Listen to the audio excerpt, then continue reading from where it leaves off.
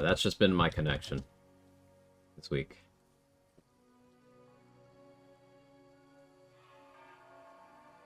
Welcome back. Thank you.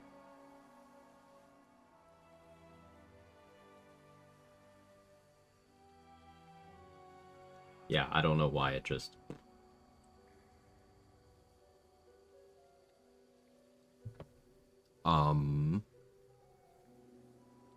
What was I saying? Hit C again? Yeah, welcome back, everybody.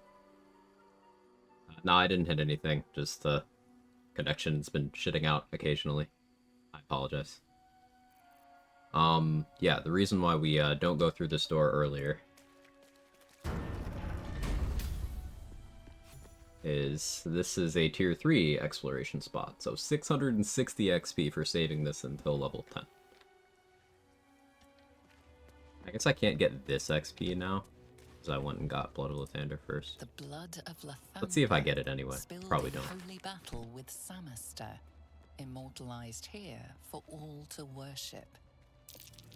So I missed out on 30 XP by grabbing the Blood of Lathander before doing that. That's something to look out for. Don't complete quests that have multiple stages of, okay, click on this thing for XP, click on this thing for XP. Don't complete them too early. So I just did that and lost out on 30 XP.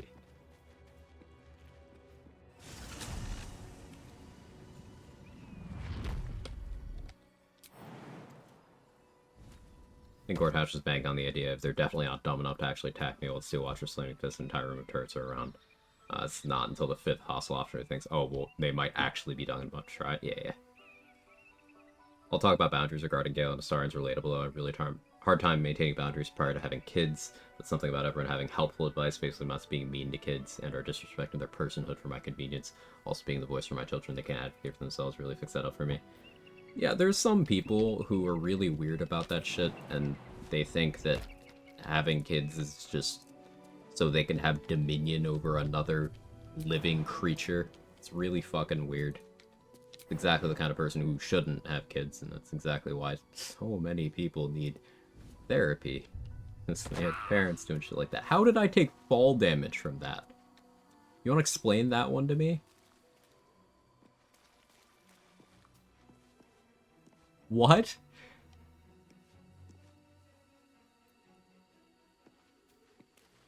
He fell upwards, apparently. With Yankee armor. Not much left of the Oh, there should be 2 eagles up here, too. Gale has bad knees.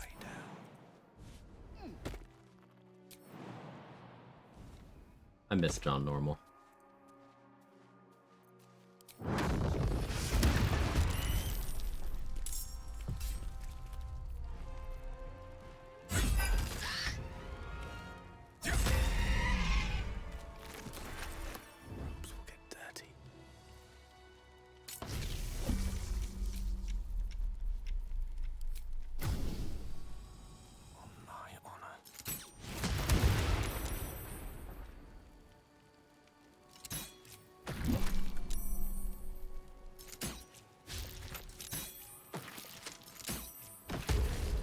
I guess no combat.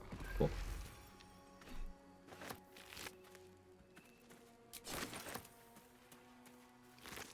We fell up. Thanks for the clip, Mikolash. Yeah, that's that was strange.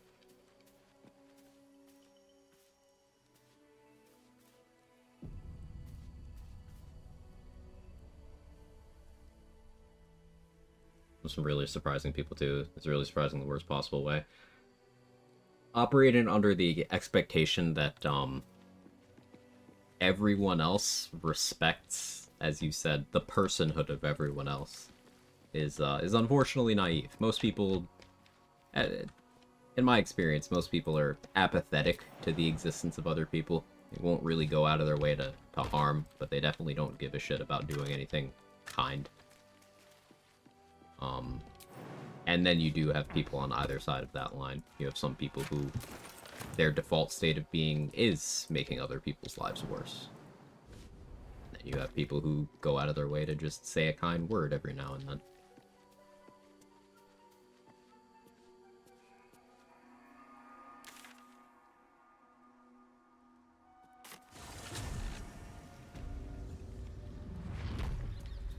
Lives? Yeah, yeah. Connection interruption. I'm sorry.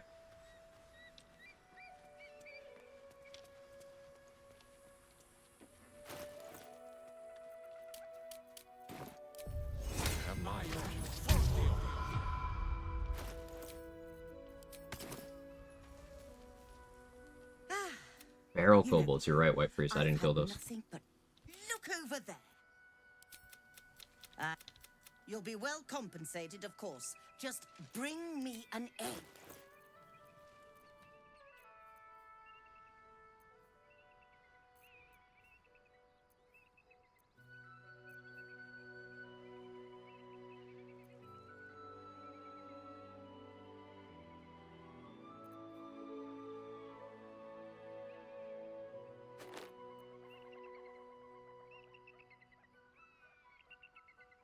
Buy some stuff I don't necessarily need.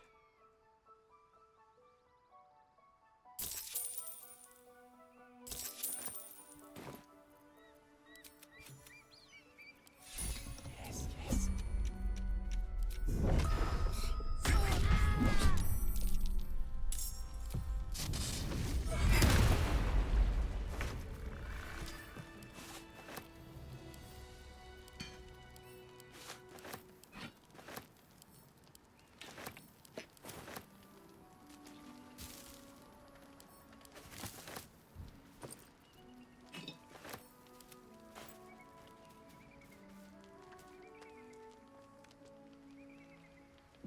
Discouraging growing up, seeing how many people don't give a shit about others. Slowly came to the realization no one else is kind. At least I'm kind in my life and the lives of others. How corny that may sound. That's not corny at all.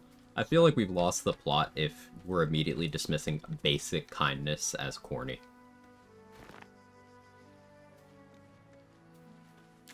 Like, there's nothing ridiculous about being kind.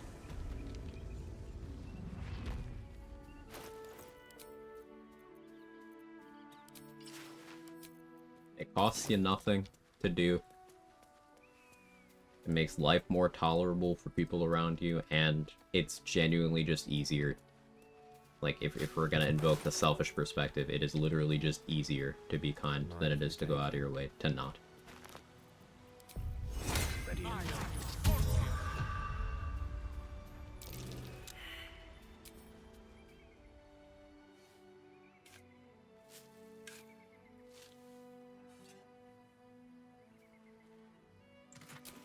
Ooh, wall of fire.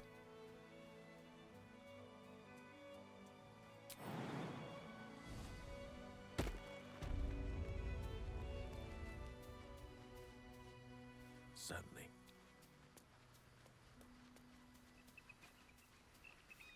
I've got Steel. oh sure eagles. When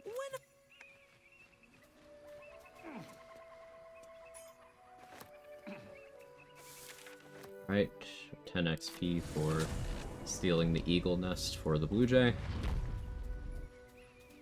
Hey there, Vivian. How are you? Good to see you.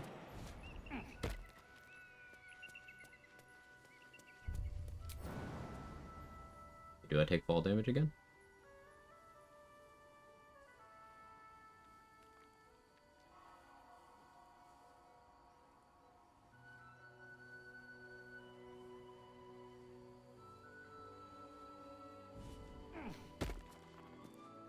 I didn't that time.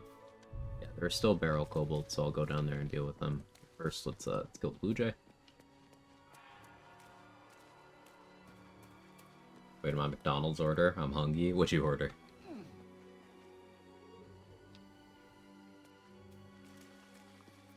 Did a rare Quag move and actually ate breakfast today, so I'm satisfied for now. Let's chat. I should probably consider what I'm doing for food. Forthwith. 16 damage. Wow. Only exploration XP scales with level, right? Correct.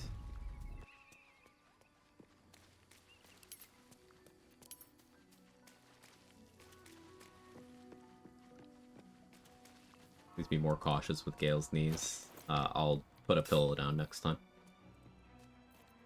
My bad.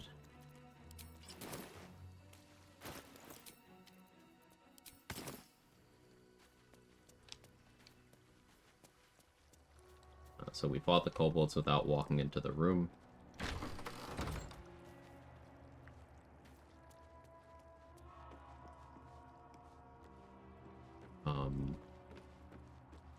Oh, I should have gotten the exploration here, but maybe I did accidentally trip this spot without thinking.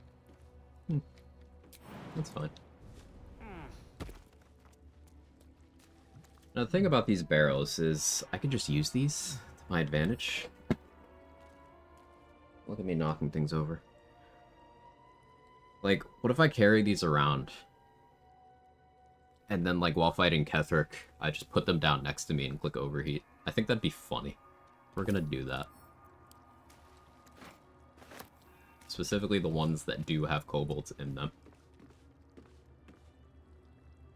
Get a lot with people, a lot of kids, they just, parentify the older kids. Like, when we had our first, someone had the gall to be like, oh, it won't be as hard as before, just have your daughter help. It's like, one, their children deserve to be children. Child rearing is our job as parents. Two, have an older son, which is why my daughter is the one who needed help.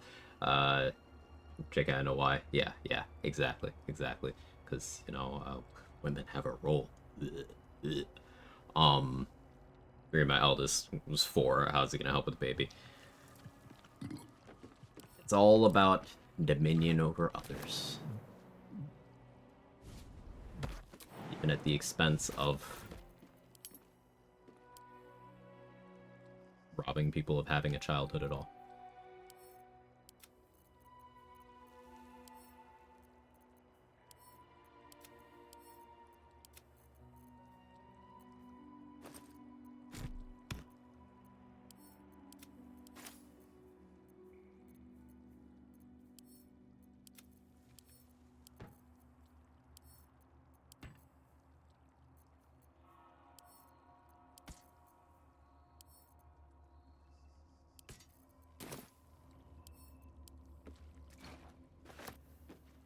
Hey, Revan, how are you? The principle, you treat me well, I treat you well. Yeah, that's good rules to live by. Okay, these are the kobold barrels. And because of Auntie Ethel's charm, I do have the carry weight. Auntie Ethel's charm plus 20 strength plus being a human plus ratio. I do have the carry weight. We still have not dealt with Marcus or Yurgir, so there is significant combat XP still on the table.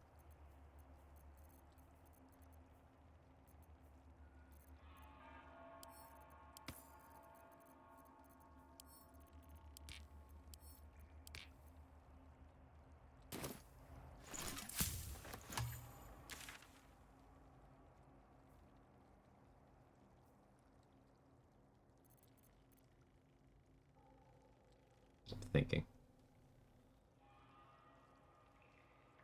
I got all the exploration XP except for the one in the Myconid colony, which, as I said, I'm waiting on.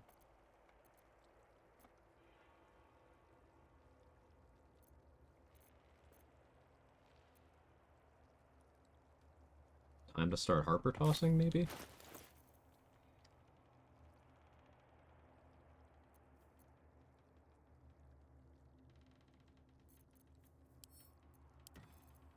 Maybe.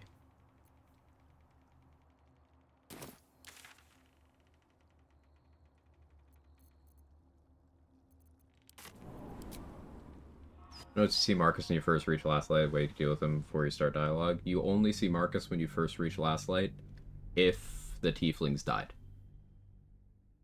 So, in that route, yeah, you have multiple opportunities to out him, and you could fight him and kill him before he even is able to attempt to abduct Isabel. But that is in the other route. Any route where the tieflings are alive, Marcus is not here until he tries to abduct her. I don't. I do. Oh, Strange Ox. That's what I have to do.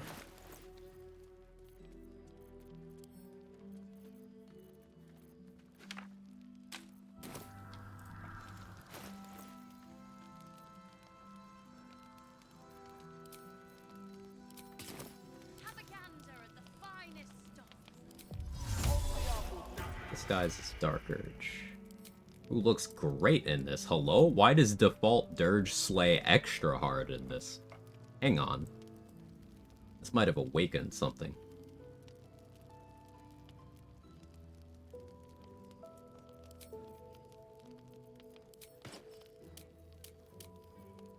Looking respectfully.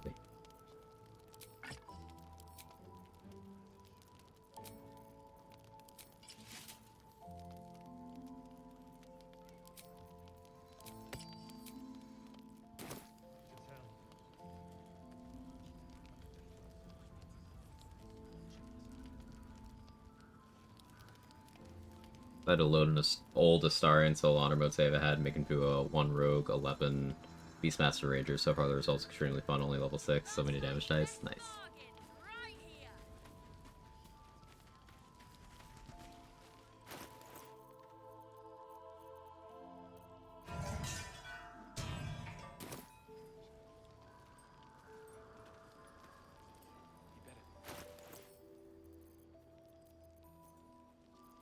It's a gnome's life for me.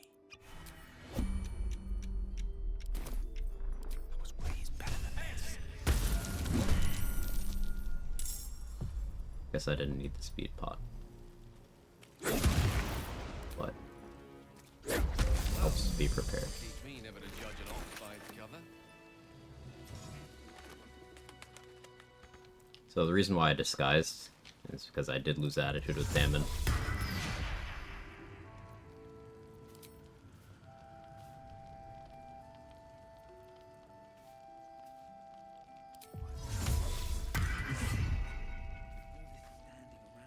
My pleasure. A wizard's quite worthless with a tired mind. I do. Sleep back at. But now harbor tossing will be a lot easier.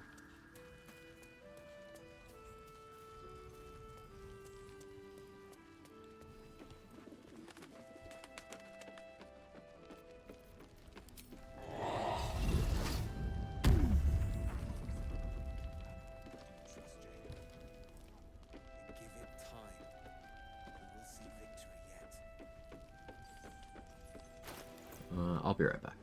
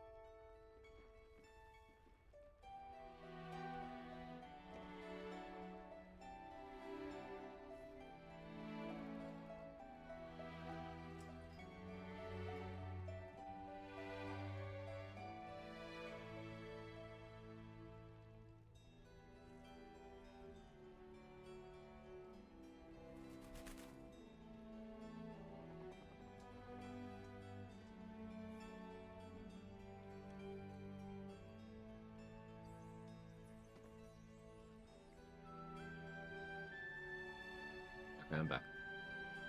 Hello. Any lore I don't know about tieflings being scared and intimidated by drow? I mean, everyone's pretty much scared of drow. Because historically, drow have just... So, like, the vast majority of drow are Lolthsworn. Lolth being a chaotic evil goddess with a bone to pick with the elven pantheon, particularly. So, like, just historically, drow have done a lot of bad shit, and most drow are evil. only recently, as of the events of BG3 and in universe time, are drow starting to rehabilitate their reputation. But, like, pretty much everyone is afraid of drow.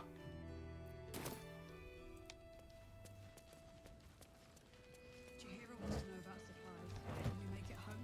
Burning through our oil, but it should just about do. Just about. Just about. We shouldn't hang Don't be around shy. too They long. think. Have a gander at the finest stock. They the thing.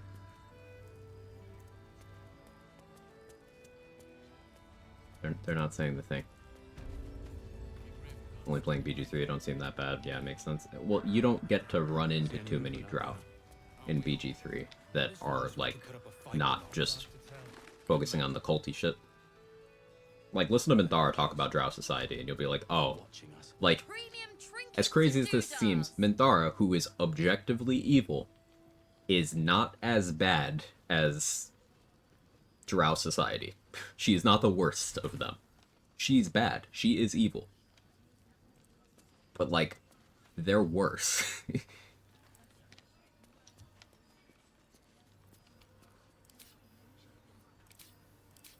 We live in a society, yeah. Anything you want to say? Any. Right here. Or steal. One by one.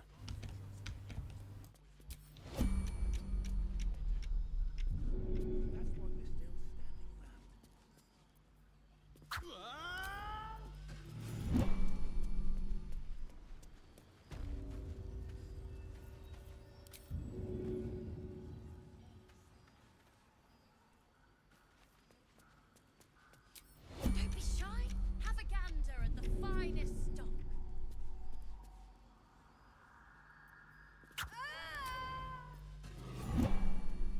Explain why Minthara set out to kill her entire family. That's just kind of a drow thing. Like, This place the infighting, it is especially intense alleyways in Baldur's Gate that are plenty worse. among families. It's all constant power plays. They all want each other dead. You're likely to become some dagger's new sheath. That's normal by drow standards.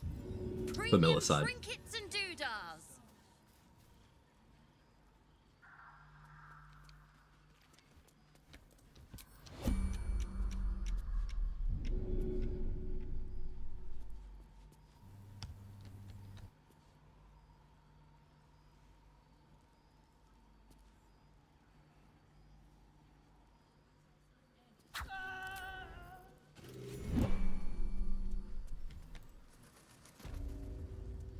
Not just though. Well, yeah, because he's not normal. Northlight's best bargains right here. He is specifically always brought up as an example of an outcast of drow society.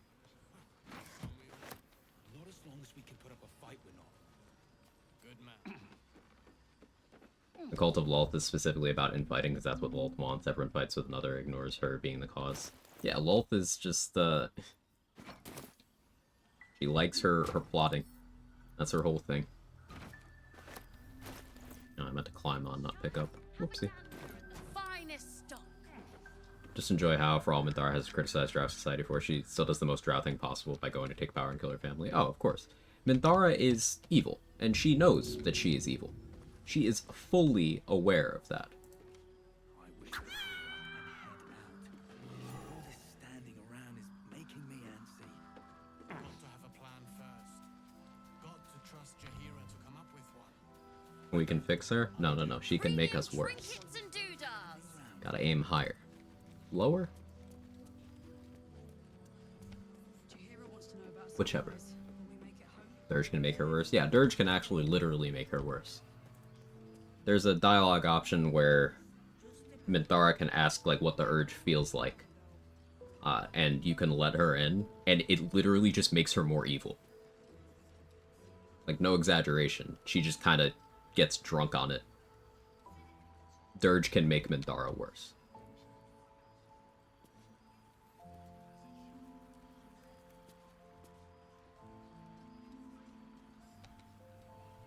Take out the patrols first, I suppose.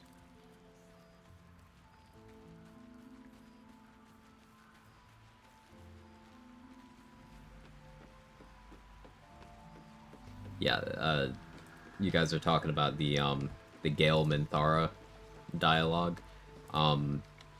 You could have dialogue in the epilogue with Minthara where she is willing to even give Gale a hug. And like she's into it. She's happy to see him, but then she's like, "You tell anyone, we're gonna have a problem." Minthara initially has antagonistic relationships with both Will and Gale, but she does grow to genuinely respect each of them, depending on the choices they make. And there's really cool custom dialogue for each of them, as if you're playing as Will or as Gale. Minthara's a great character.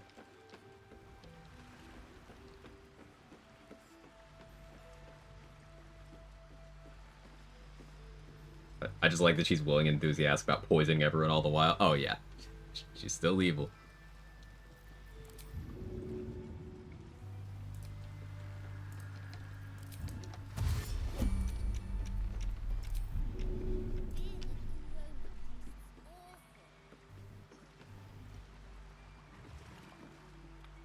Started my first honor mode as Dirge Drow Paladin. Do what you enjoy.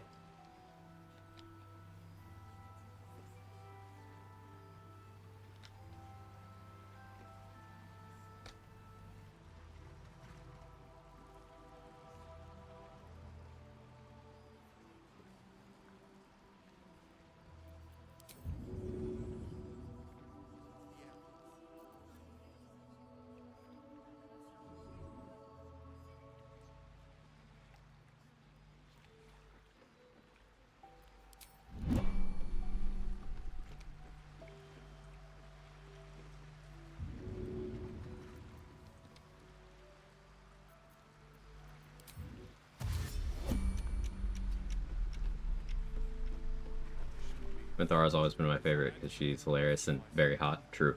I like hearing how she's more complex than that. Yeah, not only do I want her to just absolutely just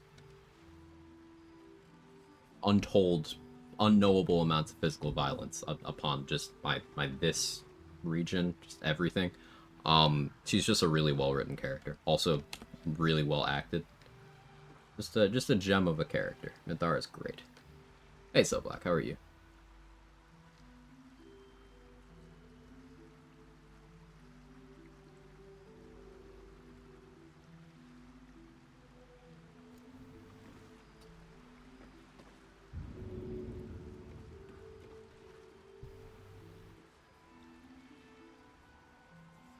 You know, we're gonna science experiment real quick.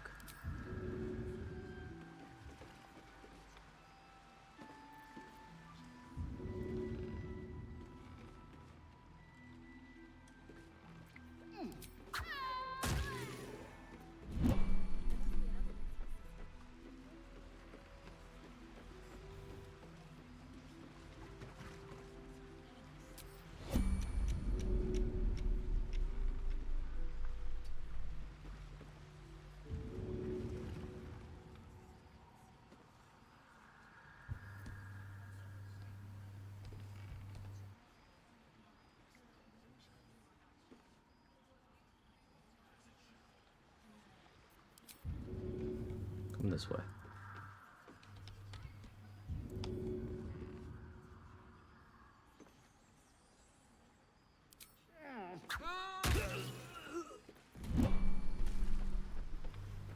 Your barricade first. Breaking barricade is vandalism. It would trigger a crime response. I don't want to do that. When was the last time you was Ring of Spiteful Thunder? Recently. I used it a little bit on this this run. But I used it more on my previous playthrough. It's good for lowering AC. And it's good for imposing disadvantage and wisdom saves before you have access to Resonant Stone.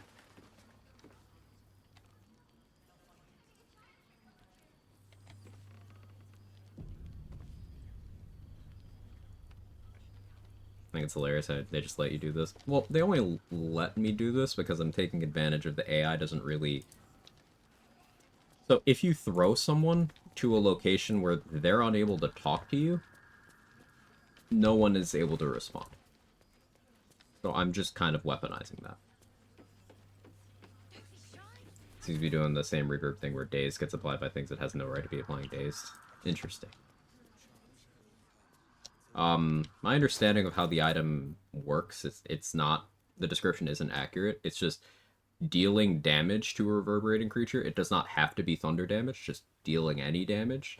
But are you saying it happens on other things too? Because that would be noteworthy.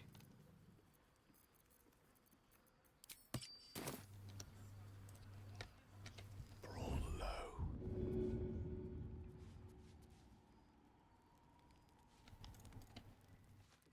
There is still a patrol. Wasn't sure if there was one more. Turns out that there is. I think this gets changed someday, so I can't do this anymore. No, I don't. It's just engine behaviors with how NPC AI works. There's nothing to fix, so to speak. Like, I'm not even doing the improvised melee abduction right now. Nothing I'm doing is outside the realm of, like... There's no unintended behaviors. Now, if they specifically didn't want us doing this to certain NPCs, what they could do is make us doing anything considered hostile to certain NPCs turn entire factions hostile. But that's a slippery slope, and doing that to the Harpers and Last Light faction would cause more problems than it would solve. Because that would mean if you, let's say you bring them as allies to fight Harness, and one of them walks through your fire surface. Jaheira permanently hostile at Last Light. Like, it's not worth addressing. The coward's route.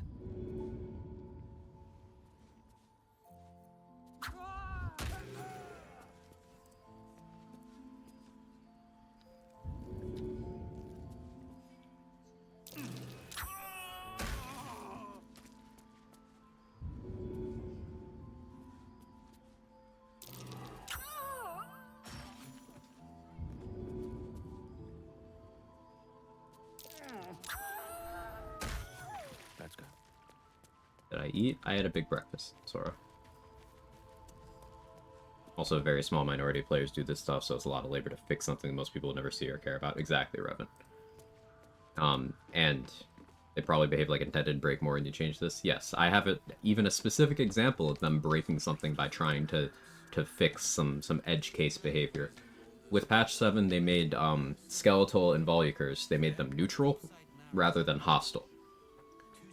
This was to accomplish two things. One, they wanted Necromites to join the fight against Ketheric on the Roof of Moonrise more consistently, which they had broken a while before. And two, they wanted to make the level 1 strat for Apostle of Merkel harder. Because that involves just max abuse of Call the Weak. We would use Caustic Brine so that Involucurs would spawn on them, immediately take 1 or 2 acid damage, and then die to Call the Weak. So both of those things happened. They joined the fight more consistently on the rooftop, and we can't Call the Weak on the Involucurs anymore. But the strats still work. It's just a little more indirect.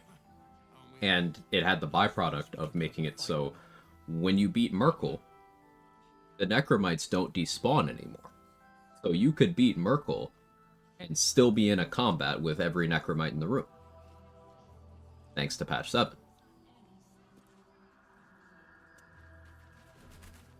So by messing with it, they just made it worse.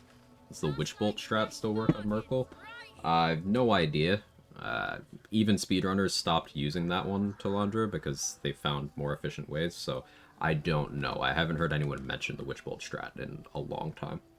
I wish we'd gear up and head out. All this No idea if that standing still around works. is making me antsy. Got to have a plan first. Got to trust Jaheira. Speedrunners moved on to owlbear jumping, and then once that got changed, they moved on to smoke powder bomb stacks. Don't be shy. Have a gander at the finest stock.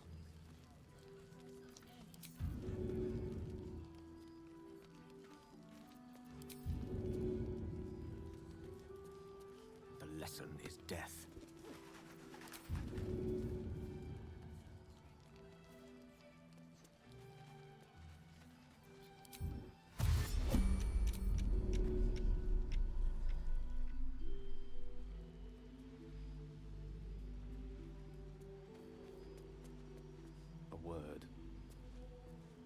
As a software dev, I also completely understand how difficult it can be to fix some small thing, not necessarily see what this breaks.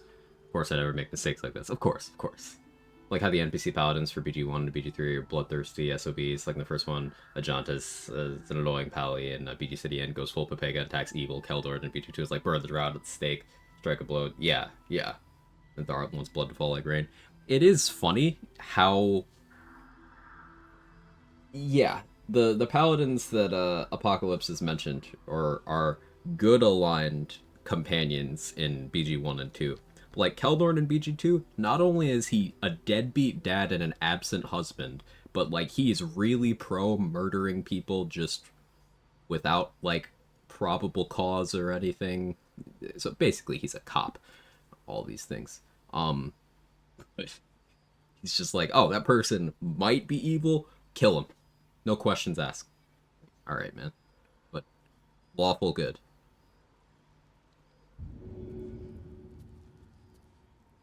Paladin Smite based on vibes, yeah. Who am I romancing? Lae'zel on this run currently.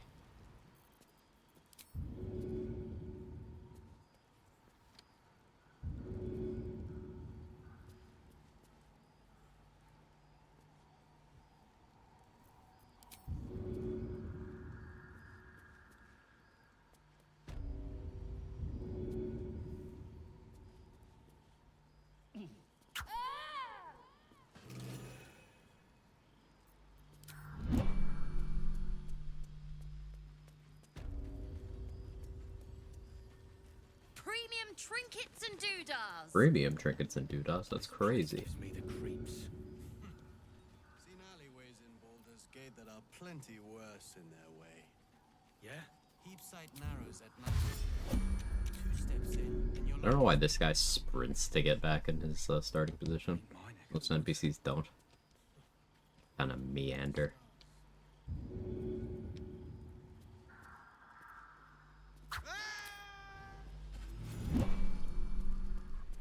Last Light's best bargains right here.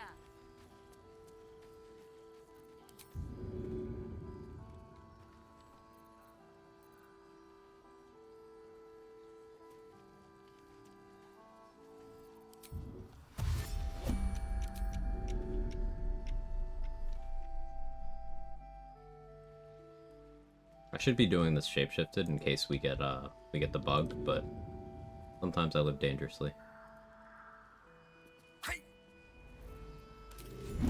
Last level you take a certain class remains your spellcasting even if you're already at a previous level in that class. For example, I had one wizard dip back to non-class back to wizard. So it's only affected by the first level you put it. If you go start as wizard, your first level is wizard, your spellcasting modifier is int. You take level 2 as sorcerer, it changes to charisma. You go back to wizard, it's still charisma. You would need to add a new class to change it.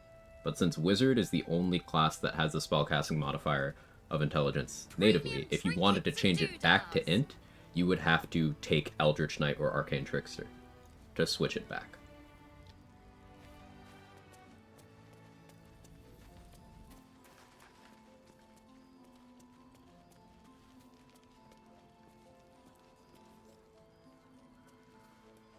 I do this fight here, because kill everyone right now, I guess to let the one guy take Isabel.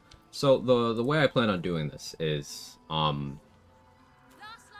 during the fight, I kill all the winged horrors, and I just make sure Jaheira lives, and I let Marcus take Isabel. That's how I did it on my previous run. It is mostly XP positive. I don't get the XP for killing Isabel myself, but what this means is I don't have to make any checks to convince Jaheira to join my camp.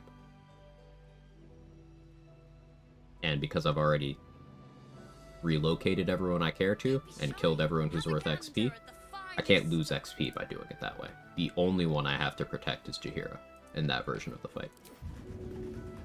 And I can put healing potions and scrolls and stuff in her inventory. And if she decides to wild shape, it takes a couple of turns for things to actually deal with her, provided I give her appropriate resistances. I'll be throwing an Elixir of Necrotic Resistance at her. Put Shield of Thralls on already. I'll be putting healing potions in her inventory. Premium trinkets and doodahs. Because don't give him Isabel right away. Jaheira doesn't hate you. Not quite. So, like, you're right, but the other pathway is, let's say I did the whole fight, successfully defended Isabel and stuff, and then I went to take her out myself, so that I would get the XP from killing the stuff that pops up when Last Light falls. I would then have to roll a deception or persuasion check for Jaheira to join my camp. Last Light's best But because it wasn't bargains me right who here. took out Isabel, I don't have to. This does delay me getting Isabel's XP until the Merkel fight, but and it means I don't get the XP for Marcus or his gear or his tadpole right away. But if Marcus successfully takes Isabel, he will be in Moonrise during the act finale. So basically how this is going to work out is after I free Dame Aelin, or kill Dame Aelin, probably kill Dame Aelin, it's just going to be Marcus by himself in Moonrise, and nobody else.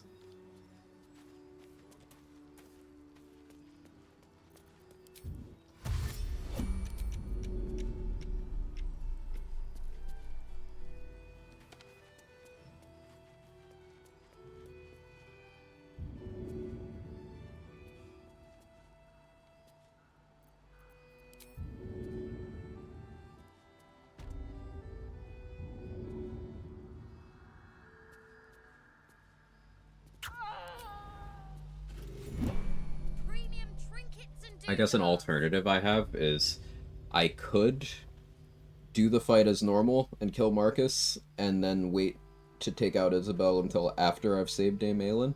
That would let me get Isabel's XP up front. She would still not be a factor in the Merkel fight. I would still have Jaheira assaulting Moonrise, which would mean the prison fight, which is more XP. Maybe I do that. Last Light's We'll see. best bargains right here. We will see. I haven't decided. There's a few variations of how I like the events here to go. It could be more interesting for Marcus to be in the rooftop fight. He brought Isabel back. Makes sense for Ketheric to be buddies with him for a bit. There's already a lot you can have on the roof, Revan. You could have Squire up there. You can have Karnus up there. If you never killed the Necromites and Sistera, then they're up there still. I think Karnus being an additional thing up there is, like, enough of a noteworthy thing that distributing other people throughout the rest of Moonrise is also cool. Like, the rest of Karnus' gang is scattered throughout. Though they weren't hostile to me last time I did the assault. They were just kind of chilling.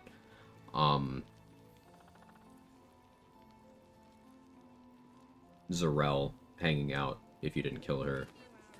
Marcus hanging out. You get Karnus up there? Yeah, if you let Karnus take you to Moonrise, then he just walks up to the roof as soon as you get there. He just scurries up the side of the tower.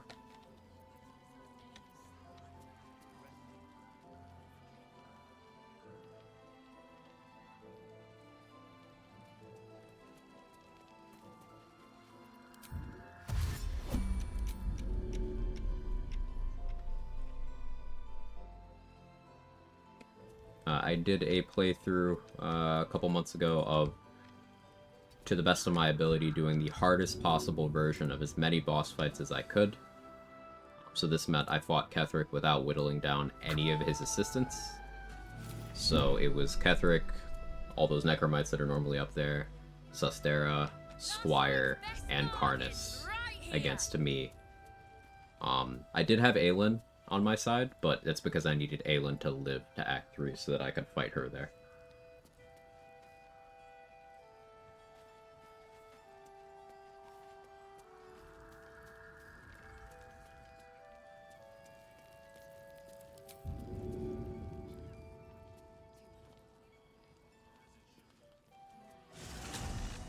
Don't be shy. Have a gander at the finest stock.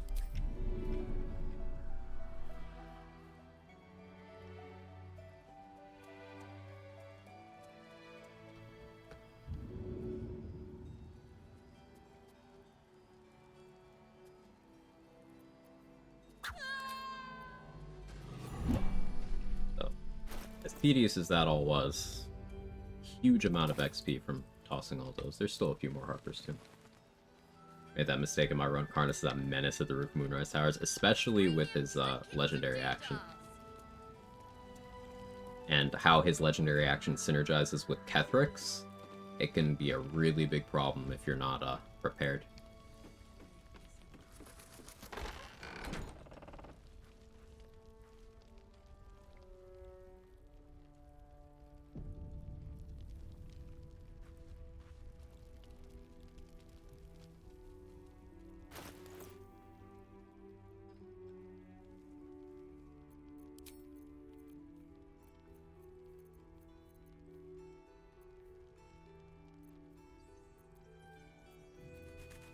Figuring out what I want to equip weapon-wise here. I could just equip Blood of Lathander, to be honest. It's a +3 weapon, I'm proficient with it.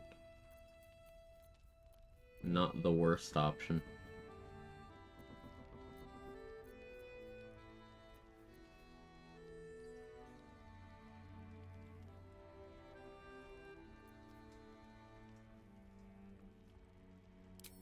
Oh yeah, just monk things. Lightning Jabber, I can one-hand for full damage. Thanks to martial arts die scaling. Yeah, that's an okay thing to equip.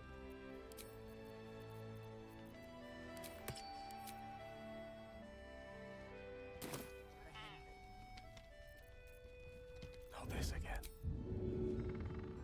And are you? A spell a day. Wealth is to be shared, I suppose.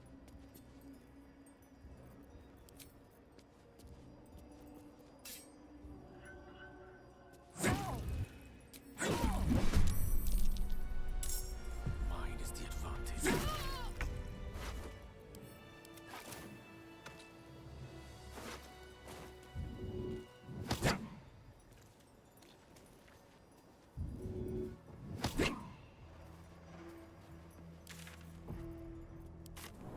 Last night's best bargain. Harness is scary. Right Very. here. He does a lot of damage.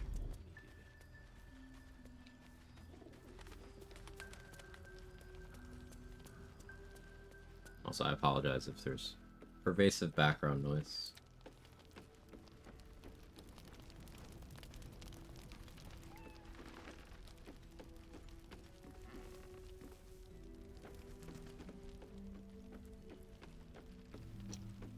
Robes will get dirty.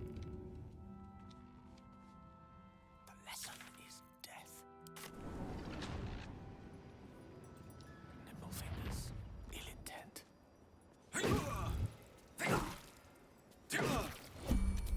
Harper Board's AI just doesn't work.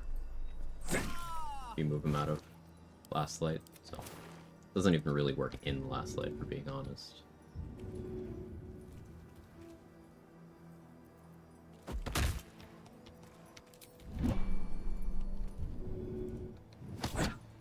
Step by step.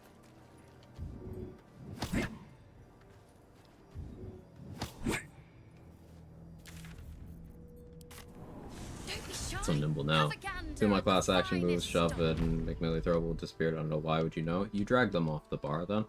But they have keybinds that are just innately always there.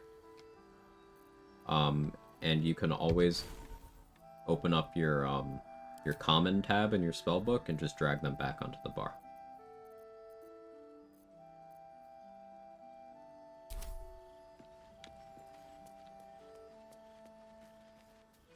Premium trinkets and doodahs. Me? I'm fine.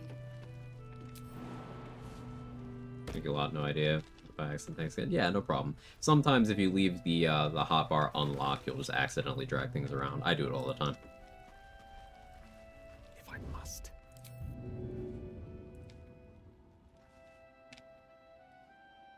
Into the fray.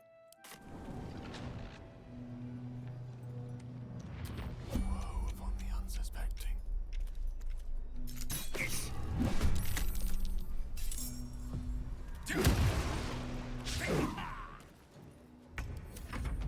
Guard against the darkness.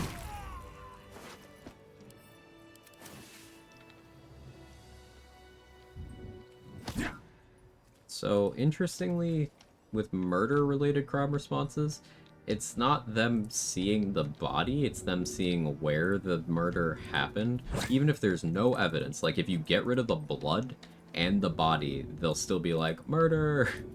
It's a little immersion breaking. You can't really Metal Gear it. I'm just moving away the corpses for keeping the interactable space free. Don't be shy.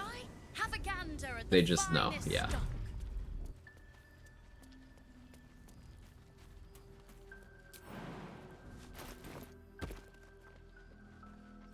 No honor among sneaks. I strike with precision. His ray is better than this. A little discourse. Her AI was also broken.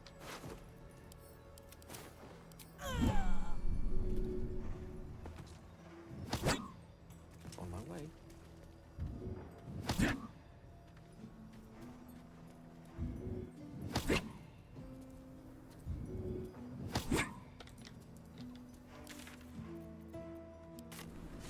Premium trinkets and doodahs. Premium trinkets and doodahs.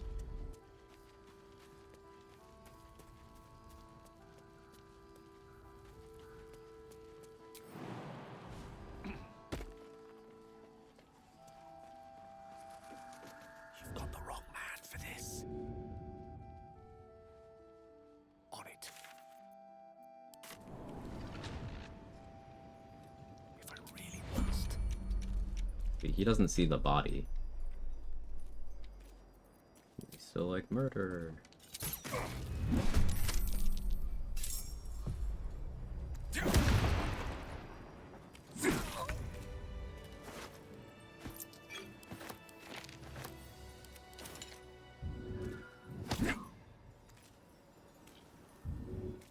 Of course.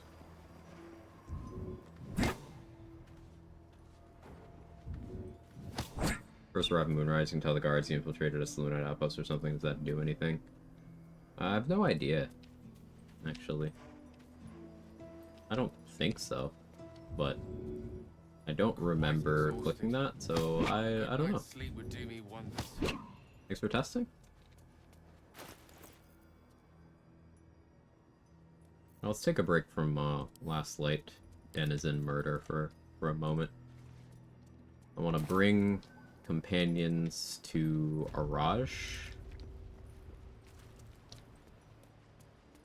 for their elixirs, because I may as well get all the buffs because it's funny. You get Yankee one sucks. I already have the elf and human ones active.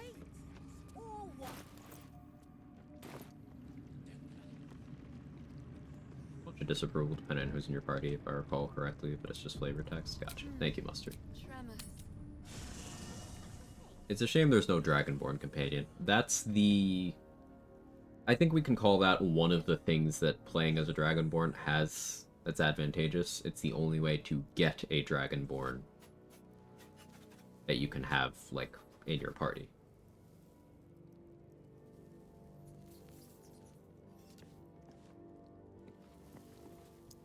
Don't need to have elf one. Yankee one sucks, like I said, but we'll grab it anyway. Oh, she comments on the Shadow Lantern if you're Avatar Gale. That's neat. It is. I guess I want another human versatility. And lest we forget, we've adapted that. For later. So you've always been a bone man. In a sense. Did you, for the Oh, we don't actually have that many companions. Right.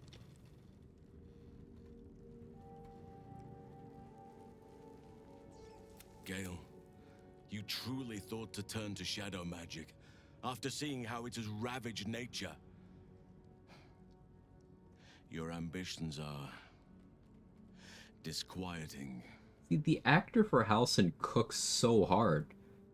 It's just they gave him a rotten slab of the worst cut of beef they could have. But he still cooked. But it's still shit. But it's not the actor's fault.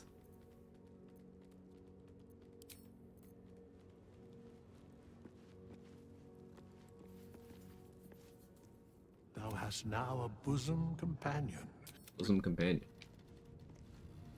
Dost thou require a new ally? At least Will doesn't hate us today. Or Yeah, they perhaps fixed a that with a hotfix, resurrection Mustard. instead?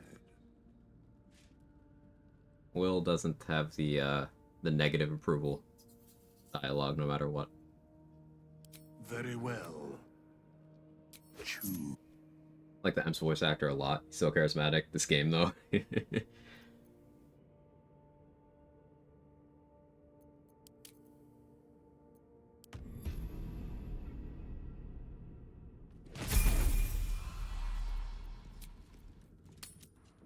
We're getting silly with it.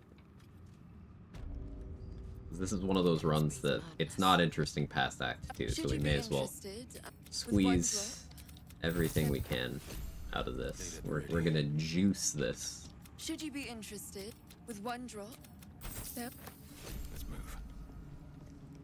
Should you be interested with one drop? Step. One with the weave.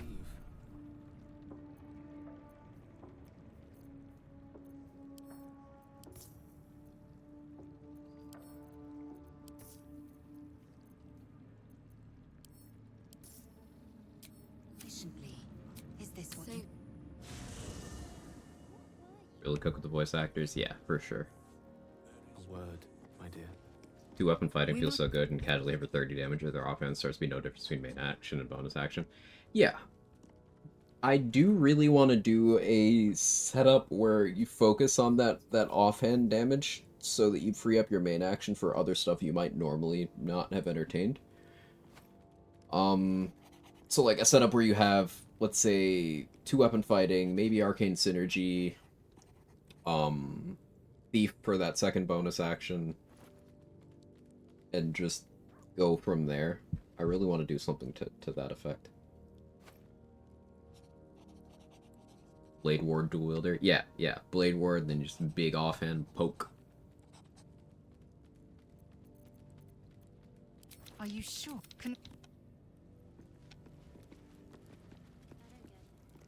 The gods. Theoretically She possible makes to a complete the mockery of entire game without everything ever the long blade resting stands once. for.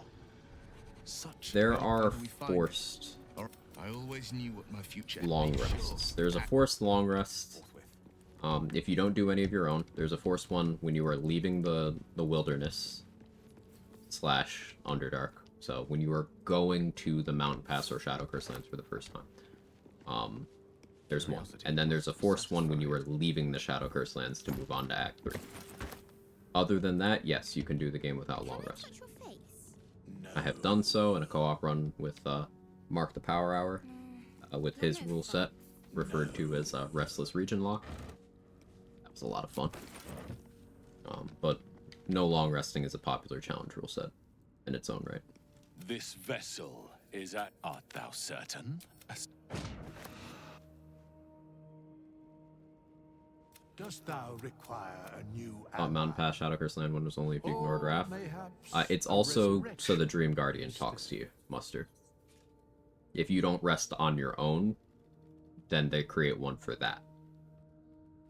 So, for example, if you have already talked to Raphael, and you've already long rested to talk to the Dream Guardian, there is no forced long rest there. Very well. Choose. Mountain Pass considered the same region as Shadow Curse Lands? No. It's its own region. Linebreaker boots, that kind of build, need a turn for setup? Not necessarily, Revan, because you could just main action dash if we're focusing on the bonus action stuff. But yeah, Linebreaker boots is awesome for that kind of setup.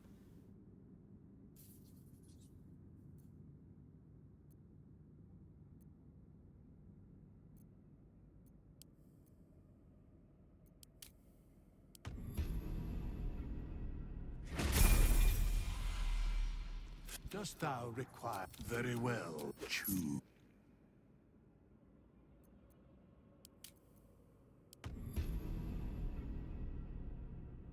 I never met a skeleton before. Dost thou require? Very well. Choose. Very well, chew.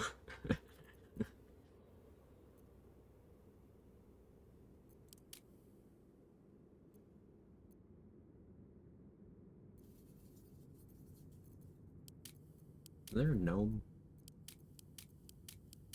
There's no gnome. There's no gnome. There's 2 dwarfs, no dragonborn, no gnome.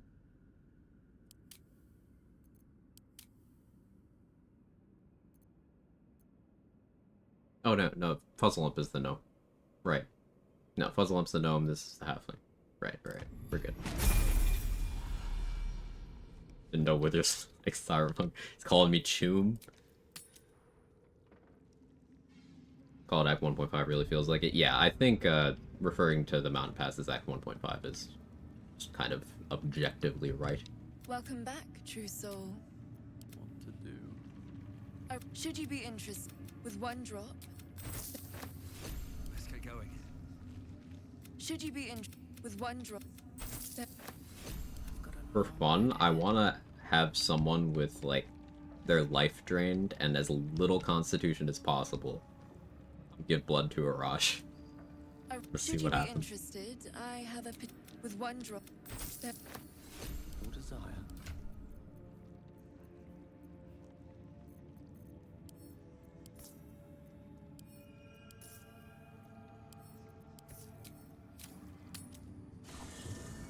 I don't know if you could go to the mountain pass in early access. I think it was just Act 1. Yeah, I think. I venture forth.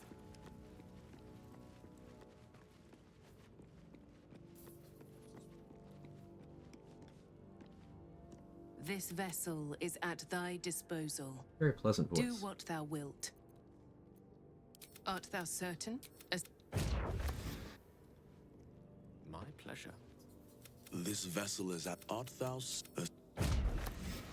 This vessel is art thou I never met a skeleton.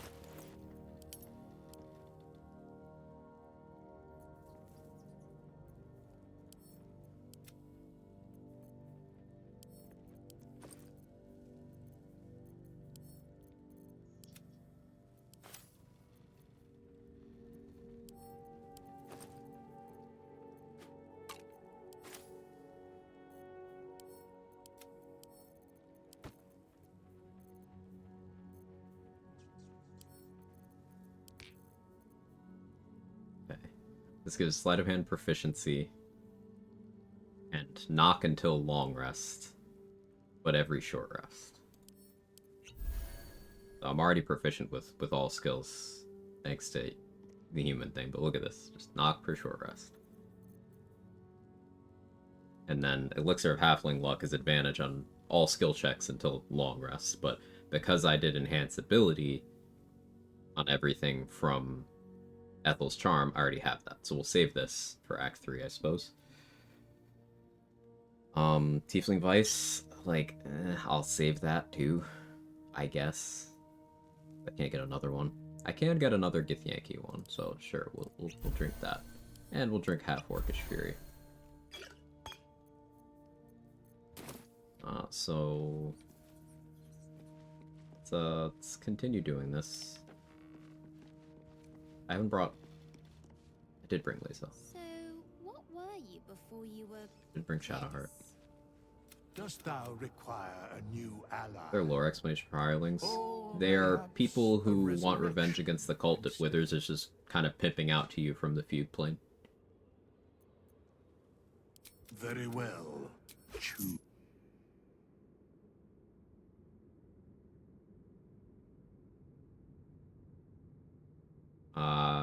Funny challenge run for a full party would be permadeath on any companion you have. If they die, you can't resurrect them. It'd be fun to see how many companions and hirelings I would go through on a run. Well, the thing about that is, like, as a solo auto runner, that's not really upping the stakes at all from my subjective perspective. Halfling Luck's insane. Halfling Luck is a good feature in a game where you can select your character's race to get great features. In a vacuum, Halfling Luck is very, very good if you are doing things that have chances of failure. But if you're not, it's worthless. Also, you're playing a race that has less movement, and compared to certain races, significantly less movement. You're giving up benefits like the half-orc cheat death, the half-orc extra crit die. You're giving up things like Dwergar Invis, you're giving up High Elf Cantrip, you're giving up gear proficiencies that Gith or dwarves or humans or half-elves get.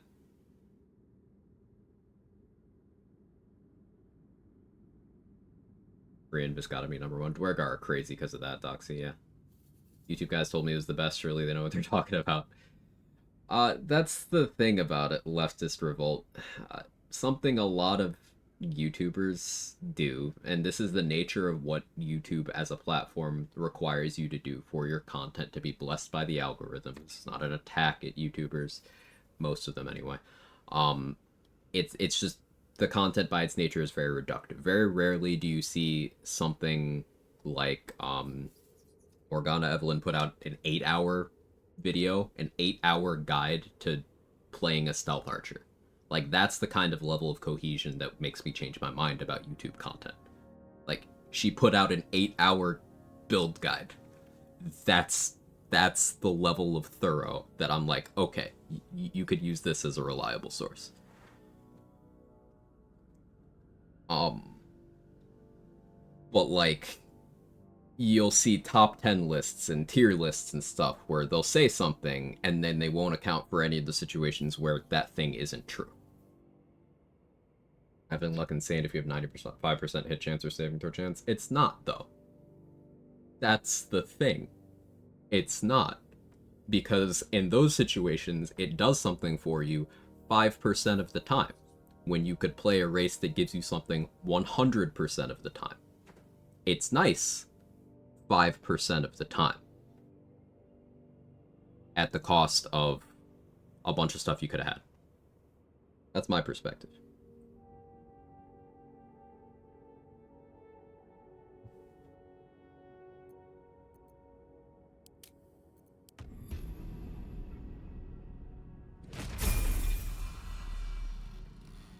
Well, convenience though, so I play so much halfling. It can certainly be comfortable. And the frustration of rolling ones on things goes away when you play a halfling. So that absolutely has value. Absolutely. Dost thou require a new... Very well.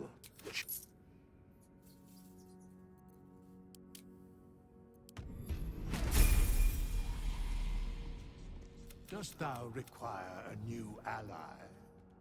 Or may... Very well. Great on your mind, IRL. Yeah.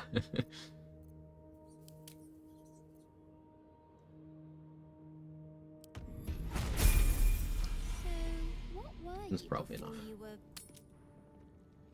think I tested every CC in the Clover to check which despawns the Phantasms. I remember you mentioned the Instinctive Charm worked. Did any others?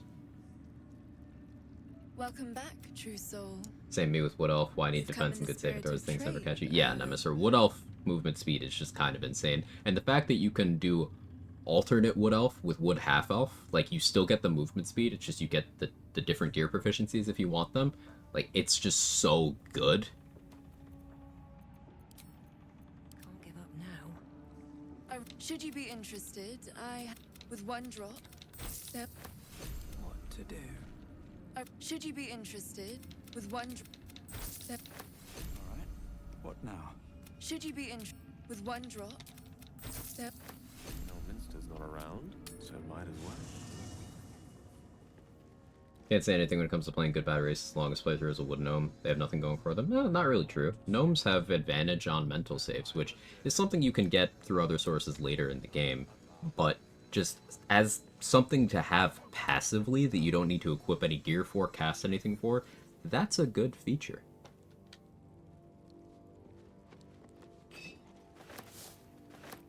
That is something all gnomes get, right?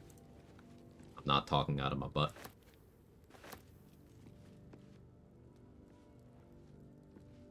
Yes? Cool. A path less traveled. I can do that. Sorcerer half-elf with moderately armored at level 4, so fun for me. Yeah, I'm actually playing a sorcerer off-stream, and it was a toss-up between human and half-elf for me, because I wanted the shield proficiency, and the plan is to take moderately armored. Art thou sat? This vessel is at thy disposal. Art thou... This vessel is at thy art thou...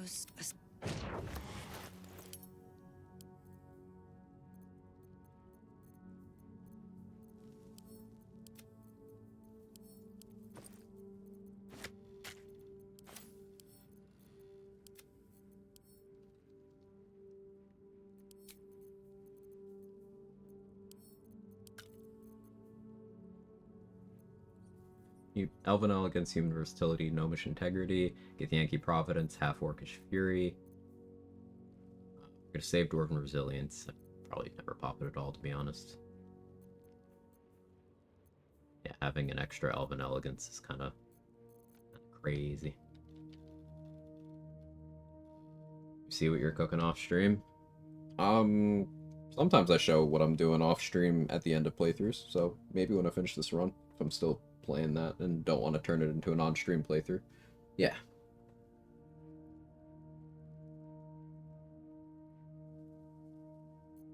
Let's list of what works. Let me see, Roxa.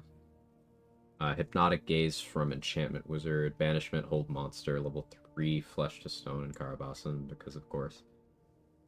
Level 3 Flesh to Stone? I thought Flesh to Stone was a 5th level spell.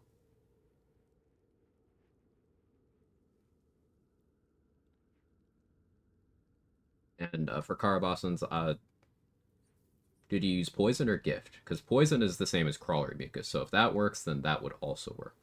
But Gift is a different thing, so... I guess Banishment is the cool one there. Reasonably obtained. Shield Door's not getting shield proficiency, still funny to me. Yeah. You play without us? I'm sorry.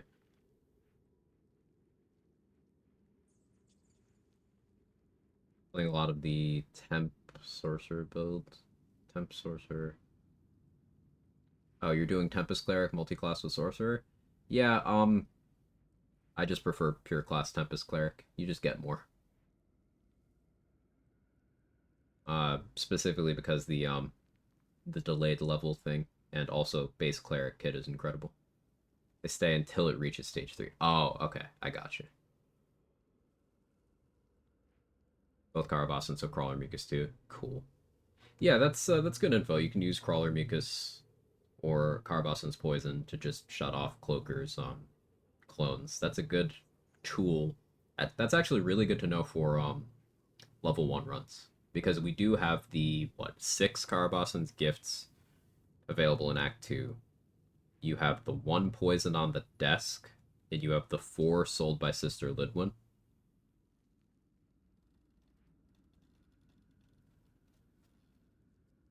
So you can route in trying to paralyze Cloaker if you're trying to fight it on a level 1 run.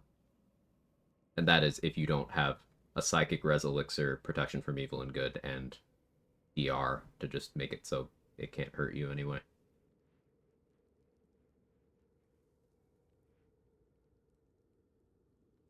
Yeah, interesting thought. Oh yeah, science time. Undead, neither alive. Oakfather preserve you. Thou wilt. This shouldn't work, It's but it risky might. to enter Moonrise. Be sure to keep them close, so you can steal it. There is much to do. Shut up, Halson. Should you be interested with 1 drop? Oh, so Halson can do it. It's just they didn't account for lore with this. So Halson shouldn't be able to do that. With the lore of that, that should not be possible. It shouldn't be possible with the hirelings either.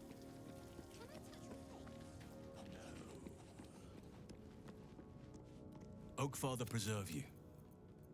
Wherever you need me, I'll be... That's just a plot hole. Onward. Gameplay and story segregation.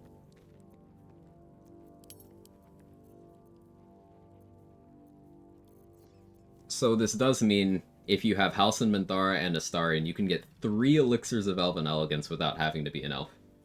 Or using hirelings. You bring in hirelings, you think you can have 5? Is that a full evil run? I've done runs where I made a lot of evil choices.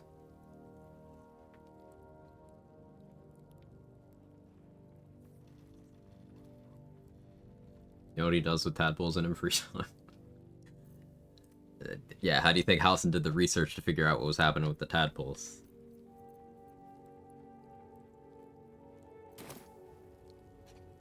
Murder hobo run? I mean, what do you call me tossing the harpers and last light in the water? If not, murder hoboing.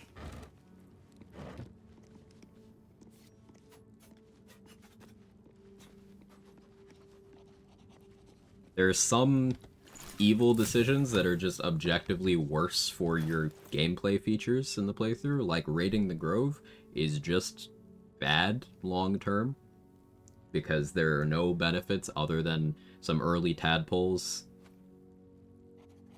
You get to find out some of Minty's favorite positions, I guess. And like, that's it. And that is at the expense of a massive amount of gear and XP. So, no. Early Minty? You don't get Minty any earlier.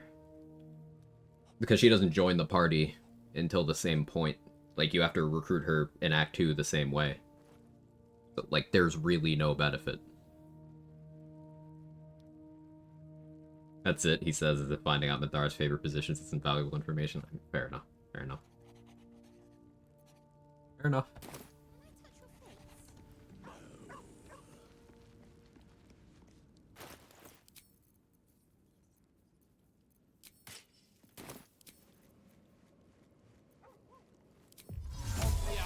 It wasn't me, it was Alfira.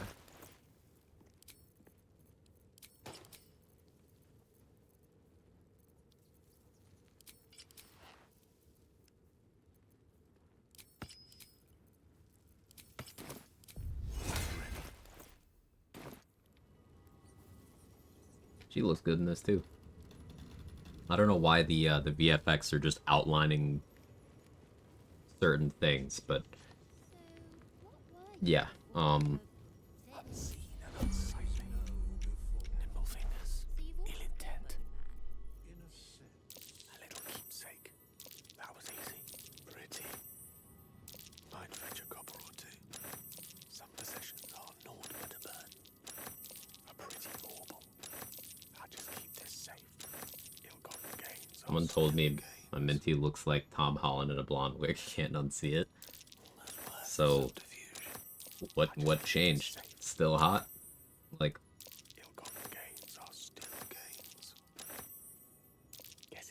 mods you use to get those disguises in the dress. So I haven't updated the mods command for this playthrough, but I did have these mods active for the Conquest Paladin playthrough, so ! mods will show you the list. You can find the name.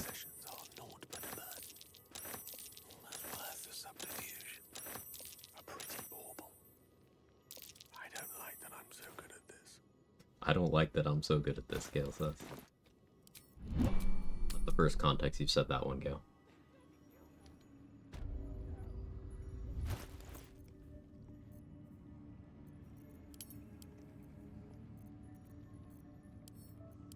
Kevin. Cat.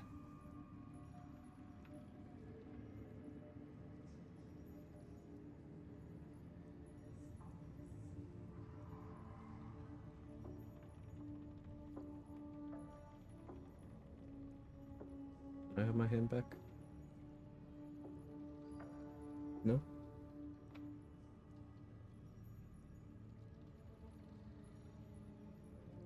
Did answer yesterday. Let's go, chef. Rage quit on Raphael. Gonna try him again tomorrow. Yeah, you'll get him. You'll get him. Advice for Raphael. Unsolicited advice. Make sure to inspect. Make sure to read his features. And don't destroy the pillars. Anyone who told you to destroy the pillars misled you. Don't do it.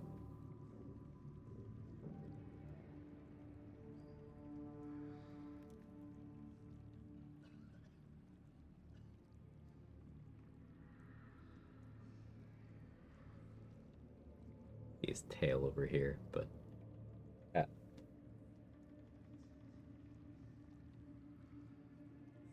Try to pull him out of the pillar room. That does help, yeah. Also, ice surfaces are really good against him. It'll remove any ability drain you put on him, but if he happens to go prone during his turn will just end. So, like, if you position so he has to take some steps towards you to start trying to cast, and he just slips and eats shit, then you're good. Free turn.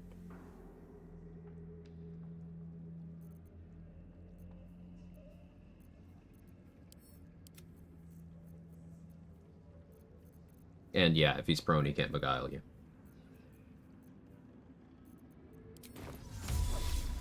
Arcane Acuity plus ice. You could. I normally don't bother with Acuity, I just use the ice.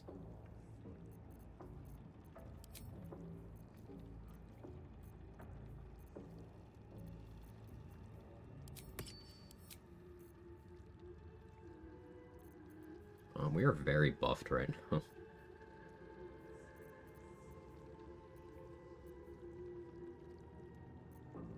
Let's do Tiefling Vice for fun.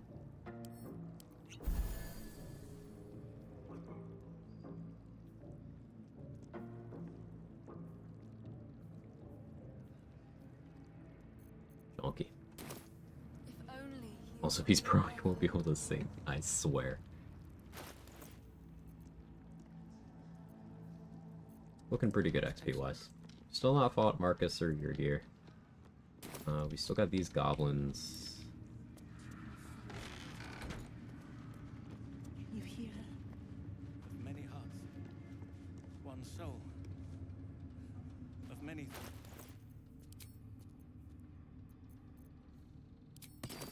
Should go get the necromancy today now. The absolute war drums beat loud in your chest. How may I serve? Dagger +2. Thank you.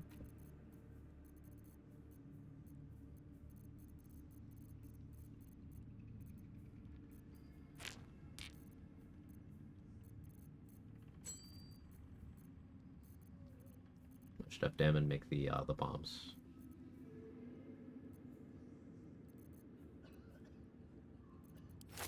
Fill you half of those. You half of those.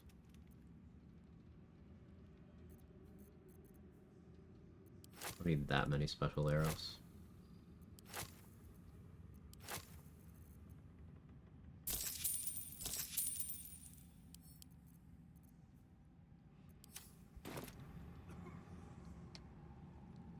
Living on ice affected by spell save DC? Yes. Depending on what you place the ice with, yes.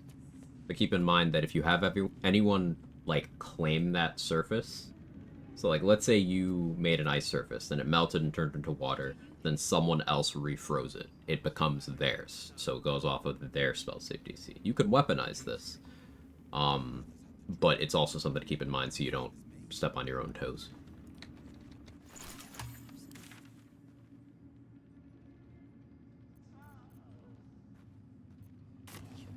Let me check Royal Moonglow.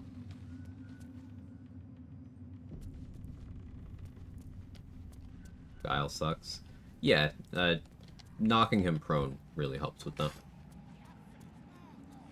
A little discourse. Ever at your service.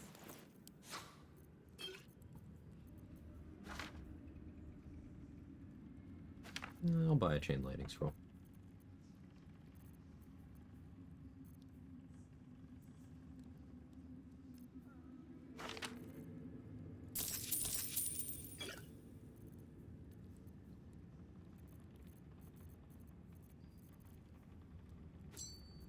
Poisoner's Ring, just because I might get creative with it.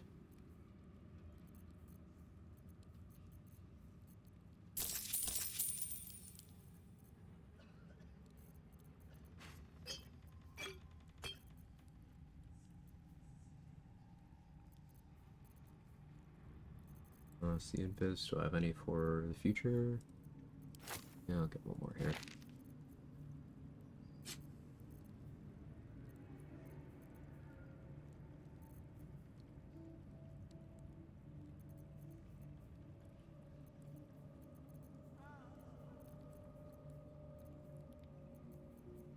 A lot of vendoring for my needs right now. I'm doing darkness arrows. 6. It's fine. I never stole the Iron Bandit shield. but that's because of the slot that I need to use to get crit immunity right now. Did kill this guard. When we win.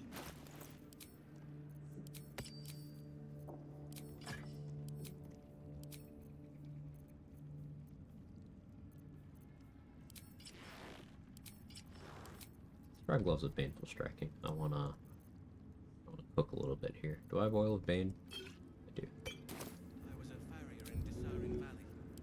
Then the dreams came. My brothers had the dreams too.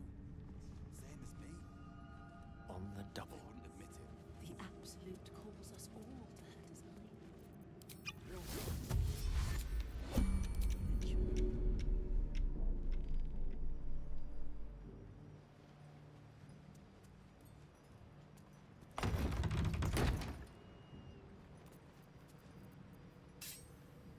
You fight me.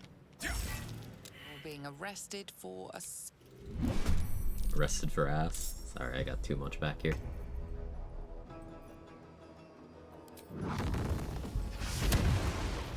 What was your save on this?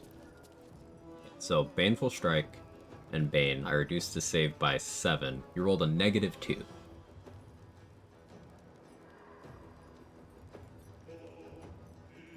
Question. I've saved the Tieflings, haven't spoken to Isabel yet. Got the Moon Lantern. Do I need to do the Marcus fight? Not, does he turn up later? The Marcus fight is optional. I believe if you never talk to Isabel, Marcus might be there in the act finale, the Moonrise Assault. Someone correct me. But that fight is completely optional. You don't have to do it.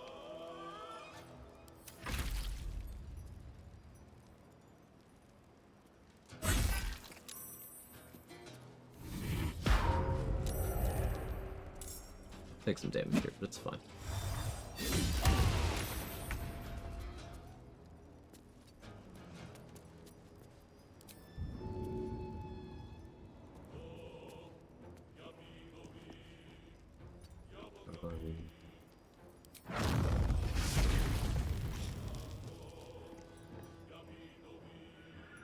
You rolled a 4 there. Yeah, Gloves of Baneful Striking plus Oil of Bane. It's like you don't get to succeed things anymore. It's just not in the cards for you.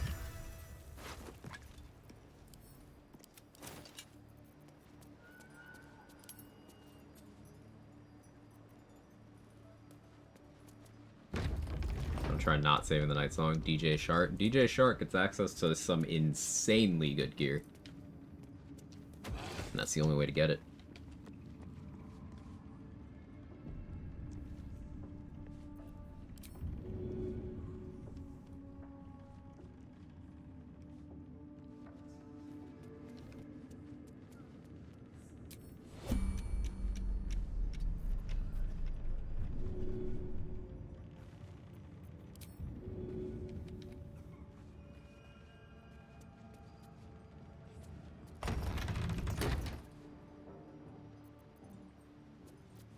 Turns, nice. You're being arrested for Misses.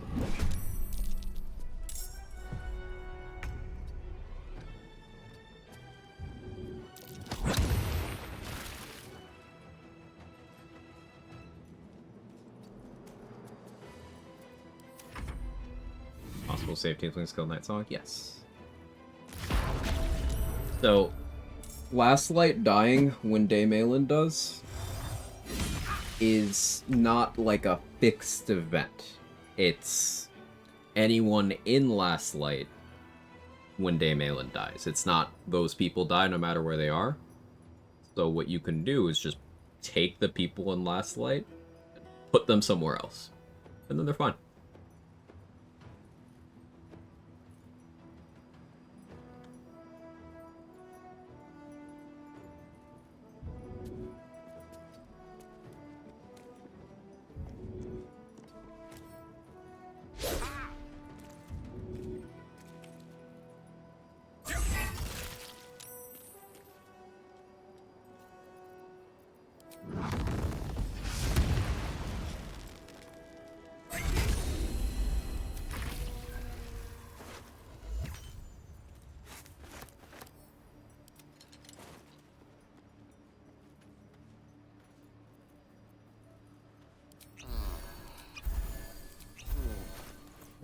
I have a use of flame blade. That's fun.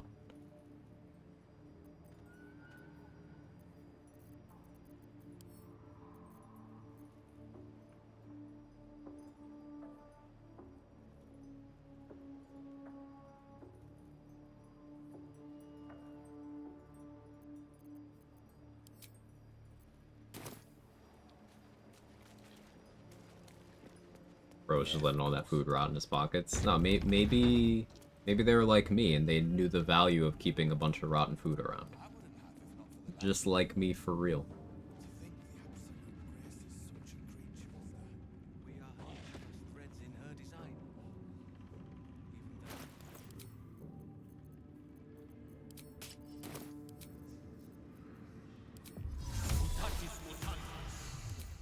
It wasn't me, it was the urge.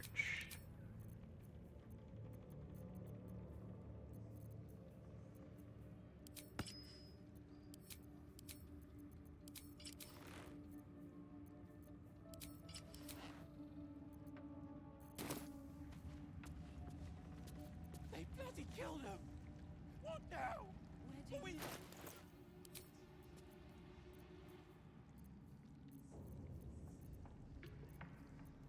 I'm gonna try something here, actually.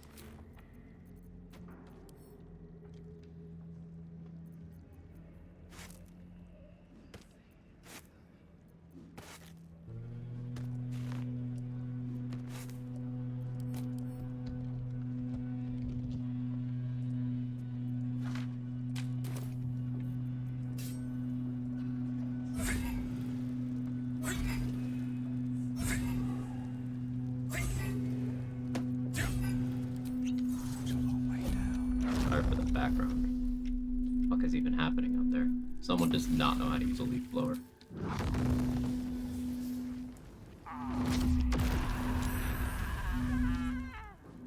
Sister.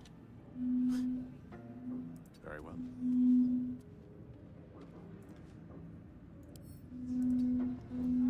So we used heat. Apply 7 extra damage. Damage of the fireball. What these goblins each get hit for. This one succeeded the save, but still took 16 damage. Yeah, heat mattered. Made it to Act 3 of my auto run, thanks for the tips. Hey, I'm glad it's working out for you, man. Congrats. Getting to Act 3 is a huge accomplishment. We've seen how Dirge looks in DJ Shart's dress, and he definitely slays, but consider the Slayer. I mean, he's slaying.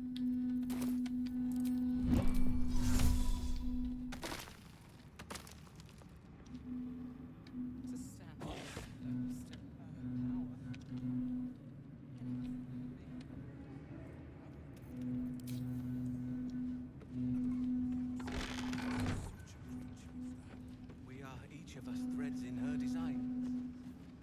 Even those we once called monsters.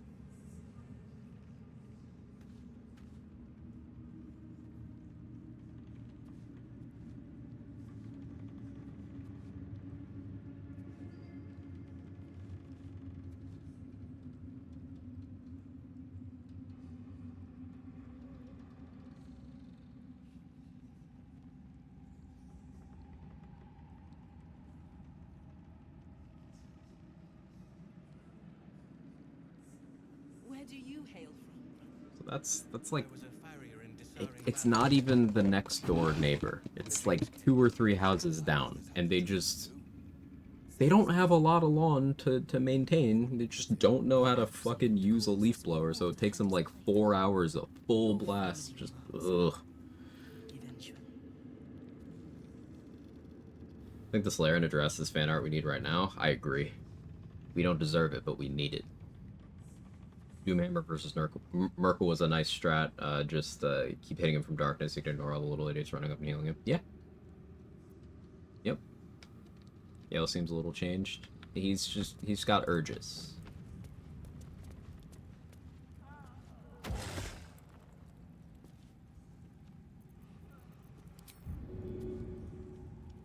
Brothers. Sister. Pray with me while we wait. I never learned the words. Did. She gives Oh, yes.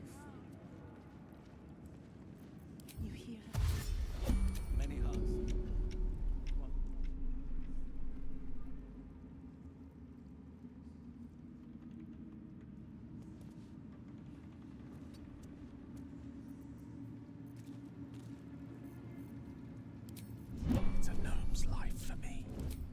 Your wish is my regret. You're being arrested for... Indubitably.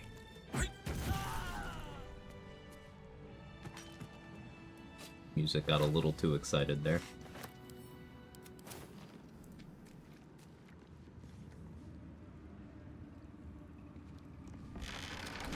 Going at it again, teach them how to blow.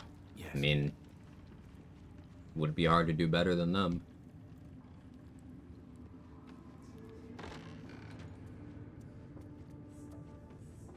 Leaf blower is another one of those things we do to block the regenerative cycles of the earth for some reason. Quite exhausted.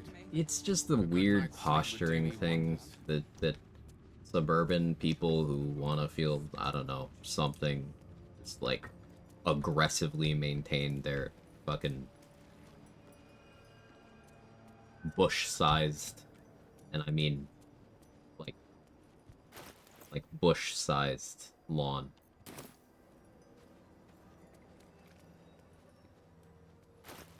Weird behavior.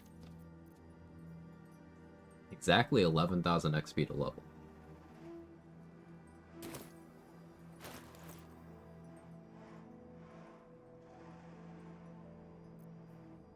Also, what happened to my money? Oh, Withers has a lot of it. Is there a camp where I can reasonably steal from Withers without Arabella noticing? Maybe this one? You know, dead. I am not a skeleton. I am neither dead nor undead.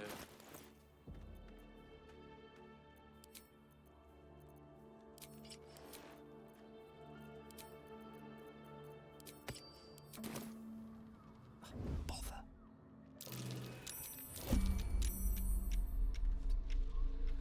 Let's explore. How rude. A little keepsake. Might fetch a copper or two. That was easy. Some possessions are naught but a burn. There we go. Okay, we're back to having some money. Someone remind me at the end of the act to long rest until the owlbear cub shows up. I should have done that for that 5 XP. Also to have the owlbear cub.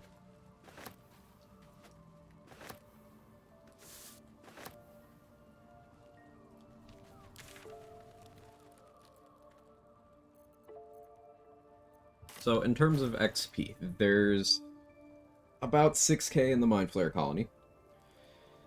There's about 2k in the prison if I let Dame Aelin live. There's like 500 XP for freeing her.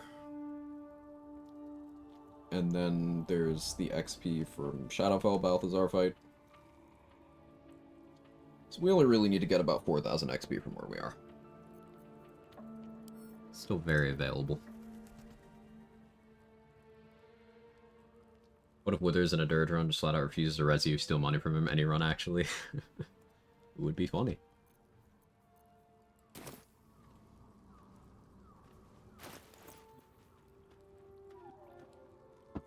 The thing about Yerging is I want to try out stuff with the Zorthon bombs, but because they don't give XP, I'm actually just not interested at all.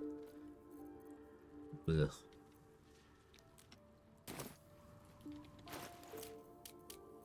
Let's get the gear together, I need to Yerg.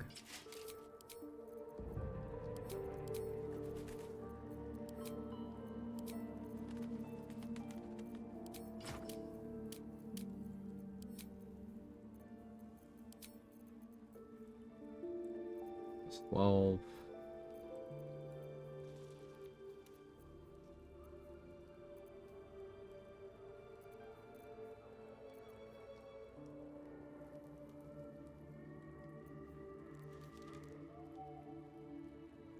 Guess I would do Flawed Helldusk for the bleeding when punching the Displacer Beast. Fine. Stormy Clamor makes sense.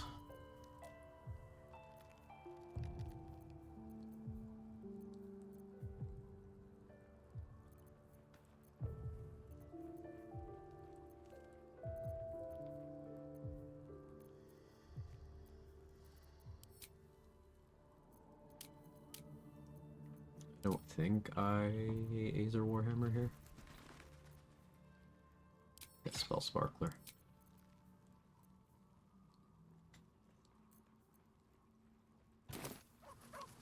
So many elixirs, yeah. One of the cool things about doing runs where you're not long resting frequently is just stacking your buffs.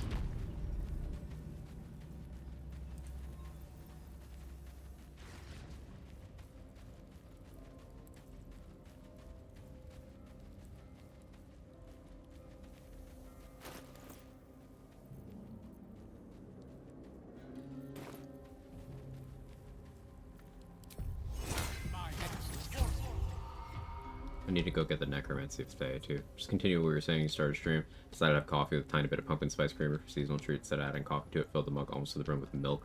Coffee's clearly not working out. Aw, that's so unfortunate, Leia. If it makes you happy to know, I had a pumpkin spice latte today. So, you know, we can be pumpkin spice people together. Such a long way down. With haste. You guys can't see it, but I'm wearing Uggs right now.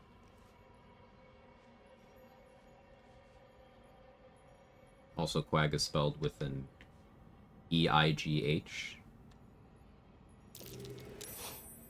And I've overused the word ya quite a bit.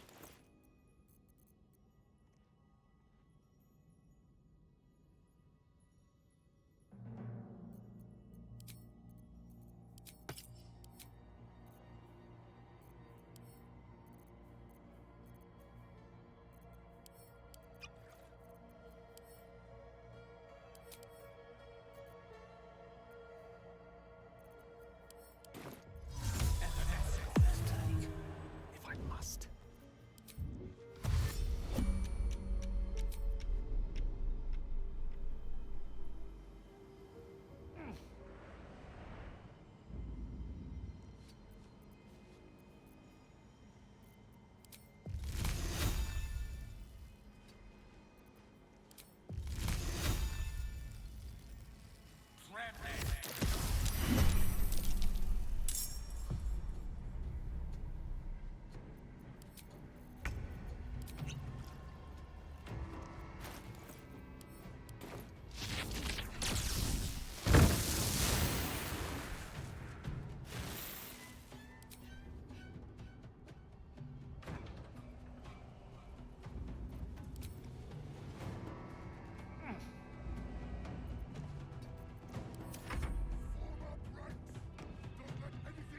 Shit, I'm wearing leggings.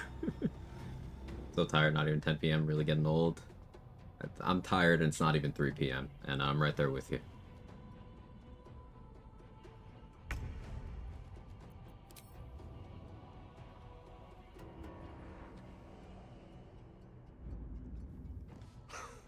So, he fell prone on the ice, didn't get revealed, but because he has disadvantage on dex saves from being prone, and then he has -2 from reverb, he failed to save against reveal.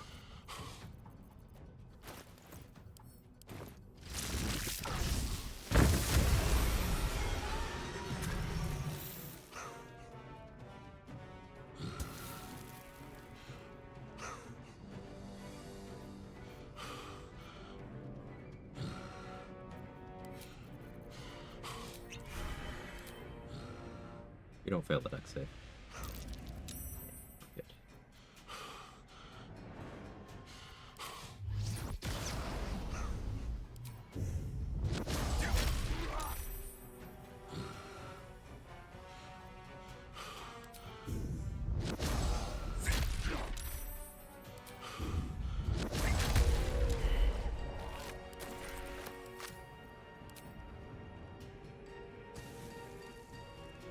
And we saw weird.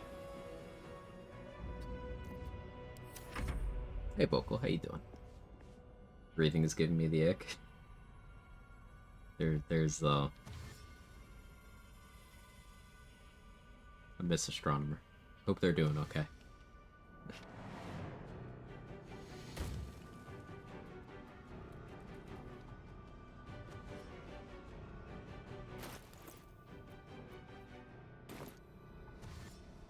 I thought 4E was bad because fire damage sucks. Yeah, people just say dumb shit about stuff they've never tried. Big chillin', one down for the evening, hope you've been well. Yeah, I am doing great. Doing great. Annoying life shit, constant stress, adulting is awful, and existential dread is at an all-time high. But streaming's been nice, so there's that.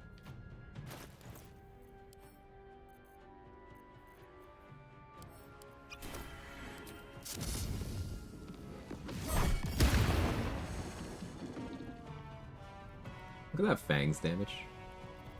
Just... Oh. Ori monk bad. Oh no. I'm not open hand. I can't do damage.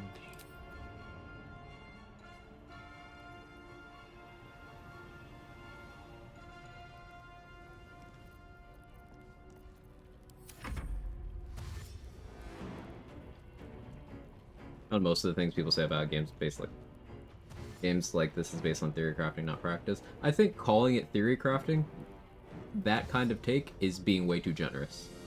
Because it's not theory crafting, because they're not basing it on any sort of actual game mechanics, it's just, like, guesses. Like, theory crafting would be figuring out what kinds of things could work together, and then, you know, developing a theory based on your game knowledge. Putting together a build and then trying that. But, like, what people will do is they'll listen to a take they heard on TikTok and then preach that as absolute truth.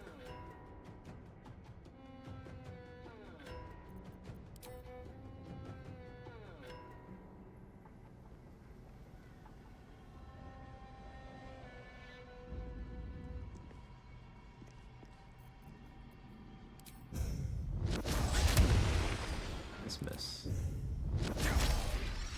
Stunning that one was important.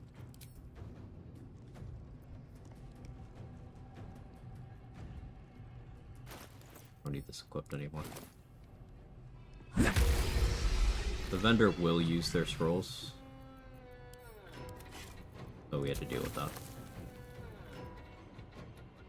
Am I willing to deal with a lethargic turn? If I apply stage fright, I have 25 AC. What's the fourth one? Yeah, I can handle that.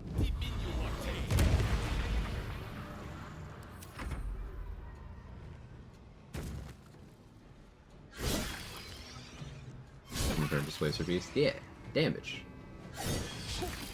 You can think about something completely in theory, this could be good strategy without testing directly. Yeah, a lot of people just repeat what they heard somewhere. One so must be true.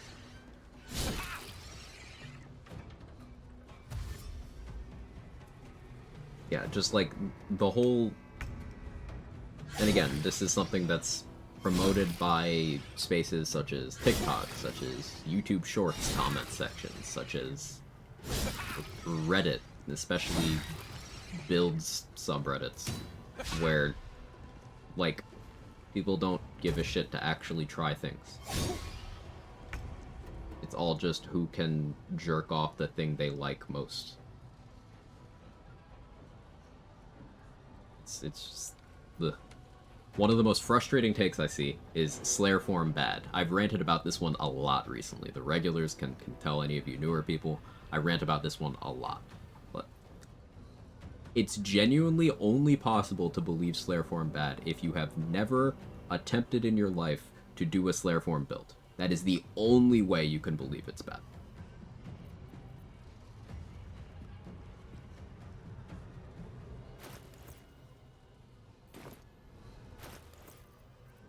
I need my moon lantern here.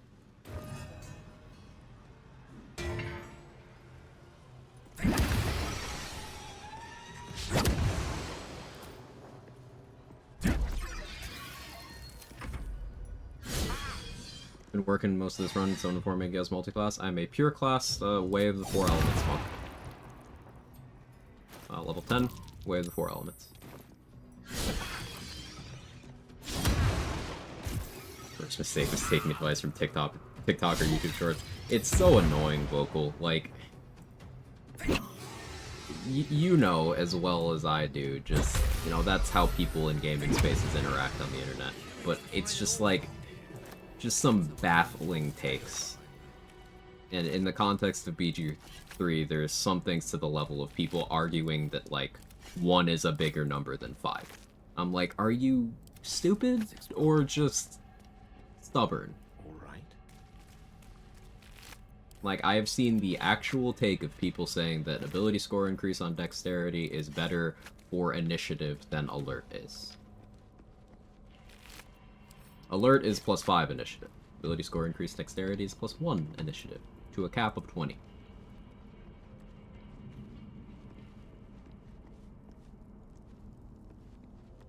It's like...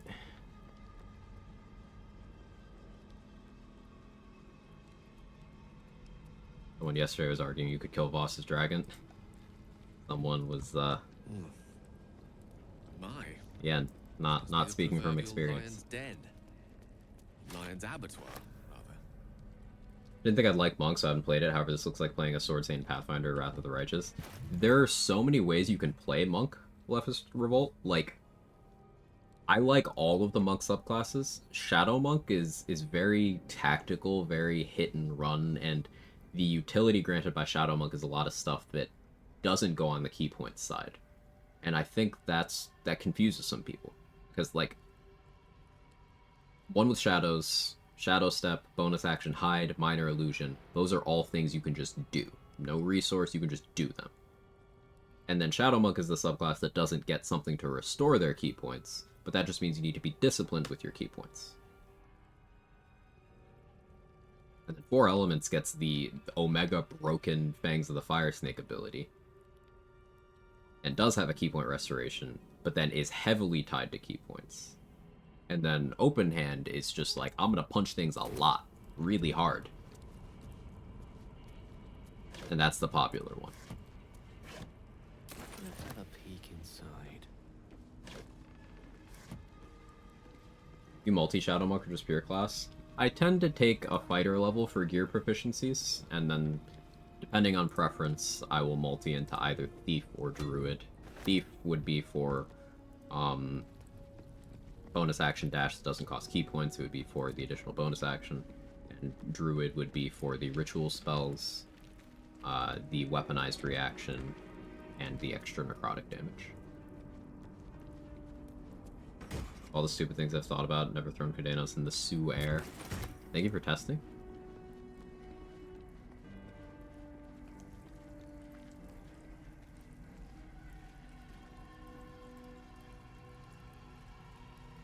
Possible to kill boss dragon, just need Baromancy.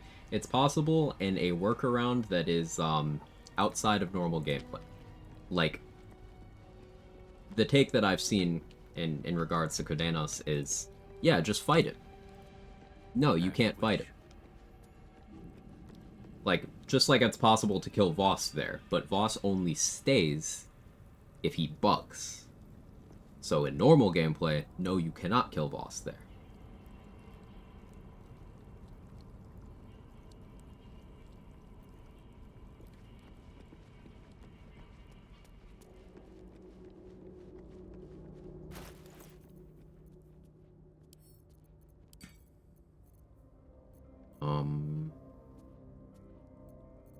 Kill the rats now?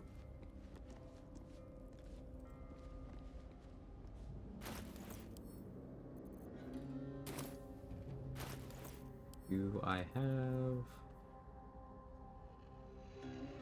What? Now make one. Need to look for Peerless Focus. I mean, I guess I don't need one. It would just be really nice if I had one.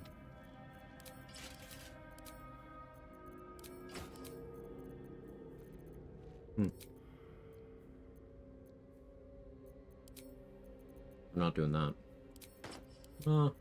I'll just roll good. It'll be fine. We're just gonna roll good.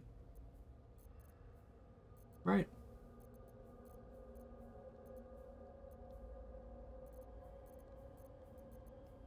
Yeah, I've decided to roll good.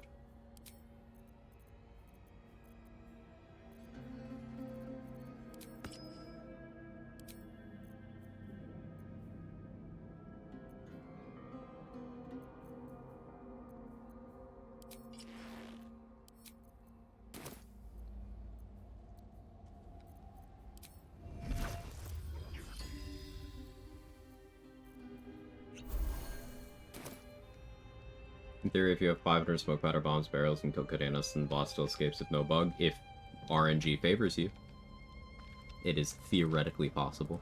But Cadenas doesn't even leave a corpse, he just disappears. You don't get anything. I don't think he even has an XP value. Or if you downloaded whatever copy I have, BG3 or boss plugs every time. Yeah, yours is just fucked up.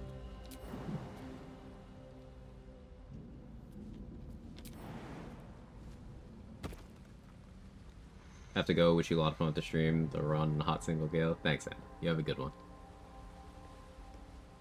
250 XP? That's neat. So 250 XP is cool if you're willing to spend the time to put the barrels together.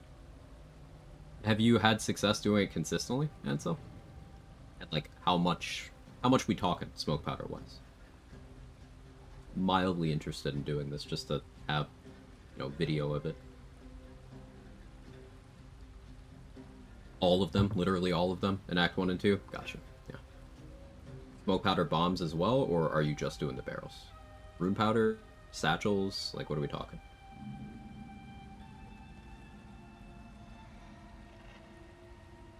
What annoys me about build guides on Reddit, they speak in absolutes, like you're fucking clueless about how the game works, at least speculate. Yeah, Manfred. Like, it's okay to say you don't know how something works. Like, that's a good thing to do. Rune powder bomb, vial, and smoke powder barrels. Okay, so it sounds like, you use literally everything that's guaranteed, and probably it doesn't hurt to use any smoke powder bombs you've lucked into.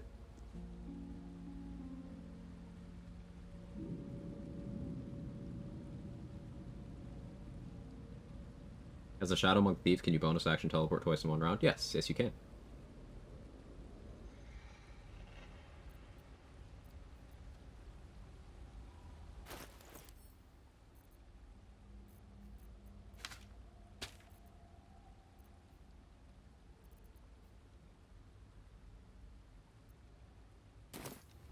Okay, so because I am a level 10 monk, I have poison immunity. Which means I can just do this.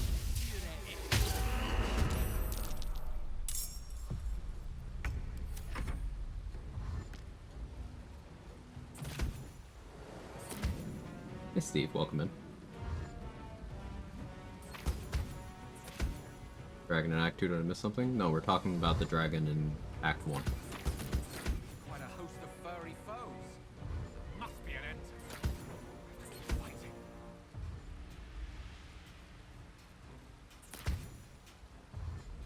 They'll never kill Cadenas after those remarks and notes. Yeah, so like, it's something that you won't do. You can technically do it. If you really wanted to go out of your way to gather every explosive in all of Acts 1 and 2, leaving that encounter intact, and then come back and spend it all for 250 XP, you could. It's the kind of thing that I could maybe see you doing on a shooting for level 12 before Merkle run. Which is something I maybe want to start lapping out. Level 12 without coal mining.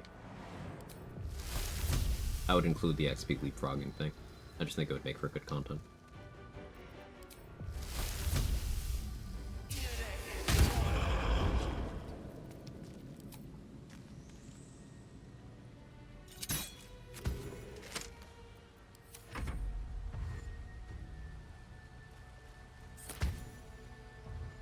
On my first honor mode run, I can speak near Merkle and I'm nervous. Oh, you got it. You just gotta always inspect enemies and take your time. You. Yeah, that is a sage inspo. That's fun.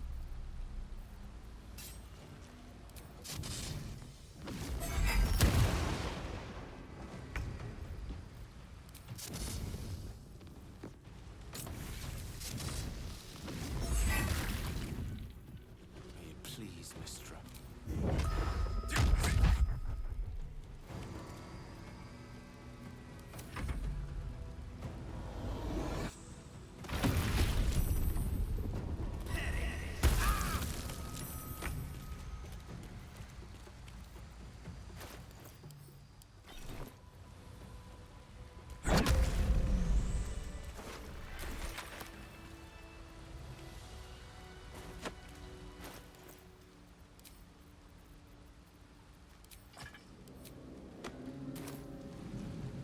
Product resistance, buddy. Yep. Product resistance for that fight's huge. Possible to kill Codanus in Act 3 when he shows up in humanoid form. They don't want it to be possible. I've never tried, so I'm not going to say with certainty whether you can or not. Mustard was speculating a few minutes ago on whether you could toss him into the sewer, but I don't know. Never tried. Probably put you behind where you want to be for Exploration XP since you're ignoring Gith Patrol for so long. True. It would likely be XP negative in the long run. It would definitely be annoying. I know the main problem is that these people don't actually think if some build outcome isn't immediately obvious, they would never consider it. Like how everyone loves Battle Masters because all the features are obvious and front-loaded. But that ties into what I was saying, Revan, where they love it because they haven't tried anything else. Sometimes they haven't even tried the thing that they're saying does what it does. Like the Battle Master love affair that Redditors have with it. These are people who have not played the other fighter subclasses because there's no way you could believe in that one if you've played the other ones. Because, again, Battle Master, it seems like it has a lot, but in terms of things it can actually provide that the other fighter subclasses can't, fuck all. Negligible. And guess what? You don't have enough resources to do a full resource dump in a turn by the time you hit level 6. Like, you have more attacks than you have superiority die, and that's assuming you are not spending them as fast as you can, because you can spend 2 superiority die per attack and then run out without even having to pop your action search. Like, it's actually horrible. And if you are not spending your resources on Battle Master, you don't have a subclass. It's very straightforward to anyone who's played Champion or Eldritch Knight that you have passive value and you do not need to rely on resource dumps and then short rest after literally every single turn. Not even every combat, every turn. But that's the kind of thing you learn from gameplay, rather than typing whatever gets you the updates on the website. Just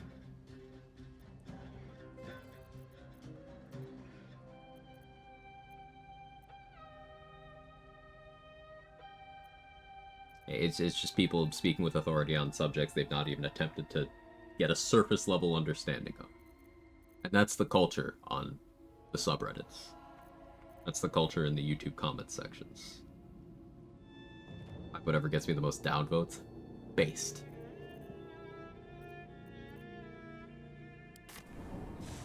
Last night's best bargains right here. The culture on Reddit, period. Yeah, yeah.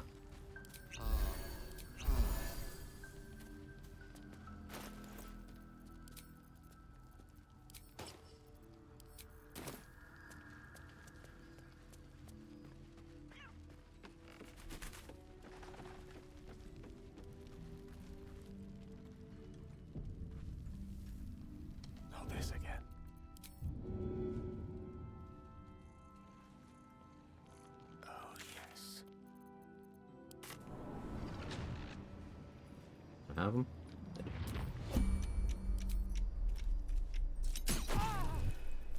Yes, of course.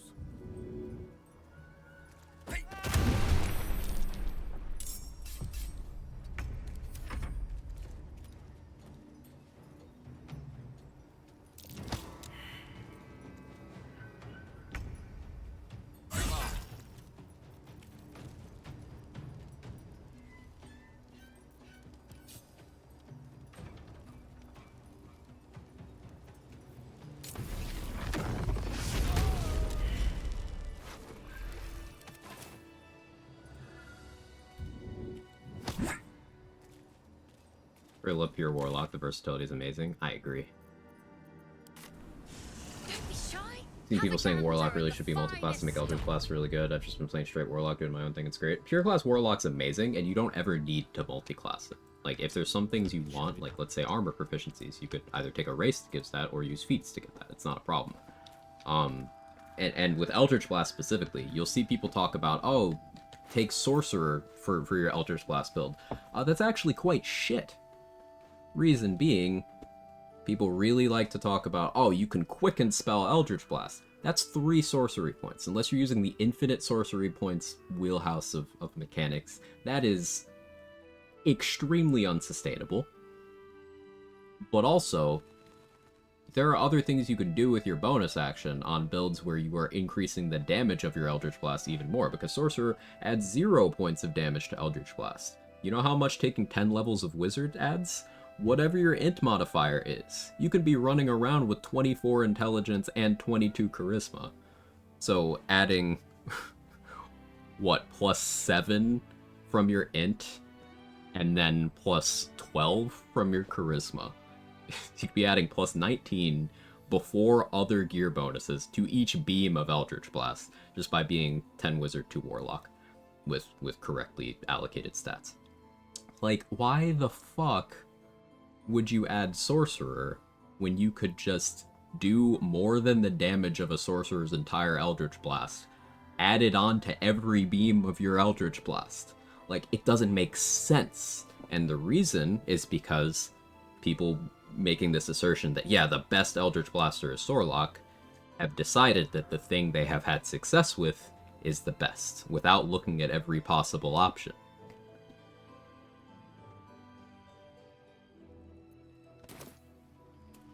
Premium trinkets and doodads. Hey Dadrid, how are you? While having Acid Splash also doing that damage guaranteed disregarding attack rolls, yeah, Acid Splash is insane when built around, as Say proved. Say did the ultimate solo honor rule set. You know, no long rests, no tadpoles, all that stuff, with an Acid Splash build. And it was easy.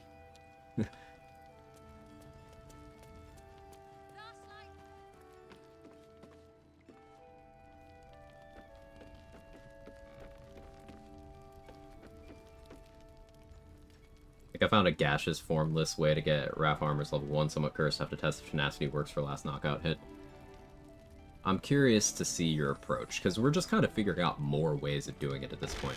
We've got the Playpen with Chests method, which you can do with either Caustic Brine or Gale's Corpse. We've got Wild Shape, we've got Silence, we've got Gaseous Form, and it sounds like you got another one cooking. Like having to dump all my resources to do damage. I prefer passives and free actions.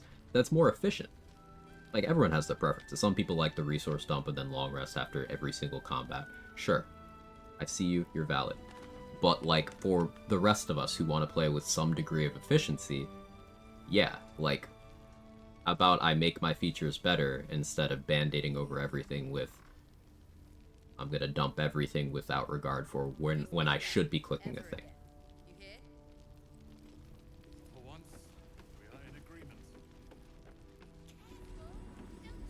Far Corner, get an ally. Connor works, get into fight. Temp Hostile Scratch works. Go to sleep. Ally takes turn. Oh, so you're locked in a different turn order, so Raphael can't talk to you? Yeah, I like it. I like it. Yeah, you could use Connor. You're locked in sleep. Oh, you need an ally, so an ally is keeping the combat stalled. You are asleep, so that Raphael can't talk to you. So you use what, a sleep potion? Or Glyph of Warding Sleep on yourself, fail to save?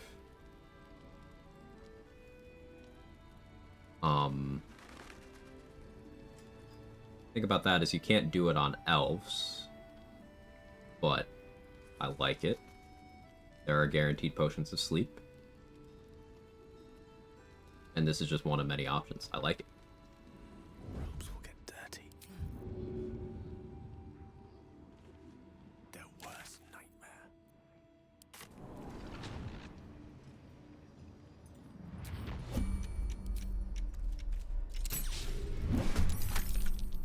Of course I missed.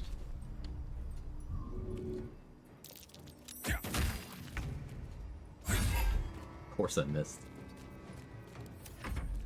The flaming fist bow to no one!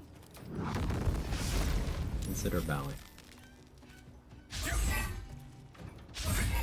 Alright, man. Sure. You get a turn.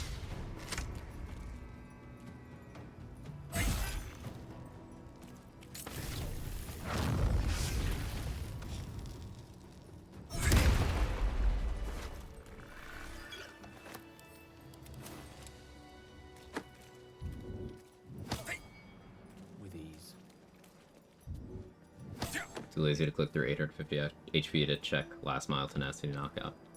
Yeah, I think I want to set up a save for testing Raphael strats. It just seems like a good investment.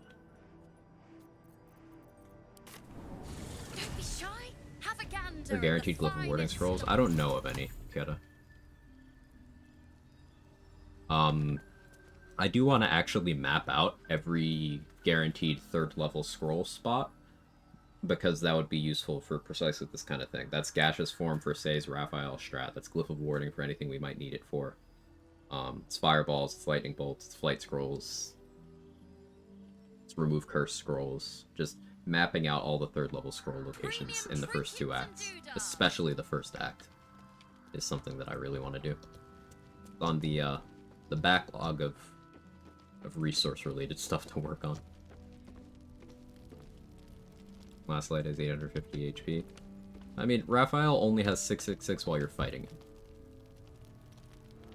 He's hard-coded to only have 666 in the fight.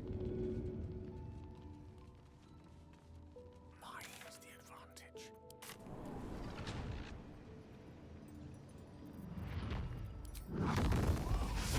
Special action.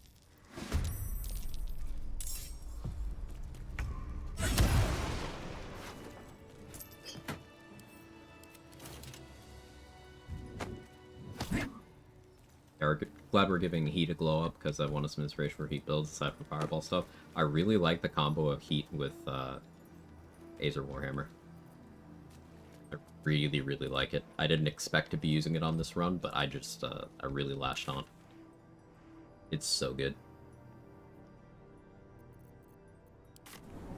Last night's I don't get my best beauty bargain, sleep soon. right I may here. Just get a tad malcontent. That way.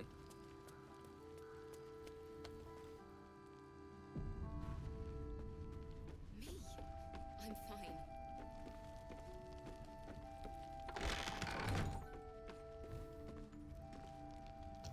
The coward's route. Once we're done killing the rest of these fists, I need to go get the Necromancy Fae.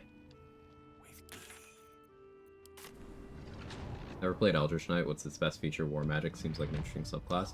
Its best feature is its overall utility, Manfred. So you get 1/3 spellcasting. So, like, Rangers and Paladins are half casters. Wizards, Sorcerers, etc. are full casters. Warlocks are their own thing entirely. But then Eldritch Knights and Arcane Tricksters are 1/3 casters. So you get limited spell progression. The best you ever get is 2nd level spell slots, and you get those fairly late. But you get a lot of good utility spells in those first 2. For example, Enhanced Leap Longstrider. You get Shield. Because the picks you get to have spell-wise are from the Wizard spell list. So you get Shield. And since you're a fighter, you're doing a lot of stuff with attack rolls, which means you probably have a lot of incoming ones. So if anything should get through your AC, Eldritch Knight, unlike the other 2, has the option to be like, I get +5 for the turn. And if you're gearing well, that's infrequent enough that even with your limited spell slots, you can just shield every time something happens. And that's a 1st level spell. You can use every single one of your spell slots on that. You could restore those slots with 1st level spell slot elixirs that are available from level 1 in abundance. Like, you can just say no. Just think of Eldritch Knight as having 5 armor class that the other fighters don't. And then you also have War Magic, which I like a lot for opening combats. You have Eldritch Inertia, which does more than it says it does. Eldritch Inertia is when you land an attack roll on someone with a weapon, they have disadvantage on all saving throws. It's not just against your next spell, like it tells you. They just have disadvantage on everything. So you just shoot someone with an arrow, they have disadvantage on saving against poisons you apply, they have disadvantage on the ice surface under them, they just have disadvantage on everything.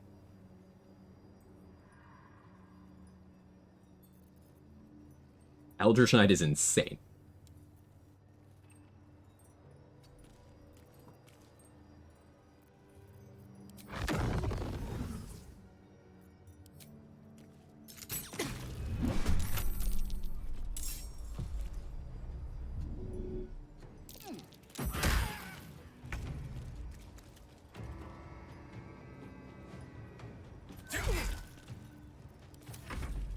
Stand your ground.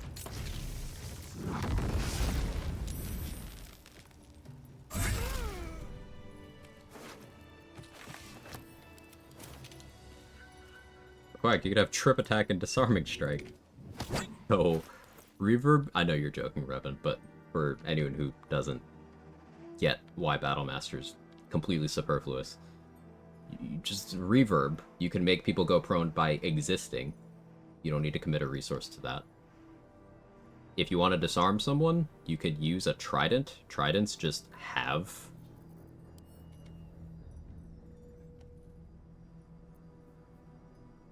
disarming strike. You could just equip a trident.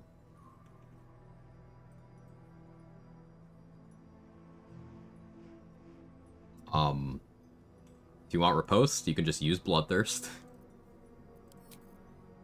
If you want pushing attack, you could use Titan Stringbow.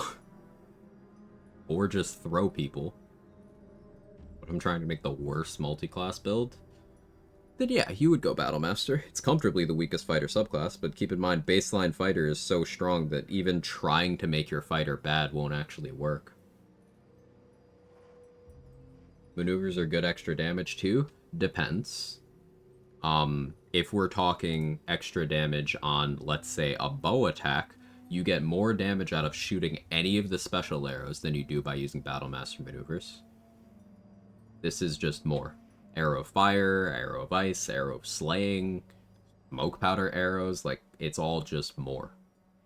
In terms of melee stuff, you have the weapon-specific maneuvers. Let me find an example. I have a suitable weapon as an example right now. Yeah. So, like, I could equip Voss's Sword and click Wrathful Smite. You can't put a superiority die on this for damage.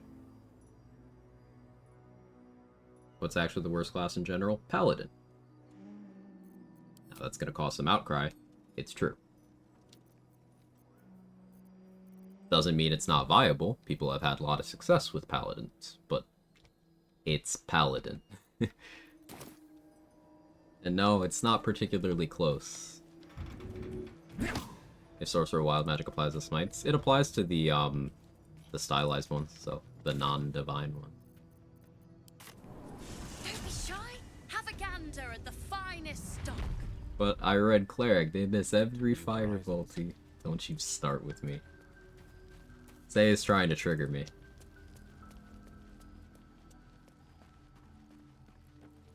I'll expand because someone is certainly typing to ask. The reason why Paladin is the weakest class in Baldur's Gate 3, if we're talking about context-free ranking, which I hate as a device, by the way. It's reductive, it's stupid, it doesn't tell you much useful. But if we are stripping away all context, it's Paladin, because they just do the least. Like, if you want a melee martial specialist that does crazy burst damage and is hard to remove from the battlefield, you just described a monk, not a paladin. Except that monk also has functionally infinite movement speed. That monk has incredible support for ranged stuff. Paladin has 0 support for ranged stuff. That monk has better defensive features like deflect missiles and evasion.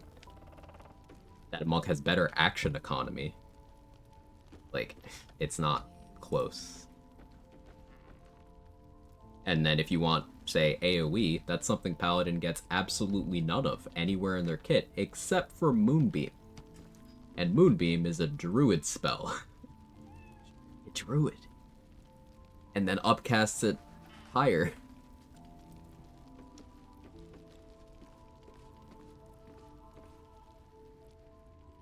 Jokes on you, my Paladin's 10 Bard level, so I get all the Bard abilities. Real. They can AoE debuff their team in Act 2, though. True, Paladin can AoE make enemies stronger. That's true. You're so right. Nemesis. Paladins are cool. Thematically, they are cool. Like, me going over the viability of a class is not me saying, hey, don't ever play this. Don't. And I don't want anyone to believe that that is what I'm saying. If we're stripping away context and comparing features available to each class, Paladin just gets the least shit. Especially from the perspective of a solo honor runner, there's some things that I want somewhere in my kit, and Paladin offers almost none of it. The things it does offer are not uniquely offered by it. So for example, it gets heavy armor proficiency. It has some good mental saving throw proficiencies. It has good weapon proficiencies, you know, as in all of the weapon proficiencies. But like, Rangers get that too. Fighters get that too. If you want mental saves, there are better ways of going about that. Like, Hey, Leftist Revolt, thank you so much for the tier 1. I really appreciate it. Hope you've been enjoying your time here. It's been nice having you. Good discussions.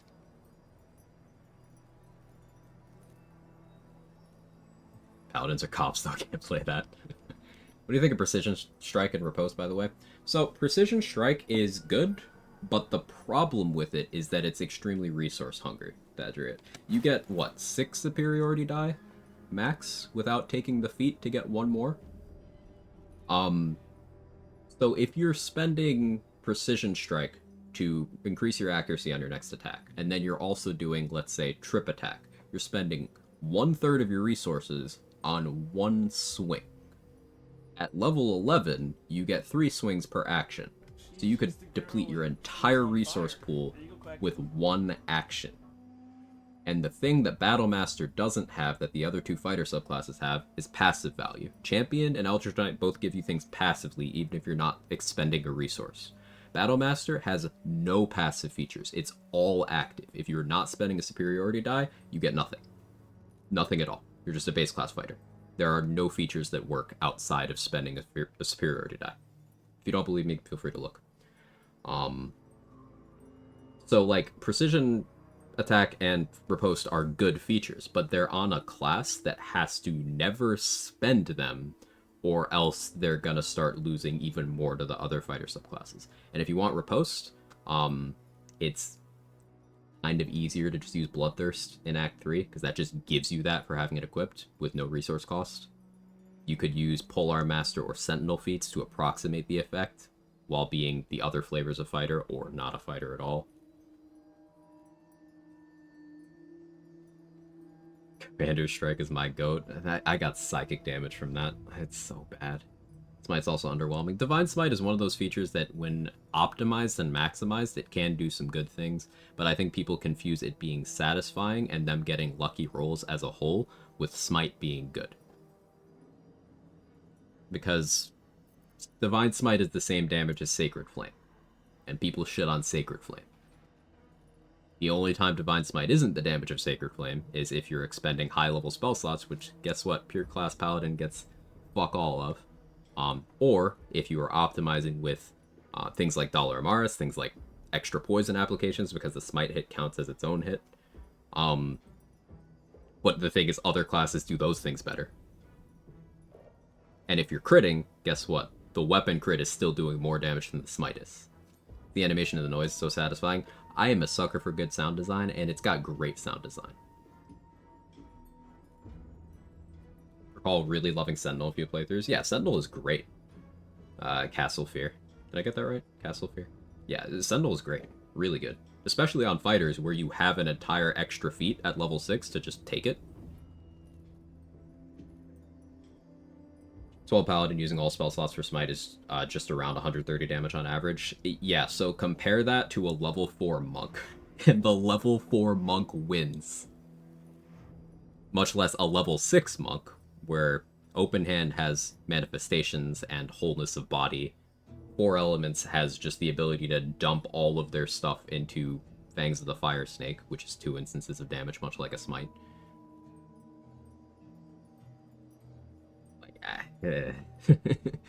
It's not close.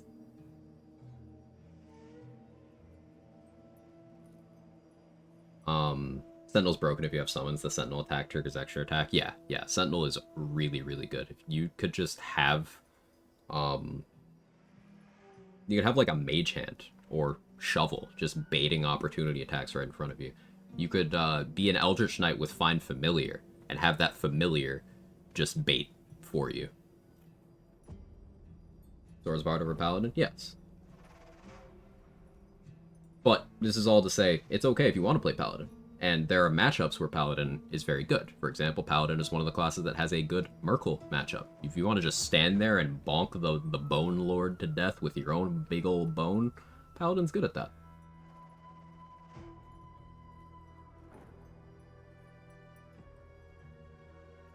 College of Swords Bard over like everything, it's pretty obscene. Eldritch Knight with Bone Spike Helm and a Trident just wrecks Battle Master's whole existence. It does everything they do, but better. What sort of spec multiclass combo would you all say fit Lae'zel thematically? I like to build more on vibes, like having Karlach be a mix of Barb and 4E Monk for punching things very hard on fire. I'd say Lae'zel. I really like the idea of her just being an Eldritch Knight, like pure class, because she's already set up as a fighter by default. Her whole personality is she's just a soldier. But then, if you look at what all of the other Githyanki in the game do, a lot of them are spell sword type stuff, so you can have Lae'zel doing similar things without even having to change her class. I think Eldritch Knight fits her very well. Know how high your wisdom saving throw against Ethel's hold person is? How the wisdom proficiency from Underdark equip still failed every saving throw? That's because you're inviting the possibility of failure on hold person, Iceman. If your strategy is defending against hold person with a saving throw, it's a bad strategy. So, Ethel's clones will only... You only are at risk of hold person in the Ethel fight if there are clones. If you clear all the clones with, say, throwing Void Bulbs, which is guaranteed damage, there's no chance for her to save against that, it will just kill them, then it never gets cast at you. Or if you have Ring of Free Action or an Elixir of Guileful Movement available, you can get immunity to paralysis, which means they can't even hit you with hold person. Hold person is not a thing you leave up to saving throws. Because you could have proficiency, you could have 20 wisdom, you could have advantage, and you could still roll like shit and lose your run.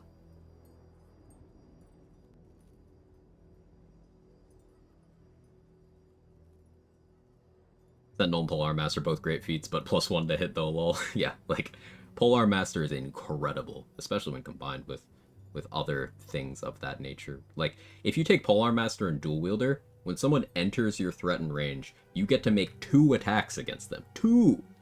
Because you'll swing both hands.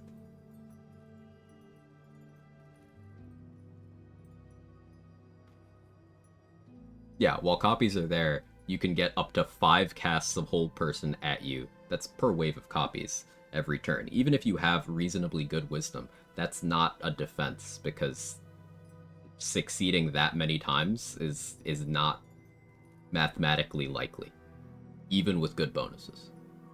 Don't invite the possibility. Funny, the other option for avoiding hold person is wild shaping. Yeah, you can't be targeted with hold person if you're not a person anymore. That's a really good defense. What do I want to be held by Ethel? She's mine. Back off.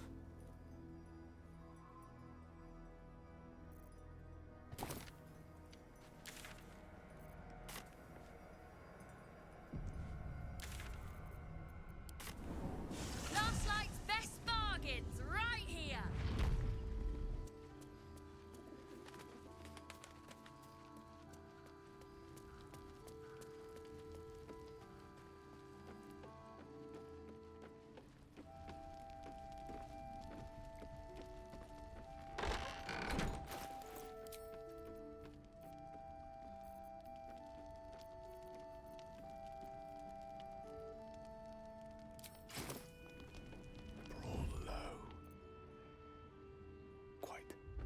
God, Jalar is still here.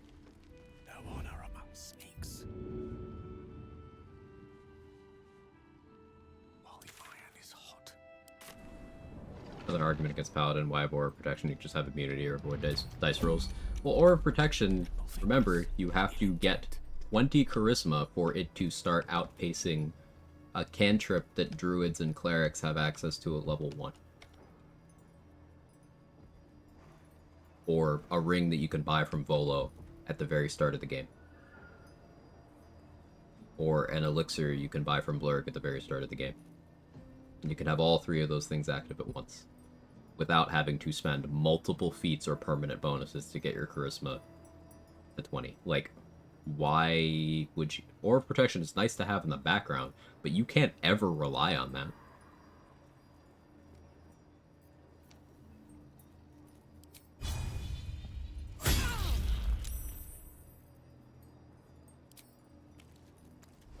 Let us go.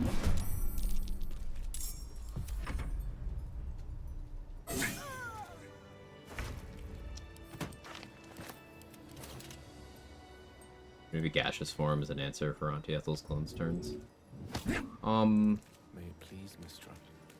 What's your HP like in gaseous form? Does your HP remain the same? I know you get resistance to everything.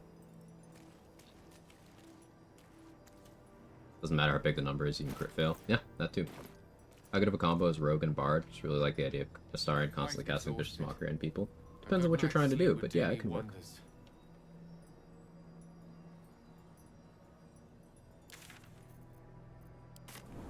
Don't be shy. Have a gander at the finest stuff.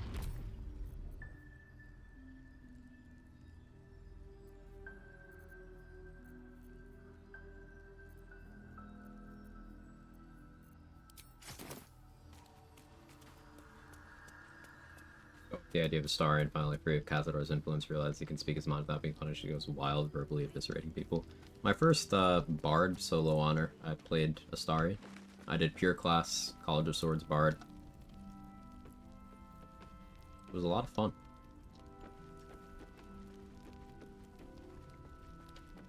It's a gnome's life for me. You were witnessed assaulting someone.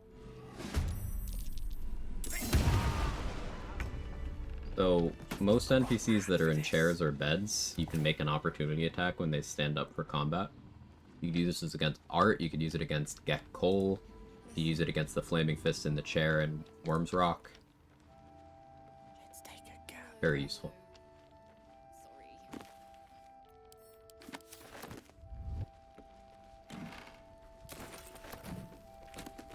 Ooh, another firewall. Needs to be own HP. Like, it's an option, but you can still just eat a big hit, lose your concentration, and then be at low HP and not concentrating on anything. I don't love it for Ethel. It certainly would work, but I don't love it. Here it seems a little alone. It's okay, I'll keep her company. An adventure awaits.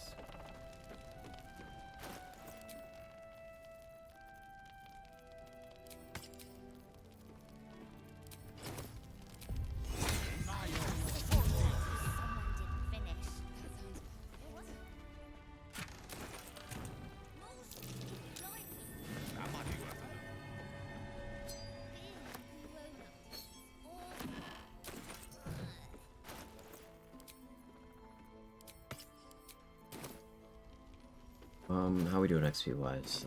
8.7k. Alright, we're pretty much on path to get 11, actually. There's still significant XP sources. Marcus fight. Hope Larian's next game uses game rules closer to Pathfinder 1E. I'm not familiar with, well, I played one Pathfinder game, but it was several years ago, and there was a lot of homebrew. So I'm not super familiar. Put one level of fighter on my Bard Astarion for archery. It makes sense. You pick up archery, you get heavy armor proficiency, all the weapon proficiencies, shield proficiency. Yeah, it's not a bad choice. Anytime you use gaseous form in combat, it seems extremely easy for enemies to hit you. Well, yeah, you don't have good armor class. You just... the whole you're extremely hard to hit thing is just kind of a flavored way of saying you have resistance to everything. It's not terribly useful defensively. It's like a utility thing. I think the non-combat applications of gaseous form are better. Like, you can use it to rob the bank, you can use it to enter holes because you're tiny size. You can use it so you're unable to speak. Got all that going for you. I'm gonna blink for Ethel, use it a lot in my first run. Blink is inconsistent. There's a chance for blink to do nothing. Like, you're hoping that the spell activates so anything happens at all. But there's no way of improving those odds, so you just have a chance to have gotten absolutely nothing out of that spell slot or scroll. And it's a spell you can only cast in combat, so it's not like you can pre-buff with it. And when you blink, your concentration breaks. So if you're using, say, Protection from Evil and Good, that just turns off as soon as your spell works. Yeah, same page, Revan. So blink is one of the worst defensive features in this game. Because at best, you get nothing. At worst, you lose your concentration.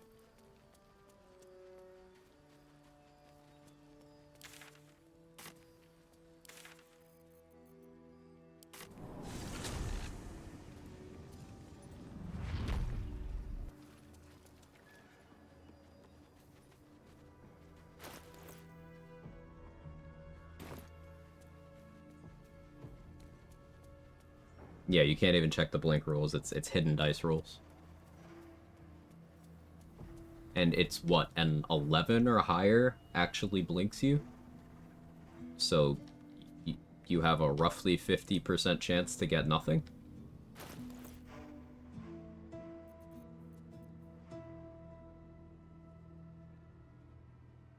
One of those things where it's only good if you somehow made every mistake possible and have no other way out.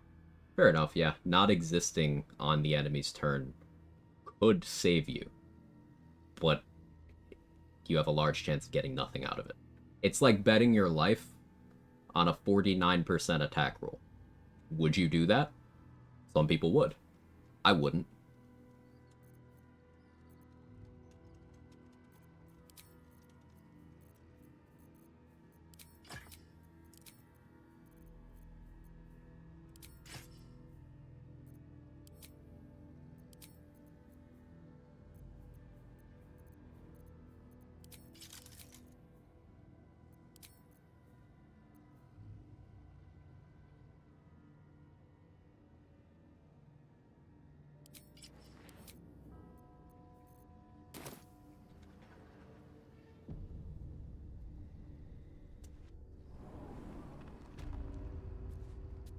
Almost 1549 to check for 11. I'm leaving room for probability math over multiple turns before someone is pedantic and brings that up.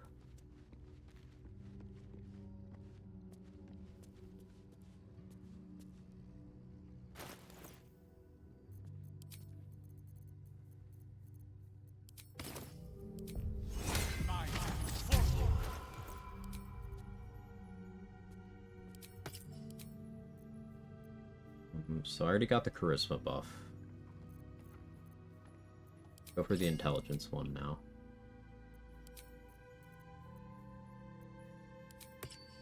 Be awesome if you could make it with proficiency as a rogue.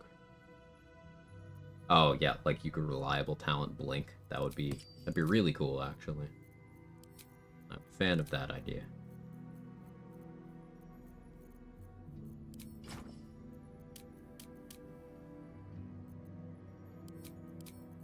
I have to equip this here in case I fail.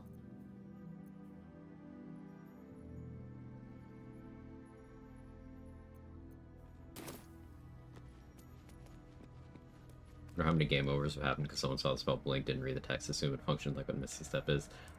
If someone game overed from that, they deserve it because, like, imagine reading one line of text. Do you accept Shah's test of your intellect?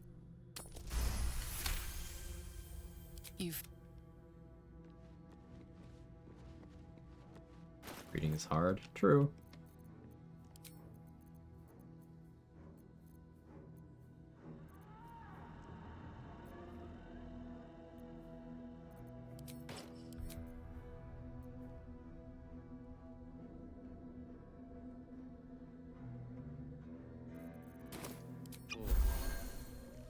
Do you think yourself wise enough to be granted No, Shah's we're just gonna roll good, okay?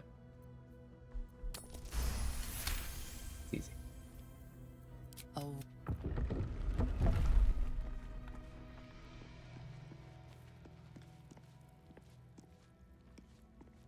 An altar to This Shah. religion check is fake. It appears If you to fail it, pray just leave and click on it again until you succeed. Your What have we here?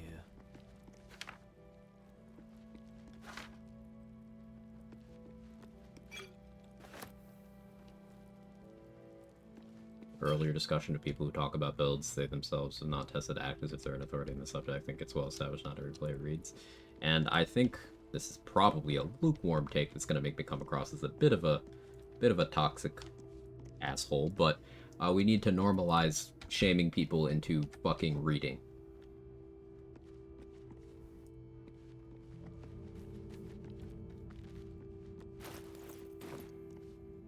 Like, it's the bare minimum.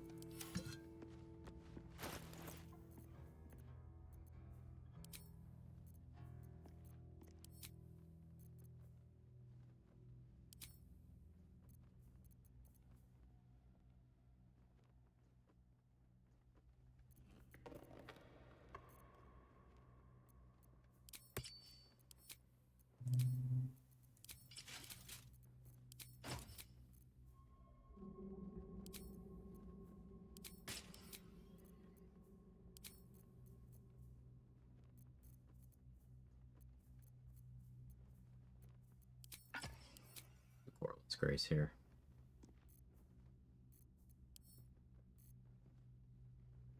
How many protection from evil and good do I have? Only 2. Guess I won't be doing that. Only have 3 key points. What am I doing on short rest potions? 12? Yeah, I'll drink one. Ableist Quag, I have ADHD. So do I. Really bad ADHD. I couldn't even finish sentences at the start of stream today. Here's a permanent companion now? What if you don't know how to read? I don't know what you said there, because I couldn't read that. Who was it that you gave a shout out to earlier who started in the first playthrough, got you into streaming? It was, this person, Lazy Data.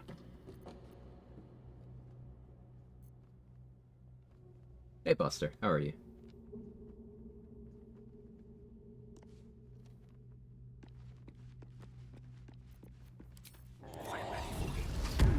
Go check him out, please do. Lazy's a friend.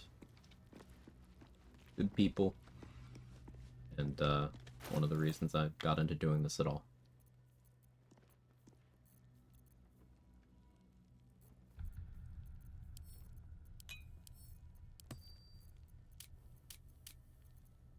I don't love my initiative situation here. Improve it a little. I think I do Fistbreaker home. That at least puts me at +6. Retain my crit immunity. I'm wearing these for acid resistance because one of them does acid arrow. And it makes me immune to the surface as well, so it won't drop my AC. Maybe I do radiant resist elixir. Or this. Stick with Cloud Giant for now. Good, apparently Twitch banned my country and making new accounts, just funded me for some reason. I'm back my last year in college soon, can't wait to finish my degree. Hey, good for you for you know, pursuing things for you. I admire the drive. Buff's looking sweet. Wanted to use Ethel's Charm. I used it as soon as we grabbed Mystra's Blessing. Or maybe a little bit before that, actually. Because I can't long rest or else I'll lose this, so I decided to pop a ton of long rest buffs. I should go get Bliss Spores at some point soon, too. But yeah, we got a bunch of the race elixirs on. We got all 3 of the Shar buffs, Morning Lord's Radiance, all the enhanced abilities except for the Constitution one. We got some good stuff going.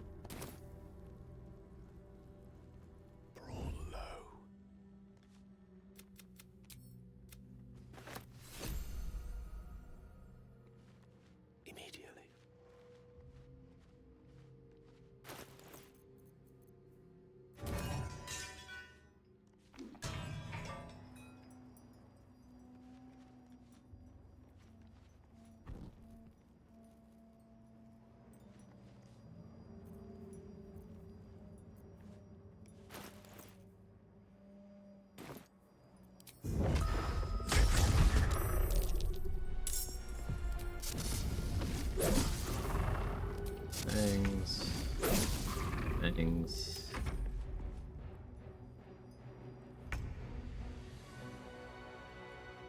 There's no radiant damage arrows in game. They'd probably be way too strong in Act 2 in this game in loop.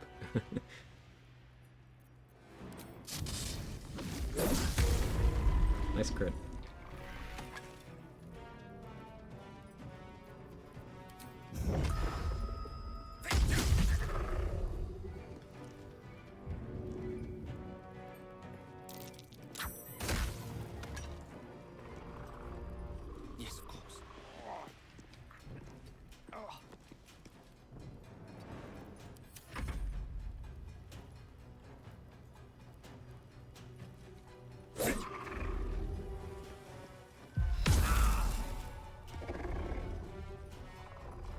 how many people I follow that have ADHD, and the fact that my colleagues and I literally did that Spider-Man pointing me, and we found out half of us all have ADHD. I'm convinced we just innately recognize in each other at a subconscious level. We've had this conversation a couple times in this community, Machete, and yeah, I agree. Like, ADHD types like us tend to seek each other out.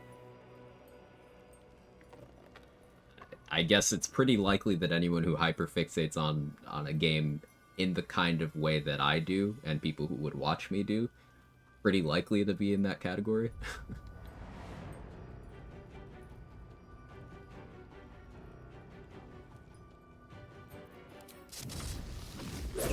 Neurodivergence and active. Another crit. You love to see it.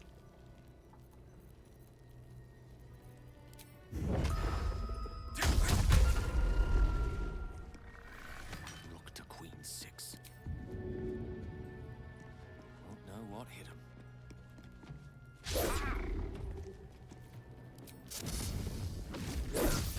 Another one. I'll take it. Look at that damage, by the way. Bangs is crazy. Not to discredit ADHD, it feels like this is my country. Literally every second kid gets diagnosed with it. Doctors give ADHD meds to any kid who can't sit still in class. Overprescription is definitely an issue in some situations, but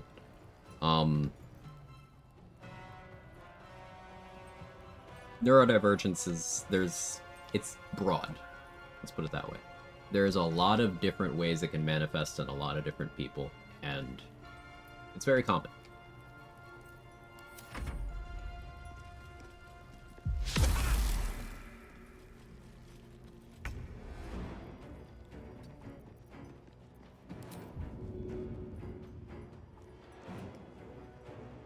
Like, I don't really have the hyperactivity component with how it manifests for me. Instead, I hyperfixate on tasks, I have trouble starting things, I have trouble stopping things. And I lose my train of thought very easily.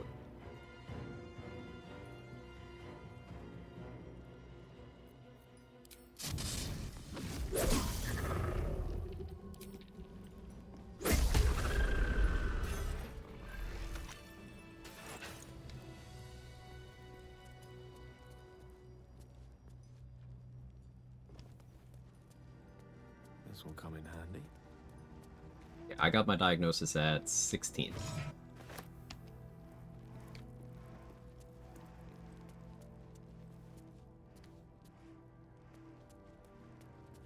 Very late diagnosis, since it wasn't until fairly recently that it was argued that hyperactivity isn't always outward and physical. It could be mental hyperactivity, racing thoughts, etc. Right. It's very broad. It manifests in a lot of different ways for a lot of different people.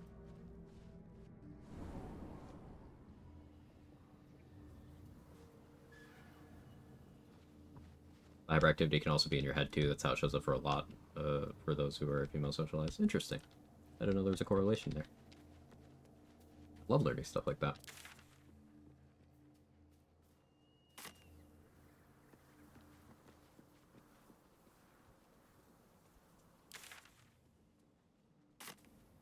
What else can we do for XP? There's a couple things I'm avoiding. Like, I don't think I actually want to finish Arabella's quest. Because I'm trying to do no endgame allies.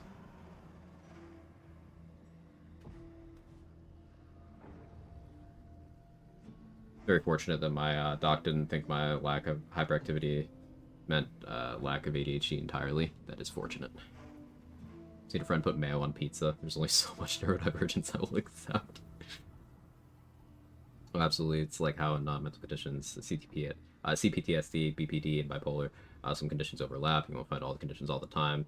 ADD, ADHD, I'm glad to hear in the States taken more seriously. People act like ADHD, just hyperactivity, and hard time focusing in school and completely disregarding the emotional instability aspect. Many ADHD, I can speak, face.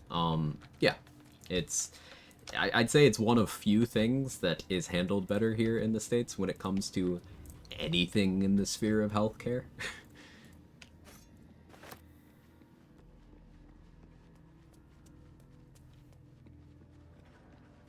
Though I'm sure there's still horror stories.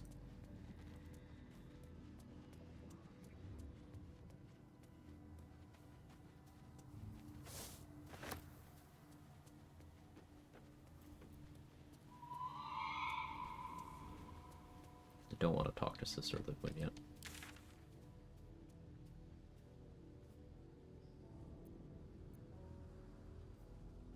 I don't know how the game will handle me knocking out Roland, but I think I'm going to do it. Quick bathroom break, and then we'll figure out where the rest of the XP is.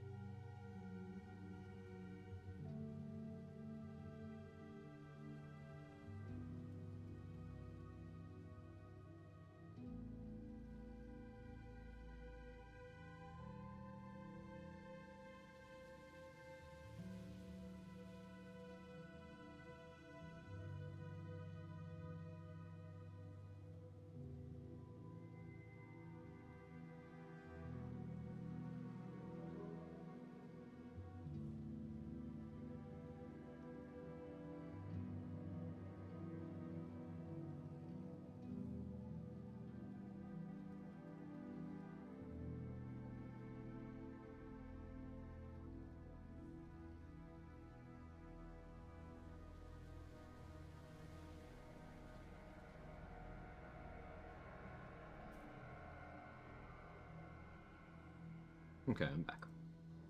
Bad habit of not taking my meds. I have this pathological thing where I don't like taking pills of any kind. Even like Tylenol. It's like pulling teeth to get me to actually take. I just don't like it. I've been that way since I was a teenager.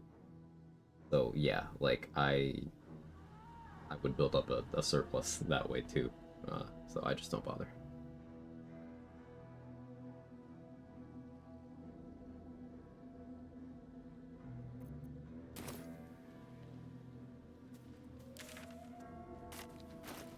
How we doing? 8.5k. Myconids. There's Myconids. Oh, I need to go get the Necromancy of Thay. I forgot I was supposed to do that.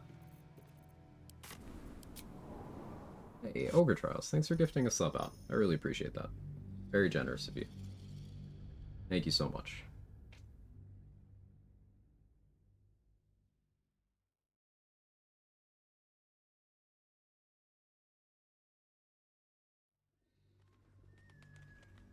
I think there's also something to the way, one, most people just play a game one time, maybe 2 to 3 and move on, and 2, theory crafting in and of itself requires a lot of deep knowledge of a game, and analysis of many variables seems boring and unnecessary to many people. I was lucky enough to be diagnosed as a female child without hyperactivity in the 90s, a 0.01% chance of actually getting the diagnosis at the time, well, and it helped a lot in making sense of how my brain works. Yeah, I think that's something that doesn't get spoken about enough too, just the diagnosis itself is useful because for a person to understand how their brain works, that's such a powerful tool. Like, I don't know why some people are weird about, like, if someone shares their particular conditions that they've been diagnosed with that allow them to manage how their brain works and get through life. Like, why is that a bad thing? And just... It shall be done.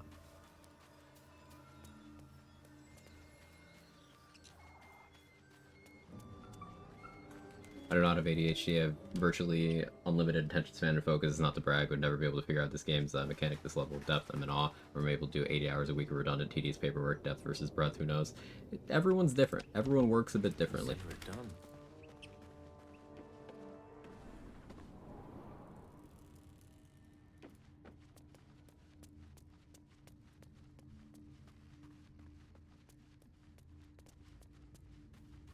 Like, I could tell you the name of random obscure conditions in this game, or in some game I haven't touched in 5 years.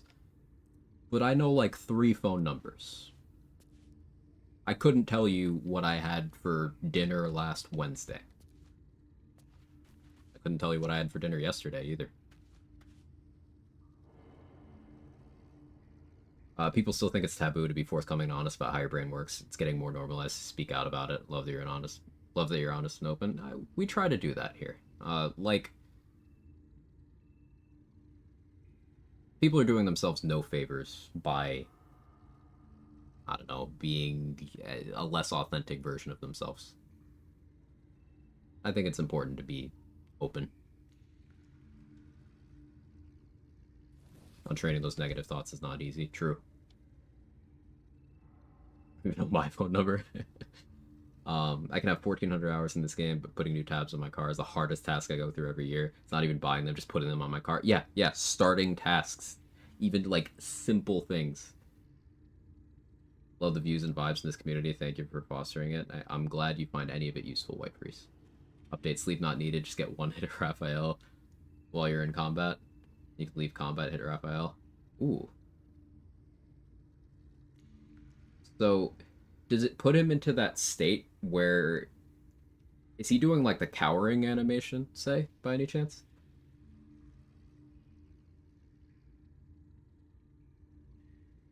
Talk about my mentals like trauma dumping. It can be very difficult sometimes. Everyone has different things they've been through.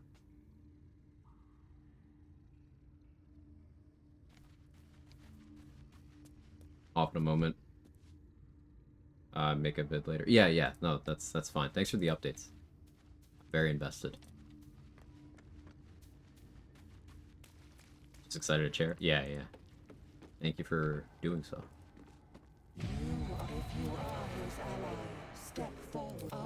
Zastam is a powerful lich that rules the land of Thay.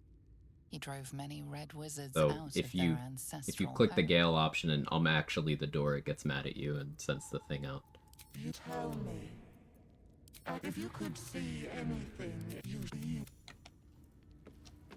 Hidden laboratory full of abandoned experiments. Pretty honest too. Tell it makes certain people uncomfortable. I think a lot of it comes from them not knowing how to respond. I would agree with that for sure. I'm honest about my depression, anxiety, PTSD. People can get uncomfortable. Yeah, like I think for some people the way they've been raised to socialize is like they have to try to connect to everything that someone else presents to them and experiences. And the notion that someone else could just have an experience that you can't relate to, but you just need to kind of accept that. Like, that is alien.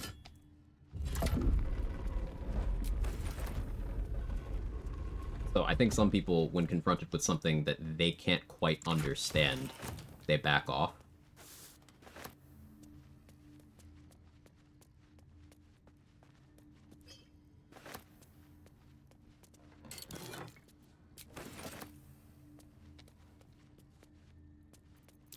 Fine. Better be careful not to trigger that thing.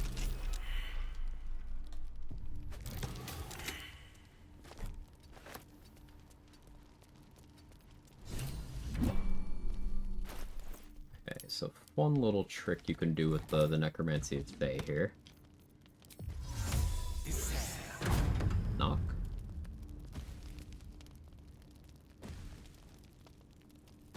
It couldn't unlock the Necromancy of Thay.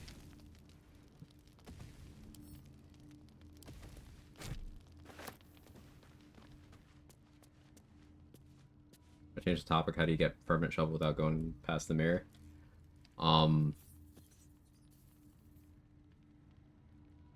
You just talk to her. Wish they would have made more enemies secretly strong like the skeletons. Kind of.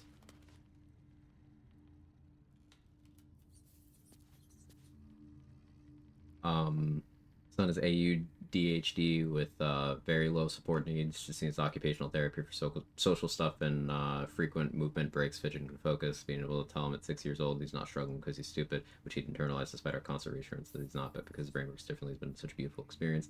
It's great that from this young age we're able to support him properly and put words on feelings and behaviors. And I think that's so important because there are many situations and many circles today where he would not have gotten that support. And, like, that's incredibly damaging to a person. So, hats off to you, Leia, for, being a great parent. W momming. That stuff is important. Very important.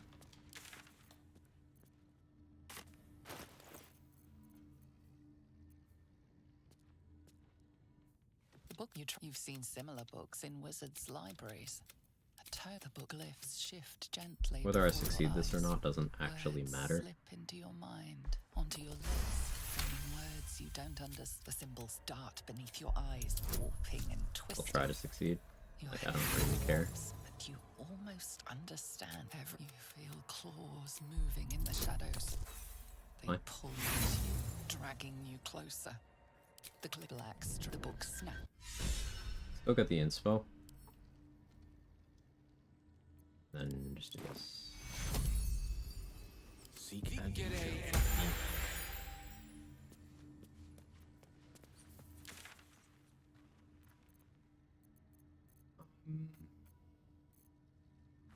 Aaron's still alive. For now. What happened to Shadow? It didn't pop out, and I'm kind of, I'm wondering if it's because I hadn't... Yeah, no, I don't know why the Shadow didn't pop out, actually. Because, yeah, I can't drop it after reading it. Yeah, I'm confused as to what that could be. Normally, you knock it, and, a Shadow pops out, and you can fight it, but this time, nothing happened. So,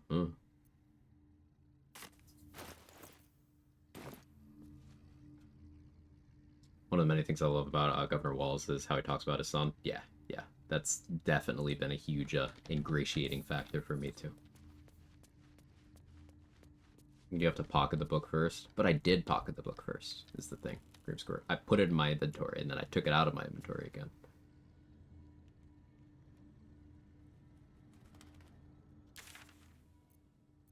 That's why I'm a little confused.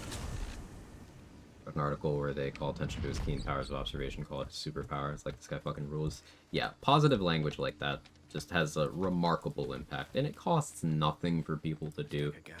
The only kind of person who wouldn't be enthusiastic about that sort of thing is someone who just desperately needs a reason to punch down at someone or something that they don't care to or are incapable of understanding. And it's fucking exhausting. Just, like, positivity is great to see. Weird, maybe I'll test. Yeah, please do. That's the first time that's happened to me. I was a little surprised. It'll take a while for... Of course. We'll take a Cloud Kill scroll. I'm a pure class monk, level 10, so I have poison immunity. I can just stand in my own Cloud Kill. Useful to have that.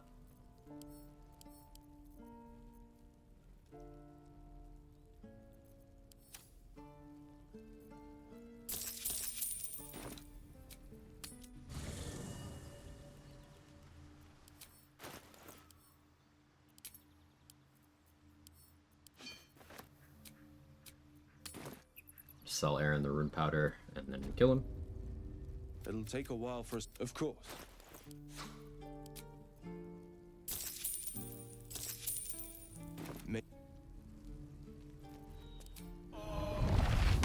Cloud kills the new Spirit Guardians.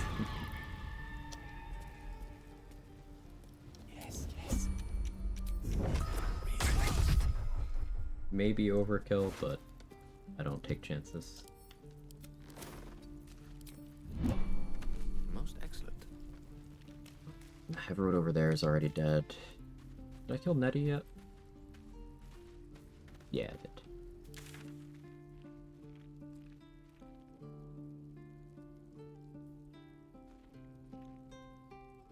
Sleeping Bugbear still alive, I think?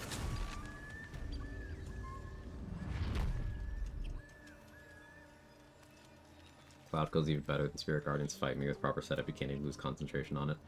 I would solely disagree because Spirit Guardians moves with you, rather than you having to spend actions to reposition it. That is the only reason I disagree.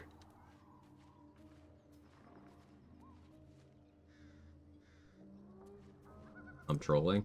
Oh, well, I'm not. Cloud Kill's really fucking good. Like, they're both up there.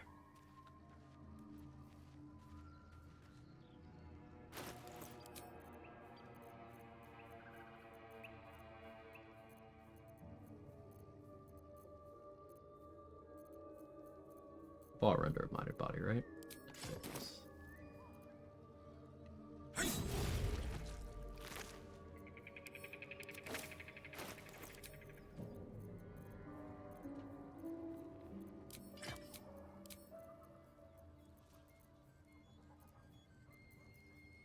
I go Baneful Striking, Stormy Clamor. Step by step. Wondering if I just Azer Hammer the shit out of Merkle. I think that'd be really funny. Oh, kill hilarious. Poison Res Elixir. Whoops, only you can die in here. Yeah, since I have Purity of Body, like, fighting Balthazar is just gonna be funny here. I don't need to even Elixir for it. I just, Boots of Striding and laugh.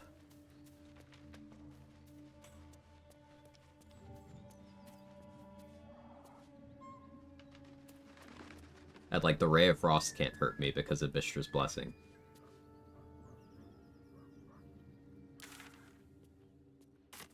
Did I kill these goblins? I think I did. First run didn't really use Cloud Kill till I went to Aura and was like, ooh, nifty, never looked back. The fact that being immune to poisoned makes you immune to Cloud Kill is just so good. This includes Hero's Feast, by the way. Common Cleric Druid W.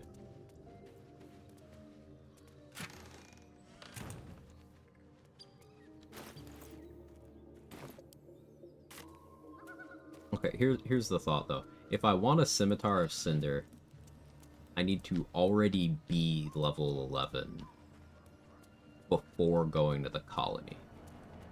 Or I would need to bring someone in with me. Which I could do. Hey Nico, how are you? Gale Origin gets Mystra's Blessing? Yeah, it's Gale Origin. When interacting with the corpse of one of the Thorms, you need to refuse to consume the Shadow Weave. And you get this until long rest.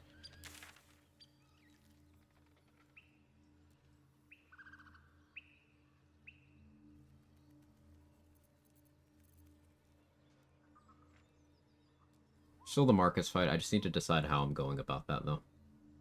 That's the problem right now.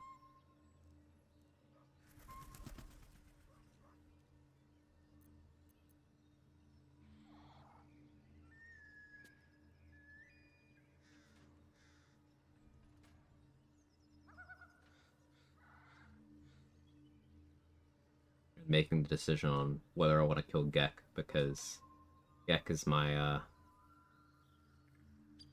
zombie printer. Though, I have a cursed thought. It's a very cursed thought. We're gonna try something. We're gonna science. Gotta get ready for pickup. Thanks for stream. Be back later. Might be back later depending on homework volume, but have a good one later. Thank you for being here as always. Okay, we got a very cursed science experiment incoming.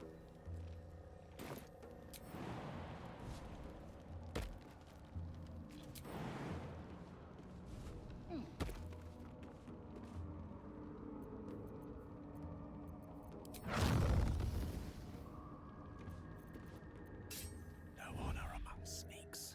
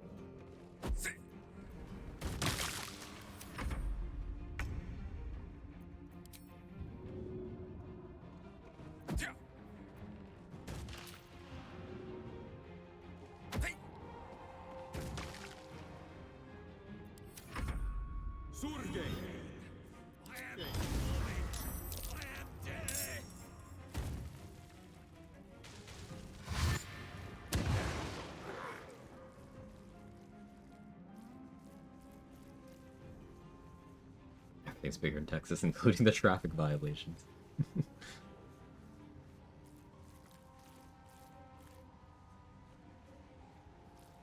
Your knowledge in this game is absolutely wild to behold. Been lurking all day learning so much. Hey, I appreciate the kind words, Elwin. I hyperfixate and I hang out with a bunch of people who also like the game.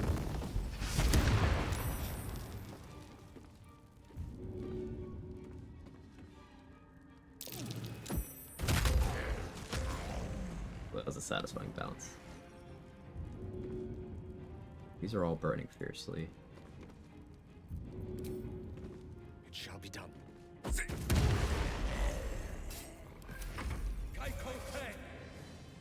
Very much.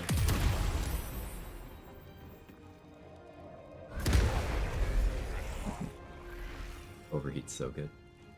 The same, totally understand. I'm glad you're here. You fit right in.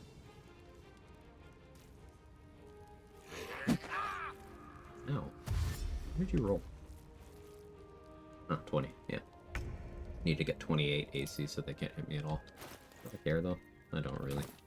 Not like they can meaningfully damage me.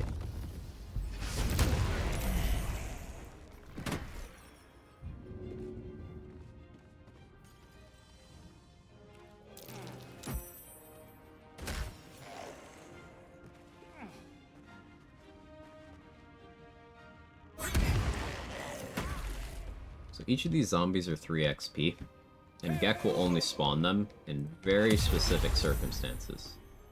So I want to see if I kill him, and then Connor him, if he'll do it.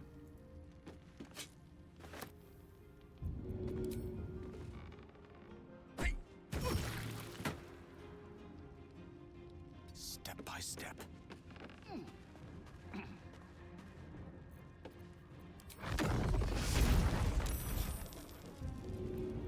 Too heavy to throw? Fine.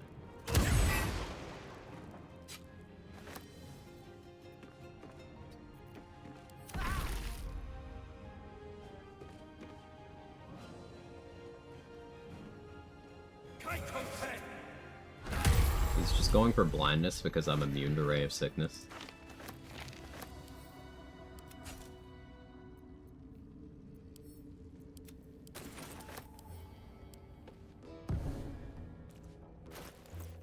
Hold that because I have Cloud Giant on.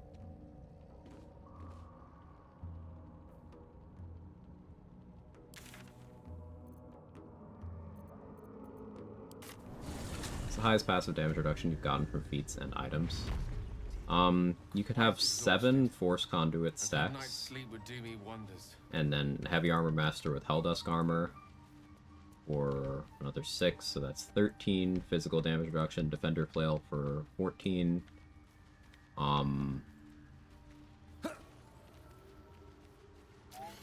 then you could have, let's say you were a pure class Abjuration Wizard, you could have another 24. So, yeah, you can have that much. And then resistance as well.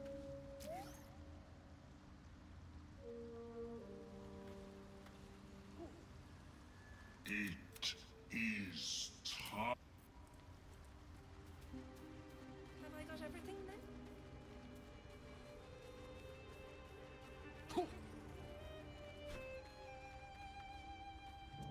Talk to Swat first. Let's get Bliss Spores. Then we're gonna go cut off Nir's head. Hopefully his corpse is intact. I don't remember how I killed him. It greets you with a harrow. For me. Freely. In you.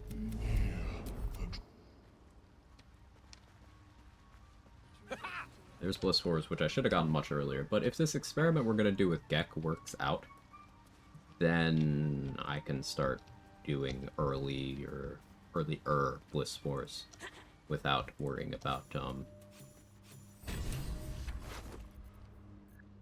losing access to Gek. What's this?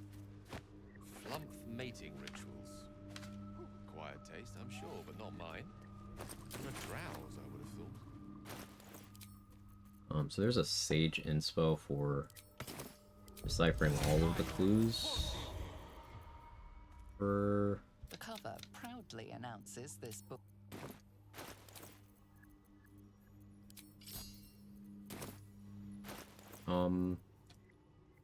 The cover is cool in your hand and very slightly sticky. oh, is the memory crystal destroyed? I think I went above ground with it.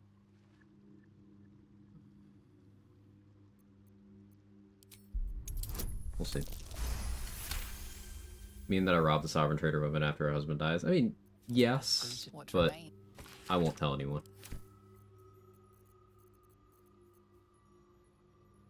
we still got to do He Who Was. Oh, memory shard still works. Cool. A dull crystal, glowing only faintly. You heard its like described before. A memory shard used to store the within an echoing. Where's the battered scroll? Where's scribble notes? Scribble notes. There we go. 30 XP. Forge, mysterious. Chill.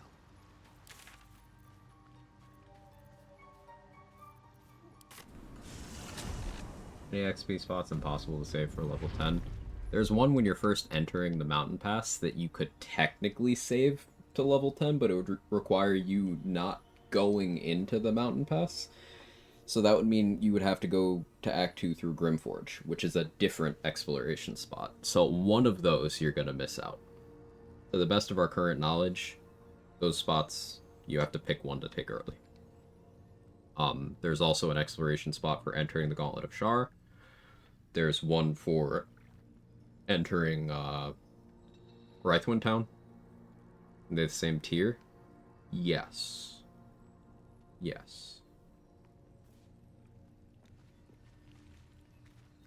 In terms of uneven tiers, that's why we go in the side door of the crèche rather than the front door, because the side door is also an exploration spot.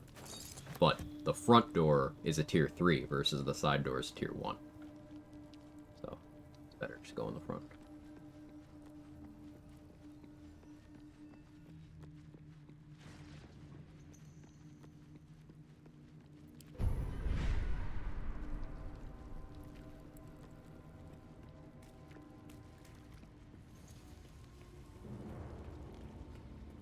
In for a surprise? See the corpses teleported out of the lava. We'll take that.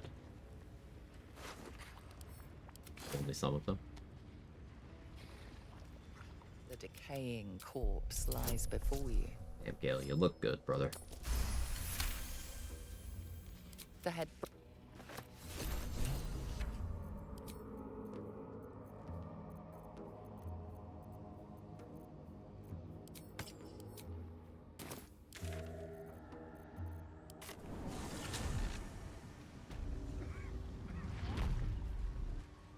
Melium is right.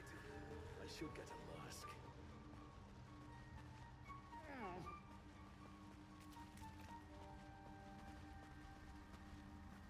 Peace bring in as a 120 XP. And, Envoy's Amulet, Voice of the Circle is awesome for, you're making some big purchases. Just 2 extra persuasion.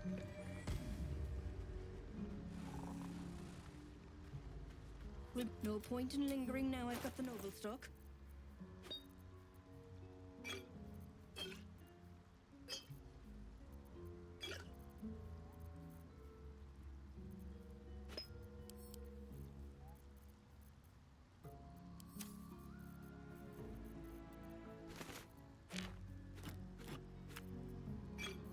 Quick purchases from Dareth. I did just kind of realize I don't have smoke powder bombs. Better wait till the hubbub's died. it is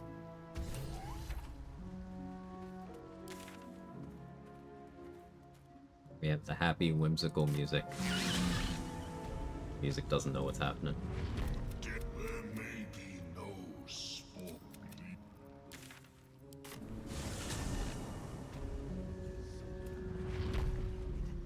What could they accomplish?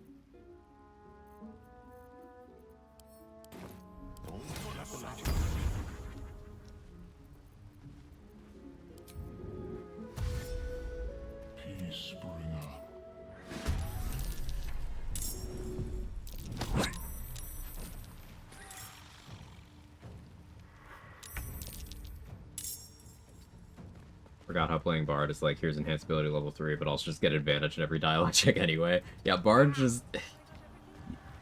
There's even a bunch of checks where you don't just get advantage, it's like you don't even have to roll. Actually crazy stuff.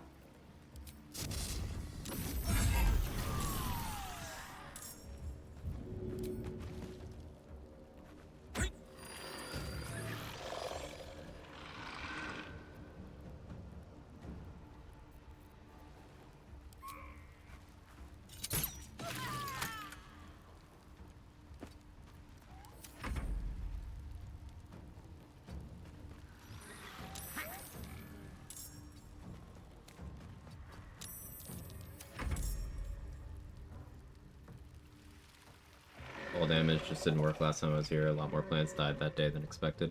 So I've had a habit of pushing Spa too far the last couple runs. I didn't do it this time, which is good. Because I didn't want Spa to die outright. Because it's a little bit easier for me to kill some of the Myconids in this combat when Glut is also on my side. And then I kill Spa. And then I go back to killing everyone. Slightly easier version of the Master 1 challenge. Got Bard for level 8 in Act 2. Got the Togmo out of all the fights. Let's go. Hate to say it, Shade spawning no matter what. I think you just got patch 7 unless there's some odd interaction could replicate. Oh, that's interesting. Thanks for testing. Yeah, I guess I got patch 7. It was very weird. It's the first time I've seen that.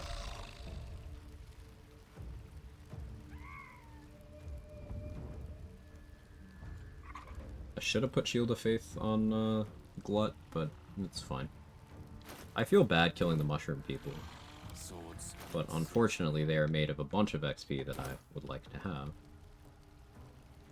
11 pre-Ketheric is looking unlikely, but not impossible. I still haven't fought Balthazar the first time. I'm just remembering. So that's a little bit.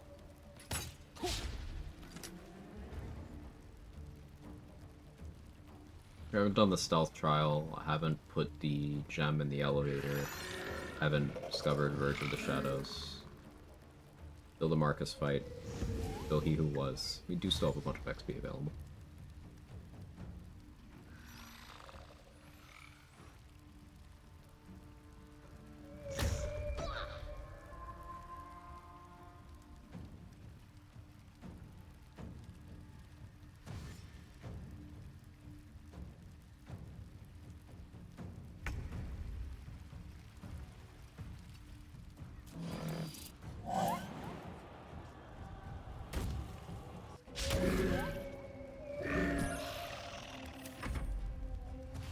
Satisfying Sword is terrifying. Yeah. Need to refresh Priestess Gut buff every time you long rest? Yes.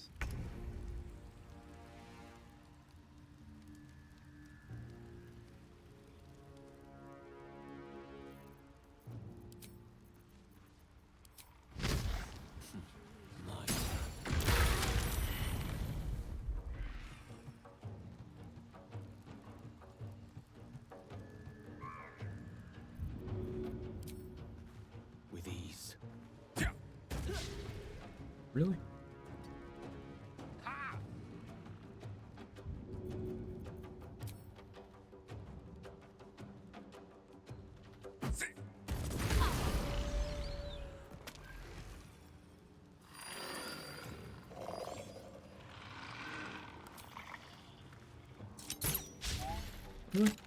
Swiftly now.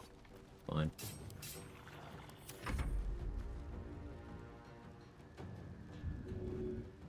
Push you away. AD.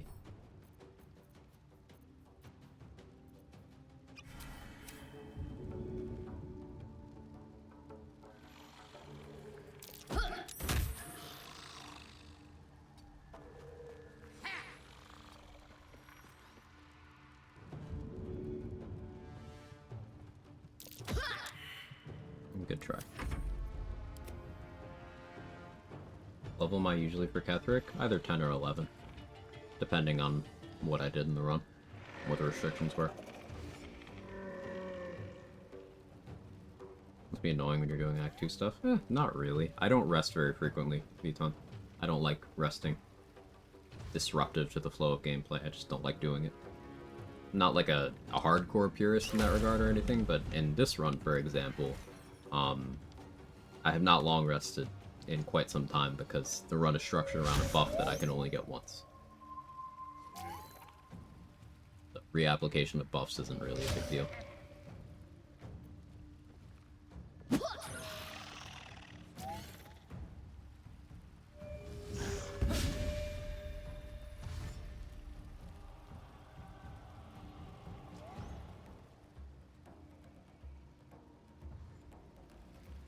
I had the thought no pacifying spores, which means that someone is going to use pacifying spores soon. I just know it.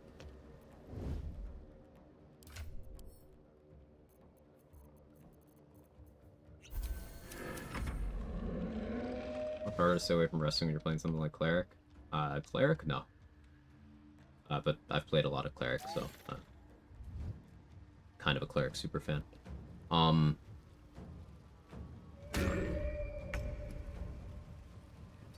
Some classes are more resource heavy than others, though.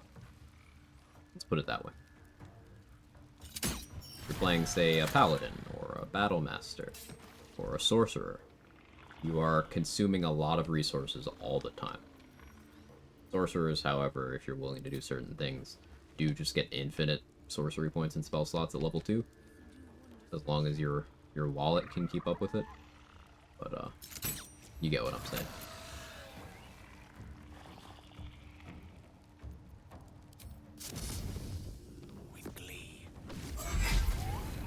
Really, Gale? On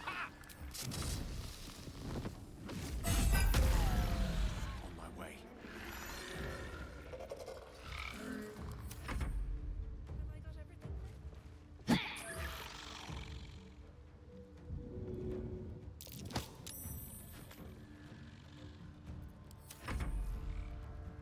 From Elixirs of Arcane Cultivation? Yeah, you could use those. You could use short rest potions as well.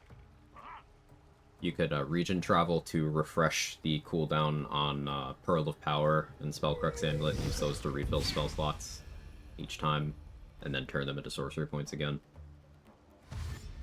So you added a bunch of sorcery points with elixirs, those reset to default max on long rest? Yes.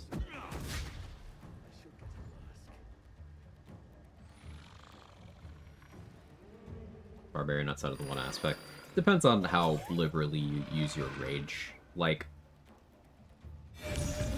the thing with Barbarian is if your build is structured around rage and you're not doing Honey Badger, then yes, it's very resource intensive. But Barbarian does have a lot of features outside of rage. It's just they don't really get spoken about. Like, remember, at level 2, you get advantage on melee attacks. Just whenever you want. That's a really big deal. At level 7, you get extra initiative. At level 5, you get extra movement speed.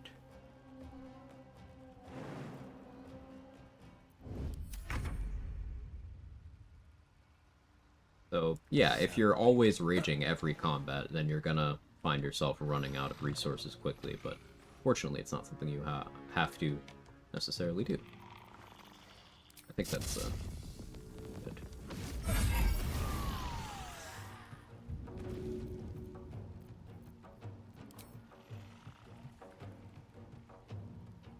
On it. Damn, that crit was... What? Yeah, that'll do it.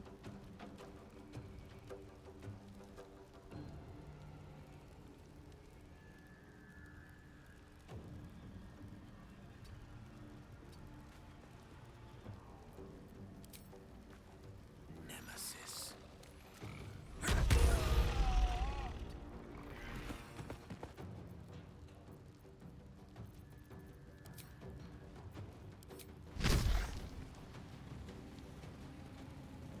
There an angle where I can get all 4.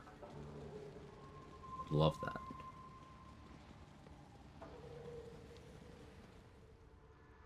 Doesn't appear that there is.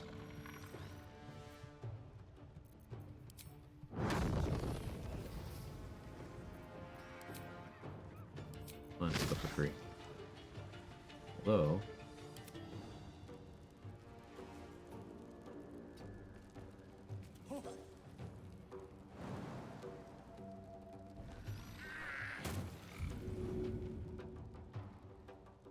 A rough tempest I will raise.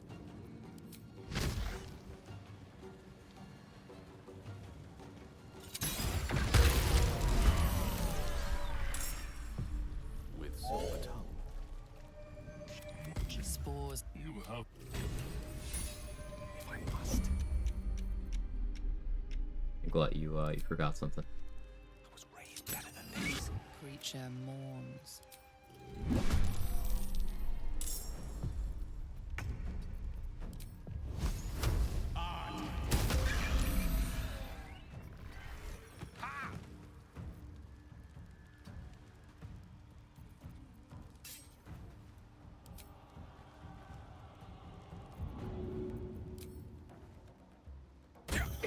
All y'all dying, fam. Yeah.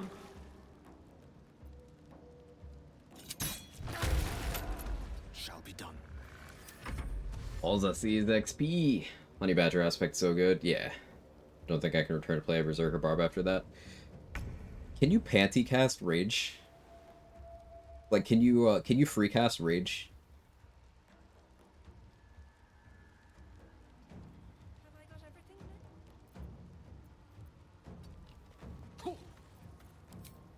Because if so, then yeah, I do want to play Berserker.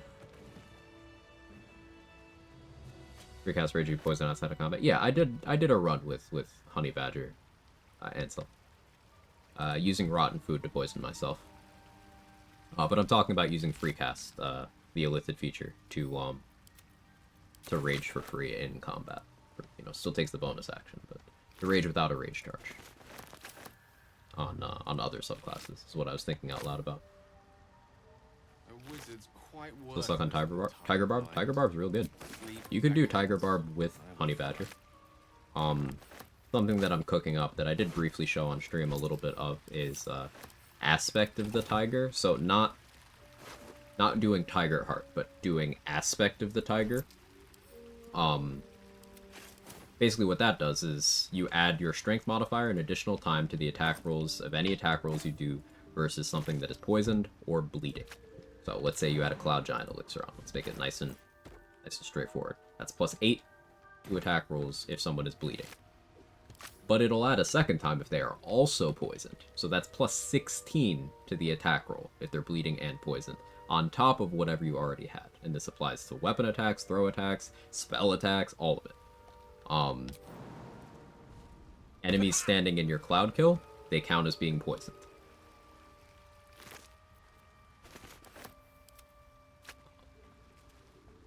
And it's pretty easy to bleed enemies once you know how. So there's just a lot of sauce.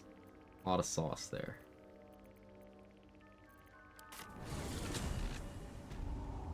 Additionally, Barbarian's Reckless Attack is all melee attack rolls. You can only activate it off of an actual melee weapon swing, but then while you have the condition from it, it's all melee attack rolls have advantage. This includes spells that are melee attack rolls. So you could, for example, take a little swing of your weapon with Reckless Attack to give yourself advantage on your Inflict Wounds cast. And if that target, say, was made bleeding by your slicing shortsword, and then you would be able to add your strength modifier to the attack roll on your inflict wounds. Unseen and unsightly. And sleeping on Wildheart Barb. There's so many versions of Wildheart that are incredible. Yes, of course. The path less traveled. Bother.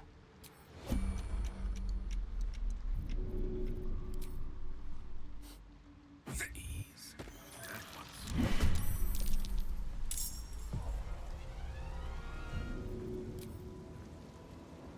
As you wish. On it.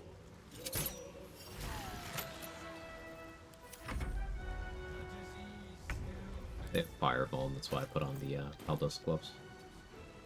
And I put on the AC boots because Sovereign Spa has an attack that's actually quite scary. It's just in case of mistakes.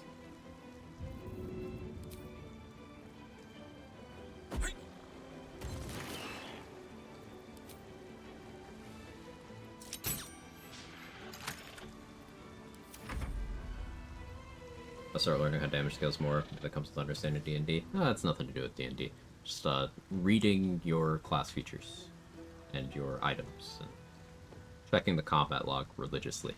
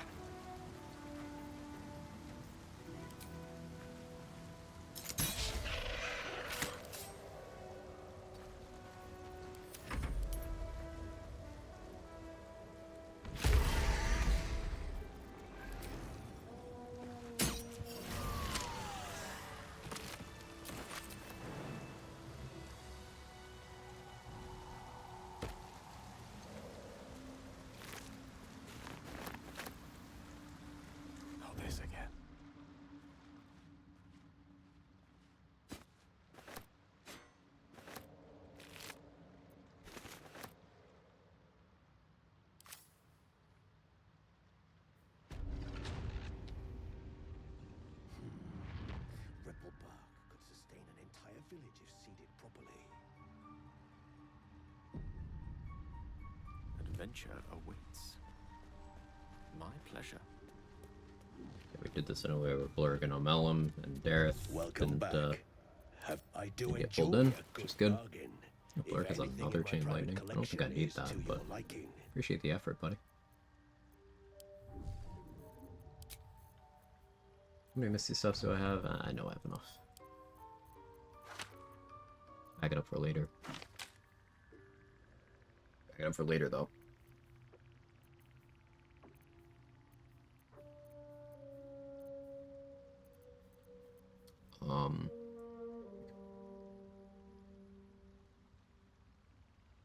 Never knew about the combat log till I saw your stream. Oh, I look at it a lot. It's just great to tell you exactly what happened. Reading is your most powerful tool for understanding this game, and reading everything when it comes to combat mechanics. What can happen, what did happen.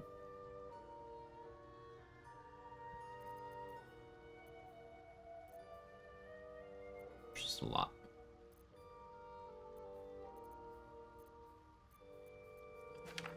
Let's take that remove curse.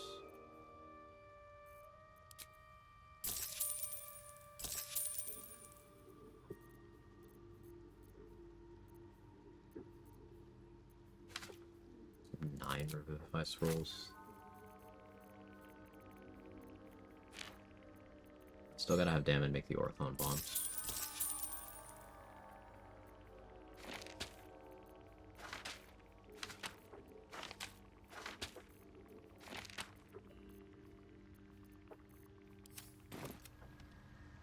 Oh, let's try the get experiment. Now, I don't think this will work, but I am extremely curious.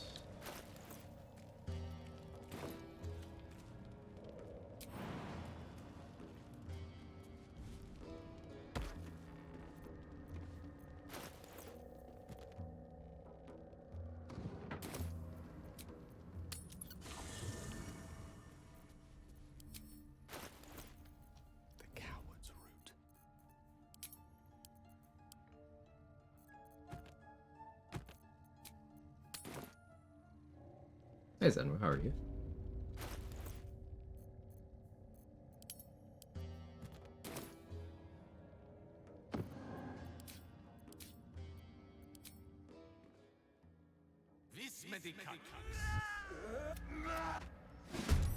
Just enlarged when he's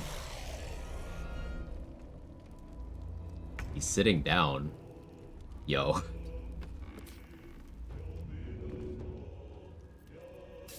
Ain't no way. Ain't no fucking way.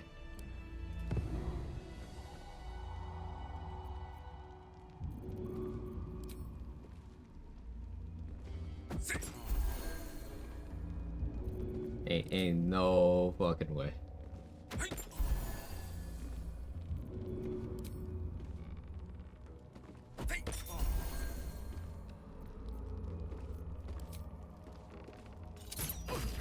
You sort. Step to it. Gonna piss him off now?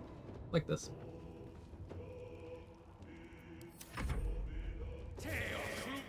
He didn't do it.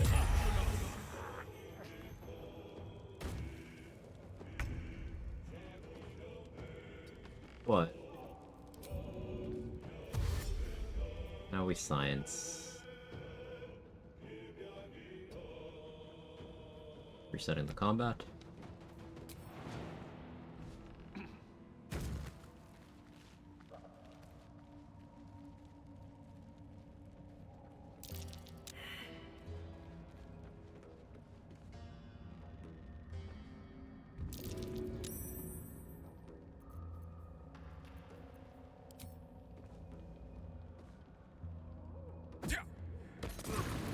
Science upon Immensity coal mining. Yeah, I'm seeing if he's willing to do it. What does he do if he doesn't have a line of sight on him? Yeah, I don't think he'll do it.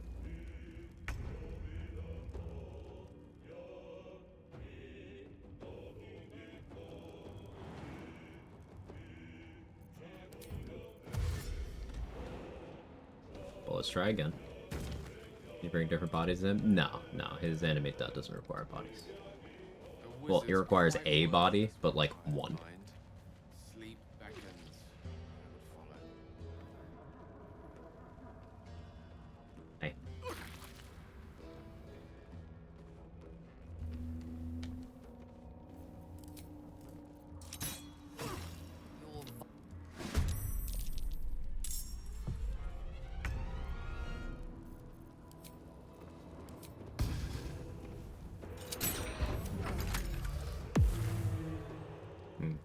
I don't think he'll do it.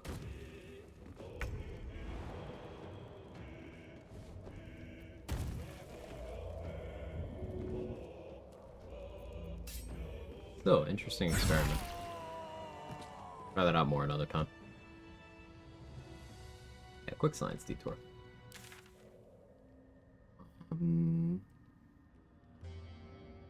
I placed the Autumn Crocus. I got all the turrets. We did do Spectator. We did the exploration spot there.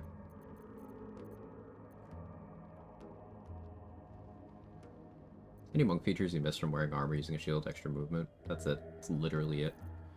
As long as you have the proficiency with the armor and the shield, you're pretty much fine. Like, if you ever want more movement, you can just Step of the Wind for the turn. It's really not a big deal. I am a huge advocate of using heavier armor and shields on monks. I do it on a lot of playthroughs, as you can probably tell by now. So, very big fan.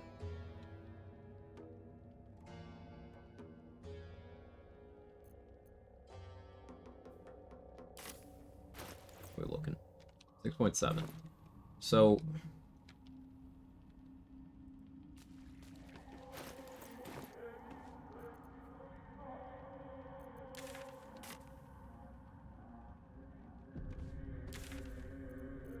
let's go to Mountain Pass just as a stop for getting Harmony of Fire and Water back. There's no more XP in this map anyway, except, did I do the infirmary? I don't know if I did the infirmary, actually.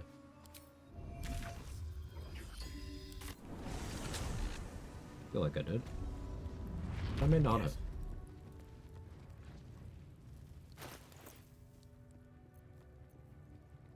Did I do the Grimishka? Yeah, I did.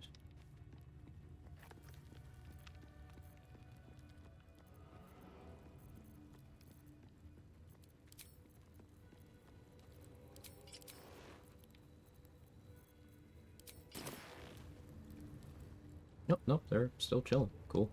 I forgot an entire room of Githyanki. In my defense, they're very forgettable. Such a But... long way down.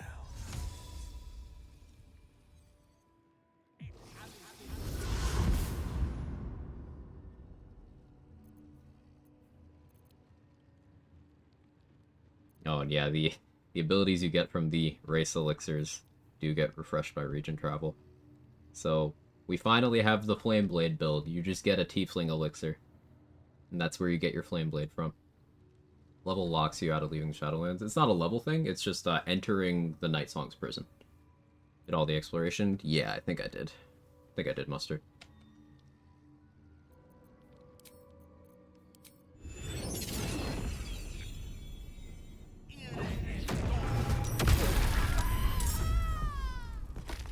Glyph of Warding is an action refresh, so I opened that way. Let's light them up.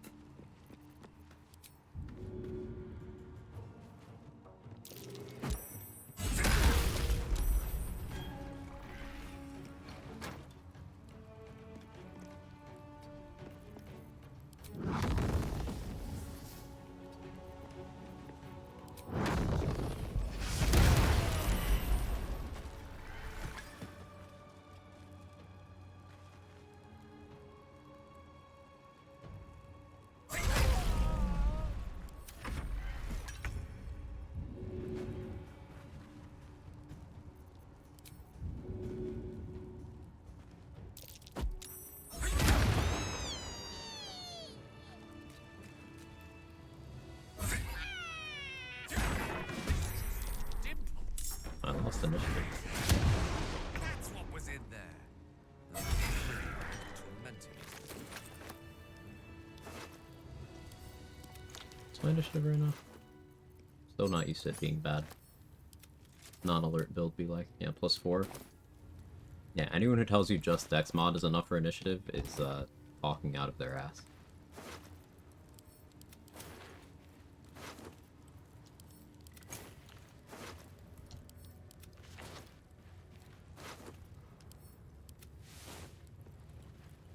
Quite exhausted.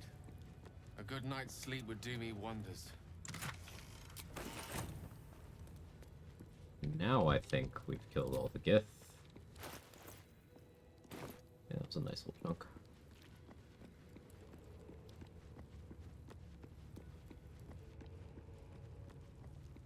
I definitely did that room. Color me curious.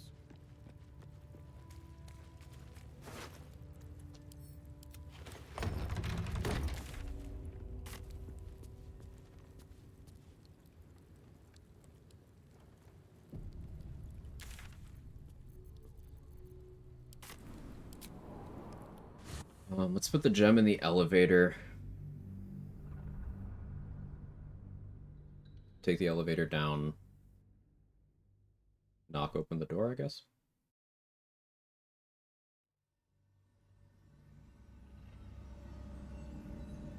Oh, I have seen that door get arcane lock for no reason, and I think maybe using the elevator is what triggers that. Forthwith. So... I'll make sure to use the line up here that hasn't killed me. Take the elevator down. He says something like it isn't the hardest boss in the game. To your point, Bitwise Bard, I did immediately change my mind. Gale's been begging for a long rest for so long, just think how much his knees must be hurting.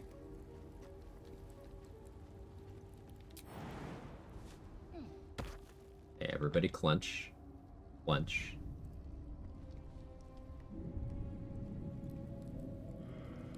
Don't we love Faith Leap? It's the best.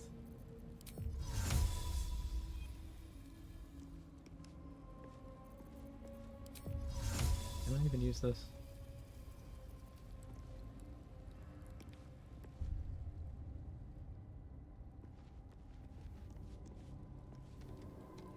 I hate doing this.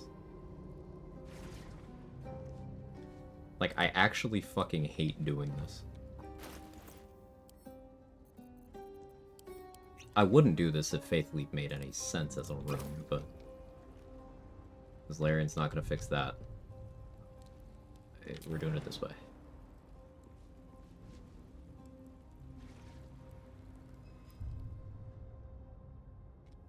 Hey, it didn't kill me this time.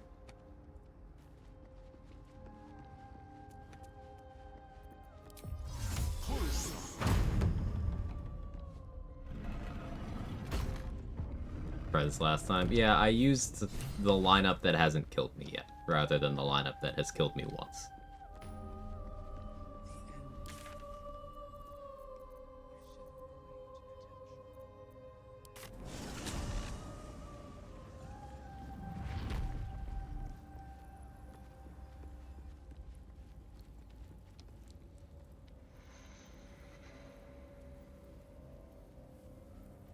It wants to eat, but is forced to serve.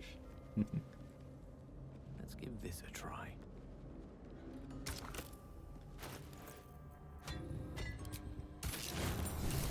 45 XP for that.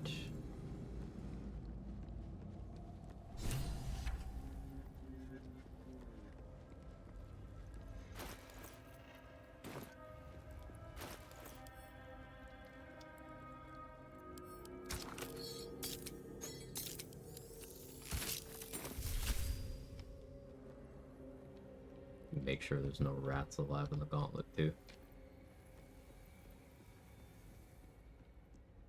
Stealth trial? How confident am I in that? Like, I feel like Flawed Helldusk, Palace Glow, Shadow Cloaked Ring,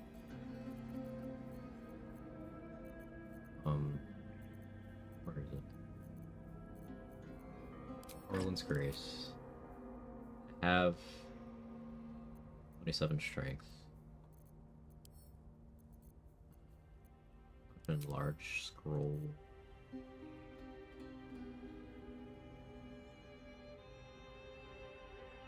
No. Do a little risk. A little bit, as a treat. There's always an invis scroll in the skeleton. It's proven useful this run? Yeah. Yeah. I would assert that the only people who don't think 4 elements is good are the people who have never read monk features. In the context of BG3. I can't speak to tabletop. As like, this is all you need. The entire subclass could just be this ability and it would still be incredible. But we have more than this. I used Fist of Unbroken Air to clear the cave-in where Nier is, because up to 40 bludgeoning, I don't need to use bombs there. I used Sphere of Elemental Balance and Gong of the Summit to clear out Scrying Eyes. I've been using region travel with Harmony of Fire and Water to just get key points back when I want to. Very, very good.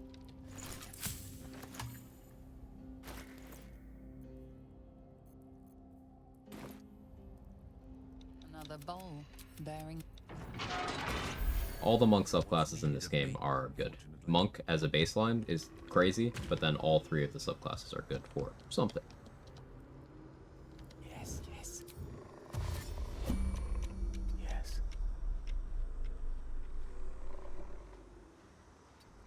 Woe upon the unsuspecting. Now, we're greeting some XP here. If I fail this once, I'm not trying again.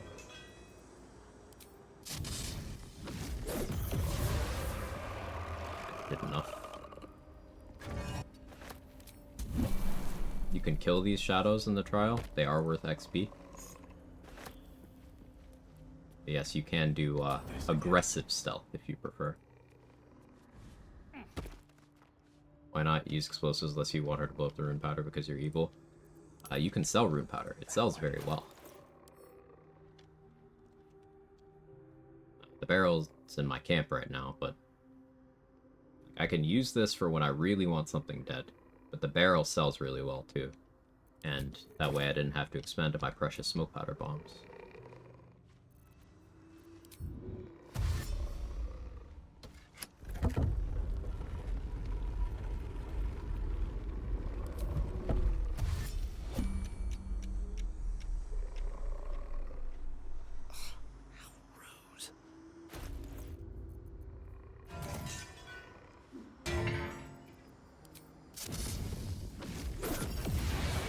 Hey, we rolled good. Immediately.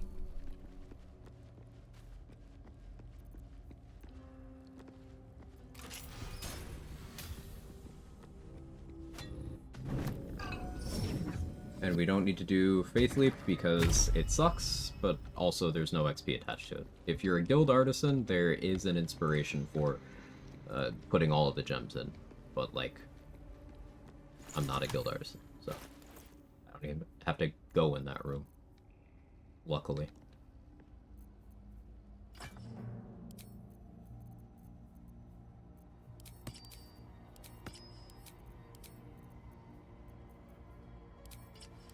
Now I need to get this much AC.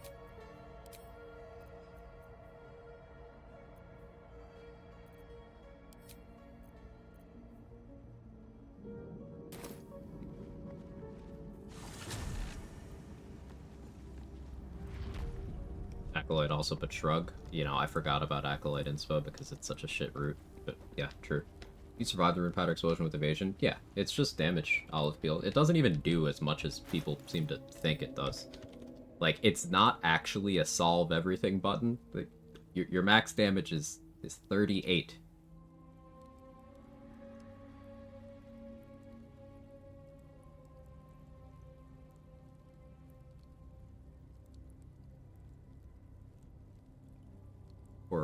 For reference, you're talking about in the Grimforge. Yeah, it's just the barrel exploding. That's not a scripted kill. It's just the Rune Powder barrel's damage. Like, Rune Powder Vial is gonna do less than a fireball. But let's look at the barrel. 120. You can have the HP to survive this. You could also go in with a universal res that cuts the damage in half whether you succeed the save or not. So you would only need 61 HP to survive that. Or you can go in with Survival Instinct. There's lots of ways. There's so many ways to be powerful in this game. The weapons don't matter as much as I would like them to. Not very familiar with D&D, so maybe I don't have the right expectations. It's an interesting perspective, and I think... Let's see, how do I put this? The way player power increases in this game is not a curve like, say, a looter, where you're chasing ever-increasing stats on different versions of the same item. It's... the strength is the interactions. The combinations of things. Like, a piece of gear that gives you 1 AC might not seem like a big deal, but what if you're wearing 1, 2, 3, 4 different pieces of gear that give you 1 AC? Well, that's all impactful. That's one of the very simple interactions, but we have other things, like I could do Gloves of Baneful Striking to lower saving throws. I could do Boots of Stormy Clamor to lower saving throws. And then I could make my fixed DC overheat, fixed DC 15, I can make that land more consistently. It's combinations. So an individual weapon might not matter too much, but what you support that weapon with can absolutely make or break it. First test of my mod streamer, I know it works. It's true, there's some nuances that need to be fixed. Set of original status that need to be changed working tonight. Ooh, thanks for the update. Thanks for the update. Awesome to hear.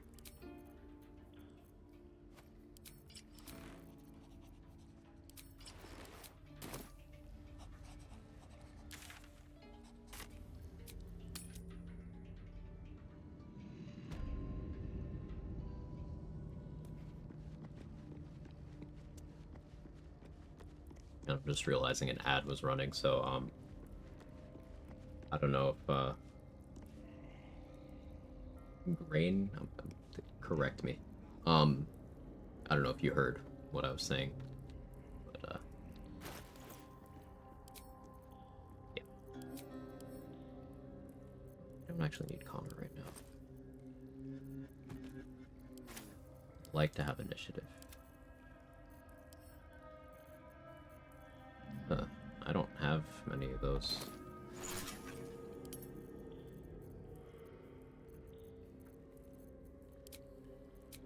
Can craft some.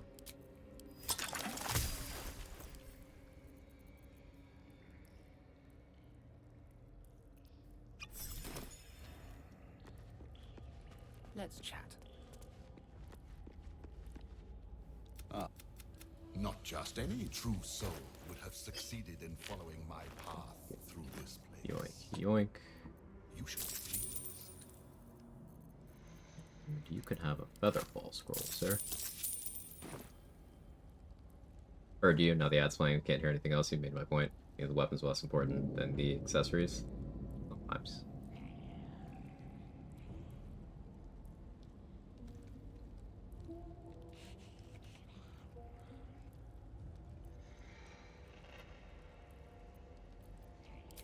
But you're here now, and I may be able to put those limbs, and you will help them. I will remain here. Do not. Okay, get that 45 XP.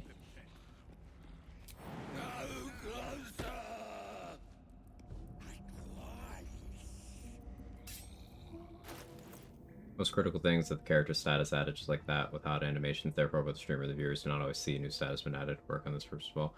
Yeah, is there a way to add a notification to that? Or would you just attach an animation? I'm not sure what's possible.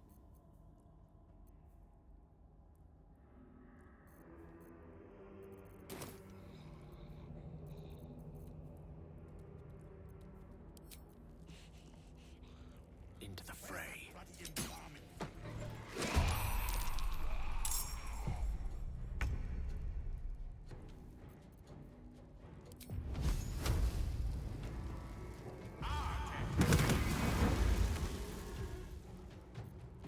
Okay, I have paralysis immunity. I'm standing in a spot where the ghouls and flesh can't reach me anyway. I have poison immunity. I have necrotic resistance. I have 3 damage reduction, 29 AC. Nothing here can hurt me. Let us make short work of this.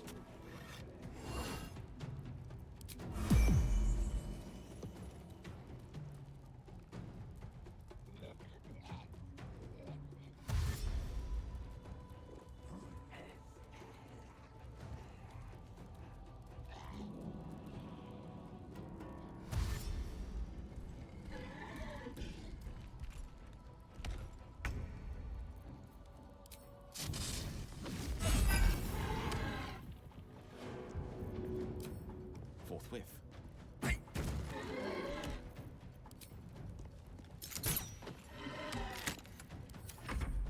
It will be a kindness to put an end.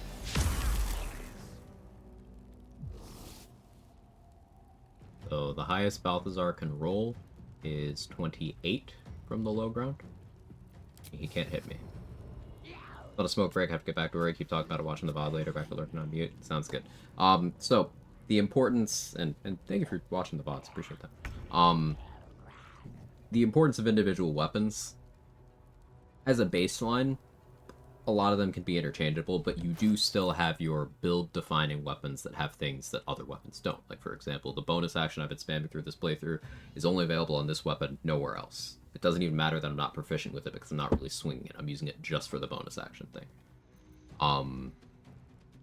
So there are still plenty of cases of an item will come along that has an effect that's available in such few locations that your individual weapon can still matter a lot. But for the broad purpose of just doing damage, often there's a lot of competition. And then, yeah, as Soblack says, there are some weapons that no matter what you're doing, they are oppressively powerful. That would be your Dollar Maris, that would be your Rhapsody, that would be your Titan String Bow, your Marco Heschker.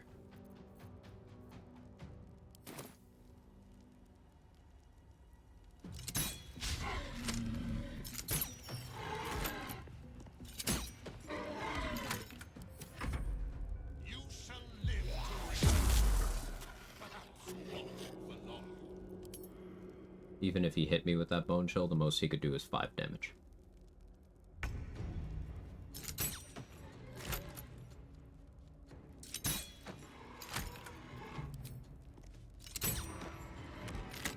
We're focusing down Flesh because we want him to go Berserk, so that Balthazar and the ghouls turn on him.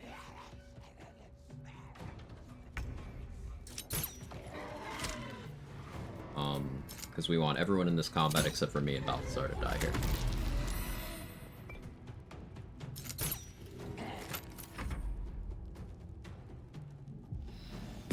Balthazar's attacking Flesh. Did he roll max damage? He sure did.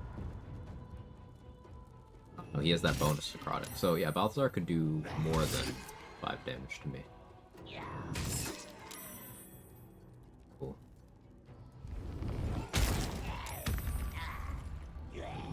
proficient with your equipment, you should be able to use shield for an amulet.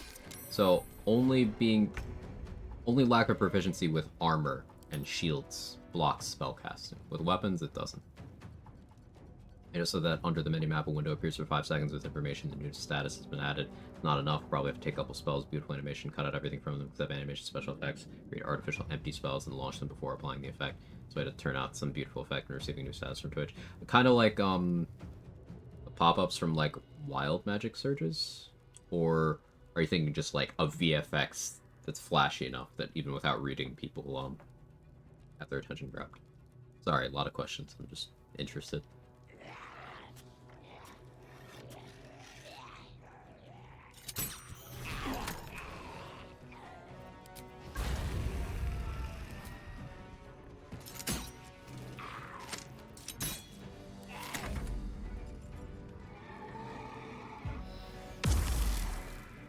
Flesh is getting fucked up. I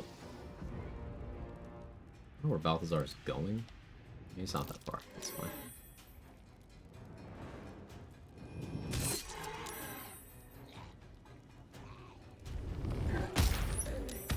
That multi-attack from Flesh is something you should absolutely be scared of in your runs, by the way. It's 2 rolls of 4d8 plus 4 plus 1d8, so 5d8 plus 4. It can crit.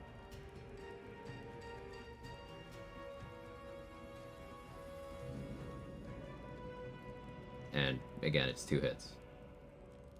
So, a lot of damage.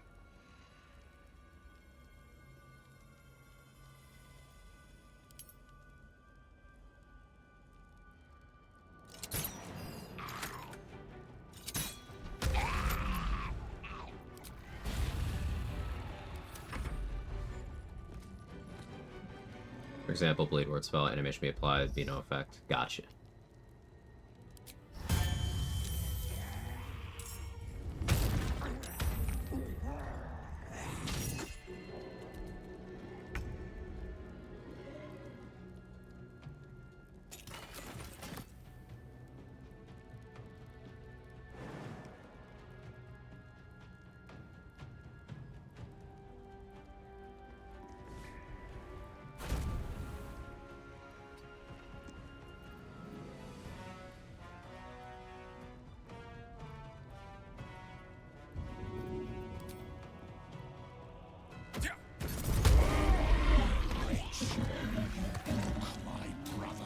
Sure did.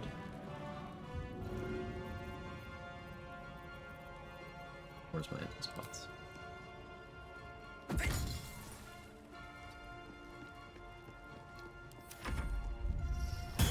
Easiest way that'll work 100%, at least that I can do. Yeah, it makes sense to me.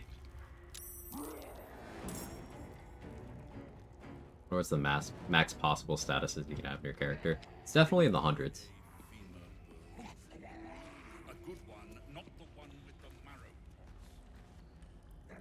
So we killed all of Balthazar's help, got all the XP values associated with them.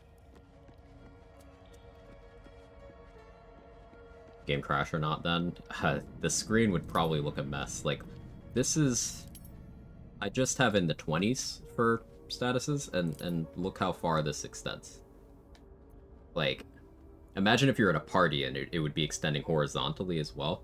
With the horizontal bar, it starts to create a dead zone where you can't click, so you have to swivel your camera at very awkward angles.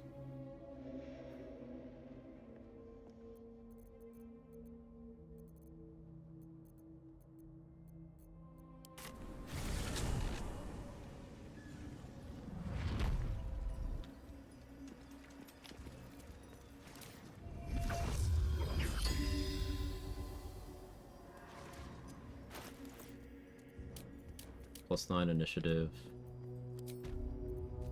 I need to go... Give me disadvantage and stealth. I don't want that right now. I don't want to do this without crit immunity.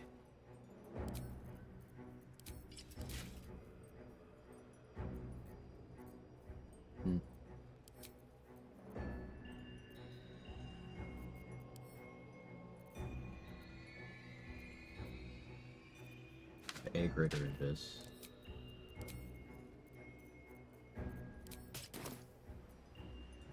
I do have perilous stakes. Actually, disguising doesn't matter. I'm about to kill everyone here anyway.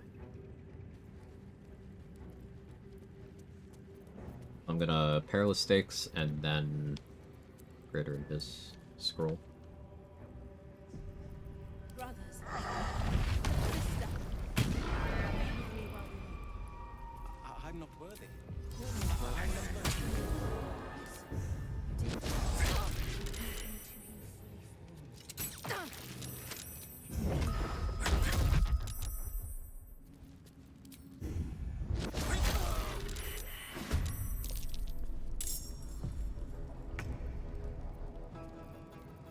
Got nicely.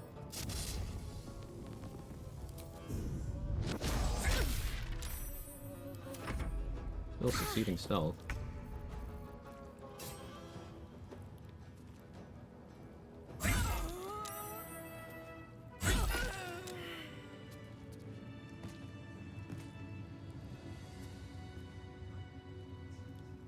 You've got the wrong man for this.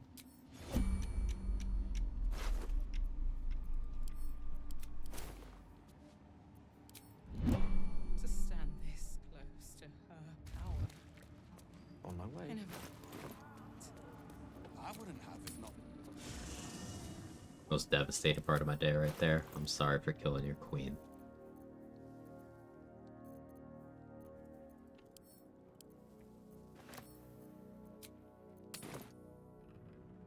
Where do you There are enough pieces of equipment or buffs to get a party of 4 at this level. You have Gale, so curb stomp the entire game, surely. I mean, yeah.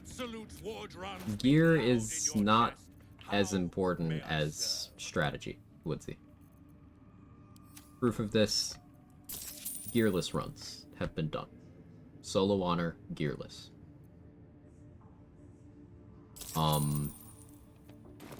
Multiple people have completed the game at level 1 solo honor, myself being one of them. And we've all done it as different classes. Say has done it as cleric, and he's currently working on fighter. Third Monkey has done it as wizard. I did it as warlock. It's strategy over everything. You have lots of tools, and it's not just gear. Sister. The Absolute's war drums beat loud in your chest. How may I serve?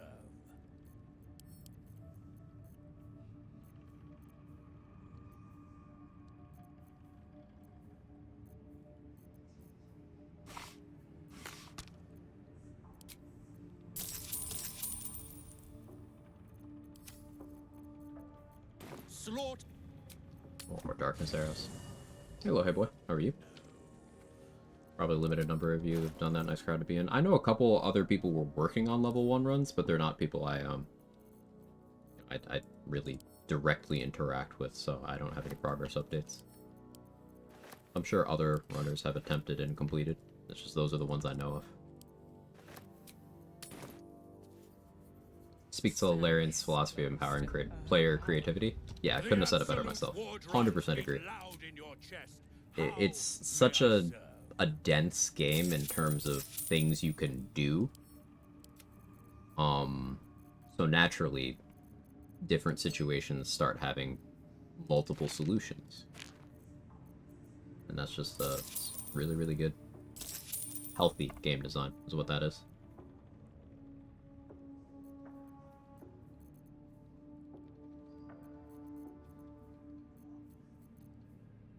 I do want Slicing Short Sword.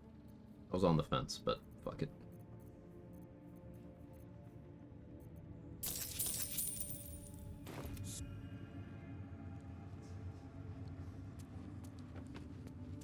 Thing you can't do is Faith Leaf Trial.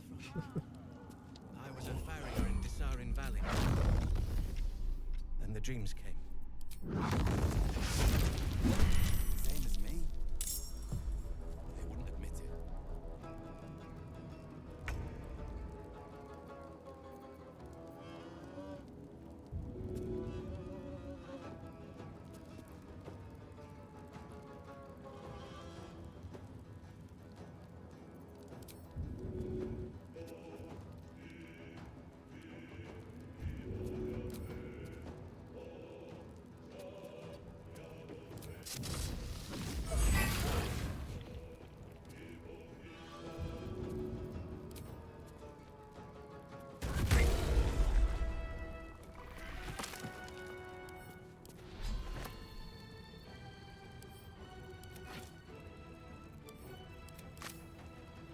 Not gonna open that, but I want the container.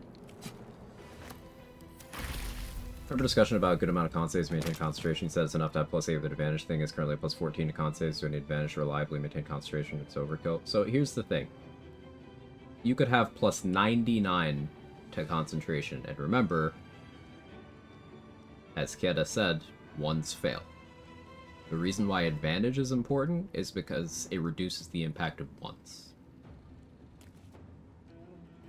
+8 with advantage makes it so that you succeed on a 2, and you have 2 chances to not roll a 1. That's why those values specifically. Having +14 doesn't meaningfully do any more for you than +8. Because you still fail on a 1, and 8 is enough for you to succeed on a 2. The only place having more than +8 would help is if you are taking massive amounts of damage, which increases the difficulty of the saving throw. Yeah, it's a 1 in 400 shot to crit fail with advantage. Even less likely if you're a halfling. A lot of halfling enjoyers here in the chat. Thing is, the game makes you roll a lot of concentration saves. Every instance of damage gets a separate roll mostly. But the thing about that is, if you use damage reduction to reduce the damage of something incoming to 0, you don't have to make a roll at all. And stuff that never gets directed your way, you never have to make a roll at all. So if you're playing in a way where your incoming hits are very infrequent anyway, having +8 and advantage to make it to where you have a 1 in 400 chance every time you have to roll, but let's say you only have to roll like 10 times in a playthrough, well then you're pretty insulated. What's the next stream with Mark? At some point this week. Scheduling with adults is difficult. It'll happen. We haven't really talked about it yet though.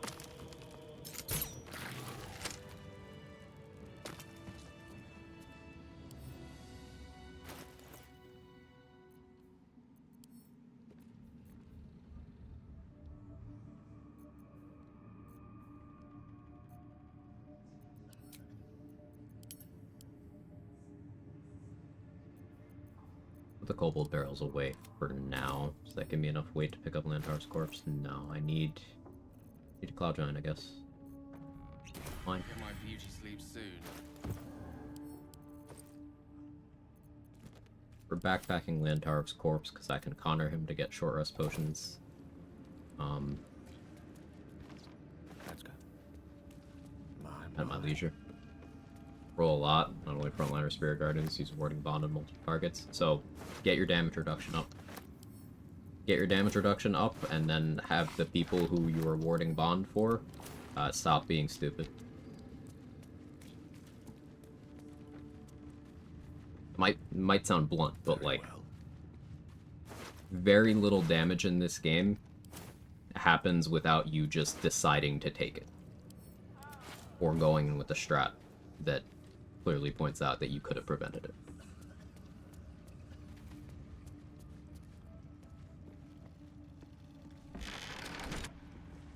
I'll give an example. A playthrough I did when I was a lot less experienced than I am now was my solo honor Bard run. I was playing as Astarion. I did not take damage in Act 3.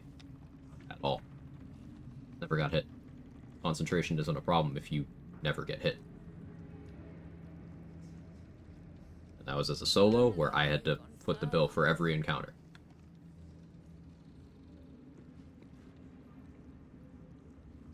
There's no compulsory damage. It's the highest AC you can get vanilla, like the 70s. But the highest enemy attack roll that we know of, unbuffed, is Orin rolls like 35. So, you can get way more than you ever need. If I must.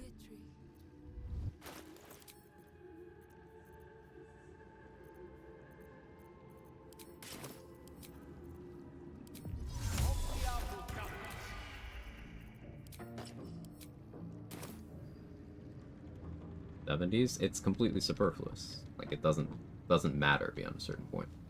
And that's like absolutely everything. In terms of passive AC, without like focusing on actively buffing yourself and maintaining those, you could be running around at about 37, 38 in Act 3.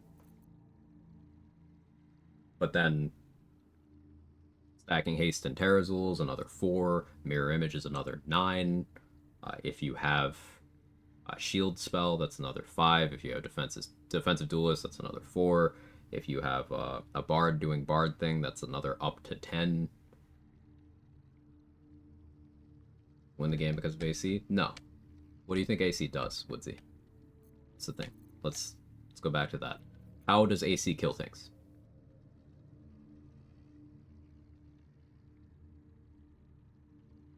What does AC do against effects that are not attacks? Like Yetta says, a fireball doesn't care. You could have a million AC, but if you're getting hit by an effect that does not have a saving throw associated with it, or it's saving throw for half damage and you're still taking something, and it's not a dex save and you have evasion, you know, a lot of complexity there. There's a lot of stuff that just isn't going off of your AC. Use your tactics with heavy armor, Master Sensei. 23 armor, cloak of displacement, and the beefiest motherfucker in the neighborhood. One time I lost concentration the entire game was to Mysticarian. I forgot to check out how it happened, maybe due to his curse. He does a lot of damage, and his curse is problematic, so that's an understandable place to lose it, yeah. He does a lot of damage. That's one of those instances where having that additional con could help, because you may take a hit big enough to ratchet that DC up above 10. It should be good for the most part if you do some damage. So there's some situations where you need to have more than some damage. For example, final boss, the Netherbrain. It doesn't even attack you. It doesn't. It doesn't do anything on its turn, other than make itself immune to whatever you hit it with last turn. What does your AC do in that situation? Literally nothing. Orin, the Orin boss fight, if you're not Dark Urge, you are on a clock. If you can't stop the people from chanting, then you're gonna die.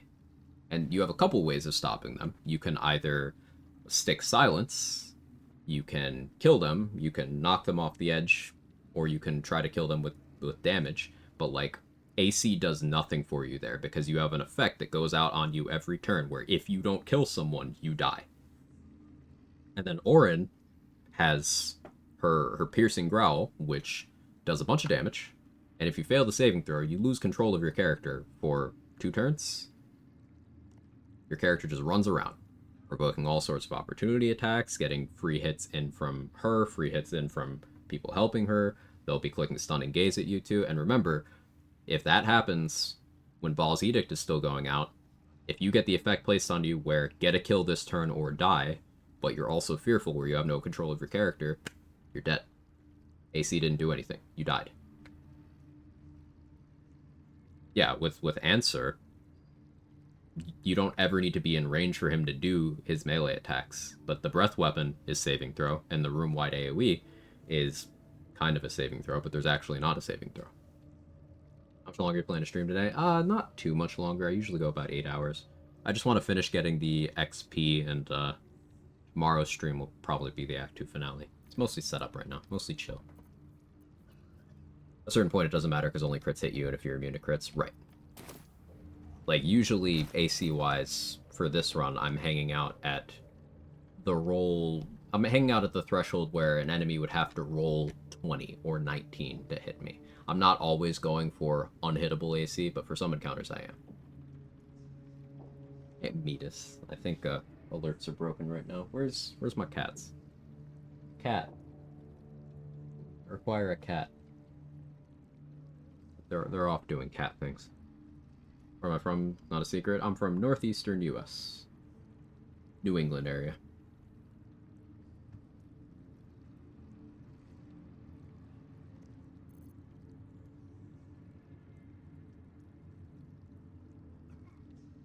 I like that you're helping me mold some neuron pathways, thinking about more than one thing. Yeah, that's the thing with this game. There's always more stuff to think about.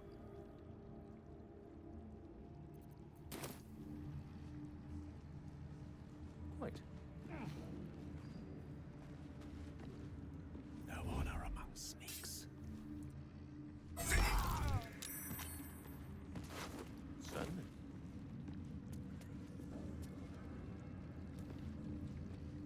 Not now. Later?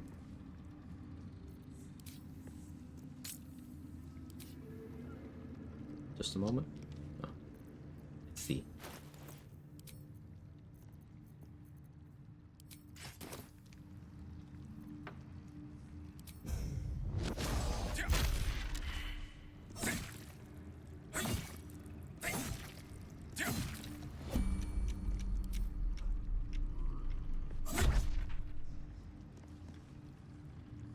She's bleeding. That's not great. Hopefully that goes away.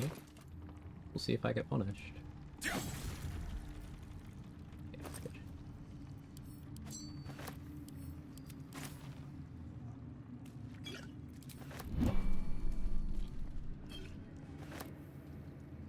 Crickets in my house same time as you. Yep, yep.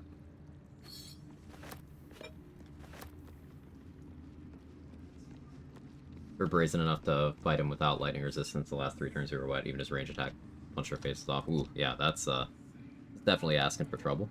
But I'm sure it was thrilling. Could be useful.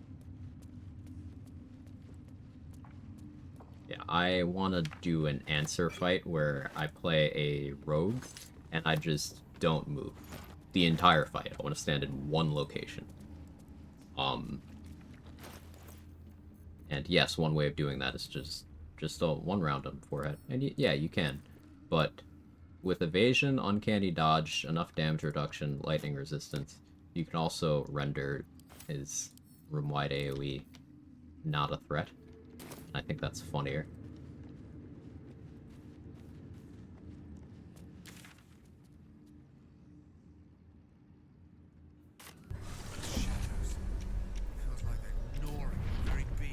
Oh yeah, I guess I'm not dollied right now.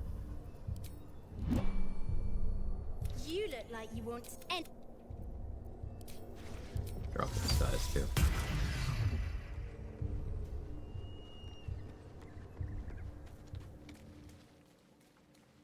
I could save Arabella's... Well, I always say...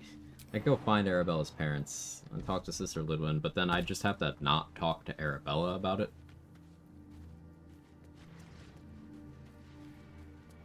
I think I can manage that.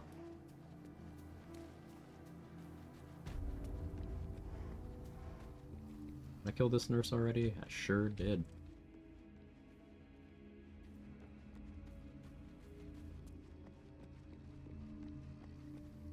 Getting dark, just turn my other light on. By all means. You recognize the corpse. I will sell you what I'm not dead. Merely medicated. To ease the pain. Already had advantage on this because monk, but... Not much left now. But you're welcome to look. I have a crawler mucus. I guess buying more doesn't hurt. I do need more invis pots. Am I doing on healing? It could be better, I guess. Sure. Give me all this.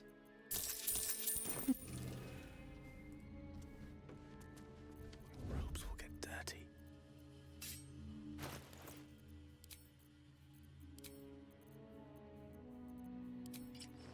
Okay, striking.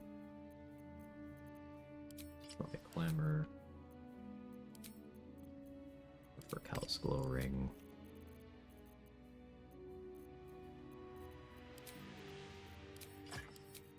This. I'm genuinely considering taking Weapon Master as my level 12 feat, so I can pick up Warhammer and hand crossbow proficiencies.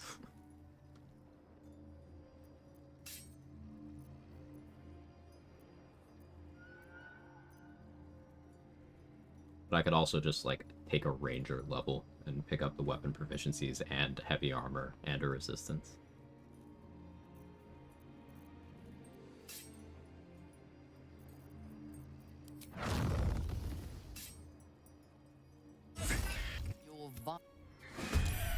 A violence.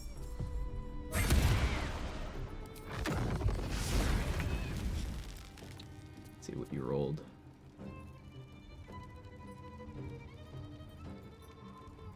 Yeah, I forced your 6 to be a 2.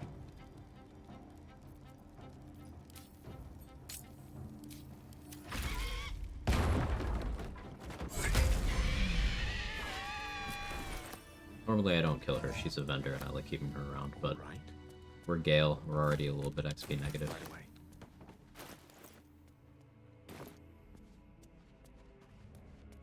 Most excellent. Fall of Last Light's a little bit more. It's a half ASI. Weapon Master is a half ASI. That's true.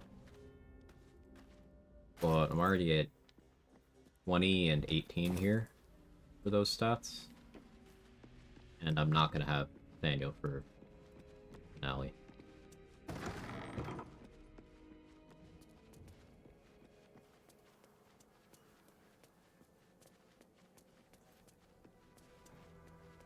don't really have a stat to put that on.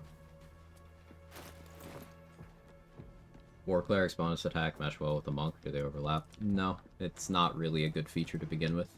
Because it's not like you can make an attack as a bonus action when you want to. It's sometimes your game decides that the cost of all of your attack actions is a bonus action for the rest of the turn. And you have very little control. Also, Monk already has a ton of stuff they want to do on their bonus action, like Flurry of Blows. T's ready, go to work on the mod, otherwise almost 1 o'clock in the morning, go to bed again. Nice to talk, hope by next time fix the main problems of the mod. Everyone, thanks for participation. Thanks for the updates, Lex Coleman. Hope you have a good rest of your night. Never really consider Baneful Striking, just look at it like Gloves of Power minus sleight of hand bonus. Might go hard on the Bard, Baneful Striking, Cutting Words. Yeah, it stacks with Bane, is another big thing. It's a separate condition, so you could do like Oil of Bane, Gloves of Baneful Striking, and Reverb. And like really mess with someone's saving throws. Like those 3 effects combined, if you max roll on the Bane and the Baneful Striking, you're giving them minus 12 to their saving throws. And if it's Constitution, you can impose disadvantage with Bleeding. If it's Wisdom, you can impose disadvantage with Daze, and obviously Reverb wouldn't apply there, but you can swap that out for Mental Fatigue.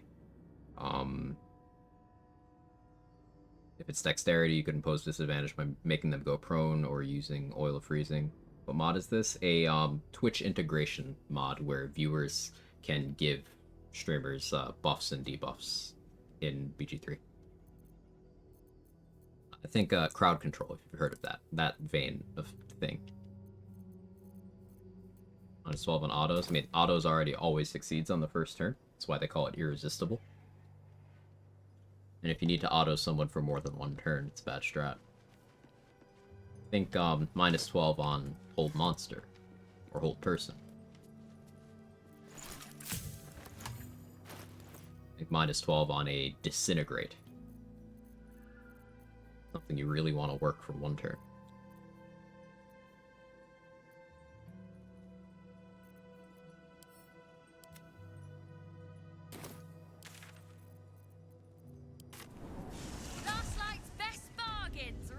Control. What does Mind Control do when active for 1 turn? Nothing. Up for debate? A reverse acuity build? Yeah. If you're all right by Jahira, And you're all opting right to by me. lower someone's saves helps fix DC things. Like the Overheat I'm using from the Azer Warhammer, that's a fixed DC. Acuity and my spellcasting modifier and everything don't affect it. But if I can make their saves worse, it lands more consistently.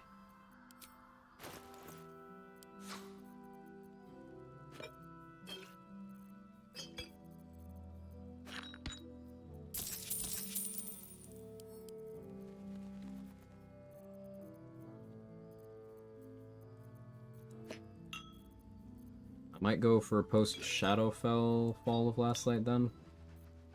Which means I have to do the Marcus fight where I have to kill him. That's fine. As long as I have key points and don't crit miss, that's fine.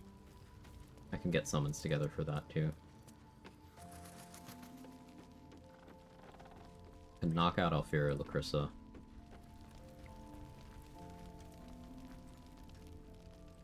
Though, no long rest, what happens if I do that?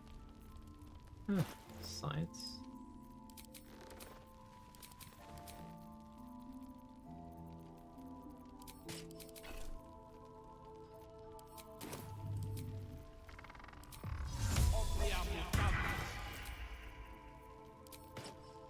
Yes, I picked this disguise on purpose. A little too grim, maybe, but I thought it was funny. Hey, Alfira. Such Come a here. long way down. Yeah, throwing poisons is great, Roland. My regret.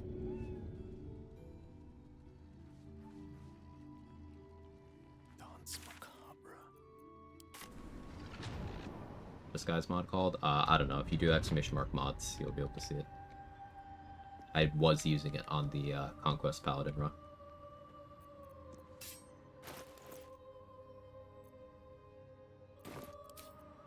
Forgot to turn on non-lethal.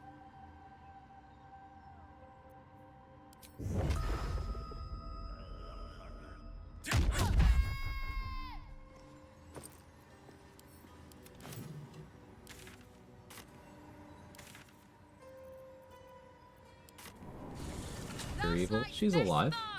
Right here. What's the problem? Kinda love they went for Dragonborn for default dirge. Yeah, not a lot of Dragonborn representation among the characters. It's an inspired pick. The coward's root. My turn. Hey, lazy. Is to be shared, I suppose. Threatened to bash two people's skulls together. They stopped arguing. Let's go. How you liking it so far?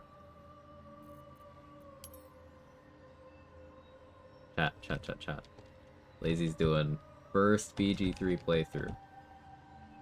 You gotta follow. You gotta go over there. With the improved Bardic Inspiration die from Alfira and get minus 25 with disadvantage to a save using the appropriate debuff stacks. Yes! That's so toxic. I love it.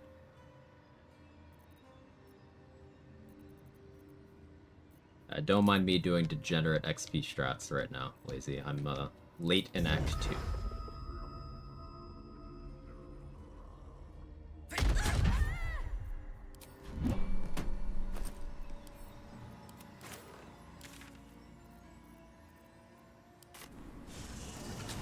Able to translate a lot of Dragon Age Origins knowledge into the game. Yeah, Origins was originally conceived of as a spiritual successor to the Baldur's Gate series, so a lot of shared DNA.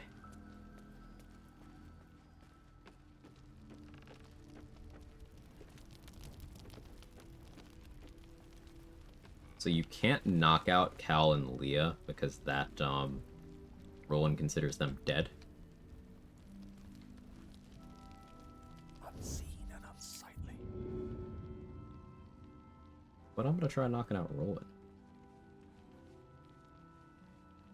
Won't know what hit him. Your wish is my regret. Who sought?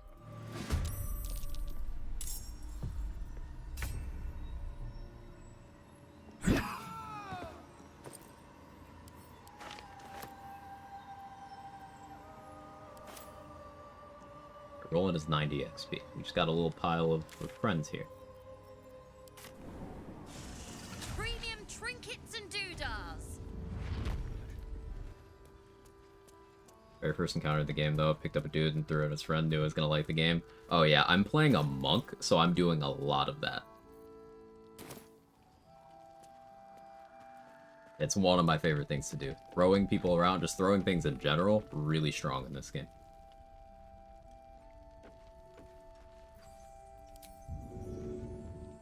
It's a gnome's life for me.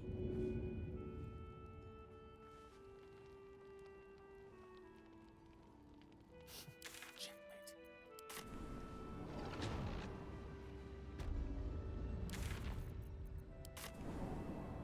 Restoring Wolverine. Best bargains right here.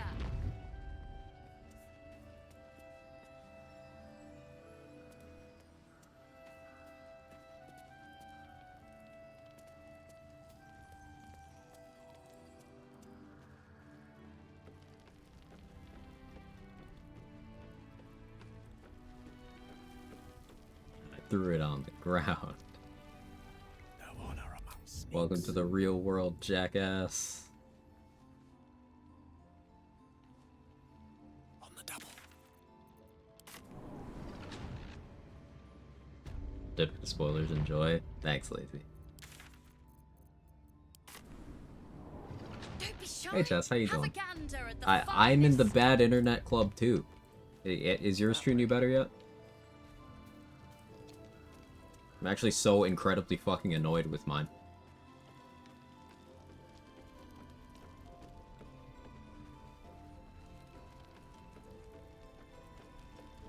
That's just TPing to a room with a ton of unconscious friends. Such a long way down.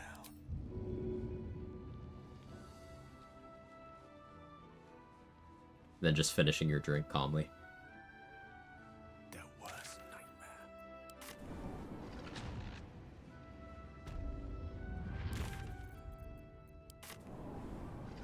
Premium Fine since the trinkets fuckiness of and Friday. doodads. That's good. That's good.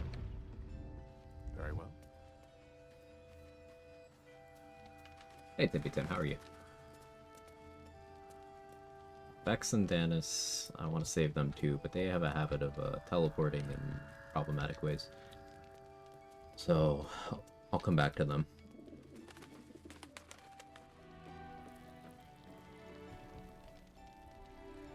Oh, we gotta save His Majesty too. Little forced slumber party? Yeah. Everything's normal here. Just normal things. I strike with precision.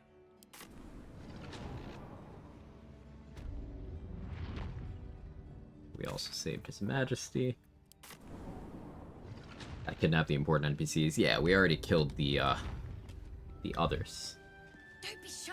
Have a gander at the finest stock.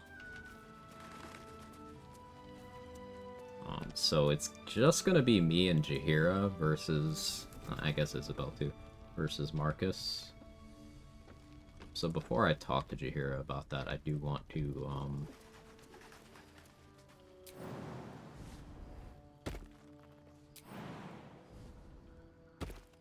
Hero battle, I want to see Steelclaw versus His Majesty. Steelclaw solos.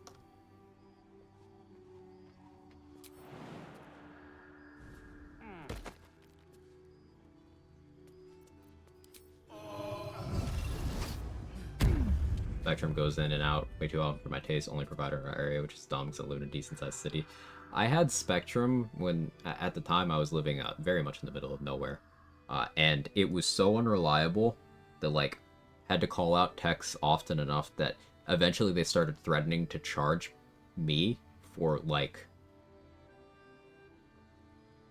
their shit not working. And it was a line. It was a bad line, but they refused to do anything about it. It was so shit. The coward's root.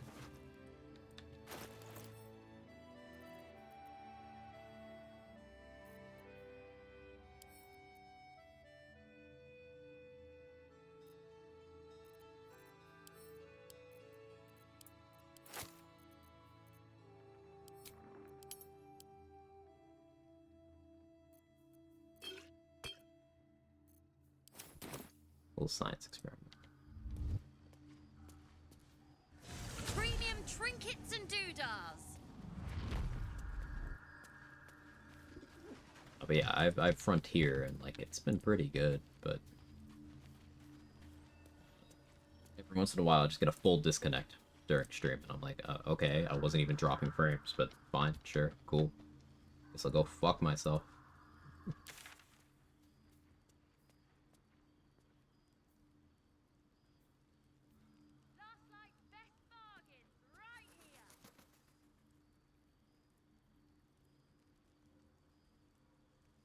He who was, I suppose. I want to get key points first, though. Drop the disguise. Save.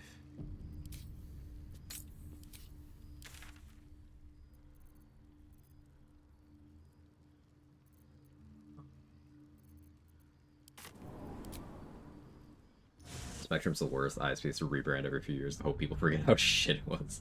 Yeah, it's a race to the bottom between Spectrum and Comcast.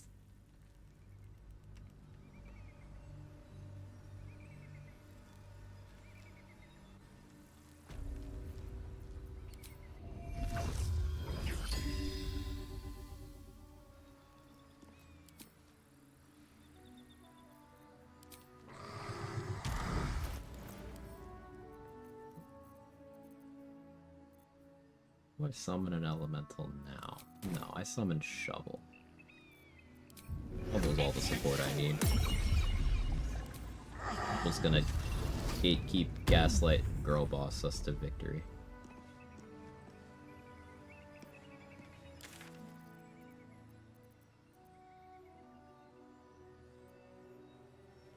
What was the thing I just thought of doing that wasn't Marcus? I can't remember shit. I have super cheap fiber, first time ever having good provider. Honestly, black belt on before. I'm happy for you. I'm jealous, but I'm happy.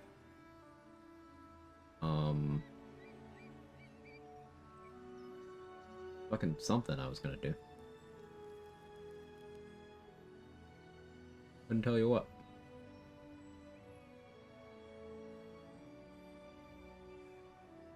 Not tell you what. Let's go back to last light. I'm gonna run to the bathroom real quick while this is loading.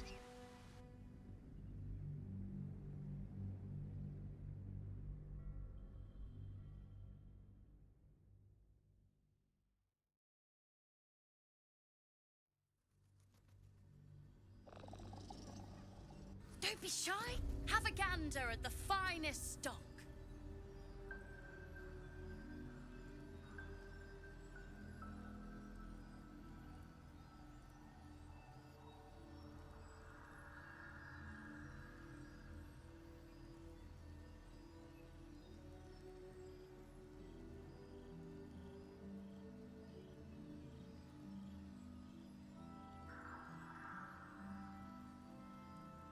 Premium trinkets and doodahs.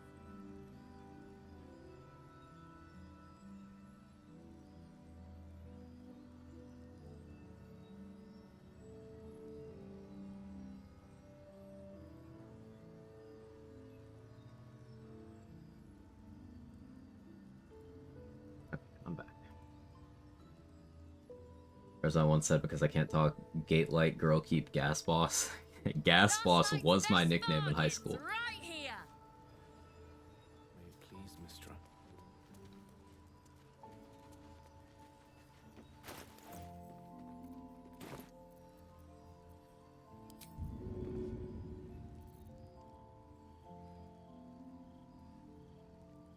It's actually fine. I should knock out Tally for her XP, but it'll be fine. Everything will be fine. It's no sweat. First I need initiative. 7, it's not enough.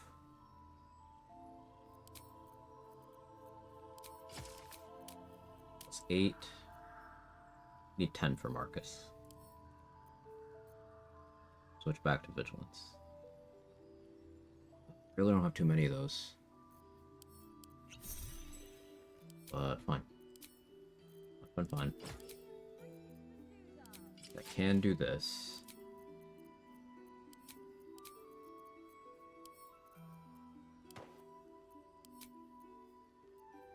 Definitely need that. Crusher's Ring makes sense. Yeah, it looks absolutely stunning, doesn't he? He's slaying, he's serving. He is him, and I am looking disrespectfully. Do you want to know why? Probably not. Good one. Thank you, Roxa. I played so much, my Spectrum bill is so low now, hard to justify switching even with the drops. Yeah, like, that's the we know we're shit price point.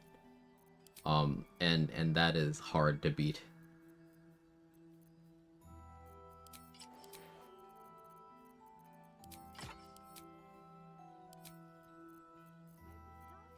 Actually go Callous Glow. Psychic Spark here. Misser.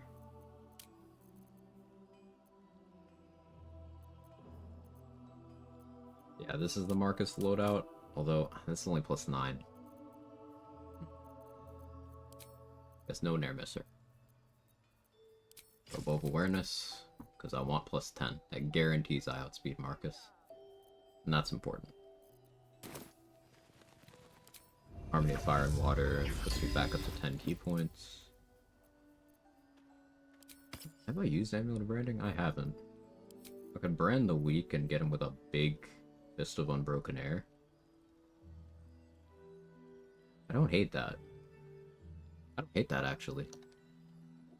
Action economy-wise, that's not very efficient, but I could have Shovel just pop a speed pot on me. Hey, welcome back, Leia. Yeah, I don't hate that at all.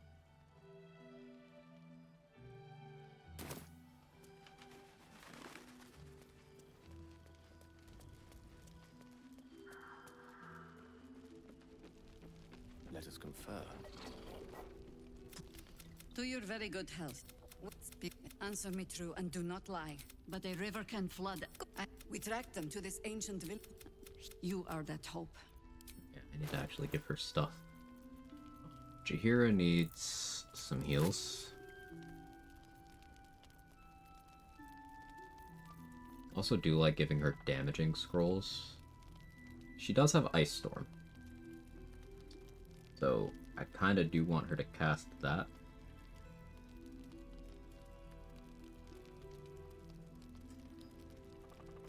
Giving her Blight could be pretty good though.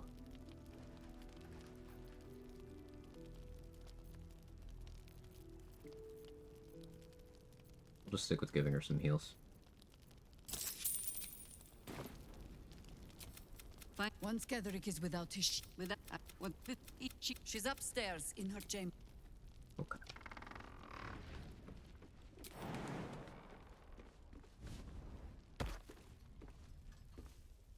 I do have music proficiency. I could try to lure Jaheira up here to fight in the room, but that might be too much heat. She might just fucking die. Salutations with Don't ease. drop anything. Speed pot if you got one. Yeah, I'm gonna have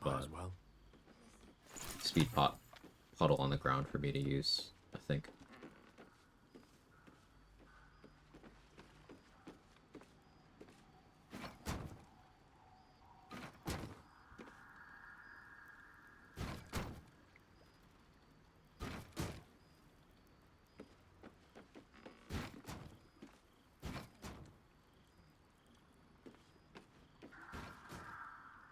Hitboxes in this hallway are super fucky, so I feel no remorse barricading this door.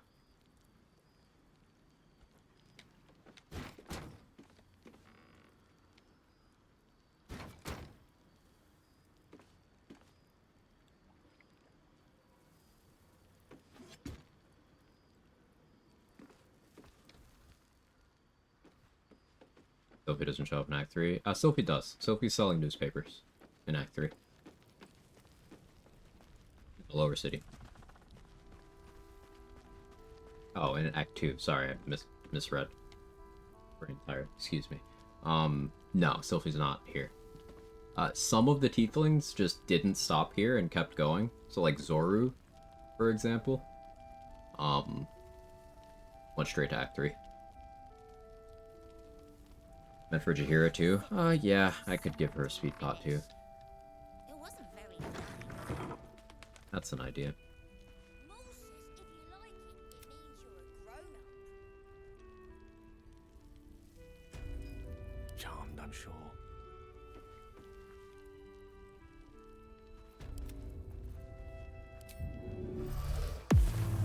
Ah, excellent choice. To new horizons. Hey Jordan, how are you?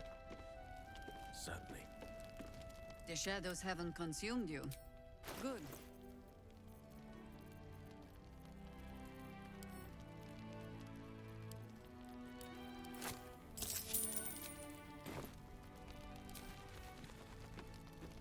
Alright, so the idea here, and my plan on this has changed multiple times. I want to stack up Arcane Acuity so that I can do a Fist of Unbroken Air at Marcus after hitting him with Amulet of Branding. This should do enough damage, not to kill him outright, but the fall will probably kill him. If it doesn't, well, fuck me then, but we'll see what happens.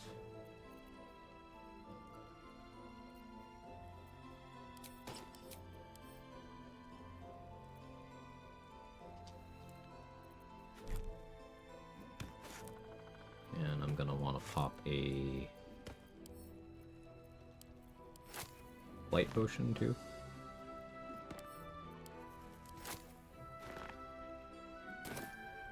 Turn-based means balcony smart.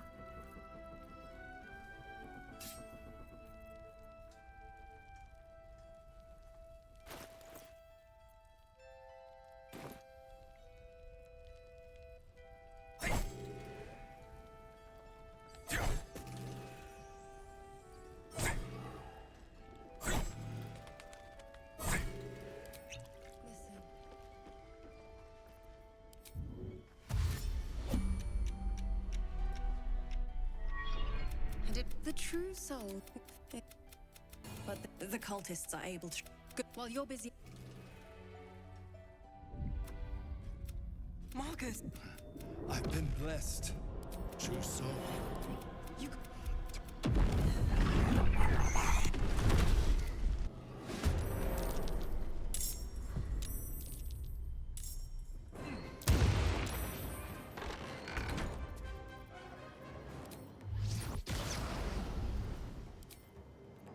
Brand the weak.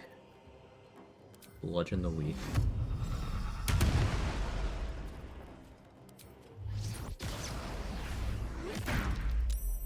Saved and it low rolled.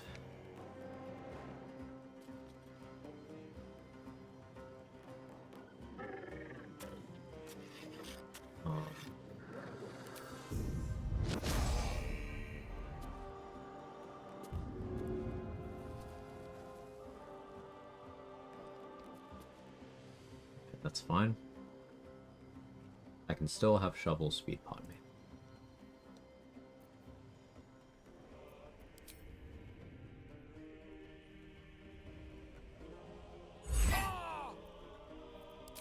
Fine.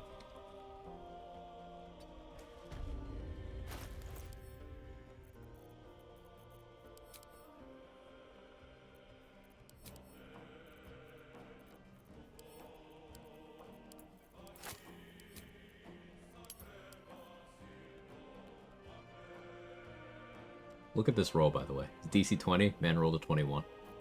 Insane.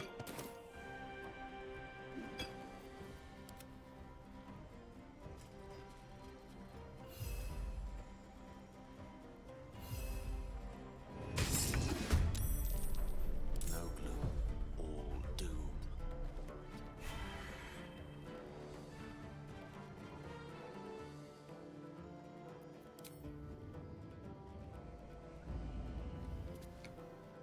You plan for a Tempest Cleric to stand next to Merkle with Oak Fathers and Divine Strike Thunder, Tilter's Rage. Got co-op, want to do something stupid. That sounds fun.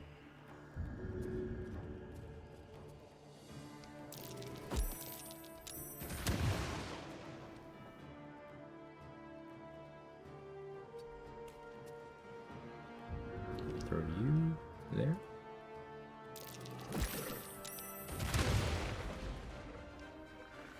Bleed might cause the kill.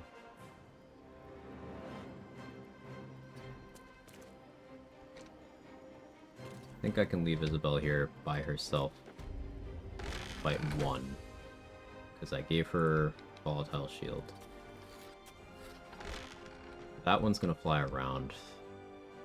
More of them probably fly through the hole in the roof. So Jaheira is gonna have to be okay for like a turn.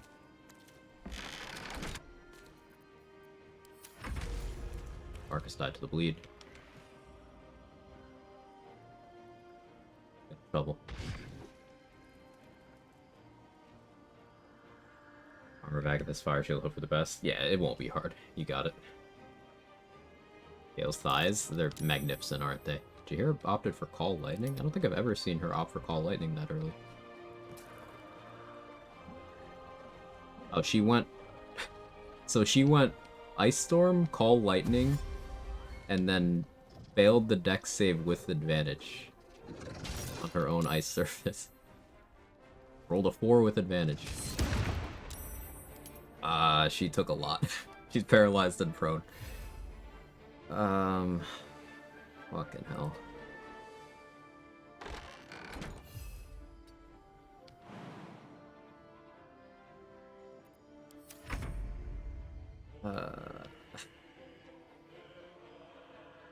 Isabel did drink the Invis pot.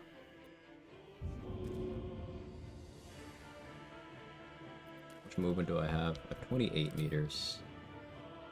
I can fly around a Jahir.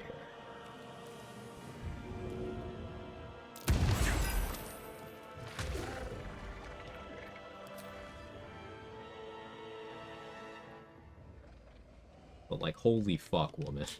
Like, Jahira, I love you. You are the best. What are you doing? What are you doing?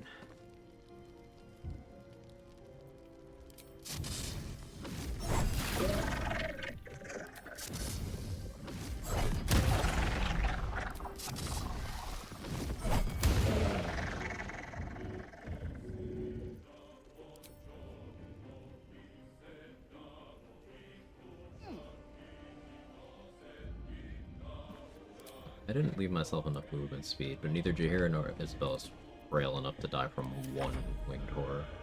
Oh, this one's just stuck. Cool. Makes a new enemy spot every turn as long as she has one. I only gave her the one. But I do like this. Jahira talking shit while paralyzed. Love that for her.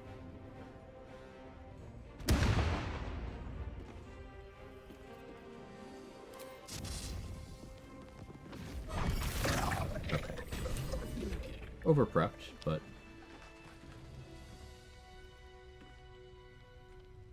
Buff monk movement.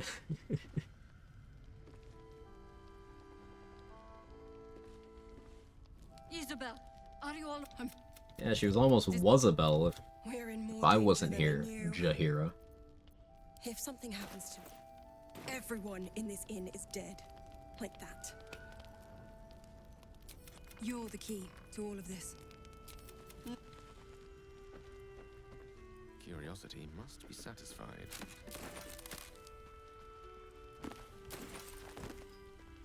You do take a Glyph of Warning, though. You do like those. Come on, Shovel. Good job. Where is Jahira? There she is.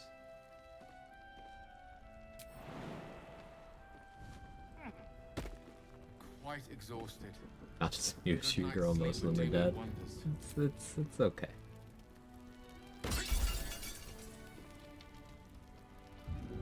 That was a loud potion break.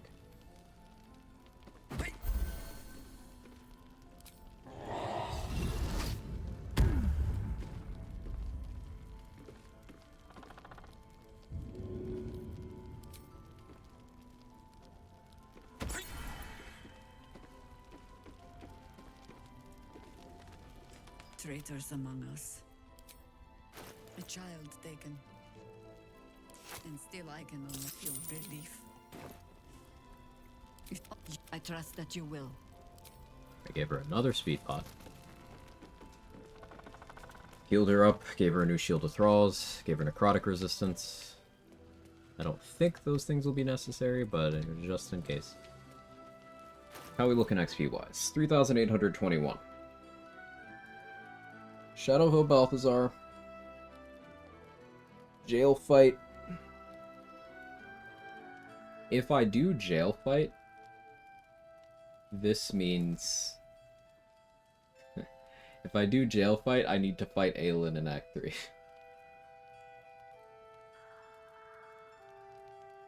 Fuck it. Fuck it. God, that fight's so toxic, too. Why? Because I'm going for no endgame allies, Roxo.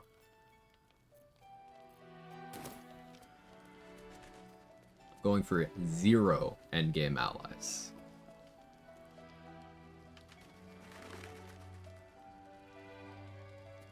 Because I think that would be funny. Sick. I'm not the one playing. Yeah, that's,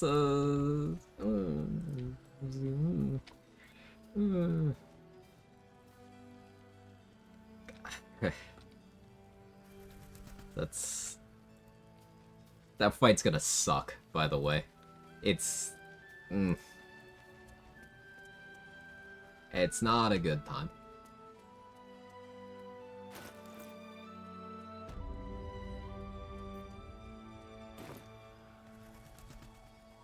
Oh, right, I remember what I was gonna do. He Who Was.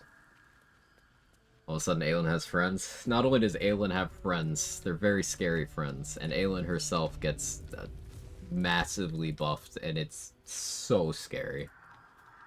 Like, you ever stand in a room full of things that are gonna globe of invuln their allies, but then also have a radiant damage retort that can hit for like 200?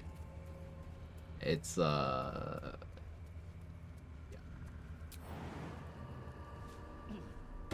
But in the interest of keeping Gale as single as possible, Aelin, who's a paladin, is scary. Not because of the paladin features, but yeah. Okay, I never changed helmet. That's why I didn't have as much movement speed as I wanted. I keep forgetting to make the fucking Orthon bombs. After this fight that we're gonna have in a moment, someone tell me to make the goddamn Orthon bombs.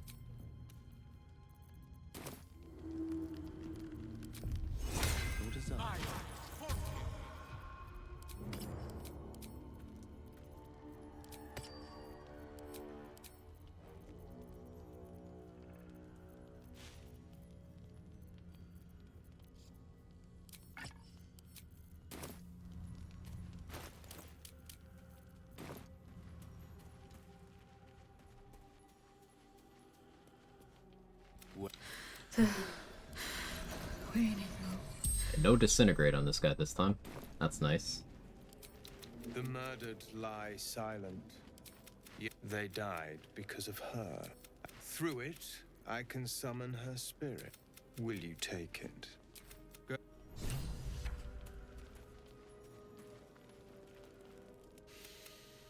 Yeah. Well, and you will be the judge. The Dark Justicia. She never said stop. I'd do anything to take it back. Anything. You broke her most thoroughly. Well Oh, I clicked the wrong done. option. It is. You have to. Here.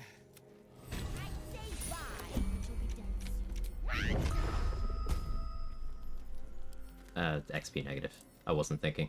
I was like, ooh, I see an option that says monk, and I clicked it. Oh well. See, this is why I shouldn't make choices 8 hours into a stream. I get significantly dumber once we hit the 8-hour mark.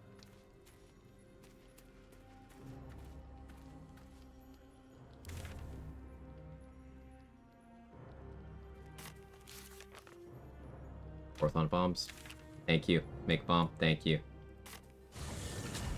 I get the quest XP and kill them. You make her stab herself. A lot. And then he'll attack you.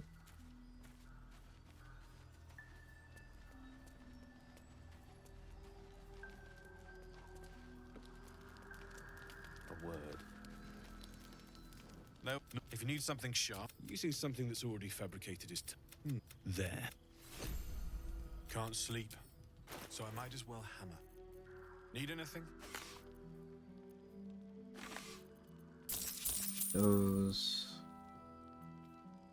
We do want Damn to live to Act 3. Darkfire Shortbow for resistance to cold could be interesting.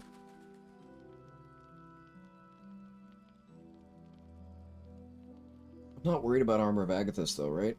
It's only the 10 damage Armor of Agathis, so Mystra's Blessing makes it so it can't hurt me anyway. Like, whatever.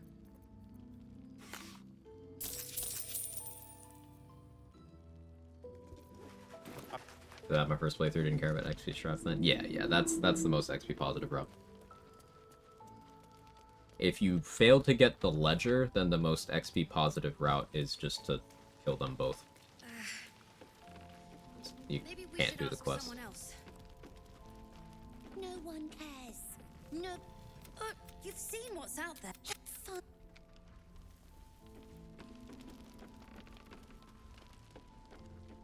Alright, we are pretty much out of things that are worth XP at this point. What could I do that's more XP that I haven't accounted for? Well, I never do this, but I could try to knock out Blurg and Omelum. If I could do it on anything, it would be a monk. It's just, that's really scary. That is fugly, can't stand seeing that creature. I mean, I'm not personally one who comments on the appearance of children, real or fictional. That's not something that crosses my mind. But, yeah. You both have some strong opinions about the kids in this game.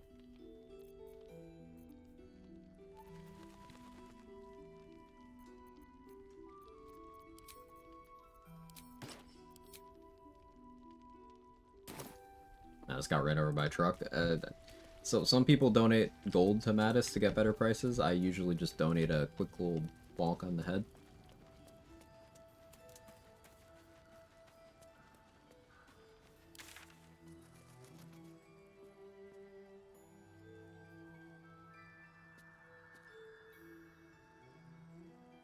We already knocked out a Raj. We killed everyone in Moonrise. Oh, I left no one alive, so is there even gonna be a jail fight? Science. Aelin's alive, so there should be.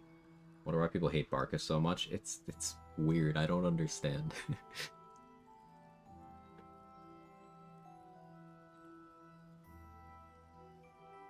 check the journal.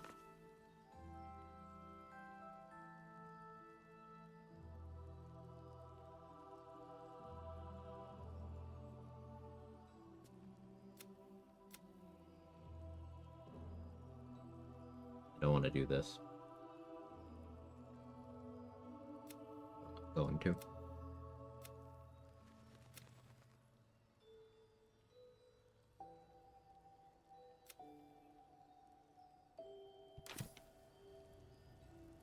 Stole my default dagger. People hate Barkus, he's just objectively nice, but it would push over, but he's a nice guy. Yeah, yeah. Shovel is bored. Shovel wants to murder Eyes. Bored. I love Shovel. Shovel's great. People hate Barkus? Yeah, yeah. So it's a weird stance to have, right? Like, why?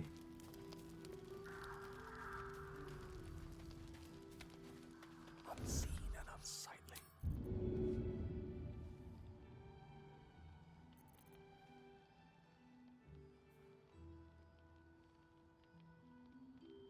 Won't know what hit him.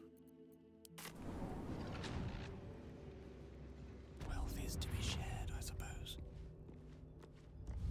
A cat. What the cat do? I venture forth. Doing a once over, making sure there's no more rats. Oh yeah, I should abduct back to Dennis.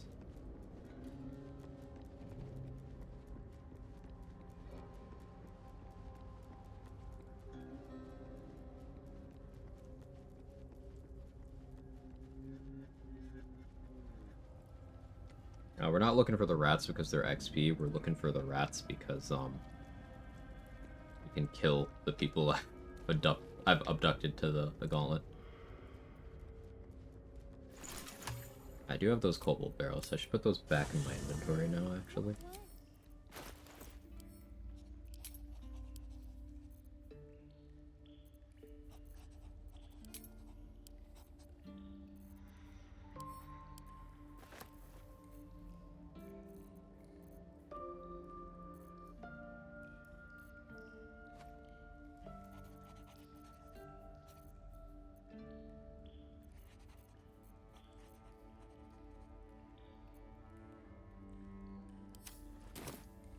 Husband's still working. I have to tell someone 6 years just told me thank you for respecting my wishes for no grapes in my fruit salad. Love the way he speaks.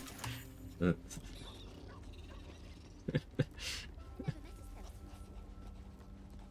great. Mine for the taking.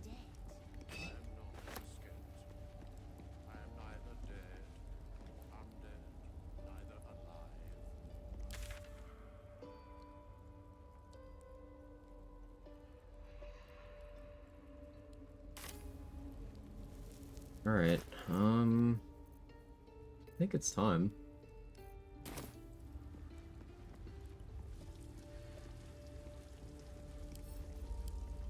I could technically just go without Sharp, but if I'm saving Aelin, then Sharp won't be an ally. Like, the necessary sacrifice so that I can press on. Rings a bell? Well, perhaps I can come up with something late. Honestly, I think I'm caught. Does it even need to be asked? We're beyond me. Oh. France.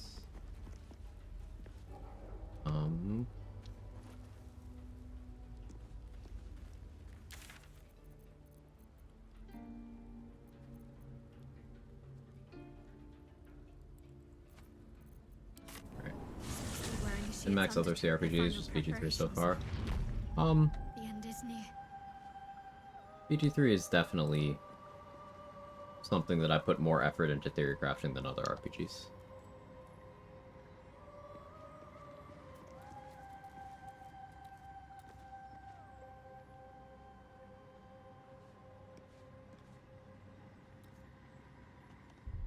Actually gonna make a hard save here. Custom honor as a buffer against patch 7's patch 7-ness.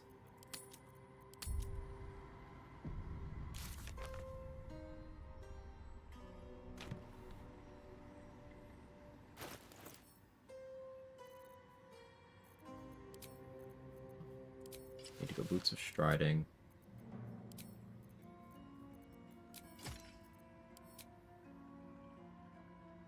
Okay. Bring up protection.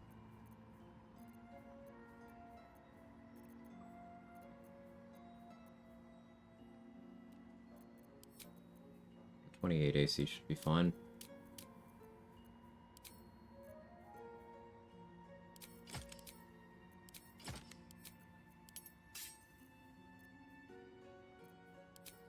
Heldusk here. Let's go to 29. Go to 29.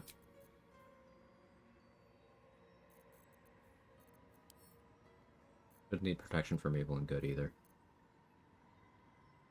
What I concentrate on doesn't really matter.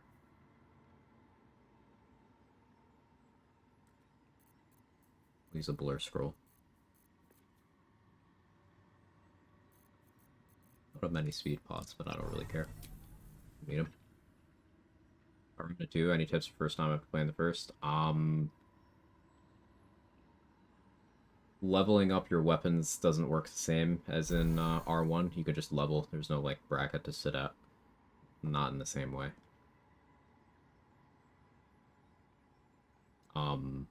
Concoctions are like more important in R2 than in R1. Beware of those.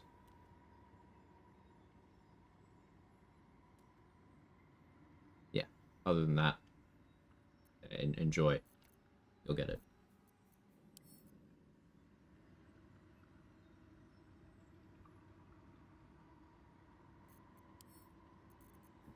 Did I do protection for anyone good? No, no. Bone skin's like okay. I don't hate it. Protection from energy. Just looking for something to concentrate on that's like nothing. I guess Expeditious Retreat would be okay.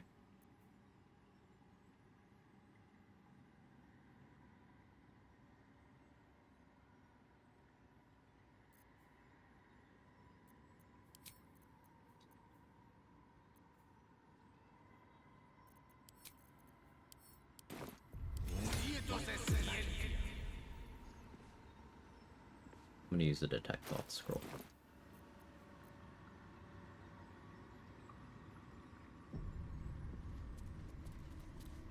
This must be the last step. All right. No need to dash. All part.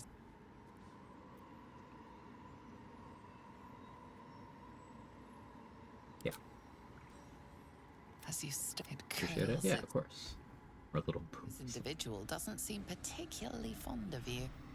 Perhaps a gift would improve their... This individual isn't particularly fond of me, right? It happens.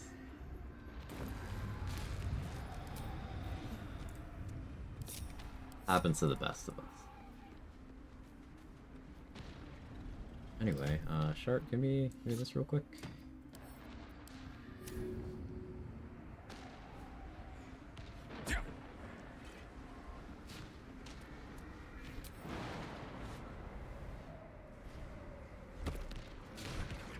I have more than enough approval where she won't kill Aelin, but I always throw the spear because that means she can't kill Aelin. And Aelin will give it back to us to get the shitty spear anyway, so whatever. So I have necrotic resistance, I have poison immunity, Ray of Frost won't do enough damage even if it hits me to bypass Mystra's Blessing. And we're running around with 29 AC. Nothing here can hurt me. Yeah, the Shar Spear, really good. The Selûne Spear, fucking dog water. Threshold for approval? I don't know, but I got there by just... You have her tell you she's a Sharan, you give supportive answers, get her the Night Orchid, get her the Idol of Shar, and then you're pretty much fine. Is it so bad? Like, the fact that the Moonbeam is for long rest, if that was a short rest Moonbeam, the item would actually be great. Like, one change.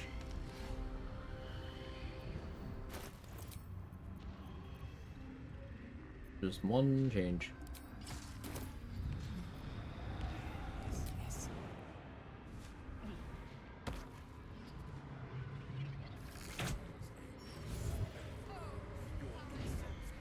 Oh, 140 XP from sniping Aelin. We also just became a Dark Justiciar. Made Balthazar hostile to us. He has alert, so we can't surprise him. +7 initiative. I guess being a +10 is okay. He's worth some cash, don't remember. Not really.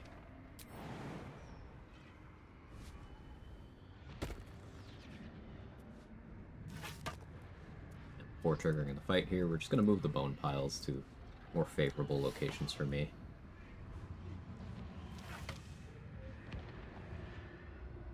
I'll always say you get nothing out of your playthrough like they've not used that spear. That's the thing, Spice Undead. It's yet another example of what we were talking about earlier, of people making statements without experience. They will just say things because they have heard people say things and then they echo it.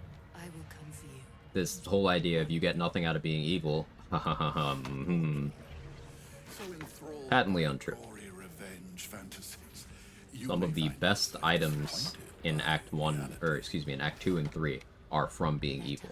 Now, in Act 1, you don't get a lot out of it because it comes at the cost of, like, almost every friendly NPC in that act. Above ground, anyway.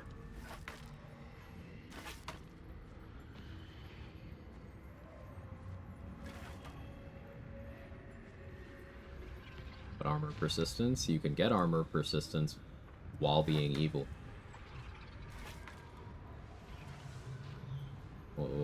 What's your point?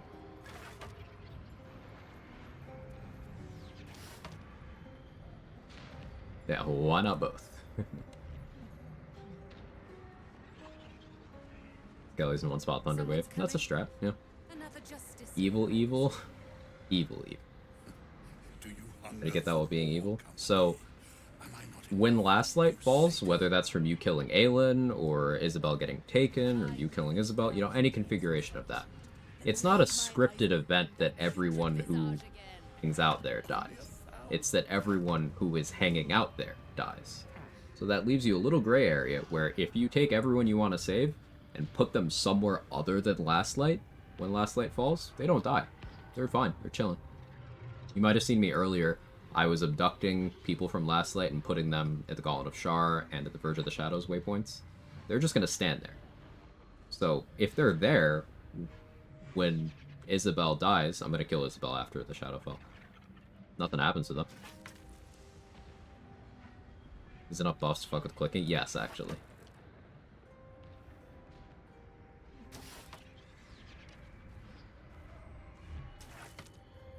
How long has it been so far? With my work, time just slips away from me. Just leave them there, still go to Act 3? Yep. 100 years. A mere interlude I did forget to save Vex and Danis. But nevertheless, They're probably still walking around there. It'll be fine. Do as you Gotta make some preparations for them. You can pierce my flesh, but my heart beats on. Artillery makes kidnapping a hostile action. You can still do it even if they do that. It just becomes more tedious. It becomes pick a fight with them, make them temp hostile, cast dominate person, and then bring them with you. It just adds one extra step.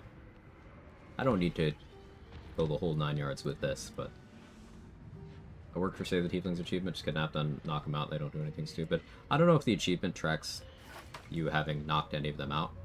I think it does, but I don't want to give a bad answer on that one. Seeing it around moving the bone's hilarious, yeah.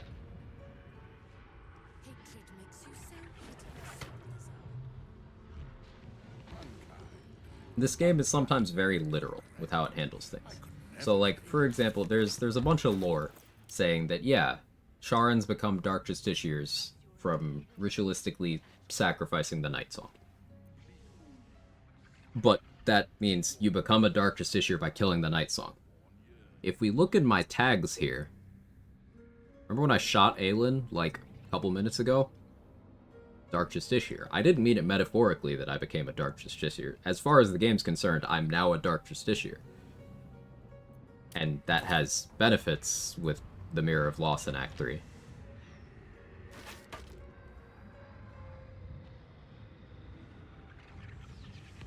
Yeah, perma-murder is being a chosen of Shar, but, you know, just the little boop. Different. Can't get this one down the stairs. Wait, there's a pixel. There we go.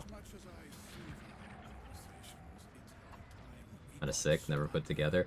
I'm not sure if they, like, intended for that to be something people could do, but it's possible. So enthralled by gory revenge fantasies, you may find yourself disappointed.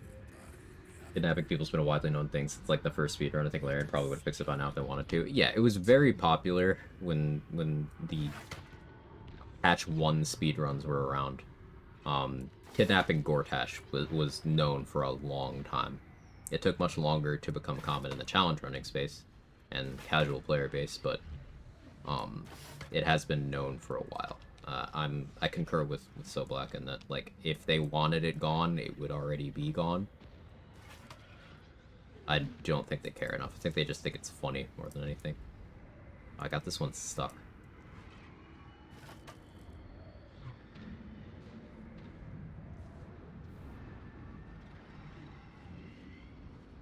It's fine. Someone's coming? Another justiciar, I presume. Do you hunger for more company? Am I not enough to keep you sated? There's one there too. I'd live 1,000 years in solitude, then lay my eyes open that putrid visage again. What are we opening with?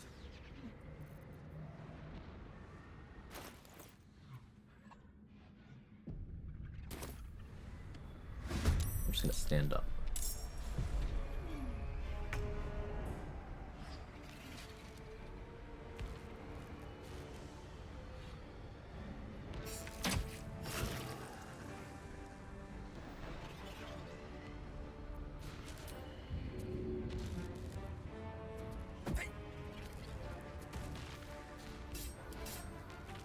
So, anything dying will trigger Balthazar's legendary action, including a throwable. So, like, he won't be able to do it to heal undead if you just throw something. It's very stupid.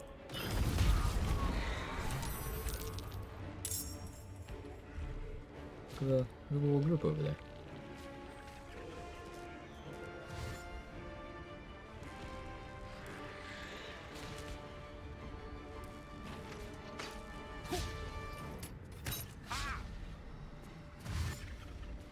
love that I have like 800 hours in this game, still learning things that blow my mind. I have over 3,000, and I'm still learning crazy things. It's one of the many things I love about this game. More skeletons than normal? I don't think so. I don't think so.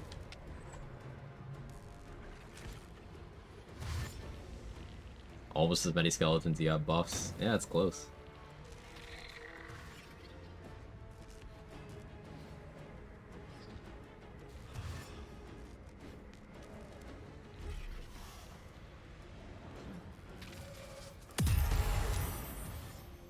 Good job.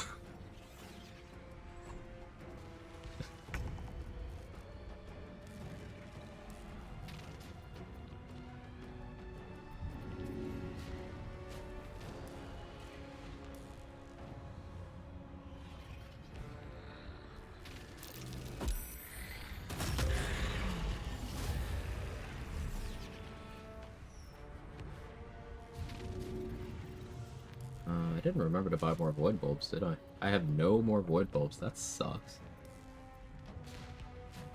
Actually means I have no more void bulbs for the rest of the game. I can get a few from a melon, I guess.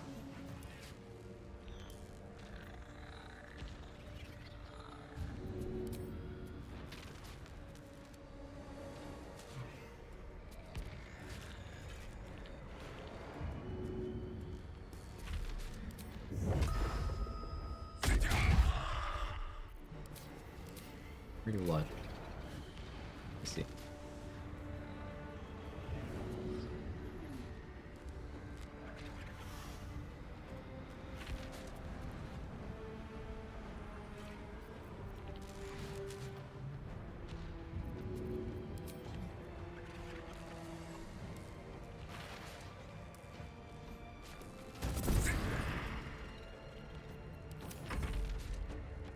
That works fine. You can't hit me. Best you can roll is 28. It's the high ground.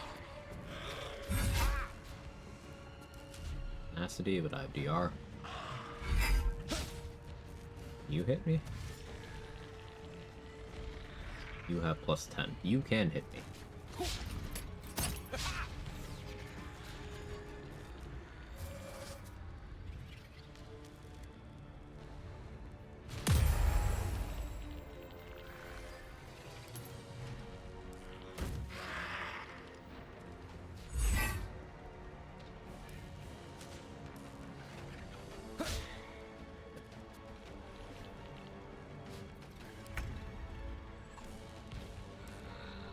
Starts there.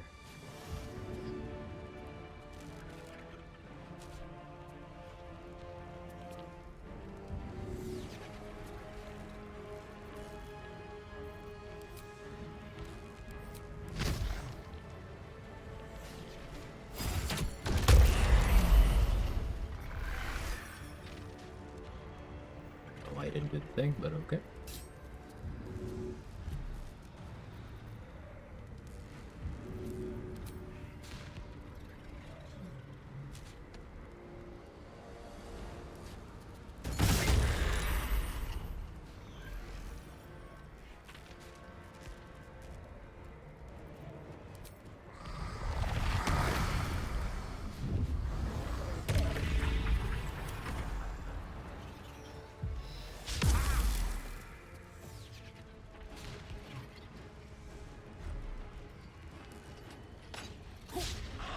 You hit? Nope. You can only go 24.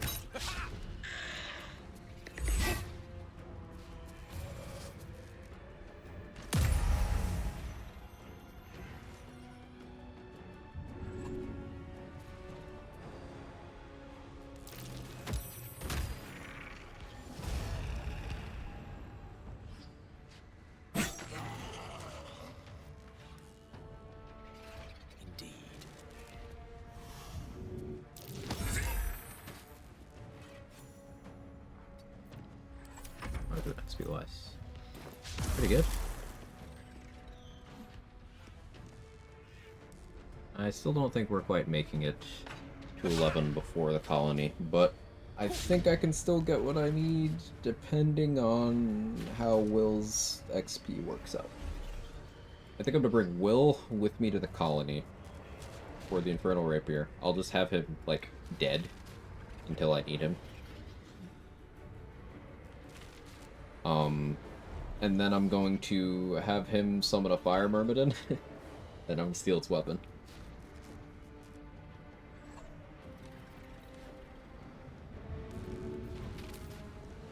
Most excellent.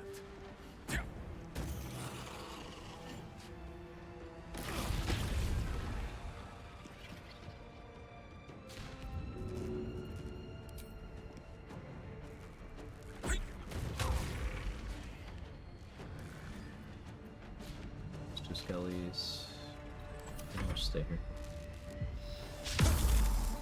The reason why I chose concentrating on Detect Thoughts is because no turn limit. We're on round 6. If I had done Blur, I'd probably be on 2 or 3 rounds left of it.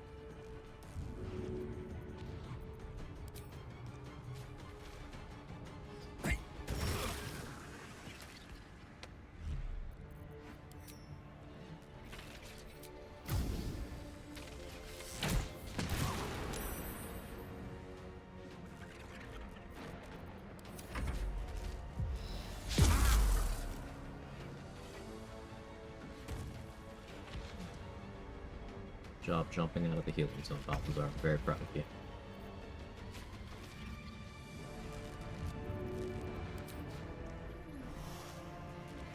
You got it 3 times.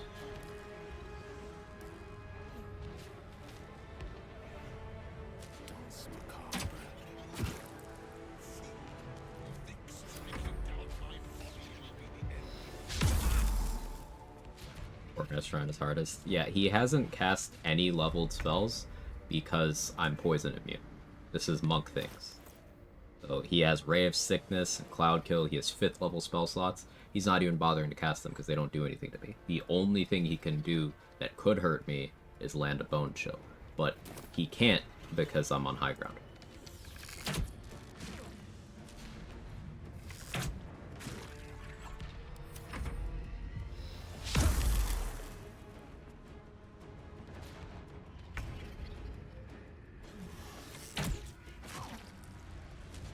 Not single Gale Forward or Faerun. Of course.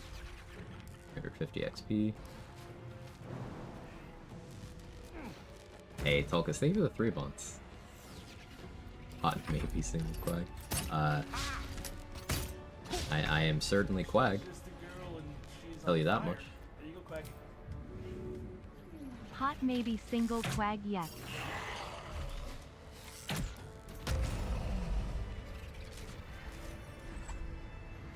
Good find.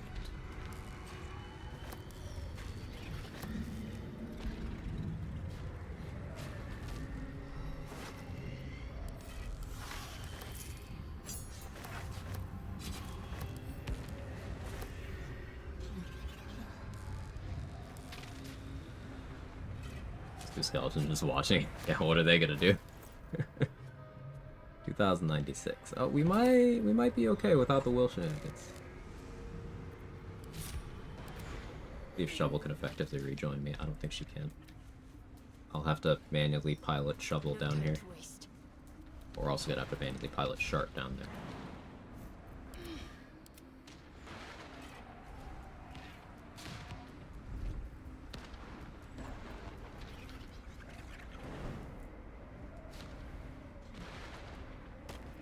Nice QOL thing I wish they would do here is have summons teleport to you when you leave the Shadowfell. It's having to walk them down this way is incredibly annoying. If you don't do this, whatever summons are with you will just like be stuck in here until you enter the colony. But they'll still enter the turn order when you're fighting Ketheric on the roof. It's fucked up. Gale and Living, so you have Jail? Yeah, we have Jail trade. Jail's about 2,000, right? Because I have Jail, and then I have Barrel Kobolds. Don't kill the Angel, straight to Jail. Kill the Angel, believe it or not, straight to Jail. 1725. I must keep going. 1725. Emptied my heart. That's assuming I get the fists as well. How about the Harpers with Jaheira in Moonrise? How much are they all worth? And Tally's still alive too. Lady Shazia shall be done. Kill Tally. Sure as night will fall.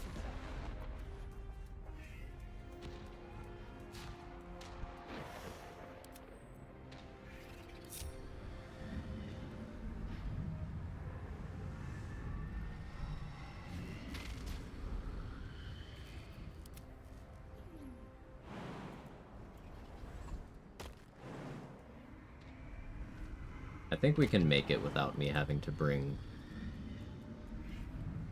problem is... we'll have to see if a hireling works. My faith protects me. The hireling would be my level or not. Lady Shah's will shall be done, as sure as night will fall. Quite ready for you. We'll have some science to do. Yes, of course. I'll do so many buffs it obstructs gameplay. Yeah. 350. Let's start here. Okay. It's not blind to your conflict. Behind that were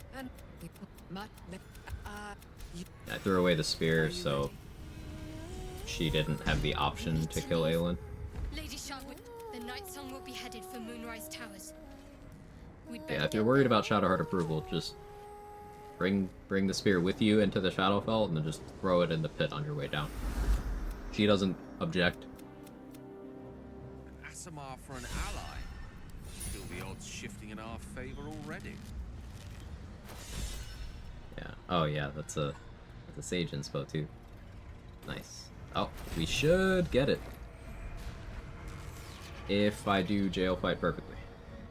Blah blah, lore. I mean, that scene brought a tear to my eye first time I saw it, but that was 30-something runs ago. Distraught, abandoned by her goddess, and She took... The path less traveled. I forgot I have a Ball of Last Light as well.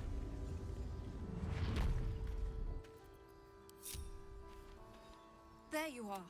What's happening out there? Leave. Just give her no information.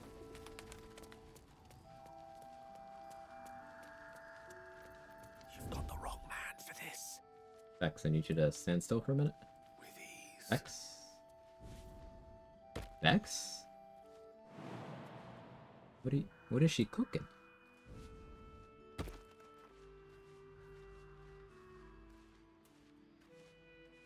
Oh please, not right now. We're doing hot monk things.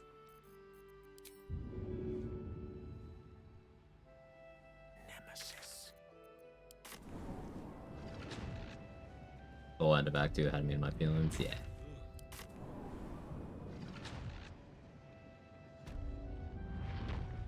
Right now I need to find Danis.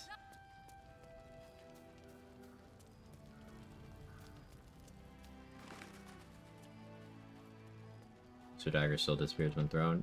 Yeah, a lot of items disappear when thrown on this patch especially.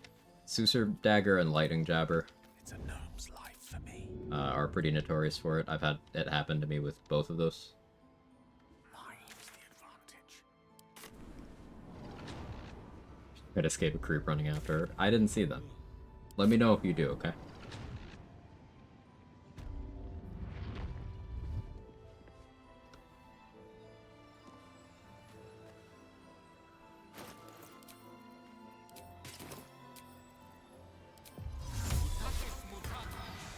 Will be thematic.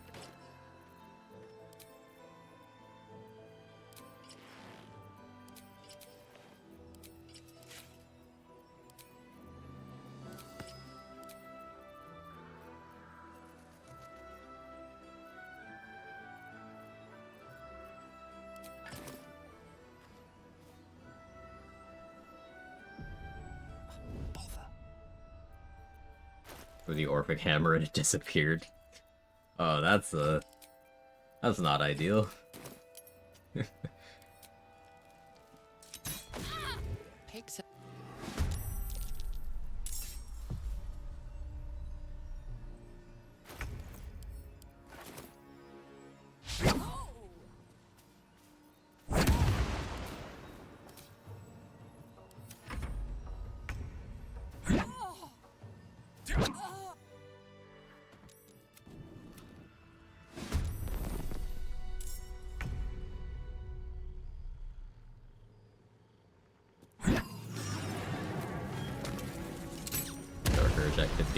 expected. It's crazy that the goblins managed to get Isabel. Absolutely wild. Did anyone see which goblin it was?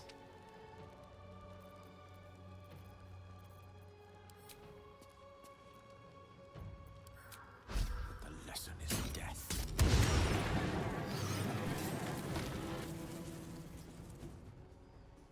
With ease.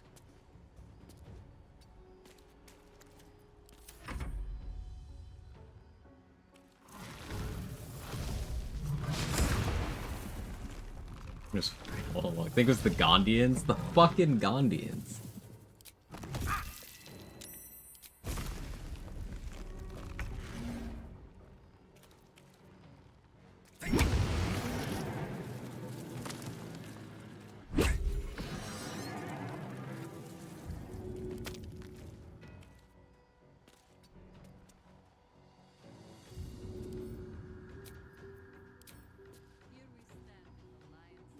Good show.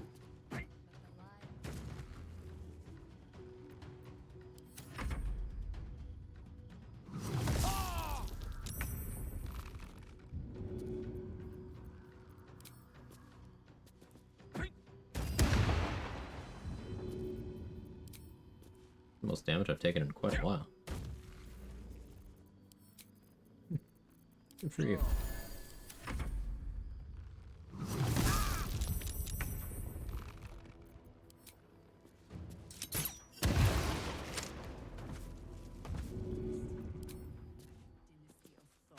Hey, Marina. How are you? Interesting.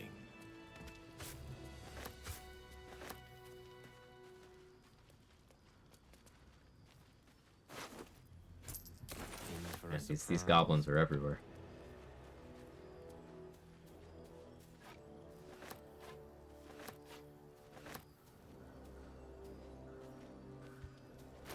Am I encumbered? Hello?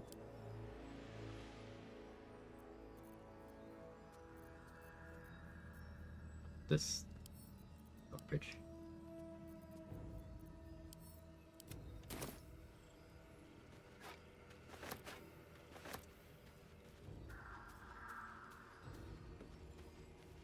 Alright, I'm glad to hear. Monk daggers do be chunky. Yeah, monk dagger damage is certainly something. Weapon for this.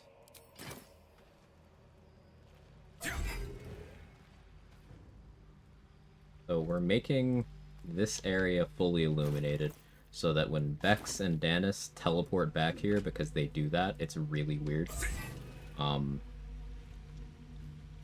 They don't get shadow cursed and die. 'Cause I'm the hero.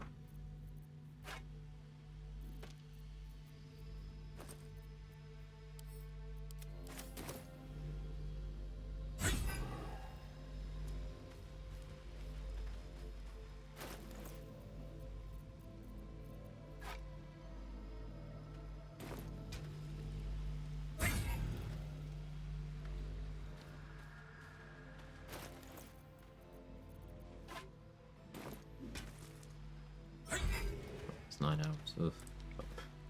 I just want to go until I'm level 11.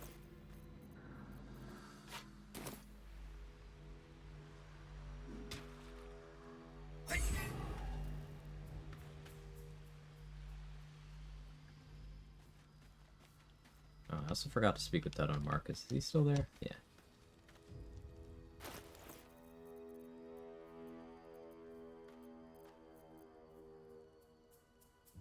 A makeshift bow with more Lord's Radiance.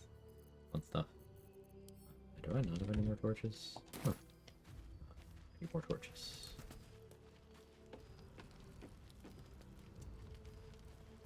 Some more up here, I think.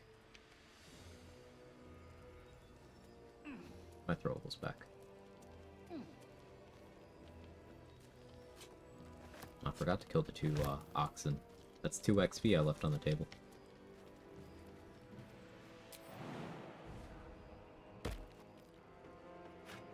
Best light crossbow in the game right there.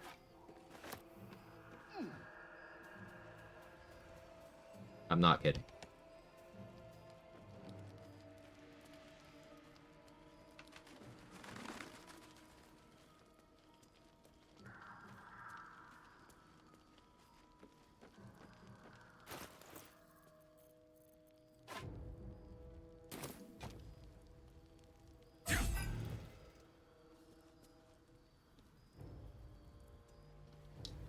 be good.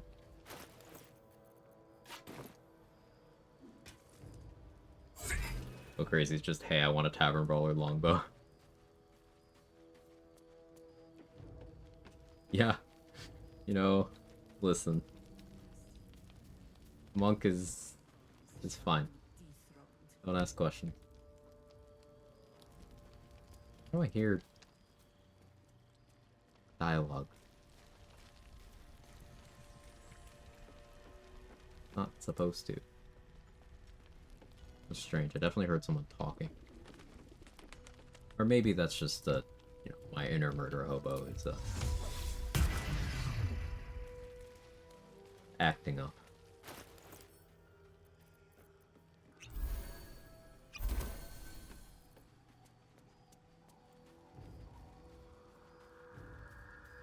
Start doing the battle too? There's an Okay. illicit parasite in that corpse. You should take a look.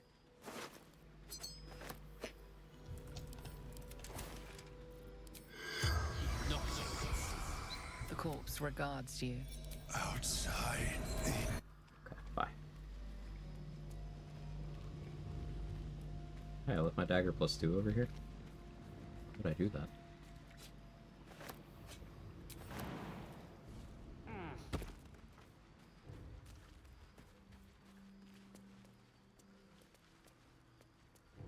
A hasty burial is still a burial.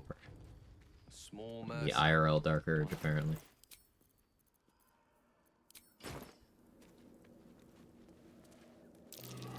This is Marcus's Failed perception, but it doesn't matter. Sick bastard. Because Speak with Dead on Marcus lets you just open that, even if you fail.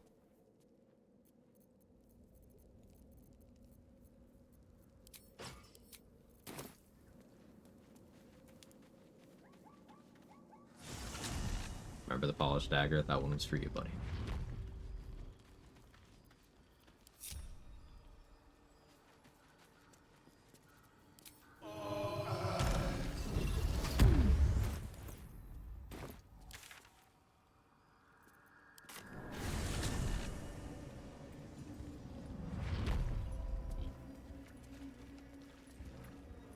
So, XP wise.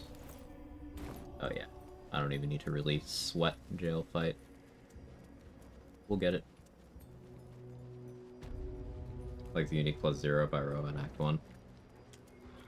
What's the name of it?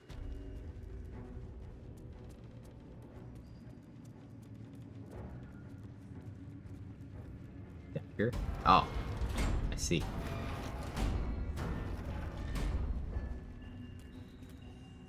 As long as you're close now. Ha! Keen eye. Always nice to be wanted. You know I want you, Jaheira.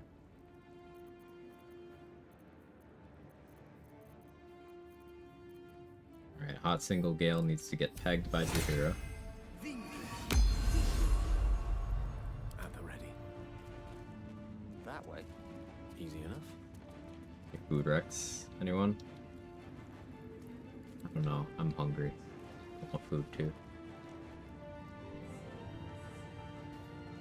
Geverick will not wait on our pleasure, nor jump on his sword without our aid.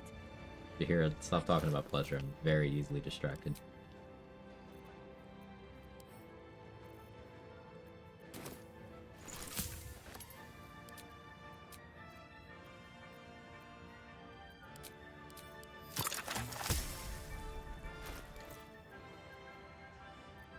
Alright, need a little more AC for this.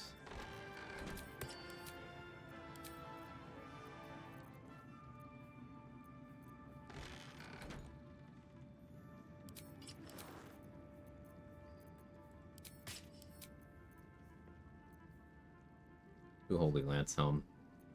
Reverb heavy setup. Laser Warhammer. I have fire resistance, I have necrotic resistance.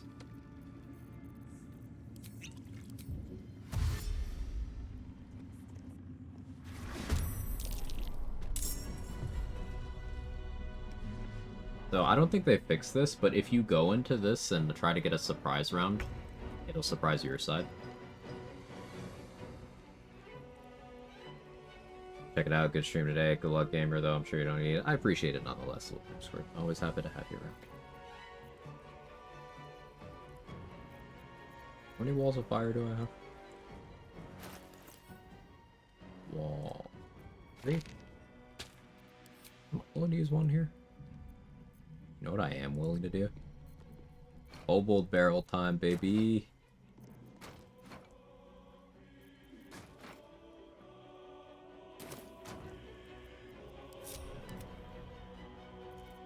Witching hour.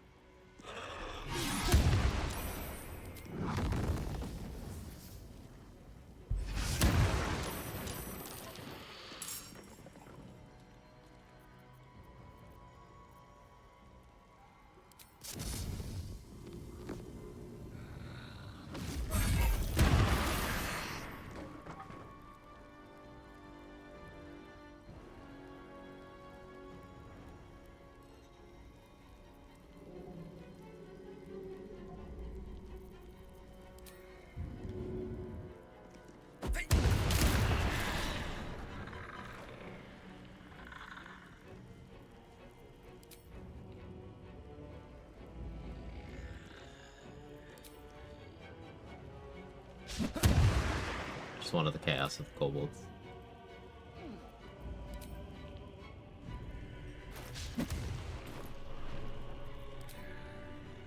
And I have so much movement speed. 38 meters because I pre-dashed. So I can just like go around doing this. It's funny.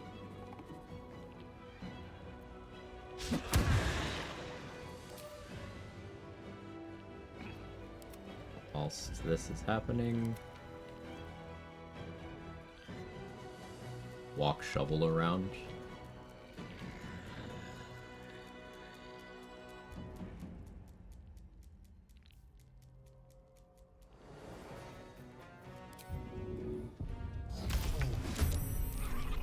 I speak, they burn.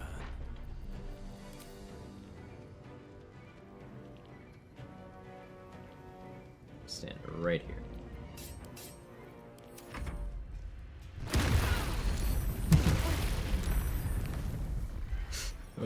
It's funny. Get him, shovel. Baited the shield. Nice. Volleyers are neutral for them now, so like their own fireballs, if they decide to fireball shovel, will damage that.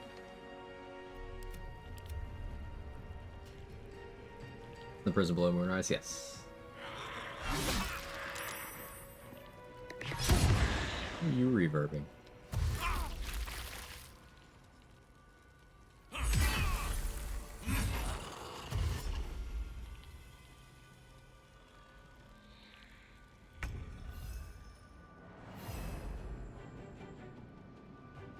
This shovel doesn't have enough strength yet. Hill Giant Elixir, and we're just gonna move that right there. You enjoy that.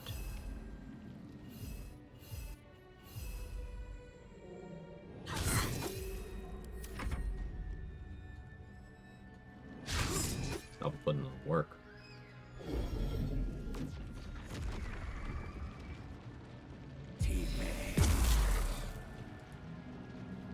You tanky, she got it.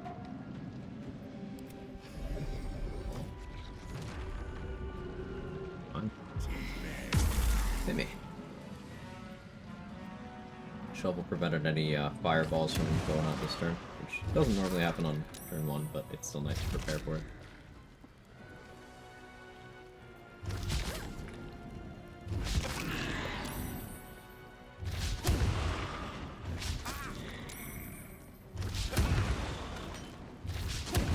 Stormy Clamor, Belligerent Skies is quite the silly combo.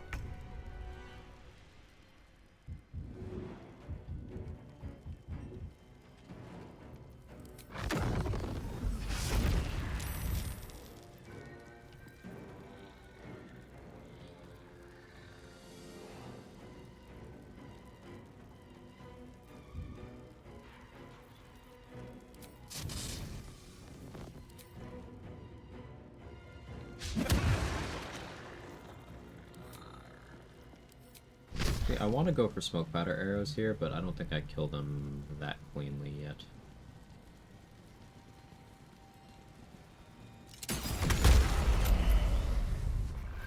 Yet, anyway.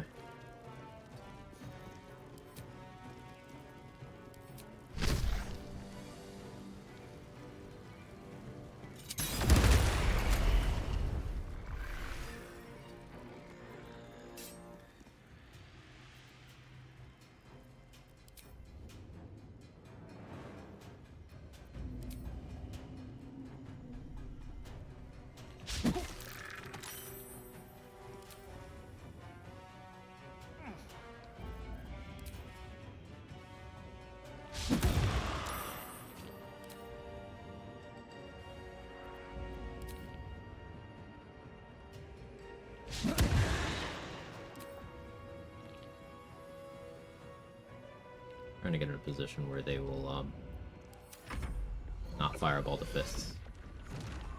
Their XP, fireball me. Like the bone shell, you know fireball won't do shit. They can kind of see Mystra's blessing, which is interesting.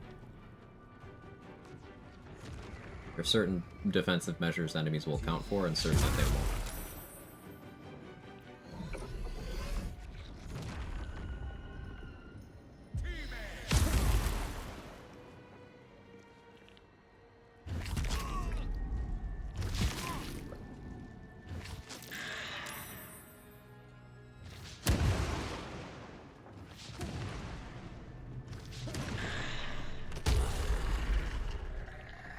Too good, man.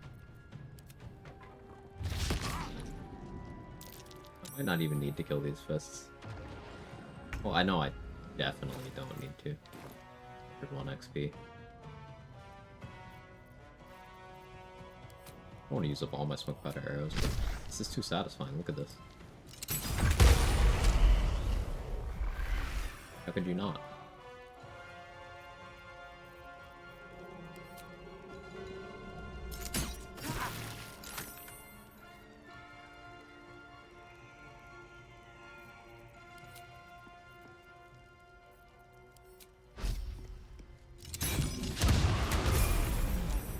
Level 11.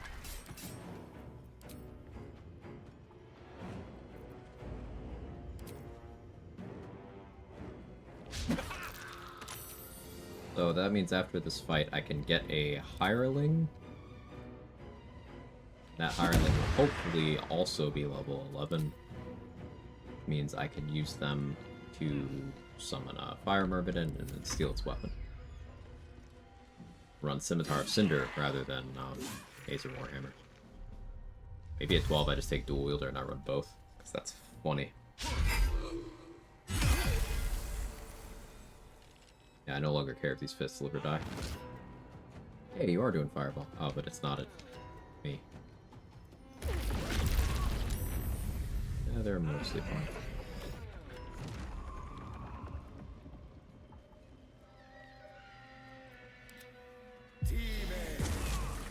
15? What a roll. That guy's gonna die. Oh. I feel like this is always the one who dies too. Yeah, this is the guy who just eats like 3 armor of Agathis hits because he's stupid.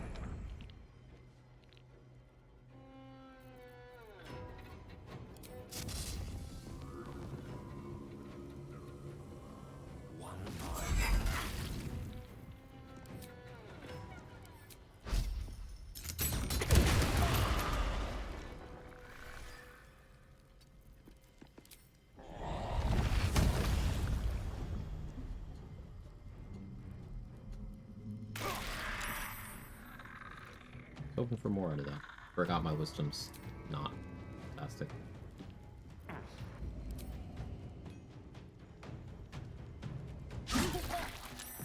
The gnome almost always survives for me because she's always dashing right. Her low movement speed actually makes a difference. Tracks.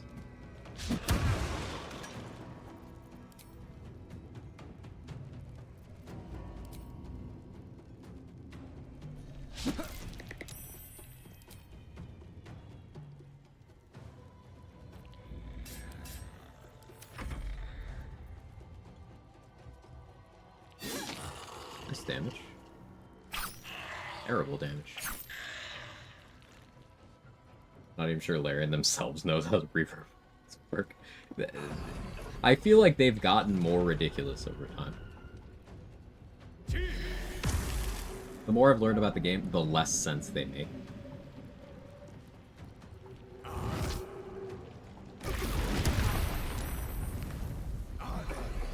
You.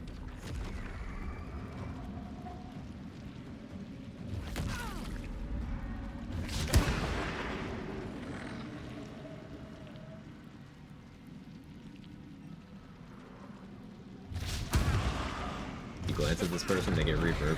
Yeah. Pretty much exactly how it happens.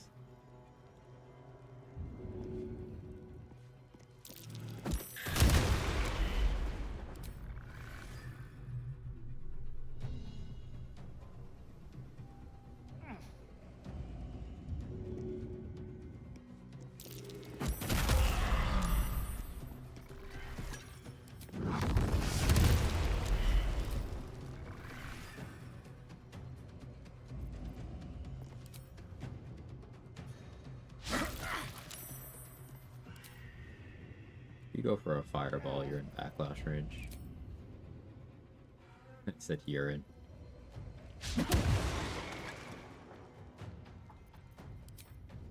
You get reverbed. All part of the plan?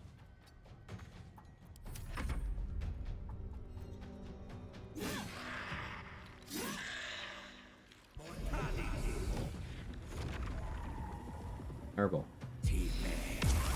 Or just Rit a bone shell, yeah.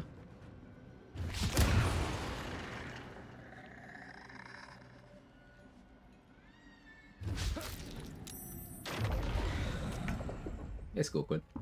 Yeah, the Azer Hammer's been a centerpiece on this run. It's been very fun.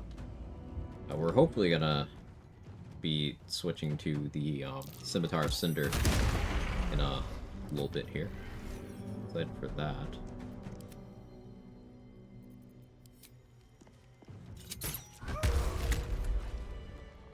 Hey, don't heal. Thank you. Yes. What have we here?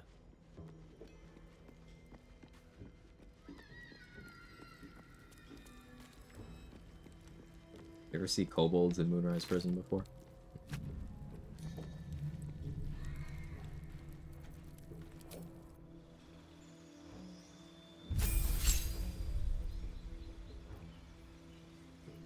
Extra key point. Oh yeah, I get Flames of the Phoenix. I could just do Ride the Wind. This is just until Long Rest Flight. Actually, this would be really good here. Also, just until Long Rest Gaseous form? Huh. I never really considered these. But, like, that's really good.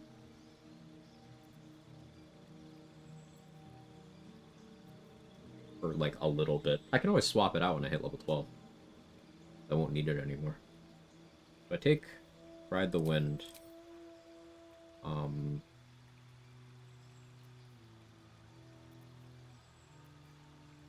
I can replace Elemental Balance. No, I guess I can't. How bad do I want? This is a fireball that procs unarmed strike, but I don't. I'll just use fireball. Yeah, no, this is fine. Like the idea of concentration flight with long restoration works with boots aside movement. Yeah, exactly. I can use those once we get to Act 3.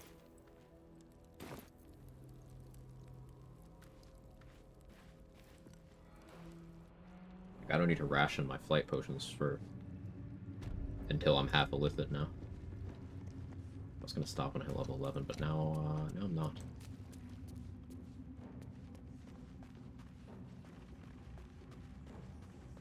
Believe I can fly monk power. Yeah, yeah.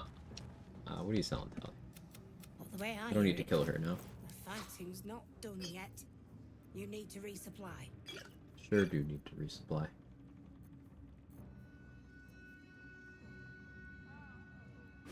Oh, he has 2 chain lightning. Ooh, and large. Fireball? And 6 smoke powder bombs. Tally. Familiar with your game. She was like, hey, don't kill me. Look. Look what I have for you.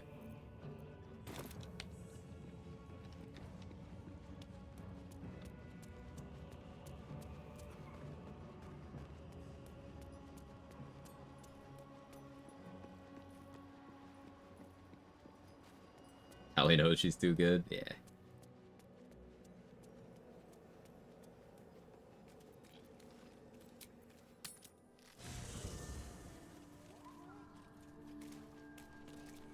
So, a companion probably isn't the same level as me because of inspiration. So I should get Sir Fuzzle up.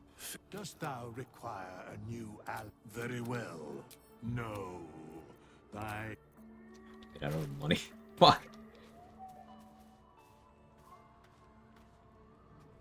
Shit. Vola. No.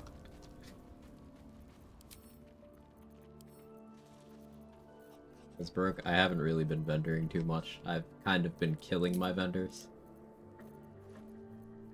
And I haven't taken the opportunity to... Coin purse is empty. I mean, have you seen Gale? Quite the cozy setup you have. I had to empty my coin purse, Lady Baker. You understand, right? Thank you so much.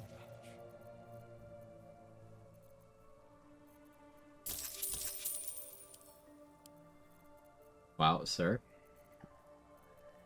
Yeah, do you need me to double down on that one? I just got here.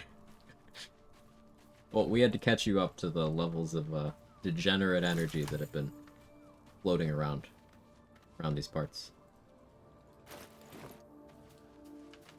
Can I touch your face? No.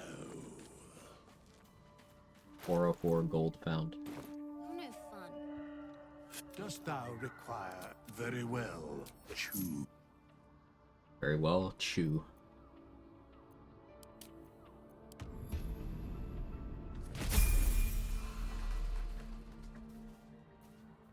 Still alive, so that's progress. Okay, he's still injured from the blood donation.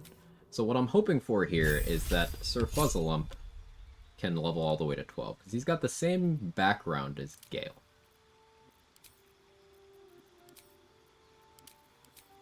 Both sages.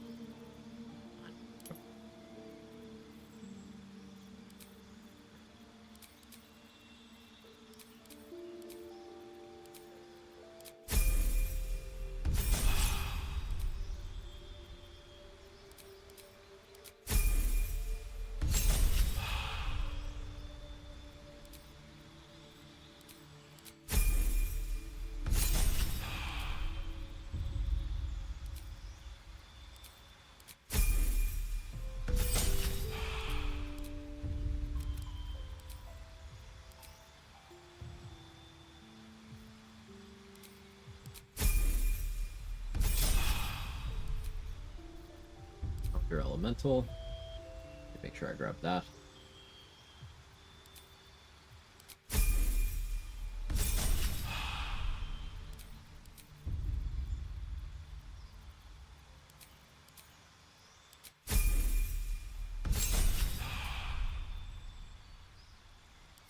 Or you can have create undead and wall of stone, sure. Okay, he is level 11.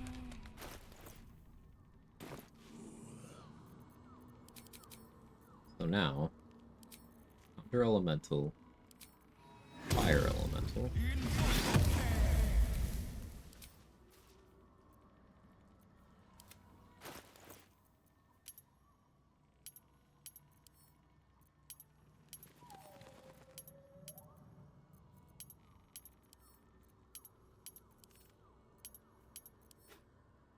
reflexes are slow after being live this long. Lost in thought. So, what were... This vessel is at thy disposal. Oh, Scimitar of Cinder. This is a +3 weapon. Light, it's even finesse.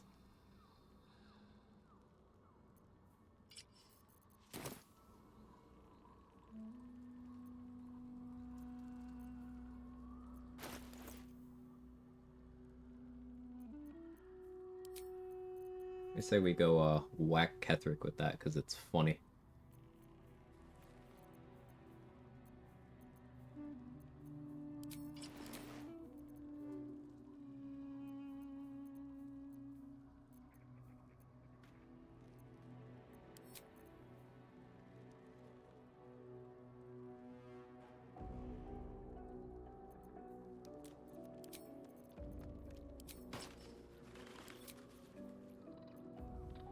With these, yeah, I'm fine with this.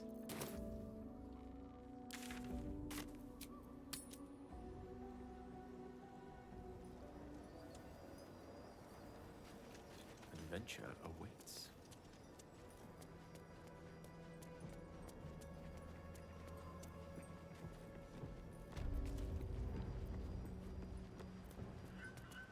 I could switch my concentration to flight, but I'm not going to yet, right? Yeah, I can stand to use one more flight potion.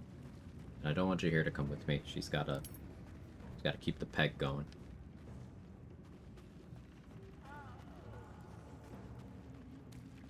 It's only been 9¼ hours. How's everyone's stamina?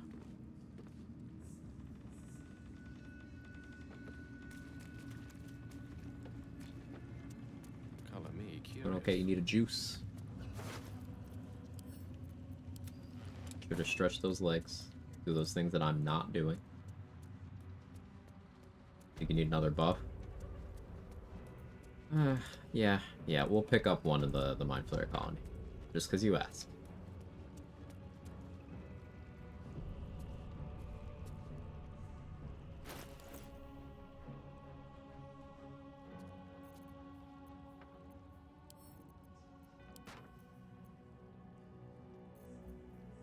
I could Drake Throw Blade this thing too. Do I?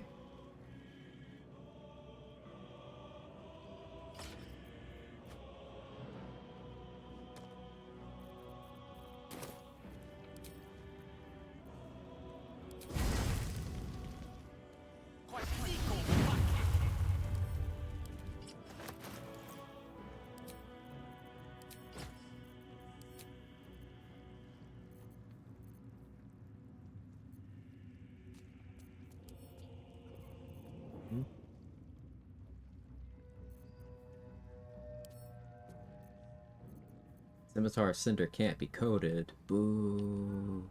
That's fine.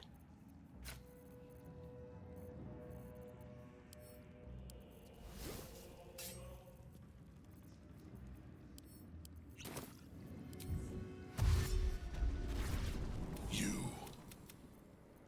What have you done? Melodia, something. What? All good. Unlike It isn't too late. I can fuck you if you let me. I mean, help you. He will... The gods! Okay, cool. Nice 1 initiative, Aelin. Literally 1. The 10 Dex Paladin rolled 1 on her initiative die. Thank you, Aelin. Lovely contribution.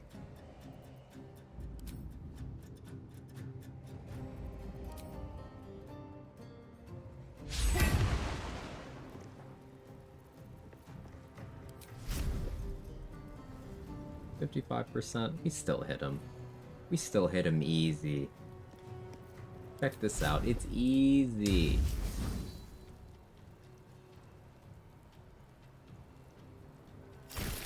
It's easy. No animation. We're not really meant to do that.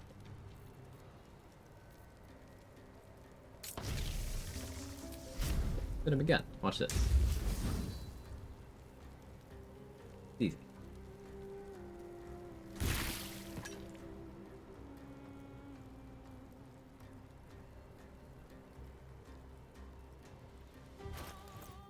I guess Callous Glow doesn't really help me here.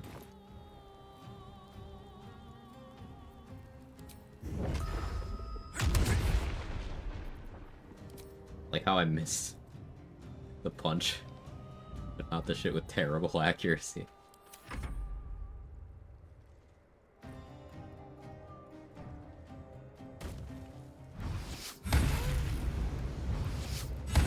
Thank you for soaking that up for me, Aelin.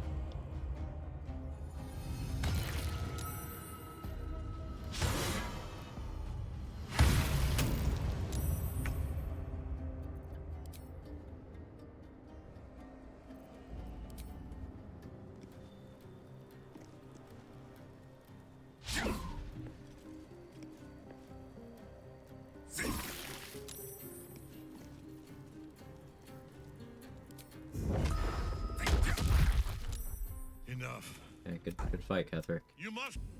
Yeah, sure, man. Go away. That tentacle was colossal. How can such a thing be possible?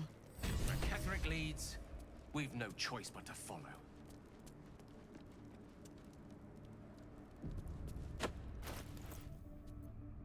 Let's see, I could bring Will to get Infernal Rapier. Do I care about that? No. In fact,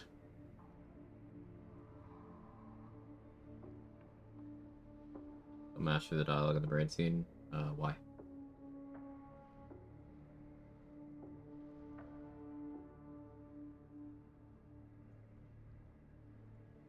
Do I flush Mizora? Remember, I'm going for no allies. In the colony, we're gonna kill Zevlor. So I don't self-terminate. Right, because I'm Gale. Thank you. We're gonna kill Zevlor. But, like, do I flush Mizora so that Will dies too? I just don't talk to Mizora in Act 3, and then we won't have her as an ally. It's fine. I don't need to flush her.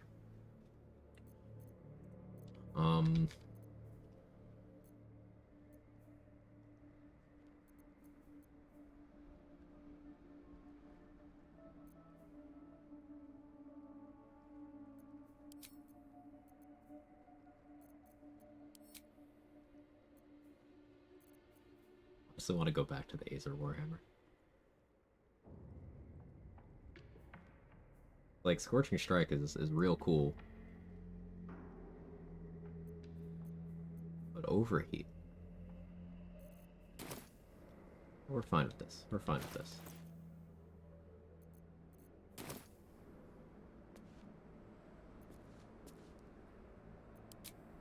Make a save.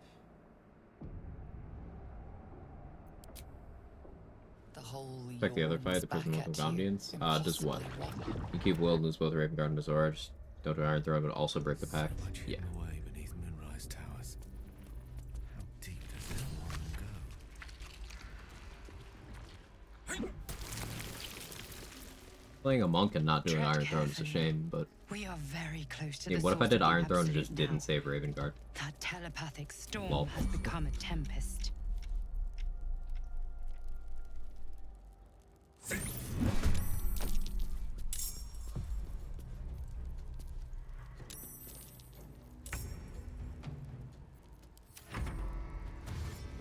Flushing Mizora. Well, if you don't have Mizora... if you don't have Will in your camp at all, then Mizora won't show up in the Iron Throne. What Mizora does in the Iron Throne depends on the status of Will's pact.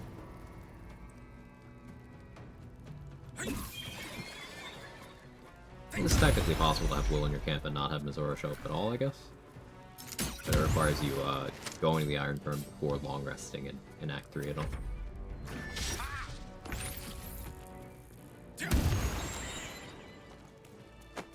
With ease.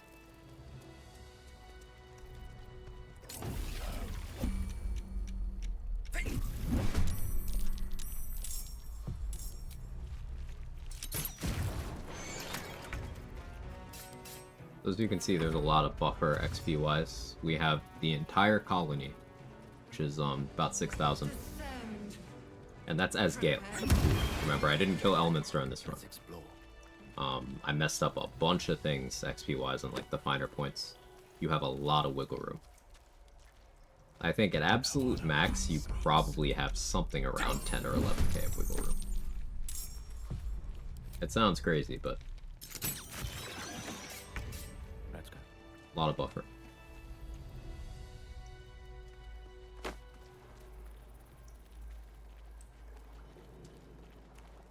Yes, of course.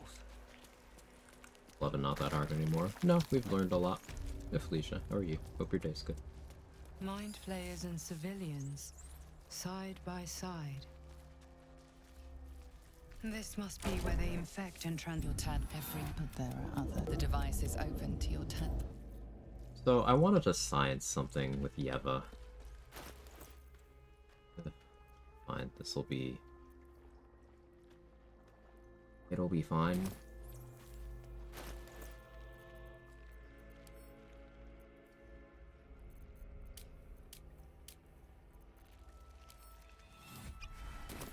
What, accuracy was low. Yeah, check this out. Look how fine this is gonna be. Connect. The device is open to your tadpoles. Yeva is here. I left her a weapon. I want to see if she's worth XP here. Redstone? Yeah, I didn't go get it yet.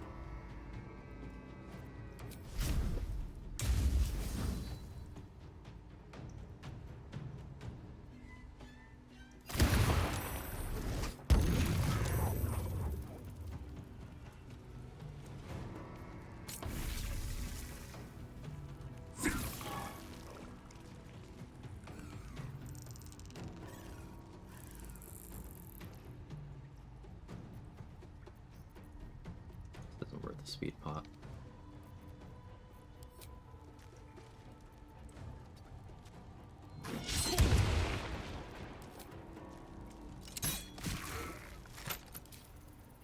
Extremely low damage. Horrible roll. Actual minimum damage.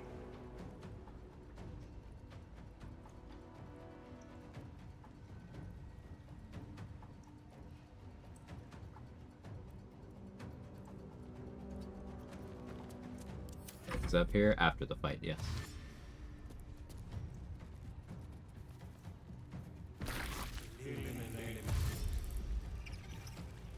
Guess I need Yeva to survive too. Crazy that that one's alive. Stephlor, brother. There you go. You didn't really need to smite there, but I like the energy. Shurga is worthless here. You just passed the turn, fine. Alright, Yeva, I need big damage from you.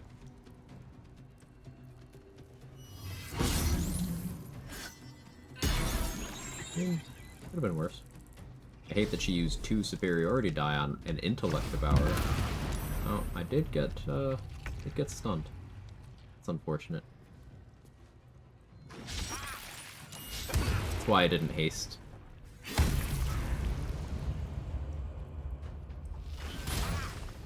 I am still not sure of the circumstances under which mind flayers in here will mind blast versus won't.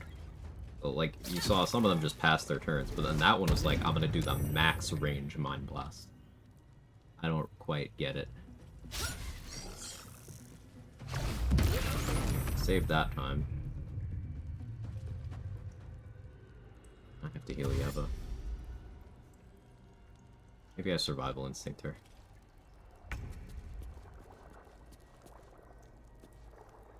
No, a heal is correct.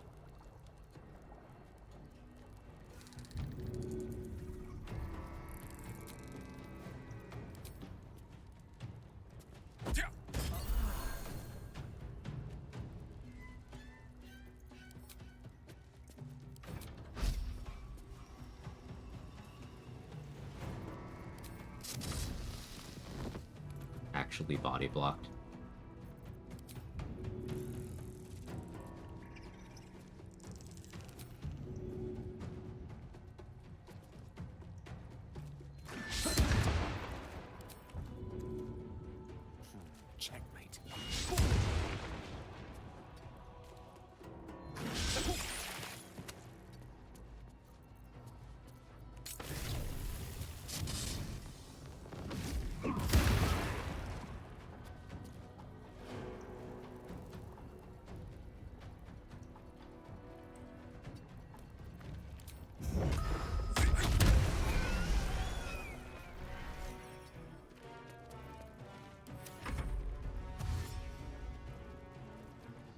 As long as Yeva doesn't need a double Mind Blast, I think we're okay.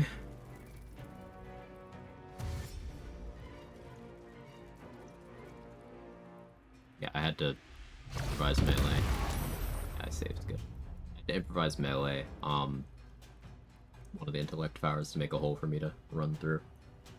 Flight would have made that a non-issue, but it's fine.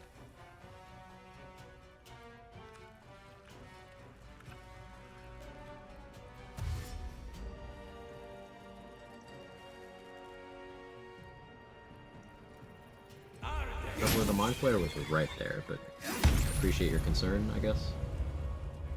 Urga, you could've... Oh, you don't even have the damage for that. Never mind. I don't like how this grouping might encourage a Mind Blast. I really don't like that. Okay, Yeva. That was actually a good play.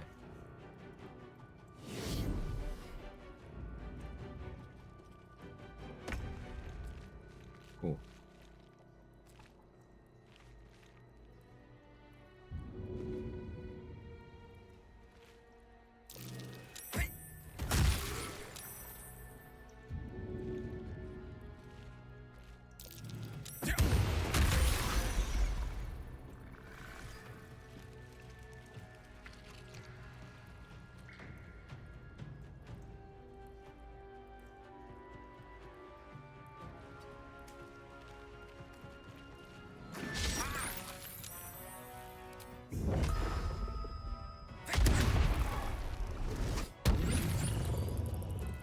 Did get charmed. Fine, I'm gonna go here, I'm gonna turn on heat conversion, so the burning on you can do 5 more damage. Maybe 4 if my heat went down. 5. Don't do it. Okay. Yeah, I don't understand Mind Blast AI. Shurga actually did something crazy. Yeah, but just grew. Alright, fine.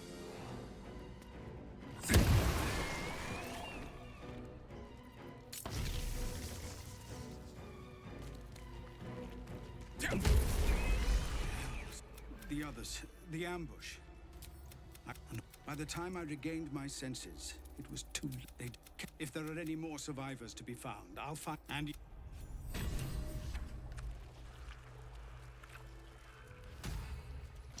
Alright.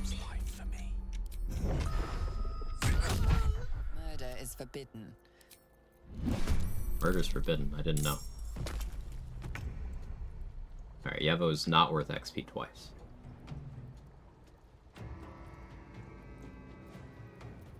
Zevlor has good saves, but like, how good are your saves? Not that good. Discern, faithful. We depart.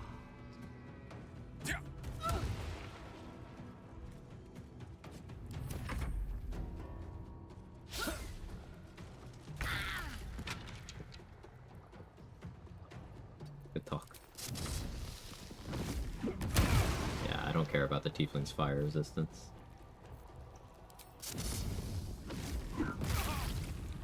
Don't get too close. Didn't ask.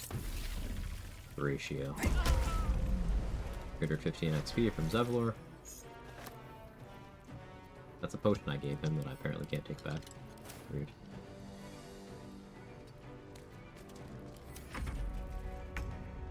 Thinking Aura Protection does anything. Yeah, sorry, it's my bad.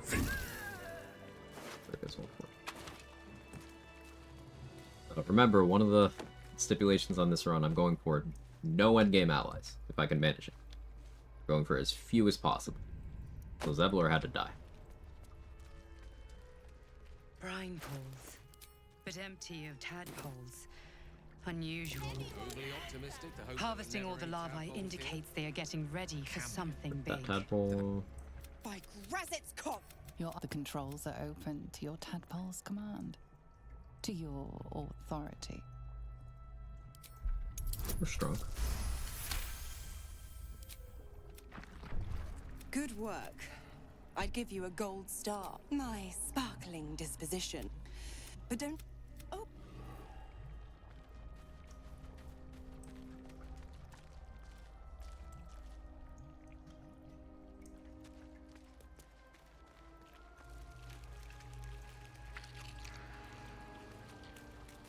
I succeeded the check to get Mizora to let Will out of the pack, right? Maybe I didn't, actually.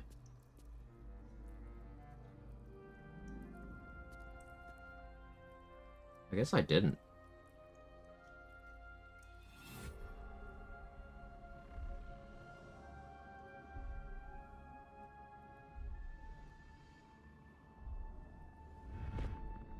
Does that matter?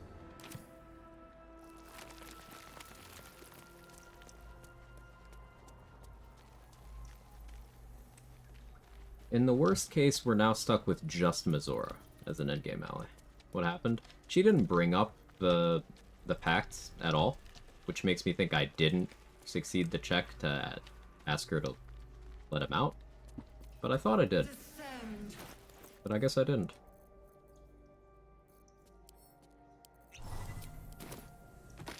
We'll see.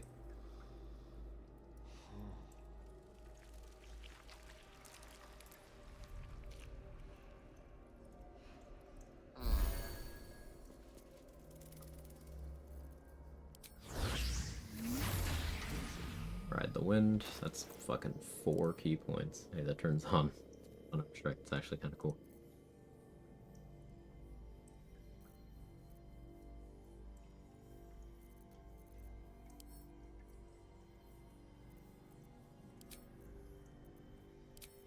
Reaction. Blood of Lathander makes the most sense here. I'm actually still pegged from Jaheira. So, we go back to Acer Warhammer.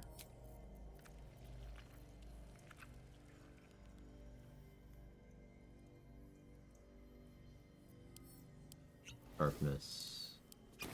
This. Running just in time for Hot Sing to go take on Giant Bone Daddy. Yeah, I wasn't gonna do it today, but fuck it. I don't have anything else to do.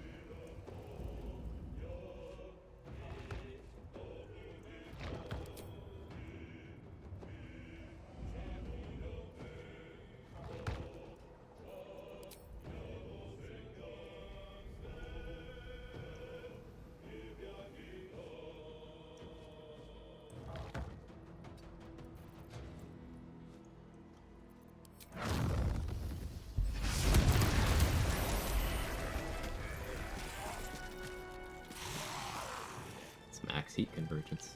Like that. We're taking a nap in front of a flesh rot door. Wouldn't be the first time.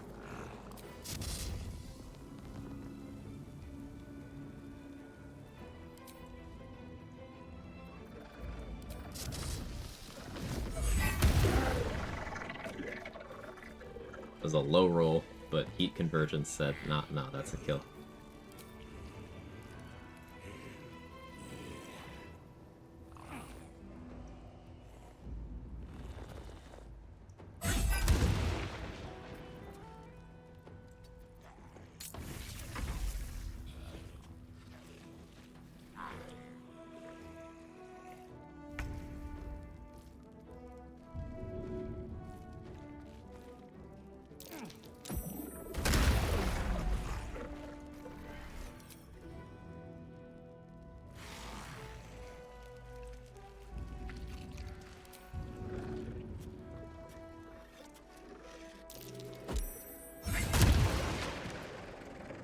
Did that so I would have strike,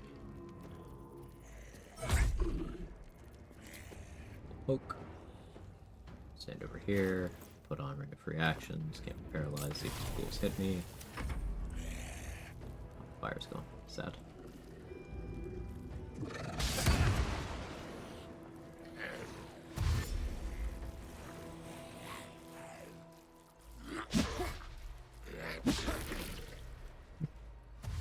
The Wingtor is probably so annoyed.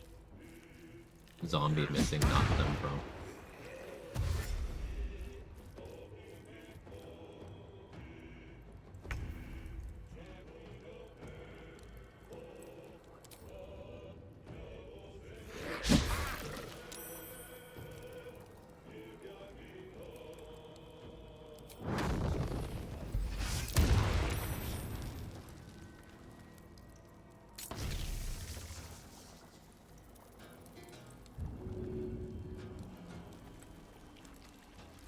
How many fireballs do I have?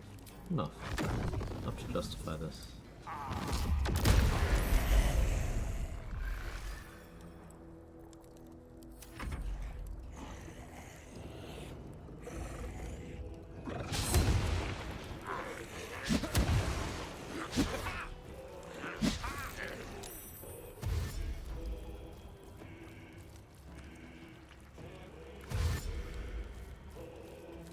Still didn't ask how big the room is. He cast Fireball. Damn right.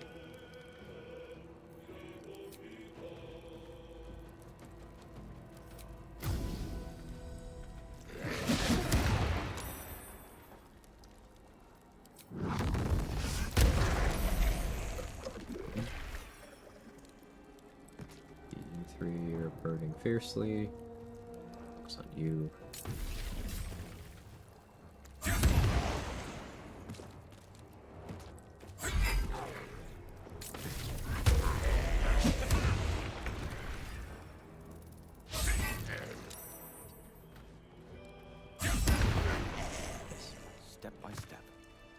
Oh yeah, it's another inspo to do the puzzle. Sage things. Interesting. I'm rather alarmed to say I suddenly feel inexplicably Mole's eye patch. But where is Mole? On it. Yeah, flight.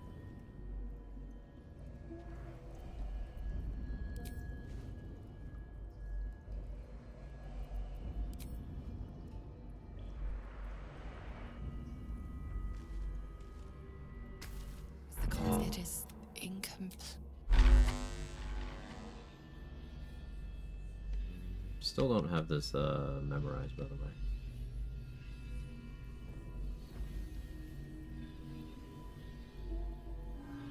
Especially not 9-hour brain me.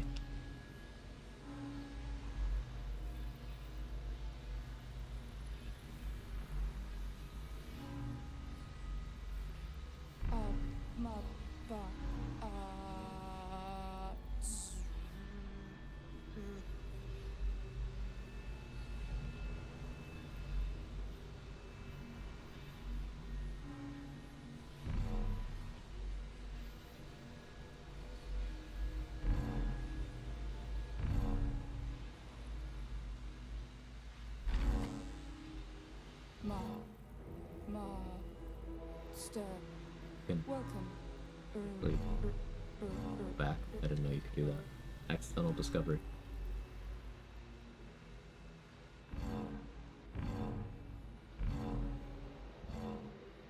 Taxing? Now, let's see what was so worth such protection.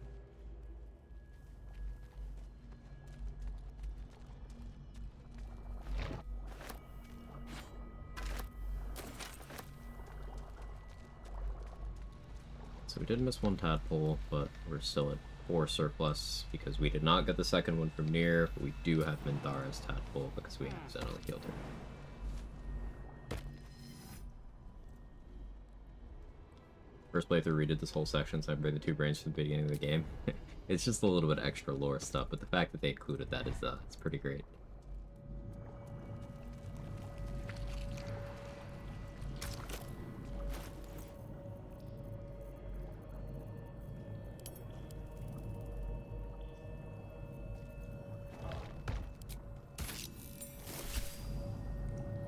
Pretty enough. I'd guess you're no willing. What I use. You catch the lie. My all that touch my mind, and it is my mind then. It is, and I decided it'd be nice and not pull her out on the lie. Good guy.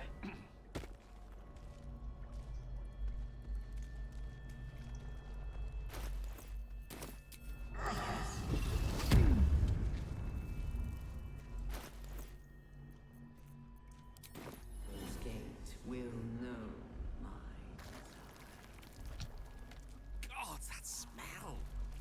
Abattoir crossed with privy. Faces, dog, chop.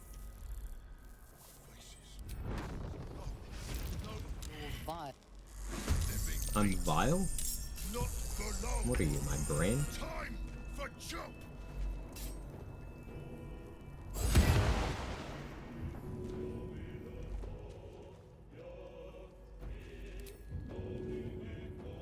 On my honor.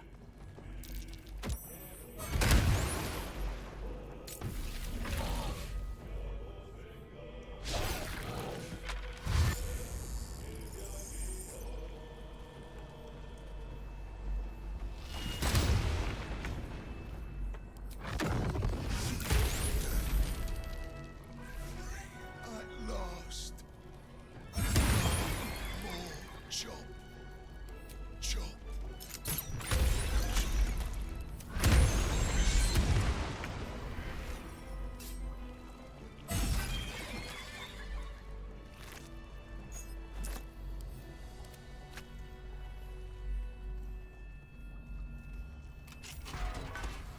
But we will. But we woo. As you wish. But we woo is what I'm gonna call farts now. Like sour, like wee woo wee. Listen. I'm trying to shift from the down bad jokes. Need to reprogram you guys for the next run. I'm just gonna be totally mature and no thirst allowed.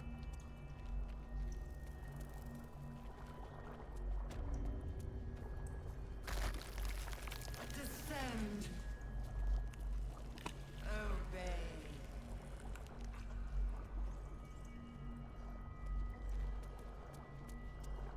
The only one allowed to tell me to descend and obey is Minthara. For this. Oh, right. Embrace death. Come, death.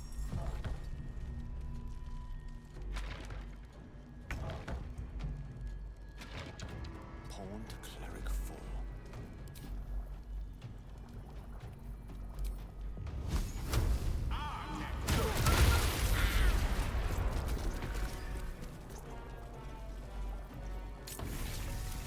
Not even the wants your carcass once I'm done with you.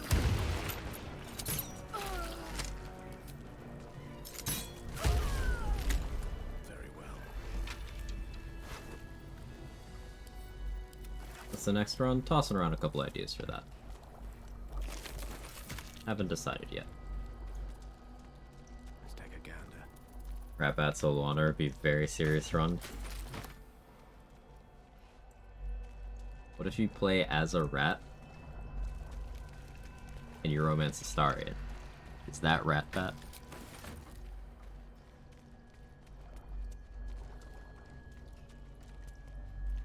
Not a problem. 6.6k earned in the colony. I guess that includes whatever we got for completing the Ketheric fight, but yeah. This much post-jail so far. That gives us a good idea of the buffer we had.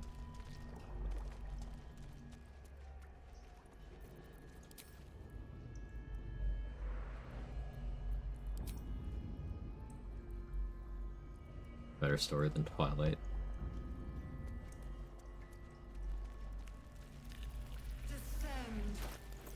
R is subterranean. We think I try to stick overheat on Merkel just because I'm stupid. I think I do. Hey, did I buy Doomhammer?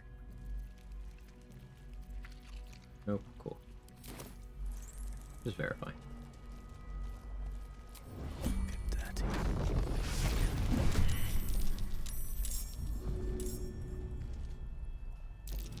With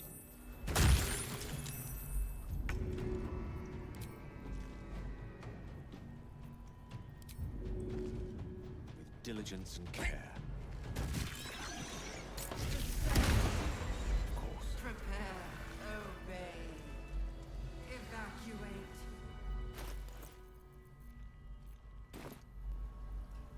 I never did talk to Scratch enough. No, I never did talk to Scratch enough. Well, this will take a couple turns, then.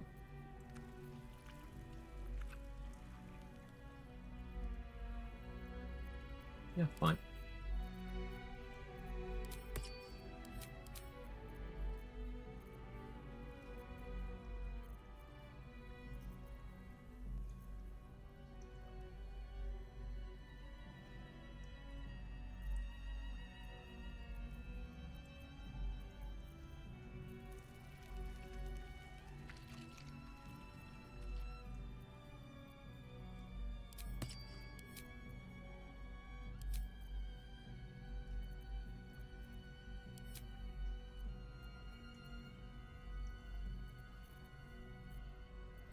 Yeah, this is fine.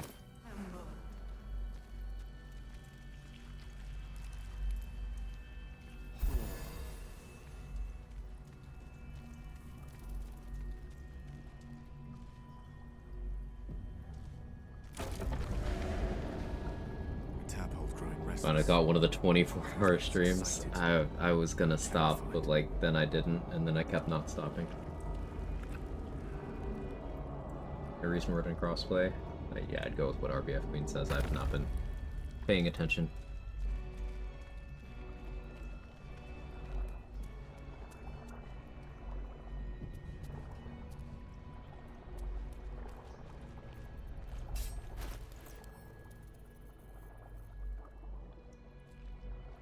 So as much as I should be putting oil of accuracy on this thing, especially because I'm not proficient and it's non-magical, I'm just gonna put oil of combustion. It's gonna be fine. You're gonna see. No longer. Your pulses, strangely. It feels unsettled. Forgot of Gale. I have to pay attention.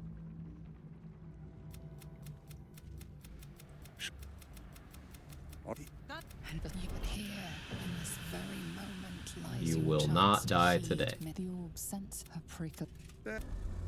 You wag your wood. And Catherine. It is time.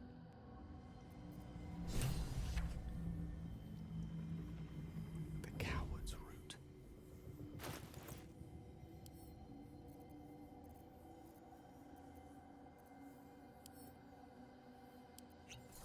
Onward.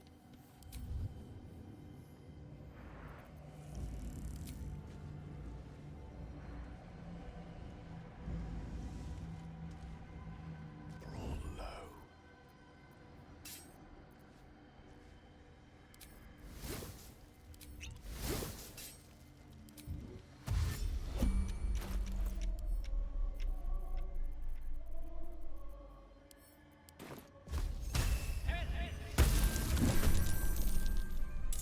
There you are.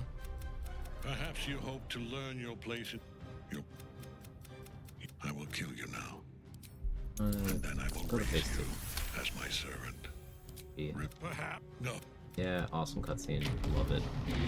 Incredible, but I'm the only Bone Lord here. I cringed. Are you worth using key points on?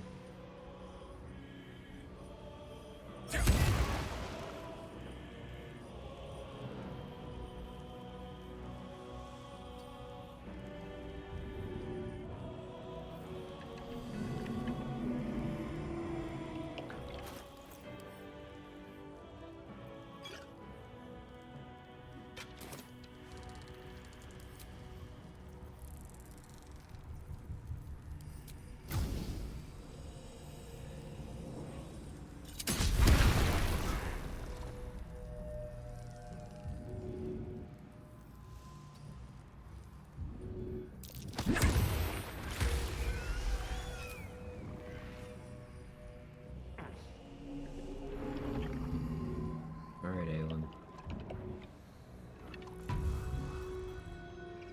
You, I don't know, something.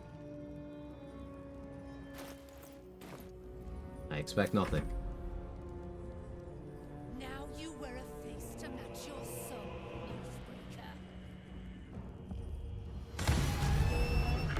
Oathbreaker. Shit. Okay. She didn't roll that well on the smite, but like she hit a crit. Okay. Mama cooked.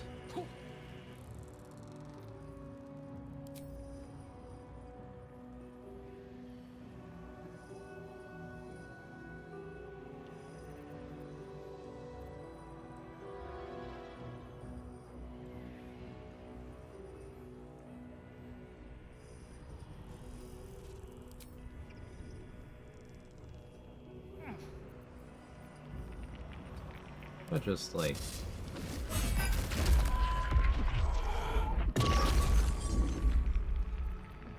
D10, cool. Cool.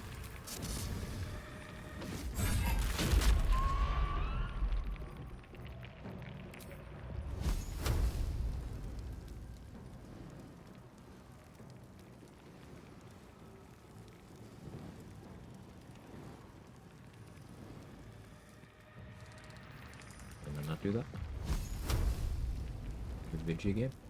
I want a wall of fire from there. Like here. No? That's cool. I like your suggestion too.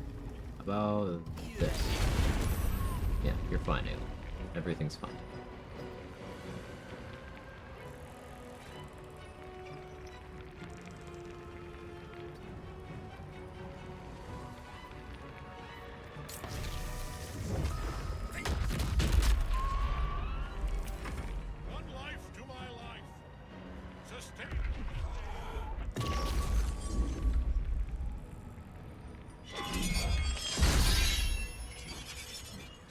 Damn.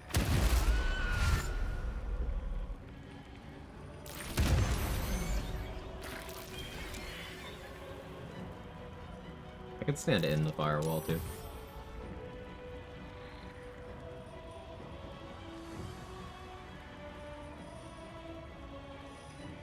We already won, by the way. I can just drop smoke powder bombs into the fire surface next to me and we win. Well, I guess I could have one turned him still. Two turned him. It's fine. Could've one turned him.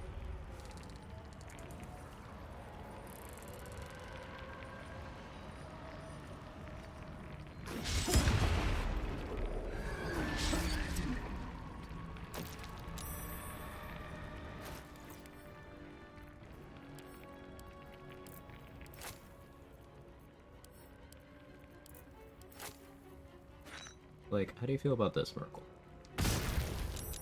Not great. It's toxic, but it's also funny. I don't have Callous Glow, silly me. Let me correct that.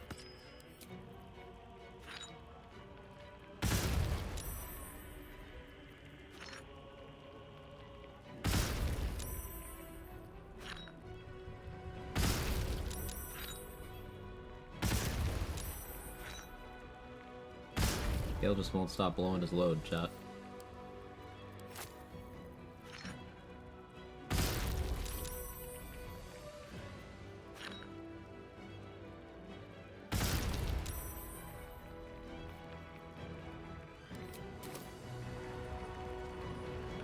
Just satisfying.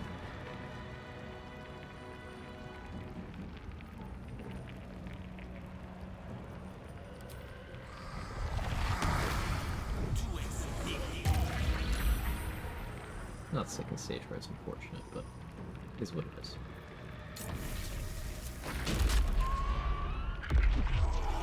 That seems crazy. I don't see any barrels.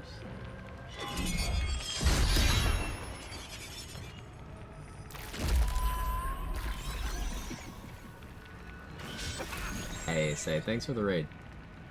Welcome in, everybody. I won't be going too much longer, just as a preface, but, hi. I'm Quag, I do challenge runs. We're hot single Gale versus Merkel, we're just kind of trolling him. We already won, I could have ended the fight 2 turns ago, just kind of styling. How you doing, Lilac Wine? How was your stream, say? How's Bjorn? You okay? Or was this a co-op day? This was a co-op day, right? Promise 1 round. I know, I kind of forgot, like, at the end of the first round, I was like, oh yeah, I was gonna 1 round. I forgot. It's fine. Like, we're just standing in a firewall.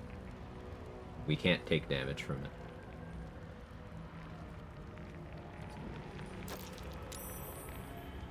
it. We can't take damage from it. 24 equals 0.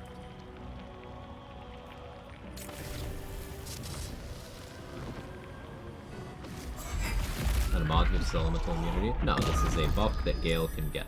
Origin Gale specifically.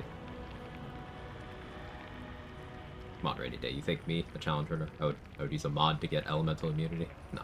This is a vanilla feature. This, Mystra's Blessing. Gale is immune to fire, acid, cold, force, and thunder damage unless the damage dealt exceeds 10 points. Now, with fire resistance, with evasion, with Helldusk armor, and with having good saving throws, I can make it so my firewall just doesn't hurt me. I can just stand in it. We've been doing a lot of that. I can also just drop smoke powder bombs at my feet whenever I want.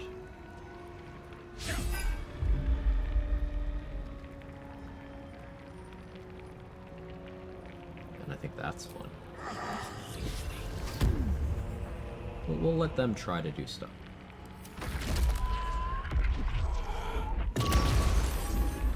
Oh, I got DC 10. Nah, I rolled a 1. Merkel's gonna get some healing. A beginner of the game, have a lot of questions, problem asking questions. Absolutely no problem at all. We love questions here. We love questions. They're encouraged. Just as an FYI, I won't be streaming too much longer. I've been live for 10 hours.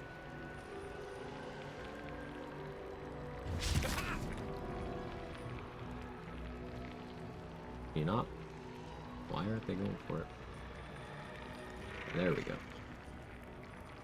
I don't really care if he does finger death, to be honest. I can't just make a Darkness Cloud. Whatever. I'm annoyed I got, you know, nat 1 on the concentration, but it's fine. Everything's fine. You and Mark finished co-op? Yeah, we did. We're planning another one, but we did.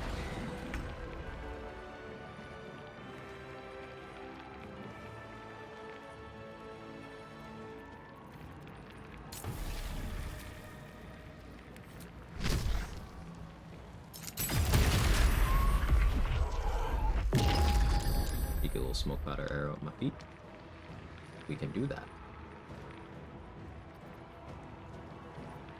How do you feel about this? We actually landed burning personally at you. Surprising.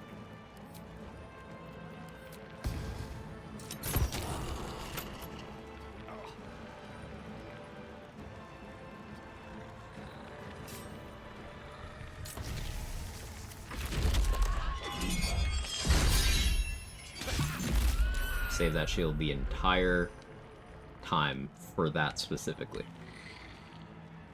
The entire time I had that in my mind.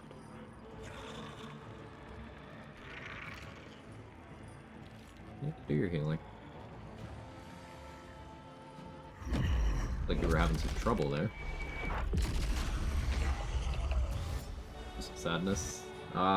Since we won, it's available, Mark's POV as a highlight on his channel, and it's available from my POV on my VOD's channel on YouTube.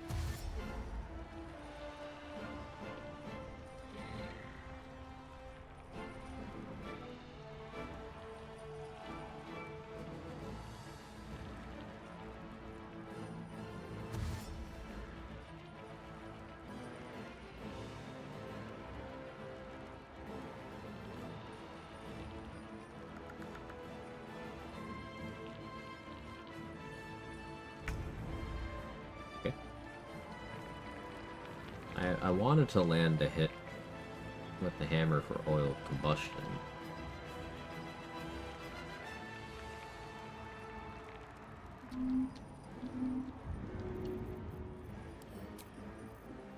See how this goes. On bomb. As you wish.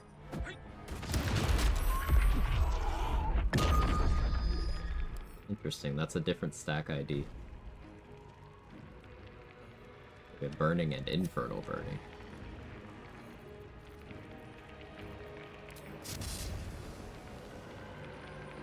Check this out, this hits. It's easy. Wonder if there's a clear highest DPS build, so to speak, currently in the game? No, and this isn't that kind of game.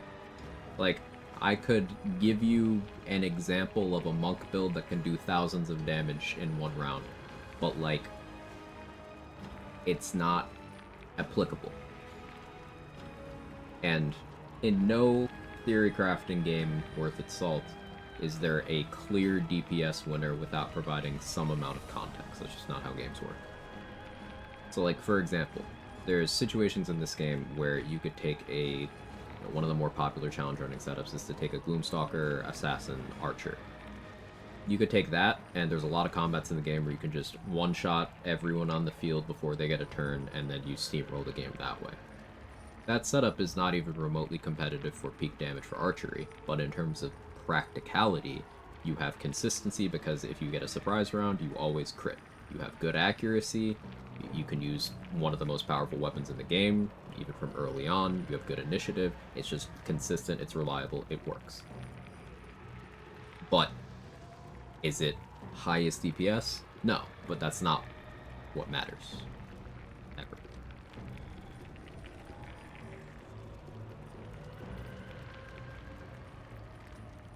Did I punch you?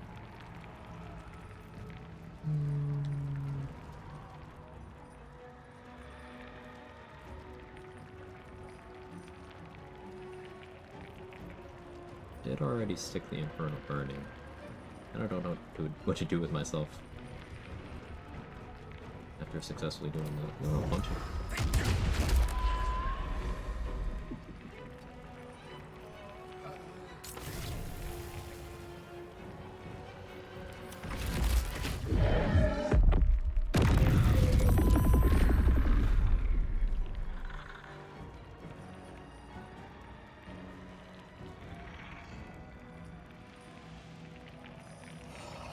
Fire damage that you take start of your turn.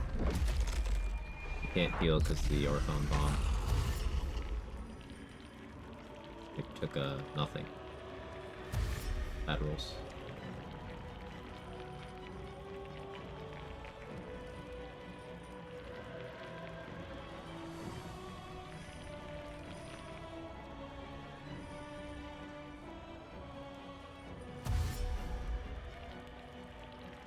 Get a Finger of Death? I mean, he can try. If he lives. He's not going to.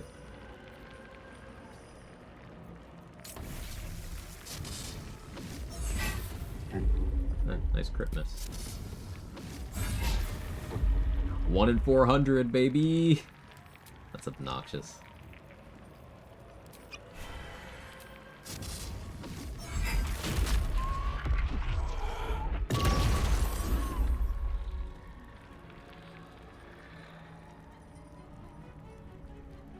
He's gonna do it, but like, live? It's fine.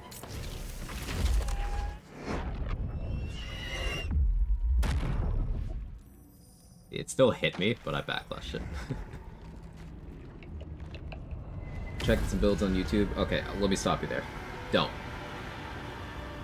I can guarantee, and this is gonna sound like I'm very much up my own ass. But I'm gonna plug the challenge running community for a second here. I guarantee that nothing you find on YouTube is even remotely reliable when compared to some of the information you can get by talking to challenge runners who are running honor mode here on Twitch. In terms of YouTube video content, it's just not conducive to conveying accurate information, and it leaves out applications of that information. Like, I've done about 30 honor mode runs on stream. That's only including successful ones. I play almost exclusively solo. and I'm not even the most knowledgeable or best runner that I know. YouTube stuff is not for accurate information. It is for clicks, as Trade said. For example, I'm sure, as you said, it was frustrating seeing guides that don't tell you what to actually use as you progress through the game. I'm sure they don't give many gear alternatives if something is or isn't available. I'm sure they don't explain the reasoning behind certain choices. And rest assured that even after all of that, the recommendations are probably also bad. Part of it is videos can only be so long, and rarely will you find a creator willing to put the time in to put a video out there that has that attention to detail put in, has that extra love and care, and has the nuance attached. Something I've been plugging a lot lately is, and this isn't even a person I know or anything, I just admire the effort put in and feel like this should be more normalized, but Morgana Evelyn put out an extremely long guide on stealth archery. Extremely long, many hours long YouTube video. And that's like the kind of thing that gets challenge runners and theory crafters like myself more interested, because that's when you can actually tell people the useful shit. And as a viewer, you don't have to sit there and watch through the 8 hours. You can go through timestamps and whatnot. You can skim. You can put on closed captions and just like scrub through. But a lot of people are making the content lazily just for the clicks. You'll see that a lot with YouTube Shorts stuff, where they'll be like, hey, this is the best weapon in the game, and it'll literally be a weapon that gets outclassed at level 2. But they don't give a fuck. They need the clicks.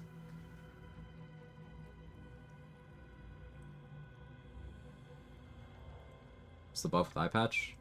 This has paid the price. I had Auntie Ethel finger my hole for a little bit, and got permanent bonus to intimidation. If they did all those things, they wouldn't put out 2 vids a week. Exactly. Just the content type is not conducive to being thorough and providing accurate information for people to actually follow along with. How come Merkel hasn't been casting Finger of Death on his turn after he consumes a Necromite because you're sitting in darkness? Yes, unpredictable ground guy. He can't Finger of Death you if he can't see you. That's what the Darkness Cloud is for.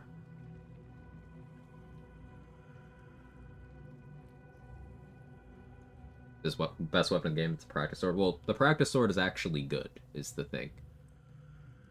You'll see videos that are like, oh, you have to get the Everburn Blade for your solo honor run. And it's like, no, the Everburn Blade sucks shit as soon as you are at level 2. Because if you're at level 2, you have a longsword and you have a candle, which is better. It's literally better. Like any longsword. Much less going and getting a good longsword, like Valor or Luke. But has that stopped the YouTube content engine? The TikTok content engine? No. Now the picture comes together. If the crown can do this, ironically, the smaller channels are the best guides. No, I agree with that, Collins. There's some good creators out there who have not been blessed by the algorithm, and this is proving the point. The good information does not get blessed by the algorithm. Like, to be a good YouTuber, you're almost not allowed to be honest. You're almost not allowed to put effort into your content being accurate and applicable. That's not where the effort goes in. The effort goes into, much like with streaming, consistency, just putting the content out. But unlike with streaming, you can't have these kind of dialogues where it's like, okay, this is why this is wrong, this is why this is right, this is how this is useful and isn't, etc. Grady, thank you for the raid. You're coming in mid-rant. How you doing? How was stream? What'd you get up to? Oh, thank you. Whoever did the shout out, appreciate it. Good mod. You know, it's like for a couple rounds. Yeah, for 3 rounds. which is usually enough. Remember, with a good build, an enemy isn't gonna live longer than 2 rounds of you hitting them. And you can always re-dip with your bonus action. At that point in the game, you don't have a way of doing damage with your bonus action with the Everburn Blade, so... Ranked out Murky? Yeah. We're a hot single Gale. Ooh, look at our buff bar. Hang on. Hang on. I'm gonna spacebar through this. Yeah, don't care, Squid. Don't care. Yeah, sure. Give me all that. Look at the buff bar. We have a lot. It's funny.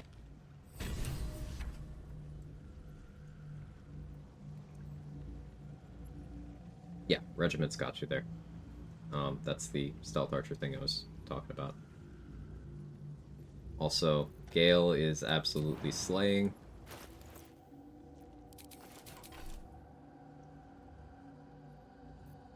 He just looks good. Welcome in, Raiders. If you don't know me, I'm Quag. I'm a challenge runner. I do a lot of BG3 honor mode stuff. We were just talking about how people here on Twitch who do challenge runs, such as Grady, who just raided in. Thank you again, Grady. I appreciate it. Are much better sources of information than, like, YouTube guides out there, because YouTube guides lack nuance, YouTube guides lack context, YouTube guides lack thoroughness, and, investment, for lack of a better term.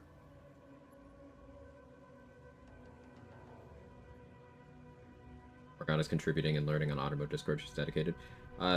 Again, without having had any interaction personally, I'm a fan of her content, and especially her effort. Like, you don't generally do well on YouTube by putting in the amount of effort she does into making sure the guides are cohesive and comprehensive. So, well done to her. I'll talk about Gale at her stream, though it's taboo. Gotcha.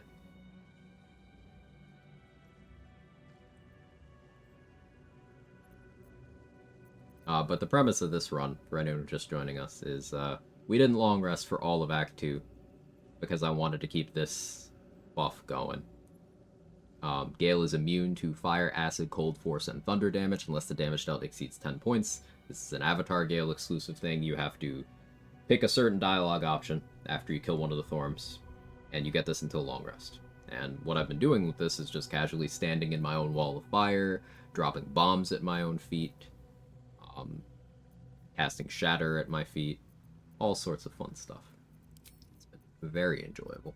Unfortunately, we are going to lose the buff very shortly, along with a lot of other buffs that I've been relying on, and I'm sad to see them go. But it is what it is. Let's start a Dark Urge run on honor mode. Do you have overall recommendations? So how familiar are you with the game as a whole? Have you cleared the game on Tactician difficulty? Have you is this run going to be solo? Is it going to be a group? Is it going to be a duo? Like, tell me more.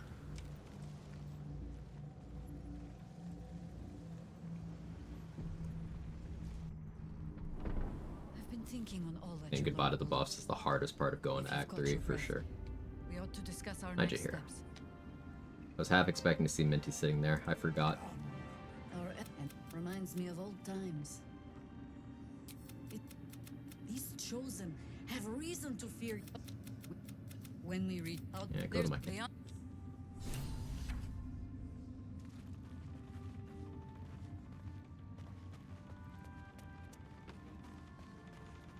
I'm just gonna get level 11. Also, Quag finishes Act 2. Listen.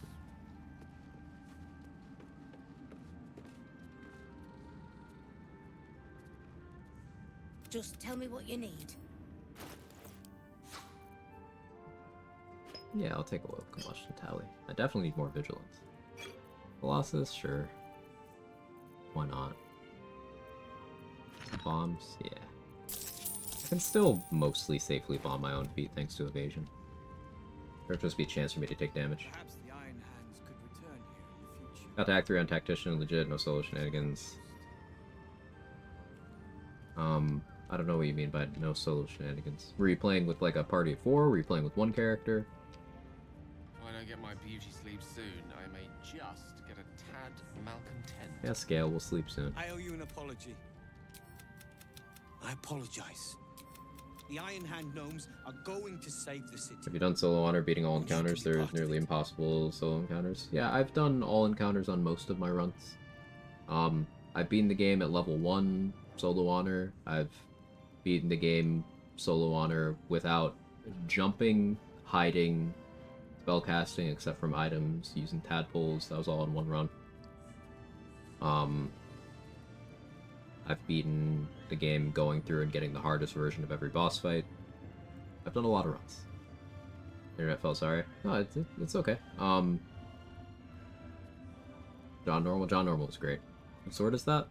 That's show you in a second.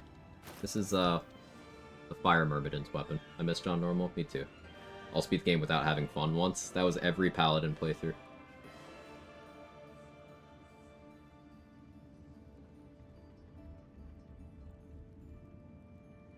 Quag has all his BG3 scout badges. Yeah. I do have a second channel, and that is a stream archive. Has unedited VODs of every run I've done. All in playlists. I had to sneak that one in. Well played. Of course, Bitwise Bard. You know me. But I'm gonna assume that, Lilac Wine, I'm gonna assume that your Act 3 run you were playing with a full party, a tactician, you never finished the game. So, you could go through on honor mode. If you've not finished the game, there's some stuff in Act 3 that might blindside you. But the best way to get better at honor mode is to die. If something kills you, then you figure out what part of your plan was not adequate for that, and you get it next time. And if something kills you later, you go through again. Death is a great teacher with challenge running this game. In terms of which class you should play, remember, there is no best. It doesn't exist. It's not a thing in any game with any sort of acceptable level of theory crafting sandbox. Best does not exist. Because context matters. And you will be more effective by playing a class that you're comfortable with than playing a class that some YouTuber who doesn't know their ass from their elbow told you should be playing. For example, Seihoke is one of the best challenge runners on Twitch running the game, and does not like playing martials, doesn't know much about how to use martial classes, so if he's piloting the game, he's playing casters, because that's his comfort zone. Even with experienced players, comfort zone is important.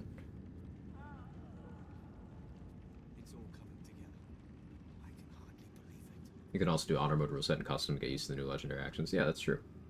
No jumping. It was a little annoying, Queen of Cats. The early game was difficult. I had to pull myself around with void bulbs a lot. But by the time we got to Act 2, I was using arrows of transposition. And then in Act 3, I was using a zombie to teleport wherever I wanted. Or finding the YouTube VODs. I'm glad you get any value out of them, really. I'd love to hear that. I think by the end of this year, middle of next year, we'll have reliable classic Gnostic level 1 strat for every major encounter of the game without extreme abuses. While the game is hard to learn, it gives you a ton of tools you can use, and possible is more. We've not figured it out yet. And I don't know of any fight that I would consider even hard to solve on level 1 currently. Like, we know the tools available in the game to the point where we know how to do it.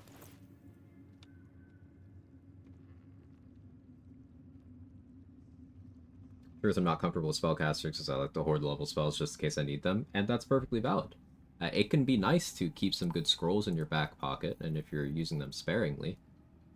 Like, this Cloud Kill could bail me out, especially because I am a monk, and I'm immune to poison, so I can just drop a Cloud Kill at my feet in an emergency. My wall to climb is dealing with Orin without Dirge in solo. It can be tough. There's a few ways of doing it.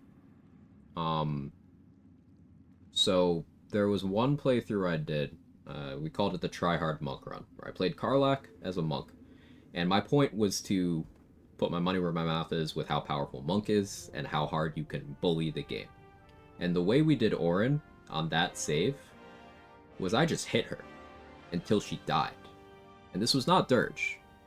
I started the fight with Orin, with everyone else in the fight, and I just hit her until she died. Because Monk gets that many attacks. You can just keep hitting her through all the unstoppable stacks. You know, just punch, punch, punch, punch, punch, punch, punch, punch, punch, punch. She died. Other ways you can deal with Orin, non-dirge, solo honor. This one is, you could definitely consider it an abuse or a cheese, but there is nothing stopping you from, if you have very good athletics and some invisibility, you can walk up to her and throw her in the pit. You won't get her loot, except the quest item, but that's all you really need her for if you're trying to beat the game. Another approach is you can use darkness and some advanced stealth tech. That's what Haley did to beat Orin on her no-hit run. She's on attempt 8 right now, but on attempt 7, she was in the very late game when the reset happened.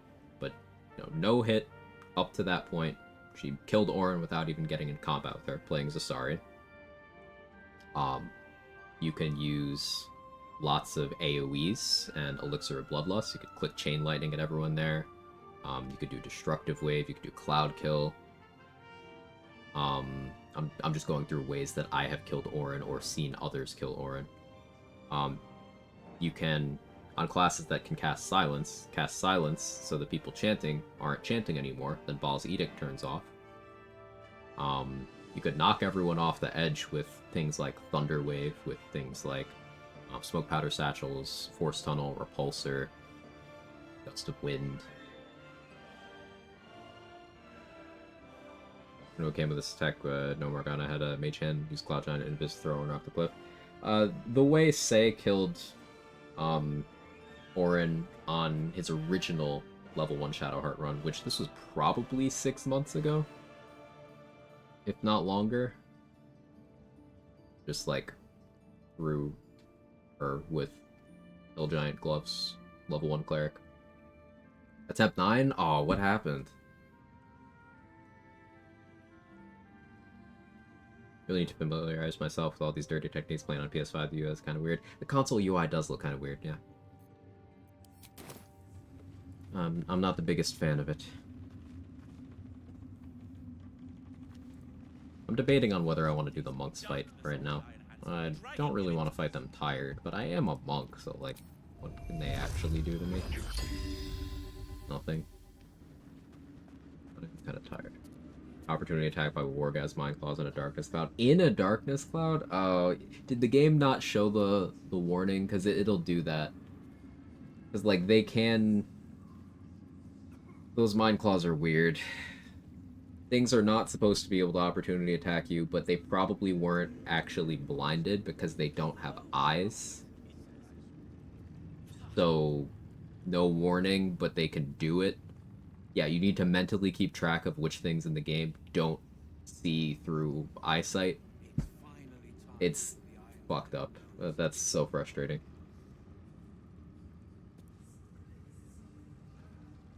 I think the level 1 Slaughter of Orin with Paralysis is one of the most impressive things I've seen. Well, yeah. Dirge Orin, I used Paralysis to kill her in 1 round on my level 1 Warlock run. You know, Orin's just a puzzle to be solved. I really like the Orin fight as non-dirge because there's a lot you need to know how to handle. Like, there's a lot of moving pieces you need to deal with before you can even start focusing on Orin herself. Orin is the least scary person in the room in that fight. Kind of like how when you're fighting Merkel, the scariest thing in the room is that Mind Flare. Nothing else matters in that fight except for the Mind Flare. If you are doing anything before that Mind Flare is dead, you are taking a risk. So think of Orin like that, with you need to stop Baal's Edict from happening as soon as possible. And then priority 2 is the Stunning Gaze Ballast. Hey Crypto, thank you for the 100 bits. I appreciate it. How you doing?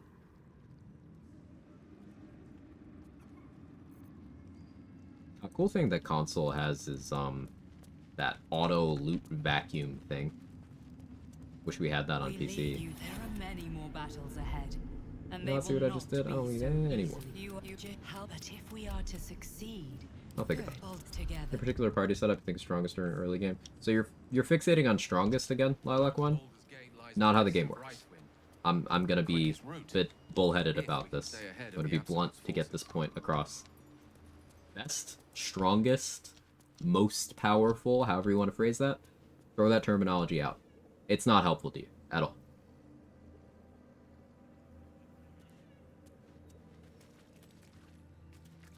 Focus on what you are most comfortable with and what you would enjoy. Because at the end of the day, everything is viable. And this is not a take coming from someone who has not tried things. Gonna jerk myself off again real quick. I've beat the game with every class. Solo Honor. Every class. Not every subclass yet, but every class at least once. Beat the game at level 1. Done a lot of restrictions. I hang out with a lot of people who have also done a lot of runs. Mostly luck, that's true. I had Bitwise Bard under the table telling me, you know, everything I needed to do. And then I also just got lucky. But you can make anything work in this game. It's all viable. Every class, every subclass, every combination, every recruitable companion, all of it.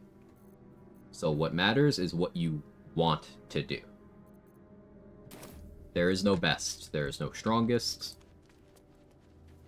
There is what you want to do. Now, if you get into a specific situation, like, let's say you're fighting a specific boss and you want to know things that are good counters to that boss, that's an entirely different conversation. But because there are so many different things you need to account for in this game, there's not going to be a class that handles everything perfectly. There are classes that tick a lot of boxes very easily. Sure. There are ones that are easier to get the hang of.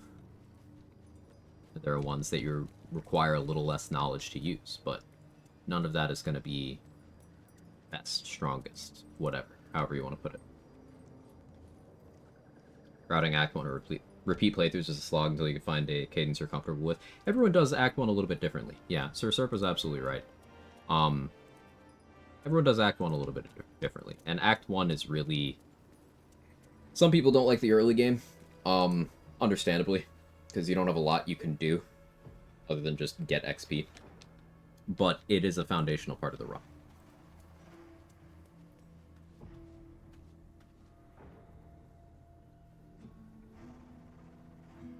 Every fight's a problem to be solved, and there are many solutions. How you approach the problem, or even what the problem is, depends on what you like doing. Well put. Well put. Like, for example, if I want to play a character where I'm focused on melee, and I'm trying to do as much damage to one target as I can in a turn, highly likely I'm playing a monk. Highly likely. But if I want to play a character who has a lot of field control, is very hard to damage, then you're probably gonna catch me playing a cleric. As cleric is my go-to class when I really want to just dominate the game. Because I'm comfortable with cleric, I enjoy it, and it has a lot of tools that I have experience with. Level 11, have been for a while, Jacqueline. Pretty deep into level 11, even.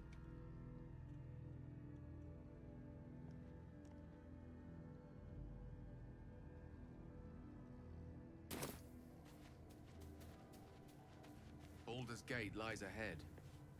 A one-way journey for...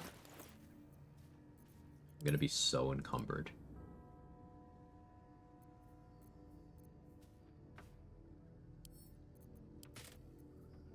I'm gonna be so encumbered. Might consider theory crafting a build for someone who's just super worried about solo honor and wants safety and reliability. I could crypto, but at the end of the day, that would be what I would use. And I am not you. Or anyone, you know, the royal you. What I like might not be what someone else likes. For example, one of my comfort classes behind cleric is I really like just playing fighter. But you might not get that answer from someone else. Like, if I said fighter, Say would probably say druid, for example. And we can both say that those are both very good classes, and I also really like druid. But personal preference changes perspective, and I can't speak for anyone in terms of what they like, what they're comfortable with, what they have experience with. So my suggestion of, yeah, if you want to absolutely stomp all over honor mode while barely paying attention, play a pure class Tempest Cleric. Some people are going to look at me like you're crazy. Like, but don't you have to long rest all the time on Cleric? I'm like, no. But how do you do damage? Same stuff I always do. But what I always do might not be stuff they're doing. It's very...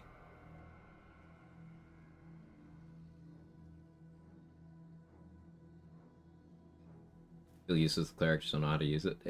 It's an experience thing. It's an experience thing. Searching for cookie cutter build, where to start.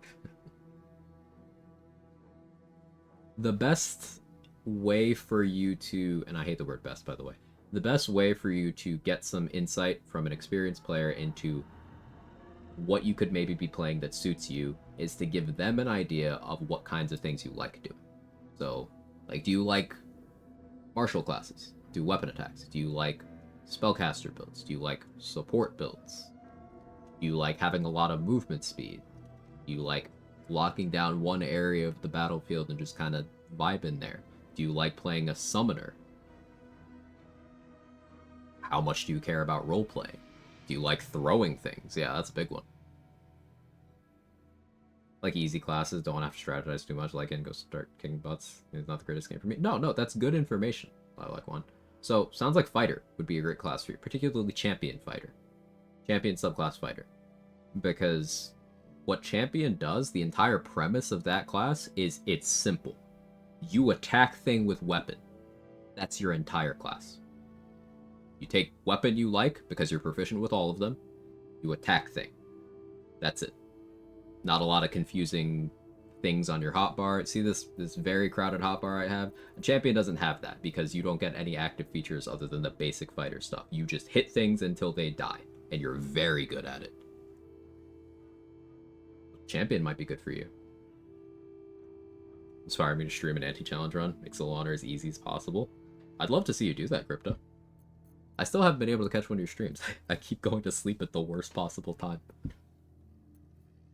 Crypto, go live, like, right now.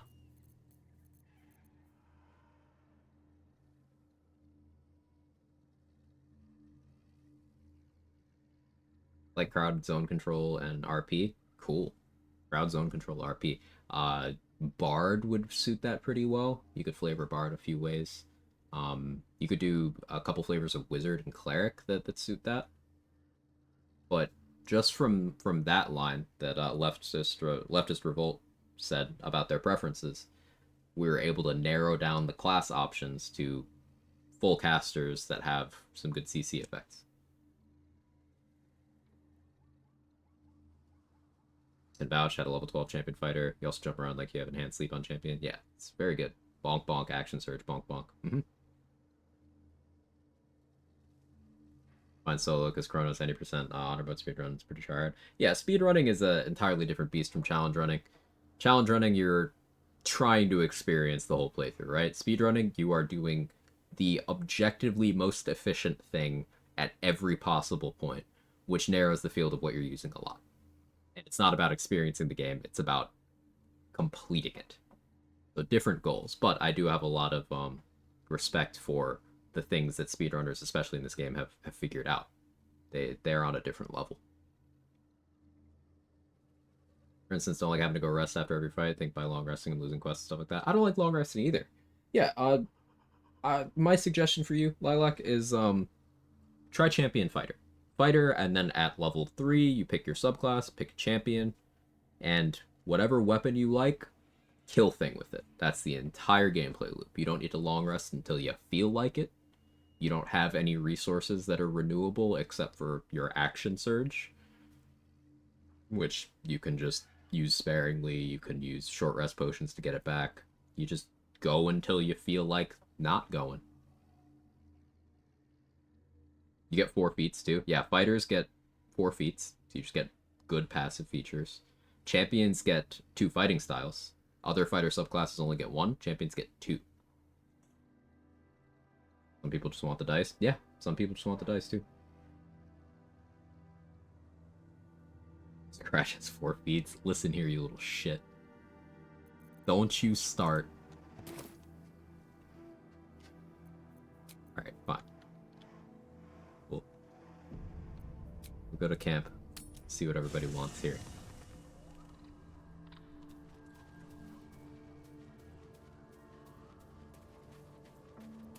I don't want to talk to Will right now.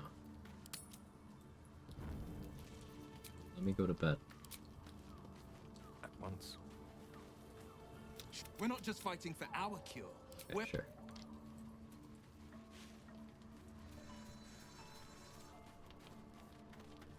I did what I always did. I let her. But a part of me feels. I thought it would be nothing. Yeah, sorry. I feel bad about that. But counterpoint, +2 strength. Ooh, still wants to talk to me. Stuff.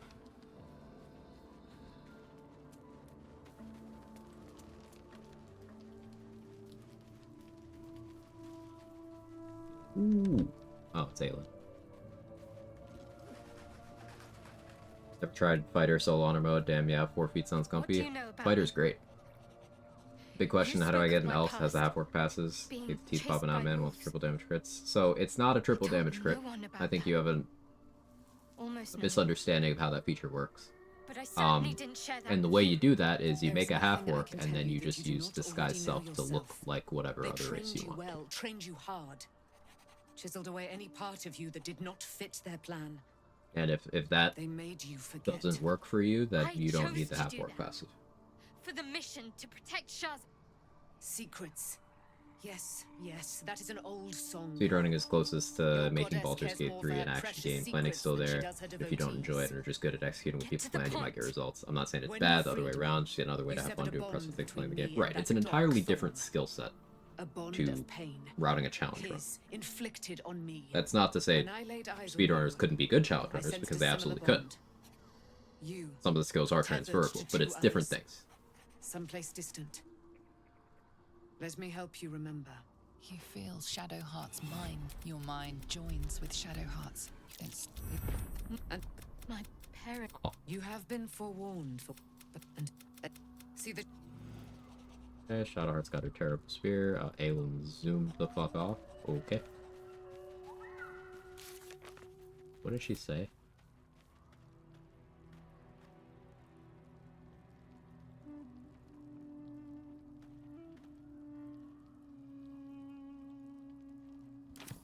Okay. Bye, Aelin.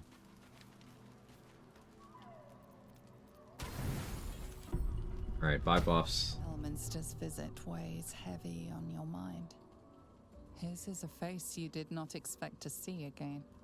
When you We have a last lot saw of him, you were in your we have a prime. lot of rest No events in the orb, backlog. No tadpole, a mage of growing renown. It's one thing to have fallen from sun. Elminster has served Mystra. The stakes of the task ahead are clear. The absolute threatens more than somewhere the heart. Narrator's talking about finding the heart of the absolute. She doesn't know, chat. I feel less than well. So, we currently have 1, 2, 3, 4, 5, 6. We currently have -6 to all dice rolls. We're heavily encumbered, and we're no longer hot.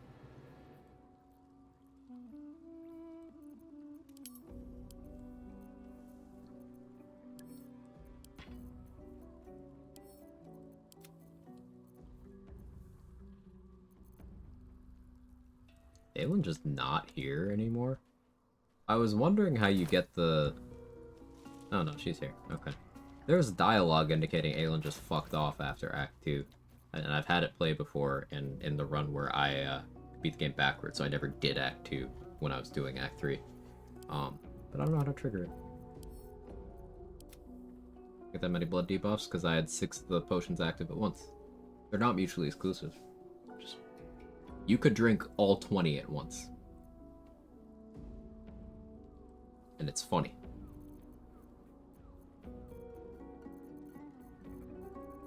Because then you just fail everything unless you roll a 20. Or have a lot of bonuses canceling them out. Use script extender to get it back. I did say we were going to kind of discuss that. I could.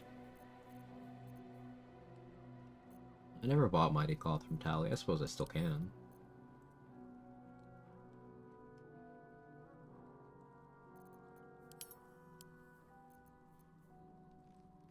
I have the ceremonial warhammer. Why am I like this?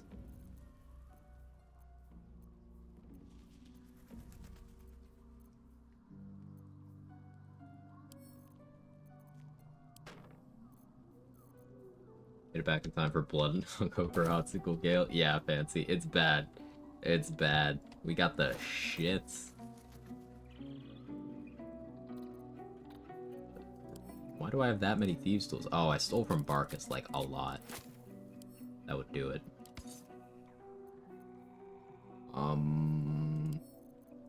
Chart, hold that.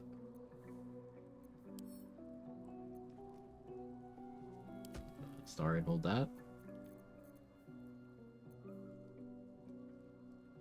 Would you suggest to attack one solo champion fighter? Any particular stuff should be picking up ASAP? No, just be careful. Keep in mind, as you're making your way through Act 1, you do not need to do most of the fights when you run into them. Like, you can do things in a very open-ended order, and you don't need to pick a fight immediately with something you know is a powerful enemy.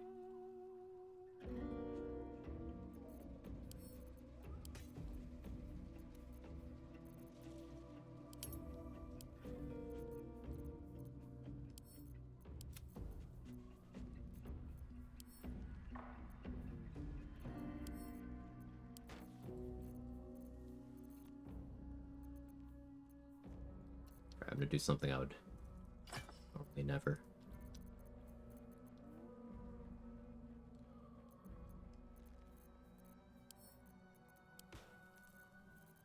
Read up so much carry weight, but I hate it. Hate it. I'm physically ill. I need these items.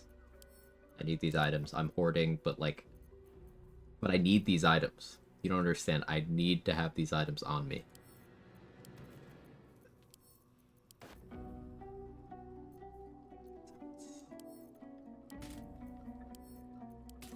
Hate it.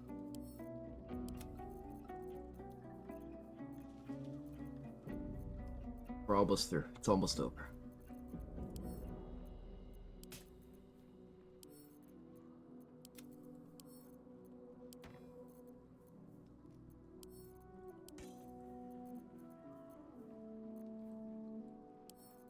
Almost done. Okay, not encumbered. Whew. High strength necessary for carrying weight to person's inventory. As timer starts run, getting the Save Gnomes quest from the Underdark. Like, do too many long rests, they're dead. So if you get the Free True Soul Near quest, that starts a timer. But if you never talk to anyone who would give you that quest, you could hang out in Grimforge without starting that. Then you're not on a timer.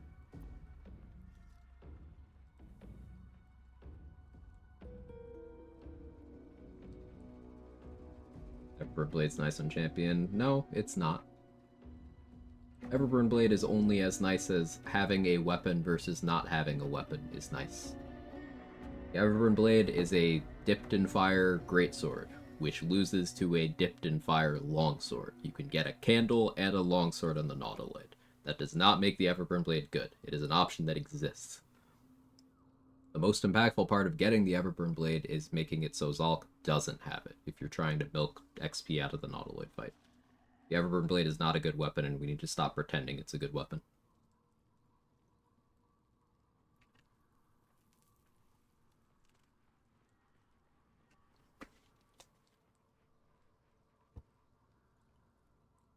This is the level 14 Spore Druid feature I mentioned. The fungal spores through your body all through. You can't be blinded, deafened, frightened, or poisoned, and any critical hit against you counts as a normal hit instead unless you're incapacitated. That's insane. What? That's crazy.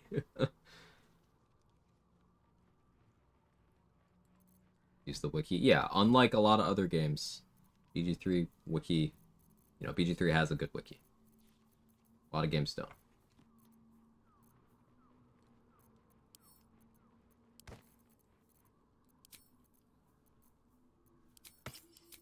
I hope the Owlbear Cub doesn't show up on this rest. Oh no, there's a really solid chance it does. It's fine. It's fine. Everything's fine. Look how fine this is.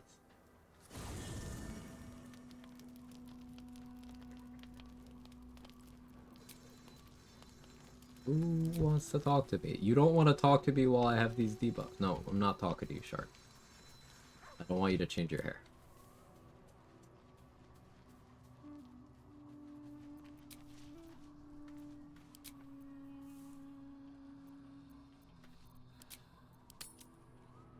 Crazy dual torches, spore druid build seem very fun. Any days than that. It's be a spore druid, equip torches. It's something you can just do while being a spore druid.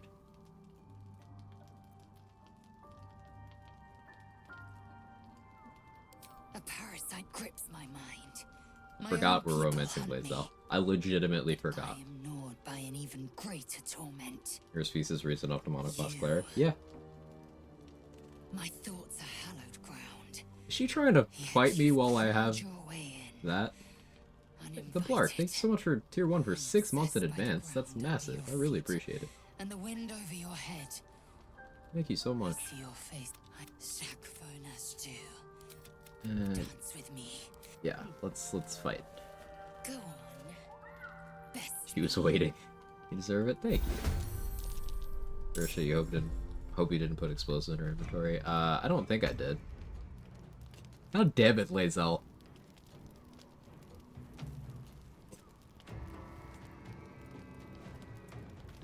Listen. She's level 1. She's on fire. I could...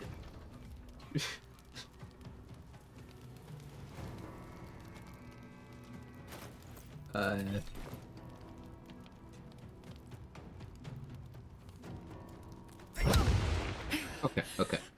We just hit. It's fine. I just punched because it's more accurate. Incredible. Kevin. Back to the Nautilus. No, you don't die if she beats you, unless she triggers Call the Weak on you. Which is funny. Doubted me, didn't you? No. But I also didn't doubt me. She goes so hard. She's so fucking cool. You were stronger. I don't trust people who don't like Lae'zel. She's such a good character. Silver. You are mine. Say the words.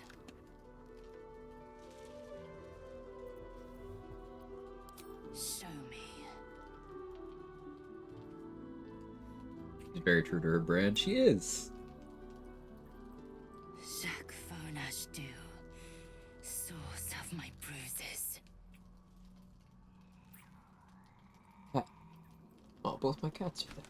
They're catting. Together.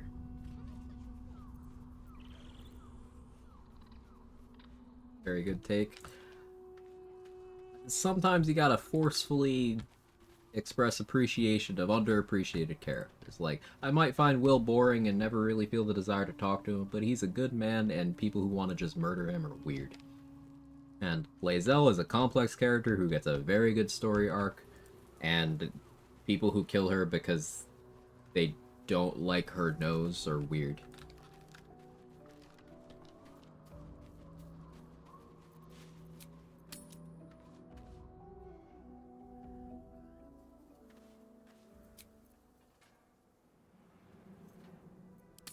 Fantasy recommend for Dark Urge run? Same as every other run.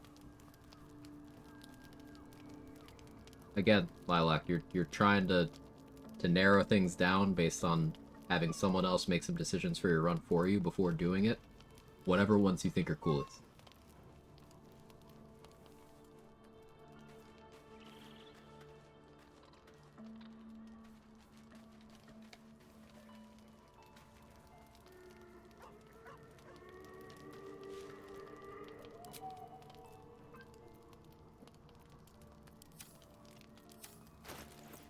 You guys hear my cat losing his shit in the background? Don't want everyone to hate me and being a jackass. So, the characters that will not really care if you are being an evil murder hobo, not planning out your actions beyond who you can kill in the next 5 seconds. Which is not how you have to play Dark Urge, by the way. The characters that don't really care too much about that, it would be Lae'zel, it would be Shadowheart, it would be Astaria. Everyone else you'll have some degree of difficulty if you're just killing everything that moves.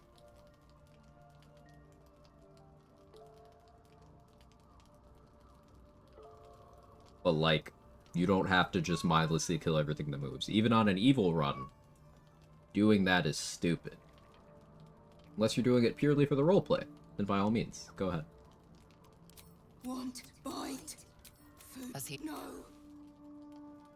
Really thoughts how you play the Dark Urge? Let me ask you this.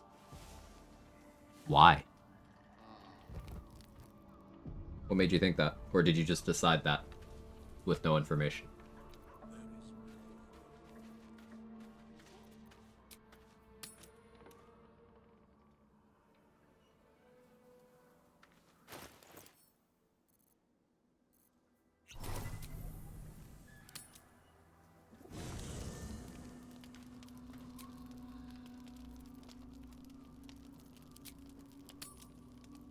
Dara's just like objectively evil though.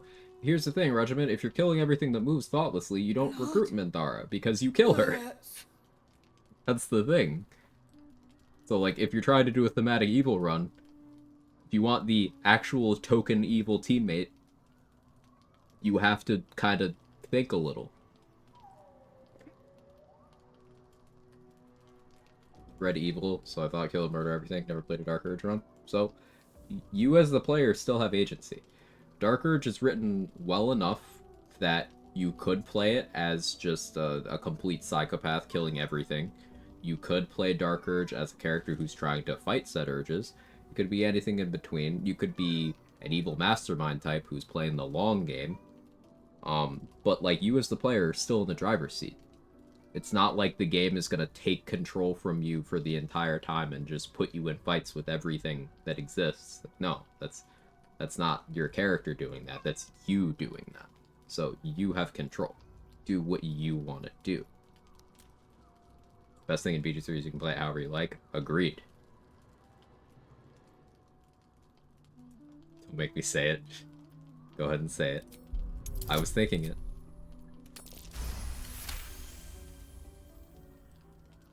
Look. Cut.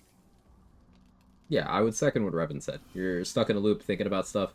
There's a lot to the game, and I understand the thought process that making some decisions before playing could help you, but it won't. Kill the druids, don't Shadowheart, and some of the others just quit. Not Shadowheart, and why are you killing the druids? Also, when are you killing the druids? How are you killing the druids? Who did you talk to before you killed the druids? It all matters. It can play out a bunch of different ways. And again, you're trying to make decisions on stuff before it happened, which you can't do unless you already have knowledge of the game, which you won't get if you don't play it.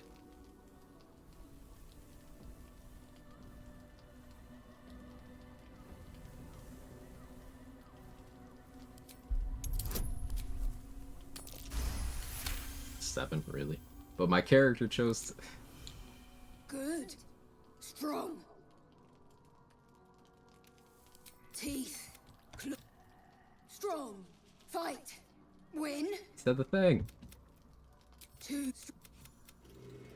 We got the owlbear. It's another 5 XP, by the way. I like the game a lot more if you dive into completely blind. Well, it's not even a first playthrough. This is maybe a first game completion. This is a first honor mode run. From someone who has gotten to Act 3 in Tactician. So, not a first experience with the game, but there's so much content to the game that even on just like a second playthrough, you're gonna see a lot of stuff you've never seen before. Those of us who hang out in the BG3 directory here on Twitch, like, collectively, the number of hours we have is crazy. And we are still learning something new almost every session. Almost every session. Just between me and I'm picking out 3 random names in chat, that's 10,000 hours of experience in the game and still learning new things every single day. And the way you do that is by playing the thing.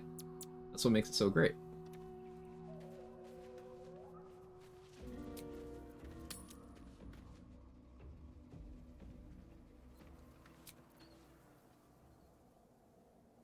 Just learn a new trick that YouTube will steal without crediting us today. Oh, which trick was that?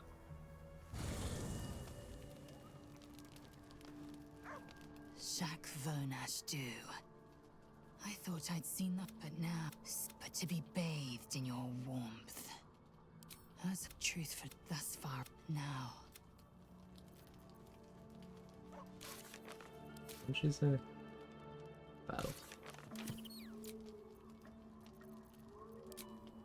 Completing the rest events.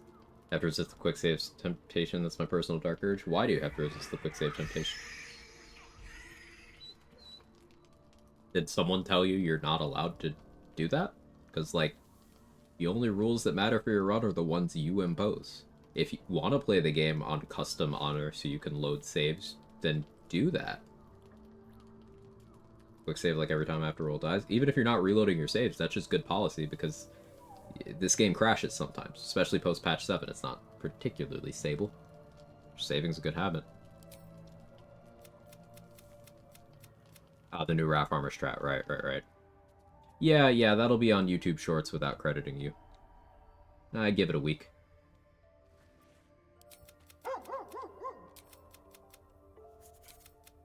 Nothing. Both animals look fine. Owlbear's too cute to be monstrosities. I agree. One thing I learned the other day is using the Grim Sword that ignores slashing resistance works with Cloud of Daggers. Yeah, there's lots of complexity.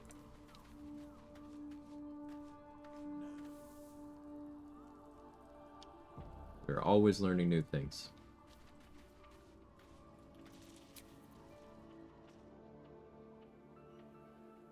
I think that might have been the last rest event in the queue.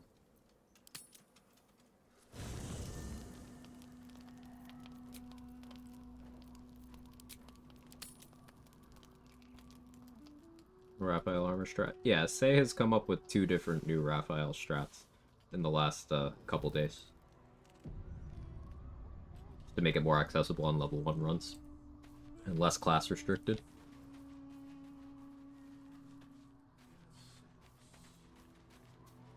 Two. Gaseous Swarm, what's the other one? Being in a combat in the camp. So that Raphael can't talk to you. Because he's not part of that combat.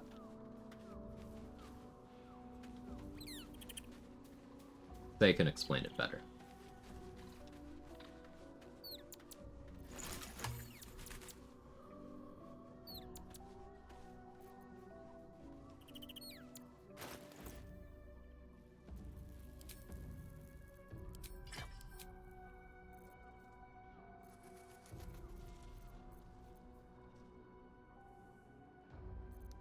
Anyway, I can get good money to buy all the goodies that I haven't sell or smooth and find. No mods allowed, of course.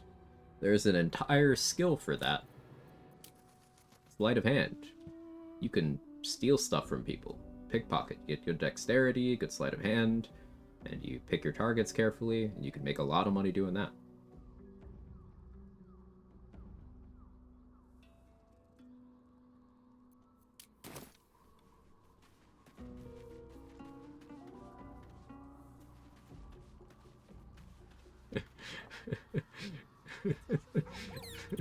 The weird chip. The scratch strat. Oh no, people really don't like that part. Dare I say Connor? The thing is, Say uses friendly Connor. So yeah, on my run I could do that, but for his run, not an option.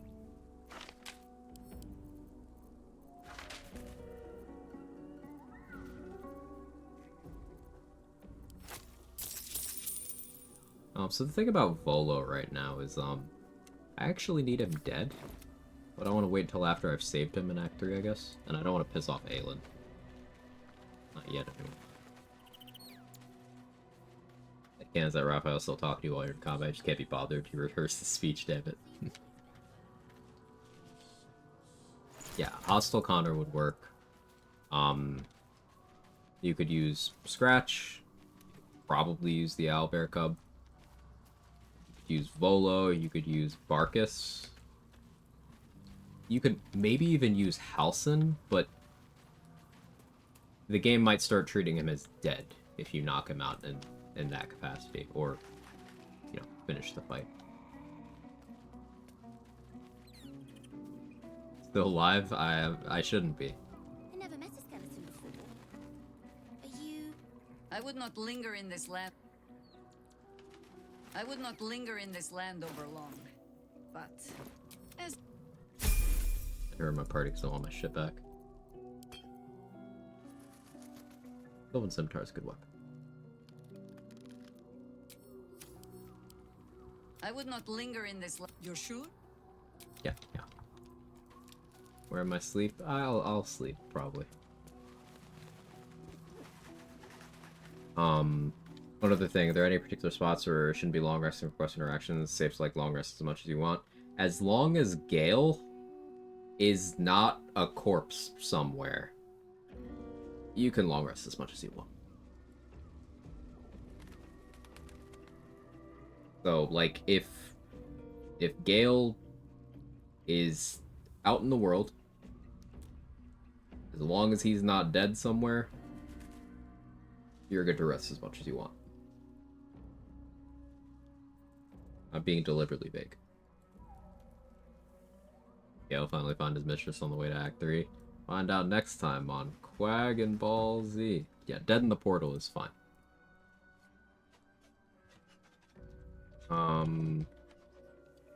I don't want to fight the monks while I'm this tired. I've been live for 11 hours. Note, offer Gale to Boal. You will soft lock your game if you do that at certain points in your run. But your mistakes to make. Thank you for everybody for being here. All the raids and stuff. I appreciate it. Ooh.